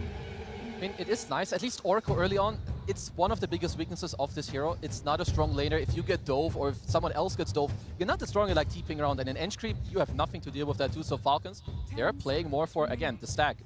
Help Malrine in the early game. Contest the tower. Collapse. The tempo that we see from Falcons, it's reminiscent of the previous game, right? Where the Enchantress will unlock the ability to play the map, and PVISION, they want to try and mitigate that. They go for the Phoenix. Now you have a clock Phoenix in the off lane. They're going to try and win that lane. You win a lane, you buy yourself another 5-10 minutes to enter that mid game. Yeah, we've seen Phoenix be very successful. But as a blind pick Phoenix, normally you see like the carry or some type of core that you know you can't punish. And I mean, it's even worse. It's a Phoenix into a Snapfire. That's a very confident pick. No, Little Shredder is one of the most annoying tools versus Supernova, but if you're an offlane Phoenix, you're not that concerned about it. When you're an offlane Phoenix, you're just getting so much value out of an early Vessel and an early Shiva's Guard where you're doing so much damage based on your spells alone that sometimes Supernova is just an afterthought. And in that regard, it's good versus both Snap and Enchantress. These heroes suffer very heavily versus Sunray and early Vessels. And people might be calling for an anti-mage right now, but you can't really pick anti-mage to counter a storm because Phoenix in the offlane will absolutely dumpster the anti-mage. It's also not really like the Skeeter type hero that you want, like that you want to put him on. He's generally not the one that's going to call for this. Yeah. I think for them, they're more looking at maybe some type of Weaver. I had a different hero in mind also, because I think here you can look for PVISION right now. They're very magical base. So if you can look for an offlaner that you like that builds an early pipe would also be super cool. And at the same time, Falcons. Otherwise, the other pick that they could go for is the Skeeter carry, which I can't really place it yet. Well, there it is again, the Pango. Now there is flex for both sides. We can see the Sand King in the hands of Amar. We can see the Pango in hands of Amar. They can just pick and choose whichever one they want. We're asking for ways to provide vision for the Sand King for the jump to get to the Oracle. Again, lacking in game one, Pangolier is one of the best heroes at providing vision. You just roll throughout the fight. There's no Beastmaster Roar. Sure, there's like a hook shot and cogs that might be able to, punish the Roar a bit. But yeah, Oracle, if his positioning isn't perfect, there will be plenty of heroes finding him in these fights. Okay, because PVISION, I mentioned it before, they are fully magical based. You should be looking for a hero that gives you like this static damage into the fight, like protect the egg. You have like this Oracle 2 that's gonna buff you up, allow you to stay alive. So Satanic has ultimate last pick of the game, so he will be able to decide then. So before it's on Falcons to decide what they're looking for. Surviving the lane could just be enough, right? Going for like an Abaddon carry for Falcons, you can dispel the Fire Spirits, you chill, eventually you can go Orchid down the line to punish a Storm Spirit. As long as you don't feed to the Phoenix and provide tempo through the Clock and Phoenix, the game will be very playable for Falcons. I think it's important that PVISION's carry pick is also fine left alone on the lane. You know, the Kunkka style of hero, where if your supports leave you, you'll be okay, because the way that they beat Falcons' strategy of farm triangle and get that Blink Dagger mid laner was running around that mid lane. With the Oracle, you're going to have vision of these power runes. You're going to know where they spawn. You're going to be sending Oracle and Clockwork to the mid lane very early on. So Satanic's hero cannot be dependent on his support existing all of the time. They should be playing around the mid lane. It's also good if Falcons can look for something similar, because that's what you want to free up your Eng to leave you. Go through the gate, go to the mid lane, and do something similar that you did last game. I would say your support matchup of Snap Eng, if you run into Oracle Clock, you should be honestly pretty good to go. Like, Eng kind of overtakes those two heroes. PVISION have last pick in the draft, and as I say, they can go for Anti-Mage, they go for Medusa. There's a lot of carries that can kind of just get themselves into the mid game by themselves, based on Falcons having to bring multiple heroes to truly punish. Let's see, what else do we have here? I feel like Skeeter is like not your Ursula type player, and maybe even the lane also isn't amazing, but I am, generally speaking, he does play the type of hero that goes in. Like, nearly always he helps them play the map. He helps them to make space for Amar and for Marie. We'll just go for a Gyrocopter. We talked earlier about comfort. This is one of his most comfortable heroes coming out. Yeah, keep it simple. Shove the wave. You're against aggression. That you can still die. In the Clock Phoenix lane, if you step up a little bit too far, there is a chance you go down, and they go for the Juggernaut. It's a very good hero versus Phoenix as well, because once you get that BKB, you pop Flat Cannon, you can kill the egg, you're also hurting the rest of the team. PVISION respond with Juggernaut, who honestly, I think, is kind of an underrated hero if picked in correct drafts. The biggest strength of this hero, in my opinion, is his healing ward and what it does for you in teamfights as the game goes on. Like, 3 hits to kill a healing ward is really hard. Pangolier is going to have to buy Ghost Scepter this game. I think he's going to be a big target, trying to Omni Slash him during the roll. And then Satanic's also going to have to think about Nullifier to try and kind of compensate that and play around. But yeah, last bit Juggernaut. In regards to stuns from PVISION, what you've got, Hook Shot for the Vortex. Stuns aren't their friends, really. There's a root here and there. I really like it. It's still strong. Like, this Jug pick, in my opinion, is really cool. There's very few players who would have called for this pick. It's quite good against the enemy team. The healing ward also that we talked about, very strong. You've got the Oracle. I feel like we're in for the most even game that we've seen in this series. I just hope the game goes late, because I really want to see like epic moments, like Omni slashing a Gyrocopter, then Crit coming in, like gobbling up the Gyrocopter, then save him. Like, this game needs to go a long way. And I believe in the Juggernaut. I think it's a very cool pick, but it's also dependent on the offlane going very well. Like, this Phoenix needs to hit its timings early on, and they play around it, and they make it so that people are looking away from the Juggernaut while he's hitting those timings. I also think Pipe goes a long way here for PVISION as well, but Phoenix isn't much of a Pipe buyer, so maybe DM does like a hybrid item build here with like a Pipe into a Shiva's Guard. We'll see. And if it is going to go late, if this scenario that T is describing is happening, how's it going to happen? Both teams are going to farm, or is it going to be just skirmishes and nobody really finding an in? Realistically, it's PVISION winning lanes to stall out the early game aggression, because Falcons have the identical recipe to overwhelming the map they did in the previous game. They can do it again. So PVISION have to go better in the lanes. Yeah, these guys, they have to fight each other. Like, if you're just going to run around and farm and dodge, the enemy team will take over your map, no matter who wins the lanes or not. So you have to fight back, you have to turn it into a longer game, and, well, you have to defend your ground. It sounds like we got one good one coming for the viewers here at home, and of course in the Barclays Arena as well. And speaking of in the Barclays Arena, in the middle of it right now, Sir Action Slacks with the Steenie. Oh, I got more than a Steenie, my friend. We are here with 2 of the greatest minds in Dota 2, and one of them will be going to the grand finals after this game. Now, before we began, we talked together, and both of you agreed, 0 Helm of the Dominators this game. Now, you said you'd do it. Shake hands and promise. The first team to buy a helm, everyone will boo them. Shake hands and make do on the promise. No helms. Nice promise for me. No helms. Yes!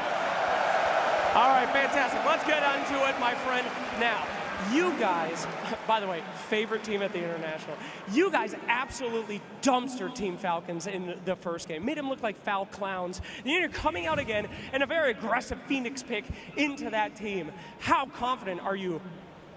Every team's banning the hero for one reason, and they're gonna find their reason. Okay, there we go. Owie 2000. My favorite team in the world at this International, Team Falcons. You made them look like absolute clowns in game 2. But in this game, will we be seeing the same result? I hope so. Okay, gentlemen, thank you so much. Let's get that handshake. Somebody's got to go to the finals, gentlemen. Put it in. Let's get this game started.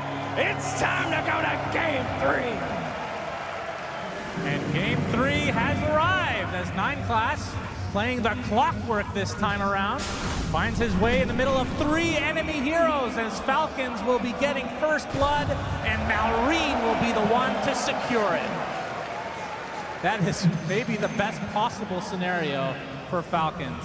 Yeah, it seems who like gets the first blood. Depending on your perspective between game 1 and 2, it seems like the starting conditions for Falcons have been getting better from game to game. First, they lost all bounties, then they lost 3 bounties in first blood. This time, they got 2 bounties and they got first blood. Oh my goodness. Actually, this time around, not starting off as a deficit is a good sign for them. I agree with what a lot of the panel talked about here. I think this is a very different game in nature to some of the previous ones we've seen. The main overlap, if I could pick one, is probably the Enchantress, even though she wasn't picked in any of the 2 prior games. It's a little bit more of that Zeus style. Chen was banned first phase here, so Snakey couldn't play it. But fortunately, he could go for his Ench, who he has one of the most ridiculous records in Dota on. It's not #1, but I think he has the 2nd longest win streak out of any player-hero combination. I believe earlier this year, his 20 win streak on Ench was broken in a game. I think it was around the 20 mark at least. Kind of incredible. So he is comfortable without a doubt. PVISION bringing something new to the table, though. This Juggernaut hasn't been played very much. They're putting 9 Class on the clockwork now, so they were like, all right, 9 Class, now you're actually playing a normal position for this game. And he will start Boots, something he didn't do last game on the Centaur. He went for Workhorse and tried to play his way around it. With Boots, it is a lot easier to pull those waves and to navigate that offlane when you're playing in a deficit. So hopefully for him, he can find some more impact. Yeah, He'll advise to fight Snapfire, though. I don't think they're interested getting in there. Well, Crit will be able to play this for, I believe, the 2nd time this series. He played in game 1, if I'm not mistaken. His 9 Class is going to be stealing some creeps. He's going to be taking heavy damage, though, from Crit. Oh, he lost the range creep. That's not ideal on this creep. They're going to lose that one overall. As Snake King now going to get Blade Furied upon by Satanic. Will pop the Fairy Fire. Snake King going to continue to heal thanks to those Nature's Attendants. Amar will oversee operations. Yep. Does survive. He also killed the healing ward, so nice little bonus. I believe you did say that. I did not, but thanks for covering your bases. I was being generous. Oh, Malrine. What seems to be the tradition of this main stage has been Sand Kings have to miss certain stuns. It's a tax we have added to the game. Yeah, how does this matchup typically go? I feel like Sand King can draw against any hero. If you play it like Malrine does, you're just cutting waves. If necessary, in the good matchups, you're standing in your Sandstorm, you attack the enemy hero once, they're blinded, they can't really trade with you very well, and this is no different. Of course, he has a little bit of an unfair advantage from the first blood, which you know, if this is played in a vacuum, maybe Storm can pull out a slight advantage, but I don't think it should ever be more than like 60-40 on the farm. So, no one doing what he can to put that pressure. Yep, 15-4 versus the 15-0, so no denies from Malrine, but still very, very, very close in this mid lane. Ducalis again playing the Oracle with, it looks like Satanic actually went for the Blade Storm facet. I'm not sure what I've seen the other one more often in the very few games that we have seen as 9 Class gets gone on by Crit and killed off in his own cogs. That is a bit unexpected, but I guess it was just a matter of time as he was continuing to steal those creeps. Level 2 Snapfire is really hard to pull waves against. When you go this skill, but when you go to 0-1-1, you have so much damage. The cookie is always going to connect, because in order to pull the wave, you have to make them trail behind you, so you're never going to miss. It's just very easy for Crit here. Some nice bowling from 9 Class there, a little bit of mana burn coming out. Yep. But overall... Enjoys his bowling. We'll see if he's as effective as he was game 1. Of course, playing a different hero in all 3 games now. We'll see how far Snake King can get this game. Like you talked about, not only just that winning streak, but this is a position, well, typically it's a position 4 that will just get right-click items, like a Dragon Lance, Hurricane Pike, and then that's when they certainly start to hurt. There's a world here where you go a lot of auras. You can go Solar Crest Pipe. Crit, a bit of trouble, but the Rocket Barrage doing massive damage from Skeeter onto both DM and 9 class. He has to dive away. It's something you do have to worry about if you're the PVISION side. So DM, we have not seen him on the Phoenix so far this series. We have seen a decent amount of this hero, though, as an offlaner. Has felt pretty strong. Now, you are going against the little shredder of Crit, but it does feel like as the cookie is going to hit with the Rocket Barrage to follow, DM has no dive. This is a kill going the way of Skeeter. Nothing 9 class can do here. But it does feel like these Phoenixes get enough levels as a core that the little shredder only has slight impact in the game. It's very much contextual. I think in this game, between Little Shredder and Gyro with BKB, you definitely have tools of taking down the egg. I was wondering what DM was going to do with that helm, because he was waiting on his quick buy, but he does commit to the helm of the Dominator instead of potentially going Veil. Yeah, not too surprising. Promise broken, it seems, yeah. Well, Astini, in his defense, he was already out on the stage, and when you've left the player booth, you can no longer talk to the players. That's true. So they might not know that there was this... Yeah, maybe if they check their voicemail, they'll see a message. Very important, but... Check him PC. No one now level 6, along with Maureen. Are you expecting a slower start to this game, or like how does the Juggernaut play? Like, you go for a farming item, and at what point do you join the fights? It varies a lot from game to game. I think there's so... It's a hard question to... whoa, hang on. Oh. Surprise. Storm got away. I don't know why I got excited. Yep. I think it's a hard question to answer about Jug, because a lot of how this hero plays very much comes down to how other lanes go. I think it's one of the less obvious carries. Because in my experience, it's small margins that you're making your moves on.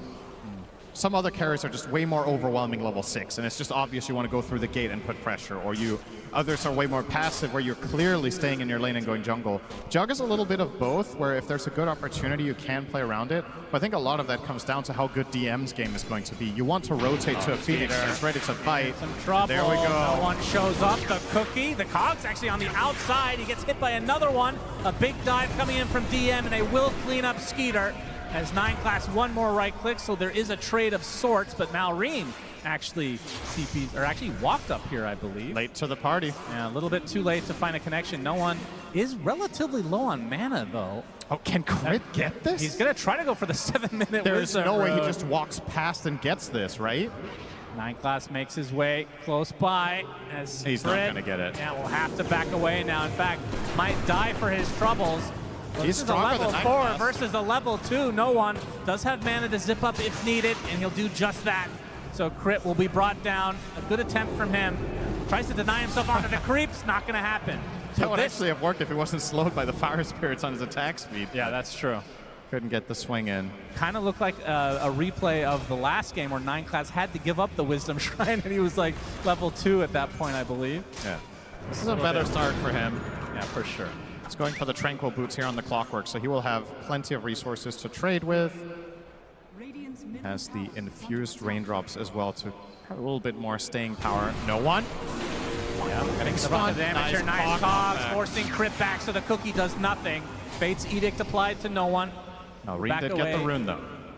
I mean, that is one benefit, is the Juggernaut. I mean, he has Blade Fury for the BKB, essentially. Fate's Edict maybe for the Storm Spirit this game, but might have to buy it anyway at some point. Oh, Malrina's bullying down here. Really trying to put on that pressure. I say Malrina, of course it is Amar. Yep, same thing. Easy to get them confused as they play all the same heroes. This is true, and that is the true power of Falcons. They've taken advantage of this time and time again. TP mid lane, though. Good pressure applied to the tier 1 from Falcons. They'll have to back away now. Say that. Of course, Malrine has that facet. It allows him to blind towers by hitting them. Very powerful for pushing. I do wonder if that is going to be changed in the future. We'll see. Yeah. I don't see why this needs to blind towers. Wow, that was a shriek. Yep. Okay. Gets his level 6 now on DM. Maybe that's why he's happy. It's like, I am online. Nice stack here for no one to build upon. But similar to the previous game, you mentioned it, 9 class had a tough game on that Centaur and was low level. This isn't much better. He just cracked level 4 minute 9. It's going to take a while before he really gets there. This, I don't know, it does feel a lot different than he's Clockwork. This time he has a hero that's more traditionally good at playing from a slight disadvantage than Centaur is. And he also did get some experience there from the stack and the D ward, so it all adds up and helps getting there. Oh, DM. Shredder doing work against him. He has to egg here if he wants to live, probably. Most likely will have to. TP's coming, though. He'll withstand the damage and be just fine. Crit will force the reaction. He keeps trailing him with the threat of the cookie. They bring into Kalis for protection. But once again, it is Falcons picking up the pace here. Haste, the cogs! Gets the haste, beautifully done. No one applying so much pressure to Malrine right now, but it looks like 9 class is more worse for wear as the creeps show up along with Snaking and even Skeeter making his way. Sandstorm's too strong. They can't do anything. I thought maybe they would have more damage in the tank, but of course, level 4 Clockwork, I don't know why I got my hopes up. He's got 2 in cogs, so his damage is negligible. You know, running in the Enchantress next to him with the heal, no problem. His mid tower will be gone in a moment. That blind lasting for so long. It's pretty crazy. How long is that? 5 seconds.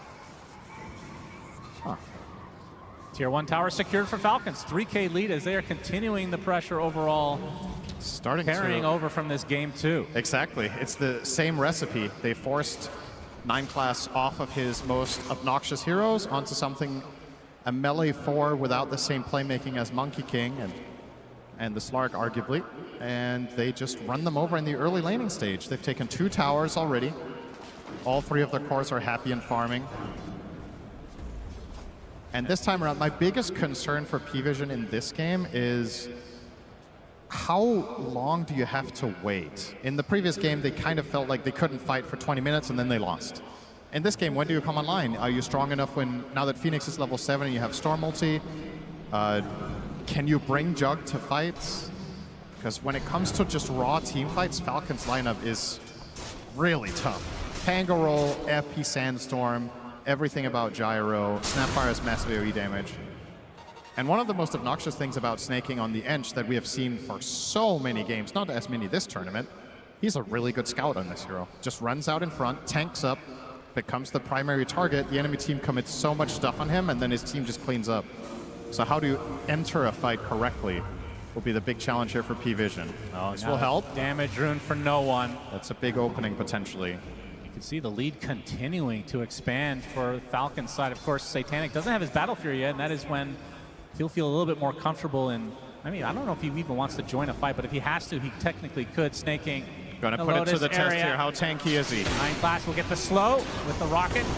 Won't be able to get him inside the cog. Snaking in a 1 versus 4. He's surviving for now, but not for long.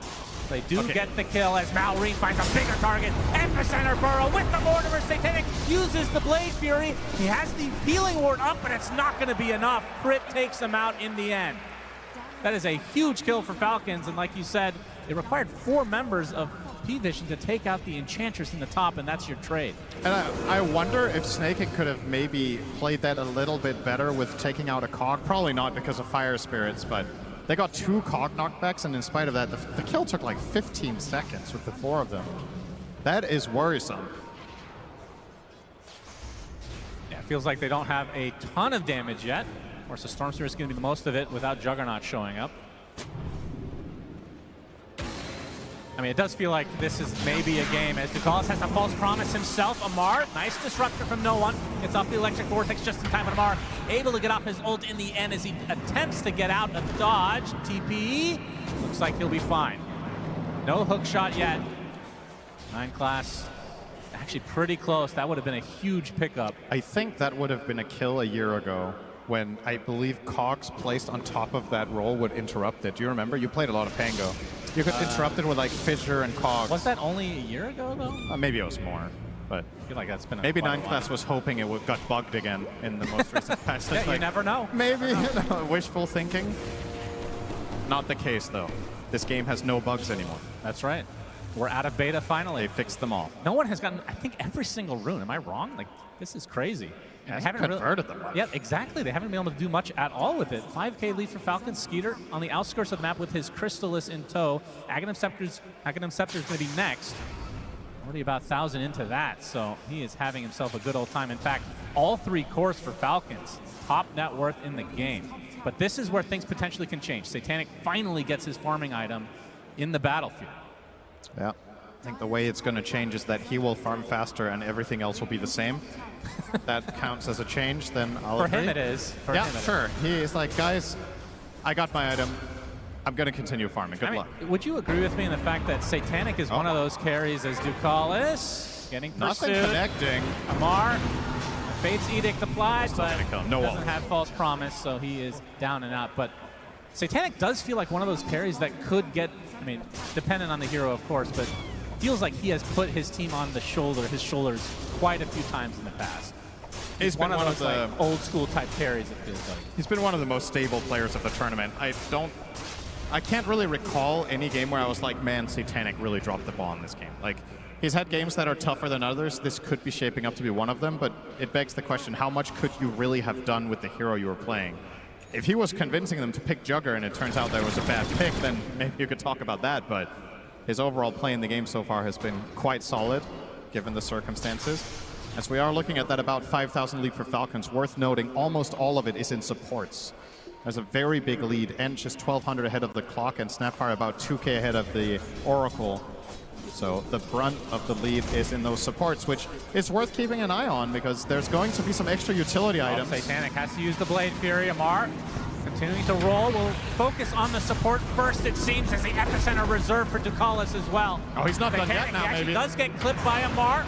Uses his shard as well. Satanic, he's going to get some help in the form of no one, though. Amar maybe overstepping his bounds a little bit too much. Call down, though. Skeeter makes his way over. Amar blocked off now. Gets the hook shot from 9 class as well. Amar looks to be dead. No, he gets the barrier! He's so much damage applied to him. Now no one will drop as well. The kisses raining from above. Crit. Double kill. 3 for nothing. Falcons somehow lose no one. And so do PVISION. I knew you were going to do that. That is...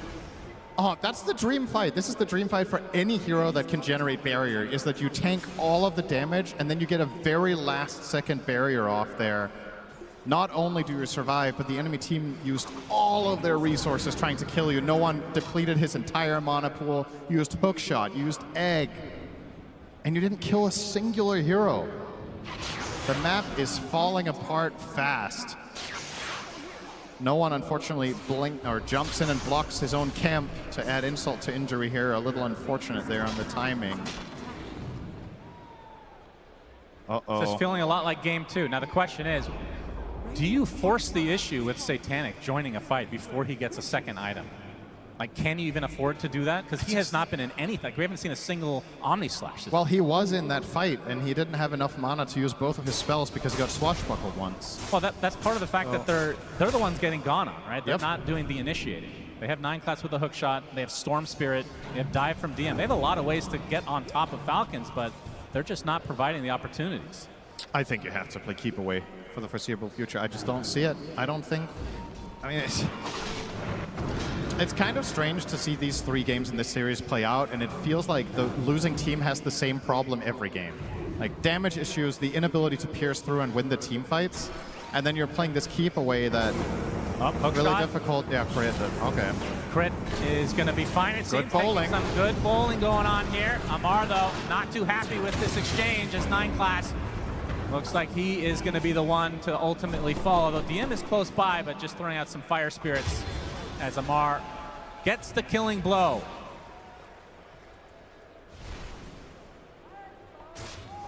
This is going to be Ducalis TV for the next 10 minutes.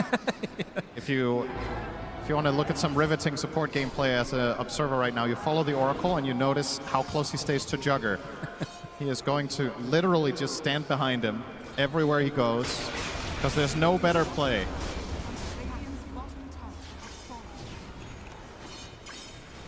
Okay, he's following Satanic. I've got my eye on it. Yep. Keep us surprised. They have the stun lock for the Storm. No one dead again. This is Falcons, 11K lead at 19 minutes. It's a huge problem here because even if the Oracle conceptually is really powerful at counter-initiating these moves, you have to pick your poison because Storm and Jug can't farm in the same area. Then you're losing on efficiency.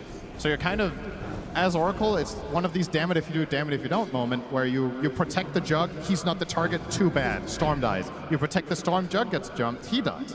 And there's no obvious way for Ducalis to know where Falcons' move is going to be because they have no vision on the map except around the mid-tier 1 tower and at the bottom, which is not where they're farming. So every move Falcons is making is very untelegraphed for PVISION. And as a result, it's very, very hard to play the Oracle this game. Man, look at it. They're 2 supports. The combined net worth of Ducalis and 9 class is lower than both enemy supports individually. Man. They are so far ahead on the supports. It's crazy. They're so used to playing with the Monkey King and Slurk. It feels like they don't know how to play Dota anymore. This is a pretty crazy state of affairs. It's honestly, it's a valid concern. If you get so used to a specific playstyle that is hero dependent, 9 class can play a lot of heroes really, really well. It's not like it's Monkey King, Slark, or Bust, right? We've seen him have outstanding performances on tons of heroes, but when you play that archetype strategy 8 games in a row, and then you suddenly get thrown out of it and things don't go according to plan, might take a little bit of warming up. Fortunately for them, of course, this is not an elimination game, so there would be another chance tomorrow if things go wrong. But PVISION, of course, didn't come here today to lose, and well, in this game, they're not exactly doing a particularly good job at avoiding that. Yeah, the shard ended up going to They're not going to get a wisdom either. I mean, the whole map is just on lock, right? You lose the shard, you're losing both wisdoms most likely, and you have taken 1 tower at 21 minutes. Maybe mid will fall here. I'm not sure Falcons really care that much. Well, Malrine seems to. He could deny it. Give them an inch. Just deny it to remove more gold. Yep, he'll do just that. And the question only remains for Falcons is when is the first Roche attempt? I mean, their team is not crazy good at it, but it's okay. I mean, the Enchantress can slow it down. You got the minus armor of Little Shredder, and Pango pretty good as well. It's not that good at killing it, but it's really good at controlling it. Yeah. So if PVISION do try to access the fight, as long as Ench is tanking, you're not really taking much of a risk. Snaking can kind of tank it forever. So, but not the plan here. They're hoping to find a lone Satanic or no one down here, but not going to be the case. They still get a good ward out. Now, no one might show himself on the next wave, which could be his death. Or on the ward below him. He's actually playing pretty much perfectly around Falcon's vision right now. But he's not farming. Playing perfectly around the vision means standing still. So it's not very useful for the progression of the game. Satanic somehow is almost top net worth, though. Honestly, really impressive that he's able to find this space on the map. Feels like he always finds a way. But it comes at the cost of other heroes, and here is that anticipated Roche. Not really much PVISION can really do about it. They can scout it with rockets all they want, but I don't think they're going to try to access it. No. Absolutely not. I don't believe we've seen Egg, correct? We have. We have? We saw the one supernova when they tried to kill Amar. Okay. No, we haven't seen Omni Slash then. Okay, you're just going by one spell at a time and hoping you're right? That's right, 50-50. Aegis goes to Skeeter. How many buildings can they take with this? There's 2 tier 2s remaining, so I assume at the very least they want to do that. But how is their high ground at this stage versus game number 2, where they were able to pretty much take it uncontested? It's definitely worse. This time you don't have DK Chen, but you can... This is the type of game that could follow the classic Falcons recipe from a half a year ago, where you're just constricting the enemy team on the map and winning by 1k GPM. Because I think going high ground very early in this one compared to the previous one would be a mistake. I'm not really concerned about your ability to scale and your ability to win later team fights, but I am worried that if you go high ground too early, you could somehow lose a fight against a Storm buyback, for example, or going a little bit too deep, setting yourself up for Omni Slash. Just unnecessary. Just keep winning the map. Satanic working his way towards the eventual butterfly. They did spot him here, and you can see the scan now coming out from PVISION. We'll have to get smoke him to run away. Yeah, this is the state of affairs for the PVISION side. No one is actually camping up. They might want to take this fight. I know that maybe Gyro isn't nearby, but he is. Satanic, he's going to show himself. Now we'll attempt to run away. Skeeter's trying to wonder if this is a trap of any sort, but they don't have to worry about like black hole, anything like that, as Amar won't find no one who will be able to TP out. So he's trying to keep things at bay from the PVISION side as they push that top lane, which is the last remaining tier 2 tower.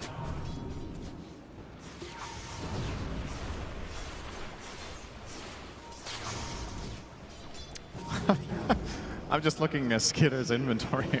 Okay, there we go. He swapped it around. He had a backpack BKB instead of one. Oh. There's some efficiency there being lost. Doesn't matter, though. Okay, maybe they just go for it. I mean, this is... Ducalis attempted TP. Ooh, does get out. Wow. Very close. Okay, And is now this a siege or not? They could just be pushing in the waves and keeping control. They are posing like they want to force something. And, well, Skitter is a little bit timid, but here we go. Now, homing missile right now onto Satanic. Sagging himself over to Skeeter. They're going to get the stun line. There's a lot of damage. There's the false promise on the Satanic at the last moment. And that required very little from Falcons. Yeah, they used a homing missile and a cookie. That is insane. And now the high ground attempt. They do not have Healing Ward as it's about to run out. They don't have false promise anymore. As Amar jumping in pretty deep, gets the swashbuckle, able to bounce down to the low ground. Skeeter is getting a little bit low as the Mortimer's Kisses onto 9 class, but the Fate's Edict will be able to mitigate all of the damage. Now BKB online for Malrine, yeah, for now. And that Aegis, I mean, it's still 2 minutes to get some Nature's Attendance for Skeeter and maybe have a round 2. But this will buy some time for Satan to get that butterfly. Does feel like that is certainly not enough. He needs that and Ags, then maybe. The Ags does feel... I mean, we saw Chrysalis play it without Ags, which I wanted to talk to you about, because... I feel like that was a mistake in that game, personally. It feels like Jug is so hard to play without Ags. I would agree 100% with that. On a pro level, I think it's almost an essential item every single game, but... There's always going to be outliers. I don't think that game was the case. Spotted along with Snake King. This is going to be a good pickoff for PVISION. It's something. They get a kill. Amar. Oh, he's going to take an Omni Slash with the creep on that. And he bounces back to Amar. Satanic completely snipes him. RNG gods in favor of PVISION for that particular moment, at least. They did a good. Let's see how much time this buys. I mean, that's basically the Aegis, 45 seconds. Yep. So PVISION showing some life in this game 3. Falcons are in a position where this is not that big of a deal, but... Malrine, Epi, on to Ducalis. Satanic Blade fearing away. Has the butterfly at base. The thing is, even if that's not that big of a deal in terms of the overall progression of the game, just a little bit of a morale boost doesn't hurt. Like, feeling like you can do something in the game successfully has to be nice. You've genuinely made 0 successful moves for like 15 minutes, and you finally find 2 pickoffs and get your Jug to that butterfly. The thing about this game for Jug that's a little bit tricky, though, is if Oracle is not in a good position at all times, and especially if he dies, I think Jug can just get bursted by spells. Even through spin, he can die. There's so much magic damage from the Sand King, there's so much physical damage from the Pango. Kisses are also going to matter, all of it. It adds up. Even though you have 80% magic resist increase, it's still... Like, a lot of the times when you see Jug survive in spin, they get away on like a beat stick of health, right? It's not enough here. There is just so damn much output. Now almost a Satanic for Skeeter. Looking to go to the grand finals by killing PVISION with their carry. And your puns are on point today. That's right. I talked to Lacoste earlier. It's that aura. Had a good conversation with him in the green room for about 10 seconds. Then we nodded at each other, and it was that transfer of power that I needed for the day. Keep it up. And then he left and never talked to me again. Yep, that's the Lacoste style. Love the guy. Shout out to Pyrian Flax. 500 gold away for the Aghanim Scepter on Amar, and then he's going to go for the Ghost Scepter so that he doesn't have to deal with the Omni Slash anymore, which would mean a nullifier at some point will be needed for Satanic, but of course he has bigger fish to fry. He needs this Aghanim Scepter first. I mean, for what it's worth, PVISION aren't losing anymore for a bit. They lost by, I want to say, 500 GPM for a 10-minute stretch. It's kind of flatlined now. Storm is going to get his BKB, Jug is going on his way to that Axe, he's already halfway. You're keeping this afloat, and I think if Falcons could look back on the last 5 minutes of this game, they would feel like they slipped up a little bit because they could have maybe kept this lead growing. Right. So, in relative terms, this is actually a pretty good 5 minutes for PVISION that I would consider a clear win. Yes, you are behind, but hope dies last in this game. Oh, Satanic is spotted. Nice Blade Fury. They're going to continue to pursue, though, as Amar with the Rolling Thunder will eventually catch up. Ducalis is there. Healing Ward place. They're going to get some more TPs potentially. There's the Omni Slash, so on top of Amar. There's a lot of them applied to Amar himself, but the cookie's going to help him survive. Satanic does get the fall front of the button as no one will try to zip to kill off Amar, but this is not going to be enough mana. Amar, so much shield, so much lotus, he's going to be able to heal through it. No, does end up going down to be the cost of the Oracle, though, as Malrine. Big hook shot from 9 gets 2 stuck in the cogs. 0 follow-up, though. Truly unfortunate for PVISION, but ends up being a 1-for-1. There's no one running out of mana, has to get back to base. It's another good exchange for PVISION. Sure, it's not an overwhelming win, but it's, again, something. You just keep it alive.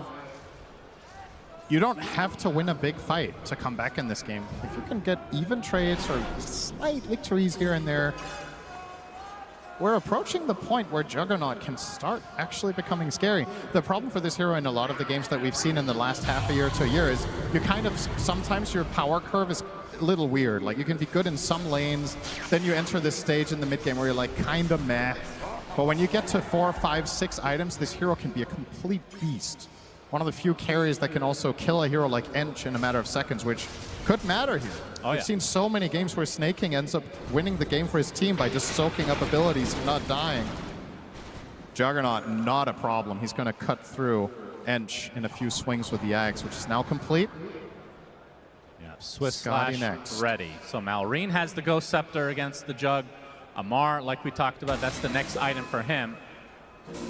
Does Juggernaut have to get, does Satanic have to get the Nullifier, or can the Phoenix actually get it? That could be a potential pickup. I think the Phoenix one is just too difficult to pull off. Like, you have to be able to be in range for the target that Jug is on. So realistically, he probably needs to get it himself if he sees enough of a problem. Malrine gonna be able to get the Burrow Strike onto no one, but there's the false promise, keep him alive.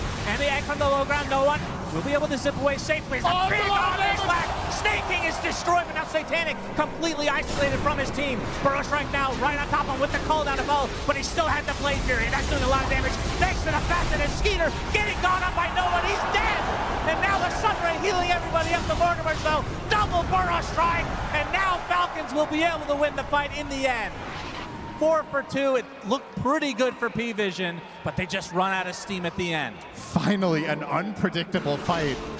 I think neither team really understood the state of the fight. They're just going in there, throwing in everything they had. The key difference maker in this fight is Snaking separating himself from the gyro, eating the Omni Slash alone and dying. If he does not create distance from Skitter there, he just dies with Satanic ready.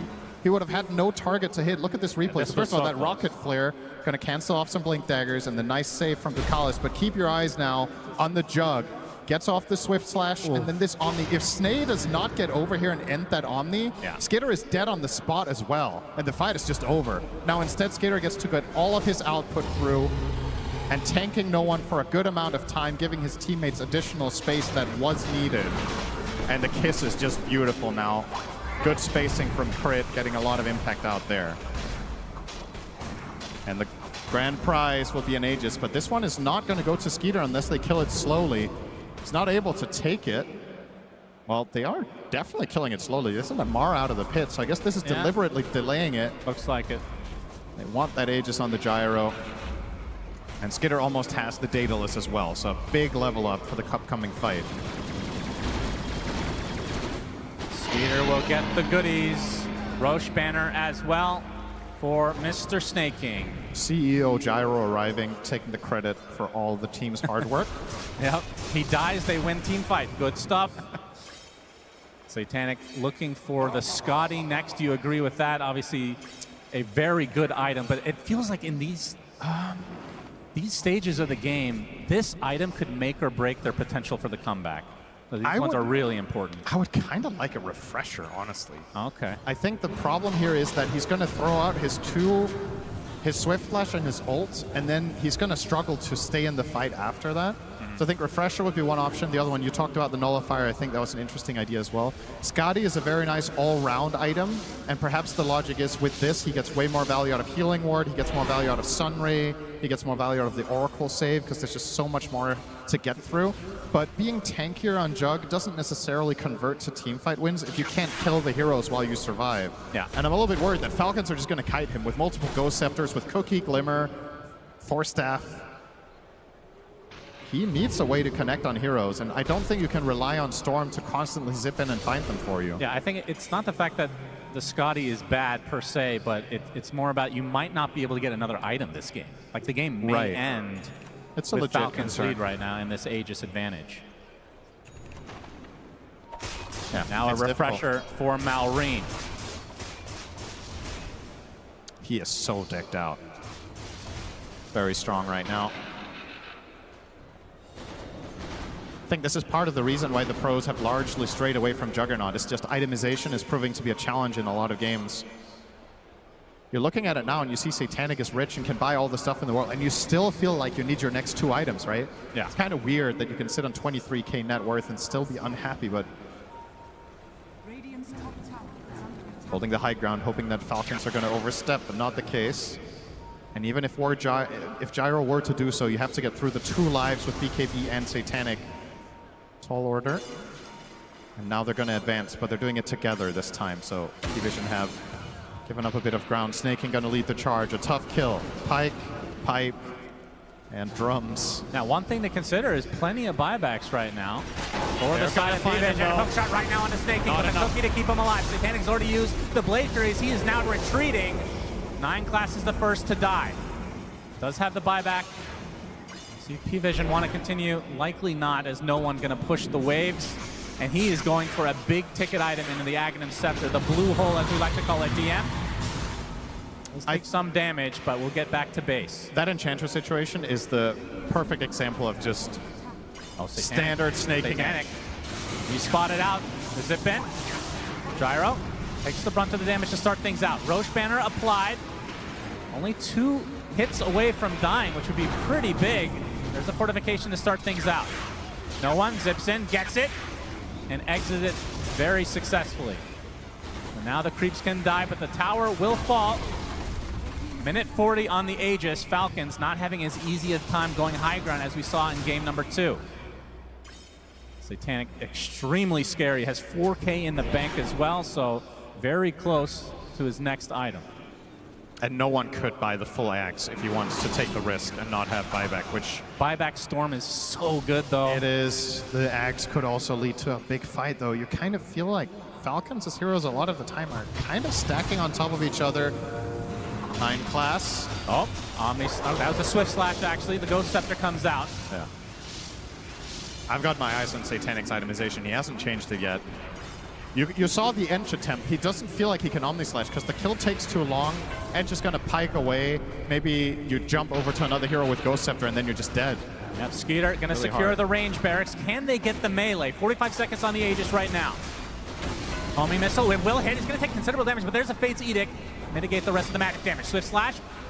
Skeeter, there's the epicenter. Burrow Strike combination from Malrine. Ghost Scepter's not going to help 9 Class. First to fall. No one already popping the BKB. Find some pressure out of the Gyrocopter. 30 seconds on the Aegis. No creeps though, so backdoor protection is here. Do they have enough damage to actually get through this barracks? Finally, it comes to be. And Falcons gets their first barracks of the game. Outworld Staff is just something else against Jug. True. It's such a hard counter. He Swift Slashes Skitter. Skitter presses 1 button and then it ends the Swift Slash or the Omni Slash if there's no secondary target. So as long as Gyro is separated from his teammates, if he can't die in a stun lock, he can always just bait Jug. True. Just waste out one of the abilities. An item that we generally see a lot of pros pick up in a lot of games, and a lot of the time, honestly, it feels like a little bit underwhelming. But against Jug, it's so easy to use correctly. I think part of what makes Outworld Staff interesting is the skill cap of it is very, very high. It's kind of like old Monkey King Mischief, where you're trying to dodge, you know, one attack at the perfect timing or whatever. Well, similar to Mischief in general, I should say. But yeah, against Jug, it's just obvious. Yeah, having 3 is pretty nice for the Falcons side, have to say. Yep. Good RNG on the neutrals. Refresher Phoenix. Yes, that is a definite big-ticket item. And no one actually opted to finish Parasma instead of going for the blue hole. Okay. I think the call they made was we don't have enough damage to kill a single hero. We need the damage from Storm. Yeah, Swift Slash actually baits out the Outworld staff. Has no one, zips in, zips out. He can't go on anyone. They have 2 good formation and good spacing here. Oh, Epicenter, that's a lot of damage. Can they get the saves onto Satanic? Gets off the Omni Slash at the last moment. He's iceland for the rest of the team. No one pops BKB. On top of Snake, he's going to be the first ball. Satanic in a lot of trouble. Later, he has the false promise supply. Will attempt to get out. Mortimer's not going to reach him. Malreen's super low on HP. For all that, it was a 1-for-1 with a buyback coming up from Ducalis. Satanic back to relatively good HP levels. The zip from no one won't find one support, and Amar gets away safely. That was such a heads-up play from Malreen, but just not quite enough. He manages to find the angle through the Jug and threatening Oracle in the backline at the same time with the Pango. So Ducalis has to ult himself, but Satanic does live through it. That time around, the Scotty made a big difference. I think he might have died with a Nullifier, for example, needed the extra tankiness. A small little detail, obviously they have the tools to deal with the Omni Slash, but when they grouped up, the cleave is no joke on the Omni Slash. That was a lot of damage coming out from Satanic. Part of why the Axe on Storm could be interesting too, but I understand no one's perspective of buying the Parasma, because you're kind of struggling to kill a singular target that's isolated, and that's what Falcons is taking advantage of. So if the Storm has that extra bit of output, perhaps you can bring down the first guy and break the fight open. He's not far away already, so 3,500 gold in the bank. Of course, buyback is a very important thing to hold on to. If Falcons were to find Ducalis now and kill him, it could end the game to kill the 5. Because I think the only reason PVISION can defend in the fashion that they are is that there's constantly this false promise on backup for the Jug. Otherwise, you can just pile on him and kill him with everything you have, but they're unable to. Ducalis' buyback being forced there, though, should open up the map. Now you have to play exceptionally carefully as PVISION. Tormentor will go to Skeeter. Yeah, that's all 5 shards now for Falcons. I don't know where I'm at right now with no one, if you should buy out or save buyback. I kind of feel like you have to all in and buy that Axe and hope for the best. Satanic is queuing up MKB in an attempt to try to deal more with the Gyro. Guess you could make a case that Gyro is not your primary target this game and you're trying to break open the fight by killing the other heroes, but again, the problem, the Ghost Scepters, they got 3 of them, and Ench has Outworld Staff. It's not easy out there. It's about to hit level 25, though. As you don't really have a solution to the Outworld Staff at all, because Nullifier's not going to do anything. All you can do is stun lock. Send an email to Gabe Noel. It's the best solution you have is to try to make a case for it. I have to say, the Outworld Staff, even though I thought it was going to be a terrible item in this patch, everybody's going for it. It's felt underwhelming, but against Jug, it's just so good against Jug. It's just a hard counter. It's the best hero in the game to have it against. So, unsurprisingly. That's why he hasn't been picked that much. Now we know. It adds added to the pile of problems, right? There goes Roche. Yep, another Roche for Falcons. Aegis, Cheese, Refresher Shard, Roche banner. Who do you give the shard to? Probably the Pango. Yep. MKB is what Satanic went for. And they already have a wave all the way down here, so I think this is just straight up to the high ground. Skitter is going to perfectly line this up with a level 25 as well, get the additional flak cannon attacks, or the cooldown rather. So now that's down to a 16-second cooldown. A lot of pressure about to be put here on Oh, PVISION. yeah. Can they hold? This Lots is of the buybacks available. biggest moment of the game. This is such a hard defense. Oh, the force staff nicely done onto the gyro cup. He's in a lot of trouble taking a full Omni Slash. Skeeter able to get the outworld staff though, and 9 class is the first to fall. Big Egg with the Sunray, but Skeeter is being able to heal through this quite easily as Malrine does get stunned by the Egg.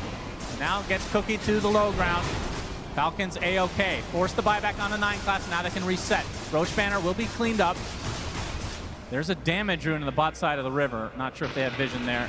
That was egg number 1 and a buyback on Flock. So now both supports really good targets for Falcons to take down. And they will spot it. And they will bottle it from Malrine. So likely to wait for the epicenter to get back. You got the Dazoon blood right, by the way. Not sure if you mentioned that. Luckily for you, I did not. Extra AoE for Malrine. Probably the best tier 4 possible for this hero. I think in this game it's the second best. I think the best one is Outworld Staff. Yeah, maybe, actually. In general, yes. This is the best. All right, well, no one. Yeah, definitely holding on to his money for this buyback, for this eventual push, this next 3 minutes that Falcons have to work with. He got his 25 as well. PVISION, despite being 27k down, are starting to have a lot of damage, as a matter of fact. So now Jug is almost 6 slotted. The Storm 25 is a massive improvement. You got 2 Supernovas. The main problem is that your supports offer so little. I mean, look at the pitiful net worths in this breakdown. It's kind of unreal just how far behind they are compared to their counterparts. So they don't offer that much. The cores, even with this deficit, I feel like can put up a fight, but can you protect the supports? If they die first, the game might just end. 25 there as it well is. on Amar. There it is. Aghanim Scepter for no one. Blue hole ready to go. He has 2,500 in the bank, so buyback still intact. Skeeter now. They have the 1 lane. He's going to take the electric ward. Takes a lot of damage, actually. He's dead. That's life number 1. Falcons need to be ready. Rolling Thunder coming. Malrine misses the Burrow Strike. Gets the epicenter off, though. The Satanic easily be able to clear. It's a beautiful egg just in time. No one, they kill off the egg. Double kill for Skeeter. And now the pressure applied to Satanic. He gets off it big Omni Slash. Actually kills off Malrine on the other side of the screen. Somehow, a huge blue hole onto 2. And somehow PVISION is defending. Snake, he goes down to the blade form as Amar, the last remaining member of Falcons, will TP out. Some way, somehow, PVISION defends. There's your damage. That bounce on the Omni Slash was absurd.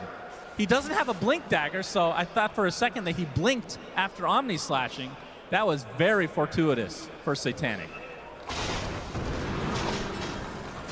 I think seeing that, maybe no one should buy his shard too. Like just full on, you know, jump in, pop everything, just blast them before they can even react. That's scary stuff. I mean, look at this first kill. Yeah, they kill him so fast. This is without using Swift Flash. It's just attacks.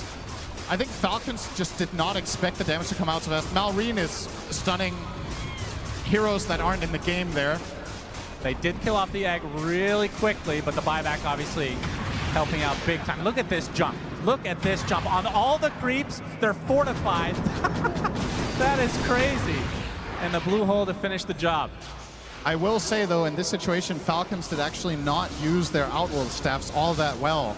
Malrine used it outside of the Omnislash, and then when it came toward him in the end, he had it on cooldown. Trying to use it in anticipation, perhaps, of Satanic going for him, you have to hold it. You have to wait and try to clutch it up. But there's so much to keep track of in these fights. Got to be careful you don't waste it. But what a hold. PVISION. Now Satanic is going to get that refresher soon. He has the gold for it. Might just synth his Ags first into a blessing.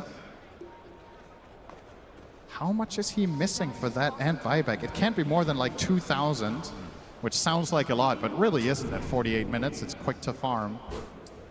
This game is... Yeah, this is shaping up to be a good one now. This is pretty close, honestly. 16k lead, I think it's It's largely inconsequential because the 16k lead for the most part is sitting on the supports, and in spite of not having those big items on the supports, they're still getting their spells off every fight. Ducalis has good positioning, they get off every single hookshot cog combination.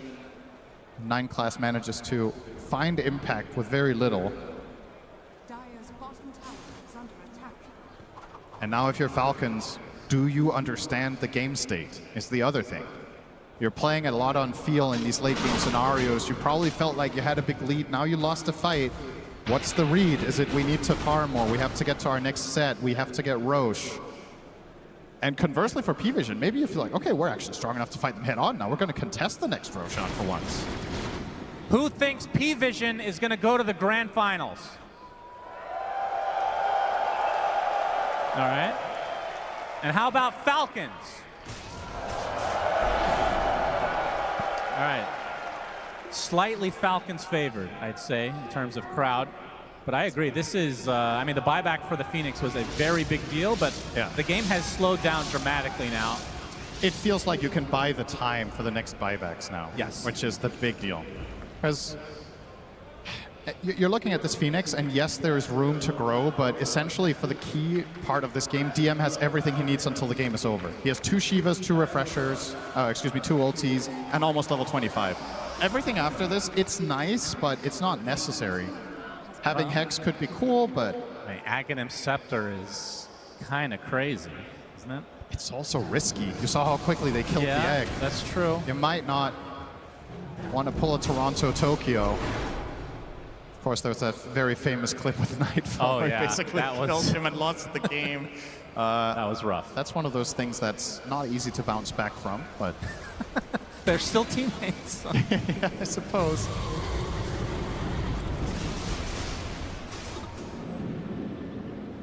All right, so looking at Skeeter, I mean, I don't even know what you can do here. You replace your boots, I suppose. He looks like he's going for Manta style, so to try to mitigate a little bit of the Omni Slash. Generate more targets for Jug. All right, I know we're not there yet, but I have to ask a question. Tier 5 items, do you keep the Outworld staff? I'm not kidding. You get Helm of the Undying if you get off. Well, okay. Well, sure. If you're going to get something completely broken, obviously. Yeah. Maybe you replace it for Sister Shroud. Oh, yeah. That's a classic. I think it's better than some Tier 5s in this game. But I would say, let's see. It's depending on the hero, you definitely want to get the Helm of the Undying, I think, on all of them over it. Yep, of course. Aside from that, Fallen Sky can effectively perform the same function, right? So that's also a nice replacement. Book of the Dead, more trash for Jog to jump on. True. I mean, you laugh, but it's queuing up Manta. That's the only reason. That is true. Smokes on both sides. Invis for Malrine. Another rune about to come. It will be Arcane. No one Arcane. Oh boy, he's going to start this out right off the bat onto the Sand King. Sun Ray applied as well. Will burrow to the high ground. Gets cookied for safety's sake. Now, the roll was actually very deep for Amar, but doesn't look like Falcons want to pursue. So they have that mid lane. As no he's one. onto him. He is. He's getting low on mana right now. There's the upper center burst right combination. Malrine coming in to get the bash as well. This is enough. There is no one. He zips away, but out of mana. Onto the high ground. The Mortimer's kisses, but the Fate's Edict will heal him. And now he is going to be A-OK. Can PVISION now turn the tide onto Falcons instead? 9 class. Running up front, gets the cogs onto Snake King. Bounce left, right, and center. But Bambi gets away safely. Oh, that was really close for no one. He gets saved by the Fate's Edict. He gets a big Lotus as well, if not 2. That transfusion really helping, but nobody dying in that exchange. Amar with the bash into the Abyssal. The Fate's Edict applied, though now there's 3 members of PVISION nearby. He uses the Swift Slash. Satanic still with his ult available. Has the refresher as well. They're going to back away. This is super tense. And now an Abyssal Blade finish from Malrine. They just want to bash Satanic. It is so hard for Satanic to use his spells correctly. He's playing into, let's see how it's that, 3 Ghost Scepters, 2 Lotuses, and 3 Outworld Staffs. Like, how do you use your spells reliably unless they're used on a stunned target? The risk-reward. Yeah, those Lotus reflects can be crazy. brutal. Now with the refresh and the blink, Perhaps he can just brute force his way into it. Roshan, a huge belch that everybody can hear as PVISION attracted to the sound. Yeah, Battle Fury has been backpacked finally. As the Blink Dagger will eventually be a Swift Blink, but obviously wants to keep... Well, trying for the rune here, Satanic. It is a haste top, so nothing super consequential at this stage of the game. 3 gems in the game right now as well. So it's 2 Abyssals as well on the Dire side, so 2 times the lockdown in attempts to kill Jug. Effectively, their entire itemization is against 1 hero.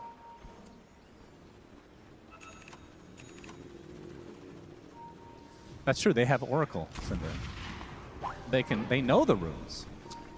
There's a lot to keep track of. How dare you forget such a thing? A lot to keep track of in Pro Dota. Well, you say, how did I forget? It was Jug who went for it. Yeah, no, I know. That's the ironic part. How did he forget? 55 minutes in, smoke from PVISION. They scan out as well, so they know Falcons' location. Snaking, a very good frontliner for a support. Yep.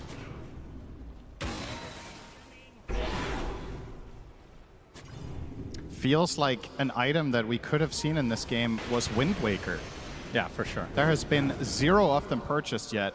And I don't think you have to worry all that much about the Oracle Purge, because he's going to backline a lot onto Ducalis. It's not easy to get in for the offensive Purge. But nobody's queuing it up. Jump in. Oh, that's a big Omnisac with a lot of damage. Down goes Skeeter. Finds back, but there's the Invisible Blade now onto the storm. They have to bash him again. No one is dead to Malrine now. Amar doing so much work in this fight. They're not going to buy back out. Honda Skeeter. Satanic in quite a bit of trouble. Will pop the Blade Fury, getting healed up. Will be able to get out of dodge as a result. They lose 2, buyback on 1. That was a huge kill on the Skeeter. Obviously has buyback available, but doesn't want to expend it unless he needs to. Can PVISION try to force a fight? Crit. Honestly, we spotted high ground. Icy Veins not buying back there. A really tense moment. I feel like a lot of players just insta-click the buyback and take the fight, but stays patient. Well, however, PVISION this would be a big actually grab. get this. Yes. If it's scouted by Falcons, does Skeeter buy back? It's already at half health. They're running out of time here. There is a lot of shit inside Roche. Yeah. Nine class. Known to be giving some constipated. vision. Oh yeah, he's big time. He's about to blow. Snaking. Gonna get some vision. Gonna get his heal off to start things out. Gets the vision, but Satanic gets the Roche. There's still goodies inside. As the Epicenter's about to come, I believe. Amar with the rolling thunder. Stuck inside the cogs. His DM pops the refresher. 9 class goes inside the pit. Uses the shard to get out. So in the end, they do get all the goodies from Roche as PVISION. Despite being down and out, it felt like early on. Now, quite possibly might be at an advantage despite being 20k down. Do have to worry about this mid lane though at all times. Do not believe the graph. It is lying to you. This is not 84% Dire. Are you kidding? I refuse to believe that they're a 6-1 favorite in this game. This feels like a 50-50 to me. Man. That is crazy. Maybe he has brain lag. A few minutes behind. 15 maybe, 20. Okay, no one is going to get the refresher shard from that Roche. So now, this next fight, the amount of artillery that PVISION have is insane. It could become a little bit problematic here for Falcons to defend their primary targets at this point. When the damage is getting this crazy, you don't have a hardcore, reliable save like the Oracle, Shadow Demon, you know, something like this. You've got a cookie, which is nice and all. But the damage is going to be quick, and this makes it even worse. Perfect rune for Satanic now. Oh my god. The amp damage. You've got to look for trouble here, surely. You've got 3 minutes on the Aegis, the double damage in your bottle. Holy jeez. You just need to see anyone and jump them with a stun, and they just die in the blink of an eye. And Satanic running out of slots. Has the bottle, of course, that he will use soon enough. MKB or Manta will take its place. Still going for, actually changes Abyssal to a Moon Shard. Uh-oh, DM.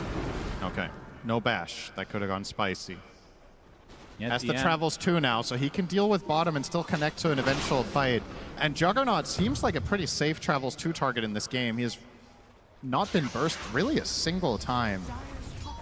With the protection that they have from the Oracle, it's difficult for Falcons to pierce. Final tier 2 of the... Well, actually, no, there's a tier 2 top still, despite Falcons having the lane advantage right now. They're spilling out bottom. And then TPing back. A strategic move like we've never seen before. Unbelievable. We are 30 seconds away. I've been waiting the entire main event for this, Cinderin. The tier 5s are coming. Can we get some tier 5 cheers in the crowd?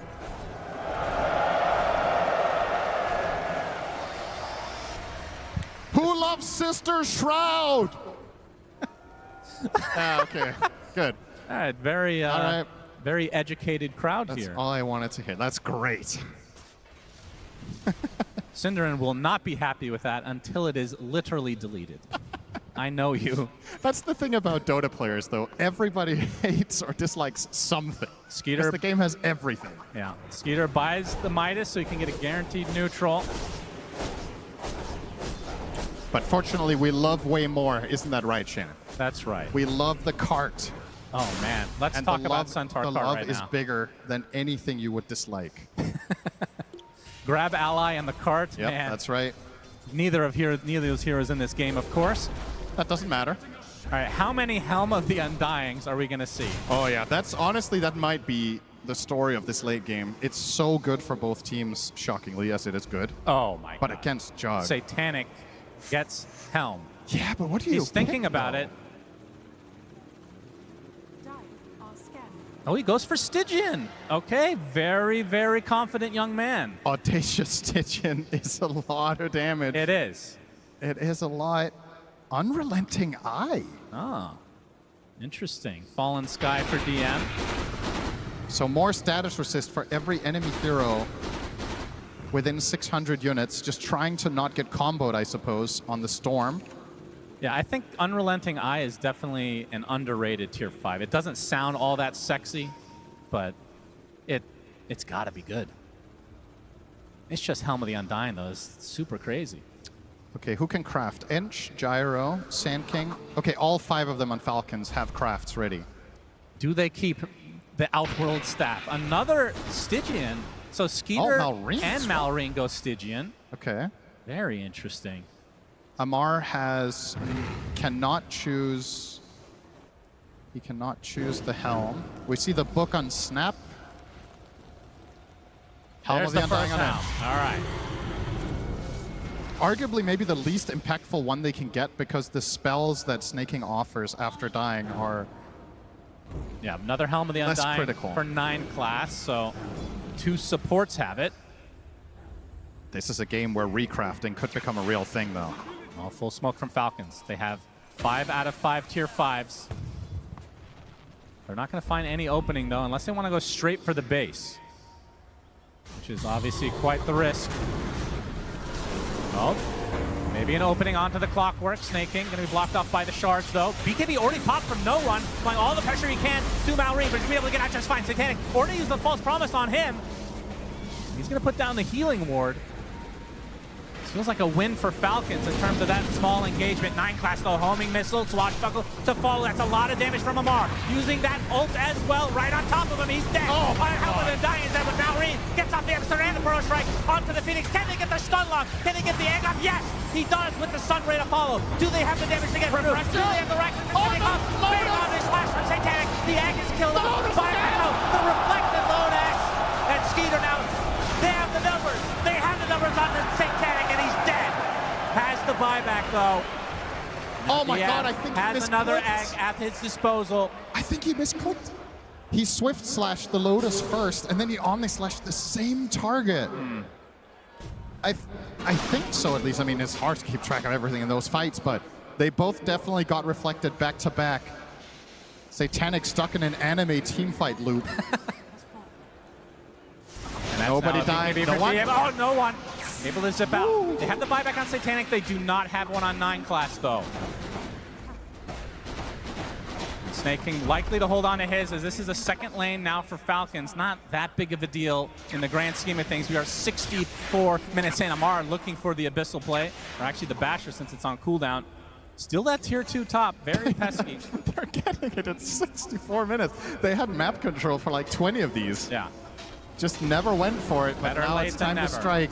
They really want this buyback out of Satanic. Oh, 100%. They have the buyback. Oh, Oh my God, this is the dieback for DM!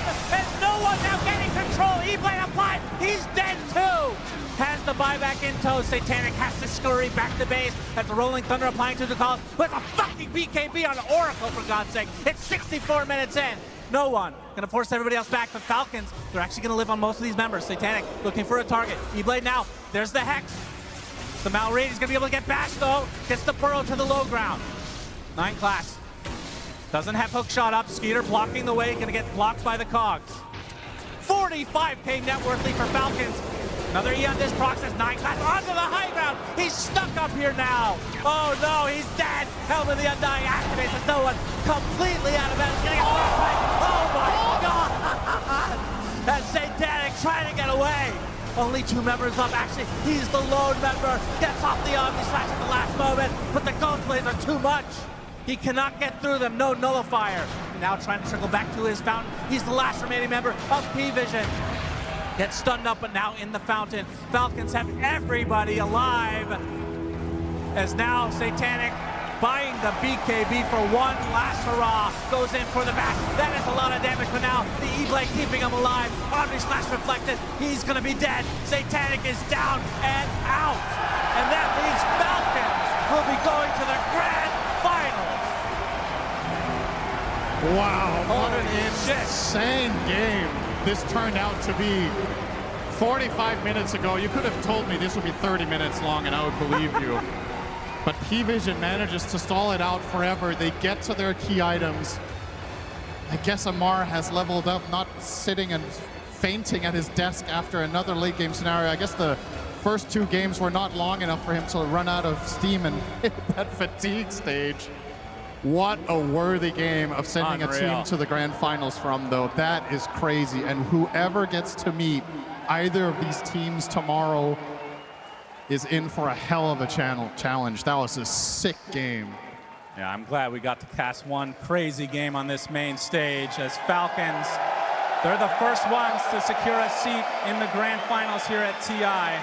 And like you said, PVISION, another life in that lower bracket, and I guarantee you, nobody wants to face them, Cinderin. I will say, though, perhaps the good news for the opponents of PVISION is Falcons have perhaps exposed a little bit of an overall strategy. I'm sure the panel will talk about this later, but yeah, for sure. Maybe this is an avenue that other teams can think about how to target PVISION in the upcoming series. Is Falcons clearly figured something out here today. This game was really hard, but they did get it done. All right, let's get a post-game interview with Mr. Nomad and Snake King. Thank you, Sunspan and Cinderin. Snake King, you have been to 8 internationals. Does it ever stop feeling this special? I think the International is the most special tournament of the year for every single Dota player. So it doesn't matter how many times I've been to TI. It's always a very special moment. And you have just made it to the grand finals for the 2nd time in your career. I mean, what does it mean, not just for you, but for this team as well? I think it means the world, because every Dota player's dream is to make it to the international final and show that all the grinding and all the hard work that every player has done and put into the game is shown to the world. And you have shown that absolutely here in this upper bracket finals, and you only need to do it one more time. I mean, have you thought about it at all, what it would feel like to go all the way? Obviously, I've thought about it, but you don't want to get ahead of yourself. So just one step at a time. We just need to focus on what we need to do tomorrow. Absolutely, and let's talk about those steps. Let's talk about how you got here. What have you been doing better than any other team at this event, would you say? Making a lot of mistakes in group stage and learning from them. Because I think we played like utter crap in group stage with all those 60-minute games against Tidebound and Xtreme. And we really learned a lot from them. And I think the only reason why we won this 3rd game is because we really learned from our mistakes in the group stage and we didn't repeat them. You absolutely did not. I mean, you had more experience than any other team here when it comes to game time, that is for sure. My question as well, PVISION, I mean, how did you break 9 class? You made him play a normal hero. How do you do that? I mean, I think he kind of just ran out of heroes. I think once Slark and Monkey, he didn't really know what to play.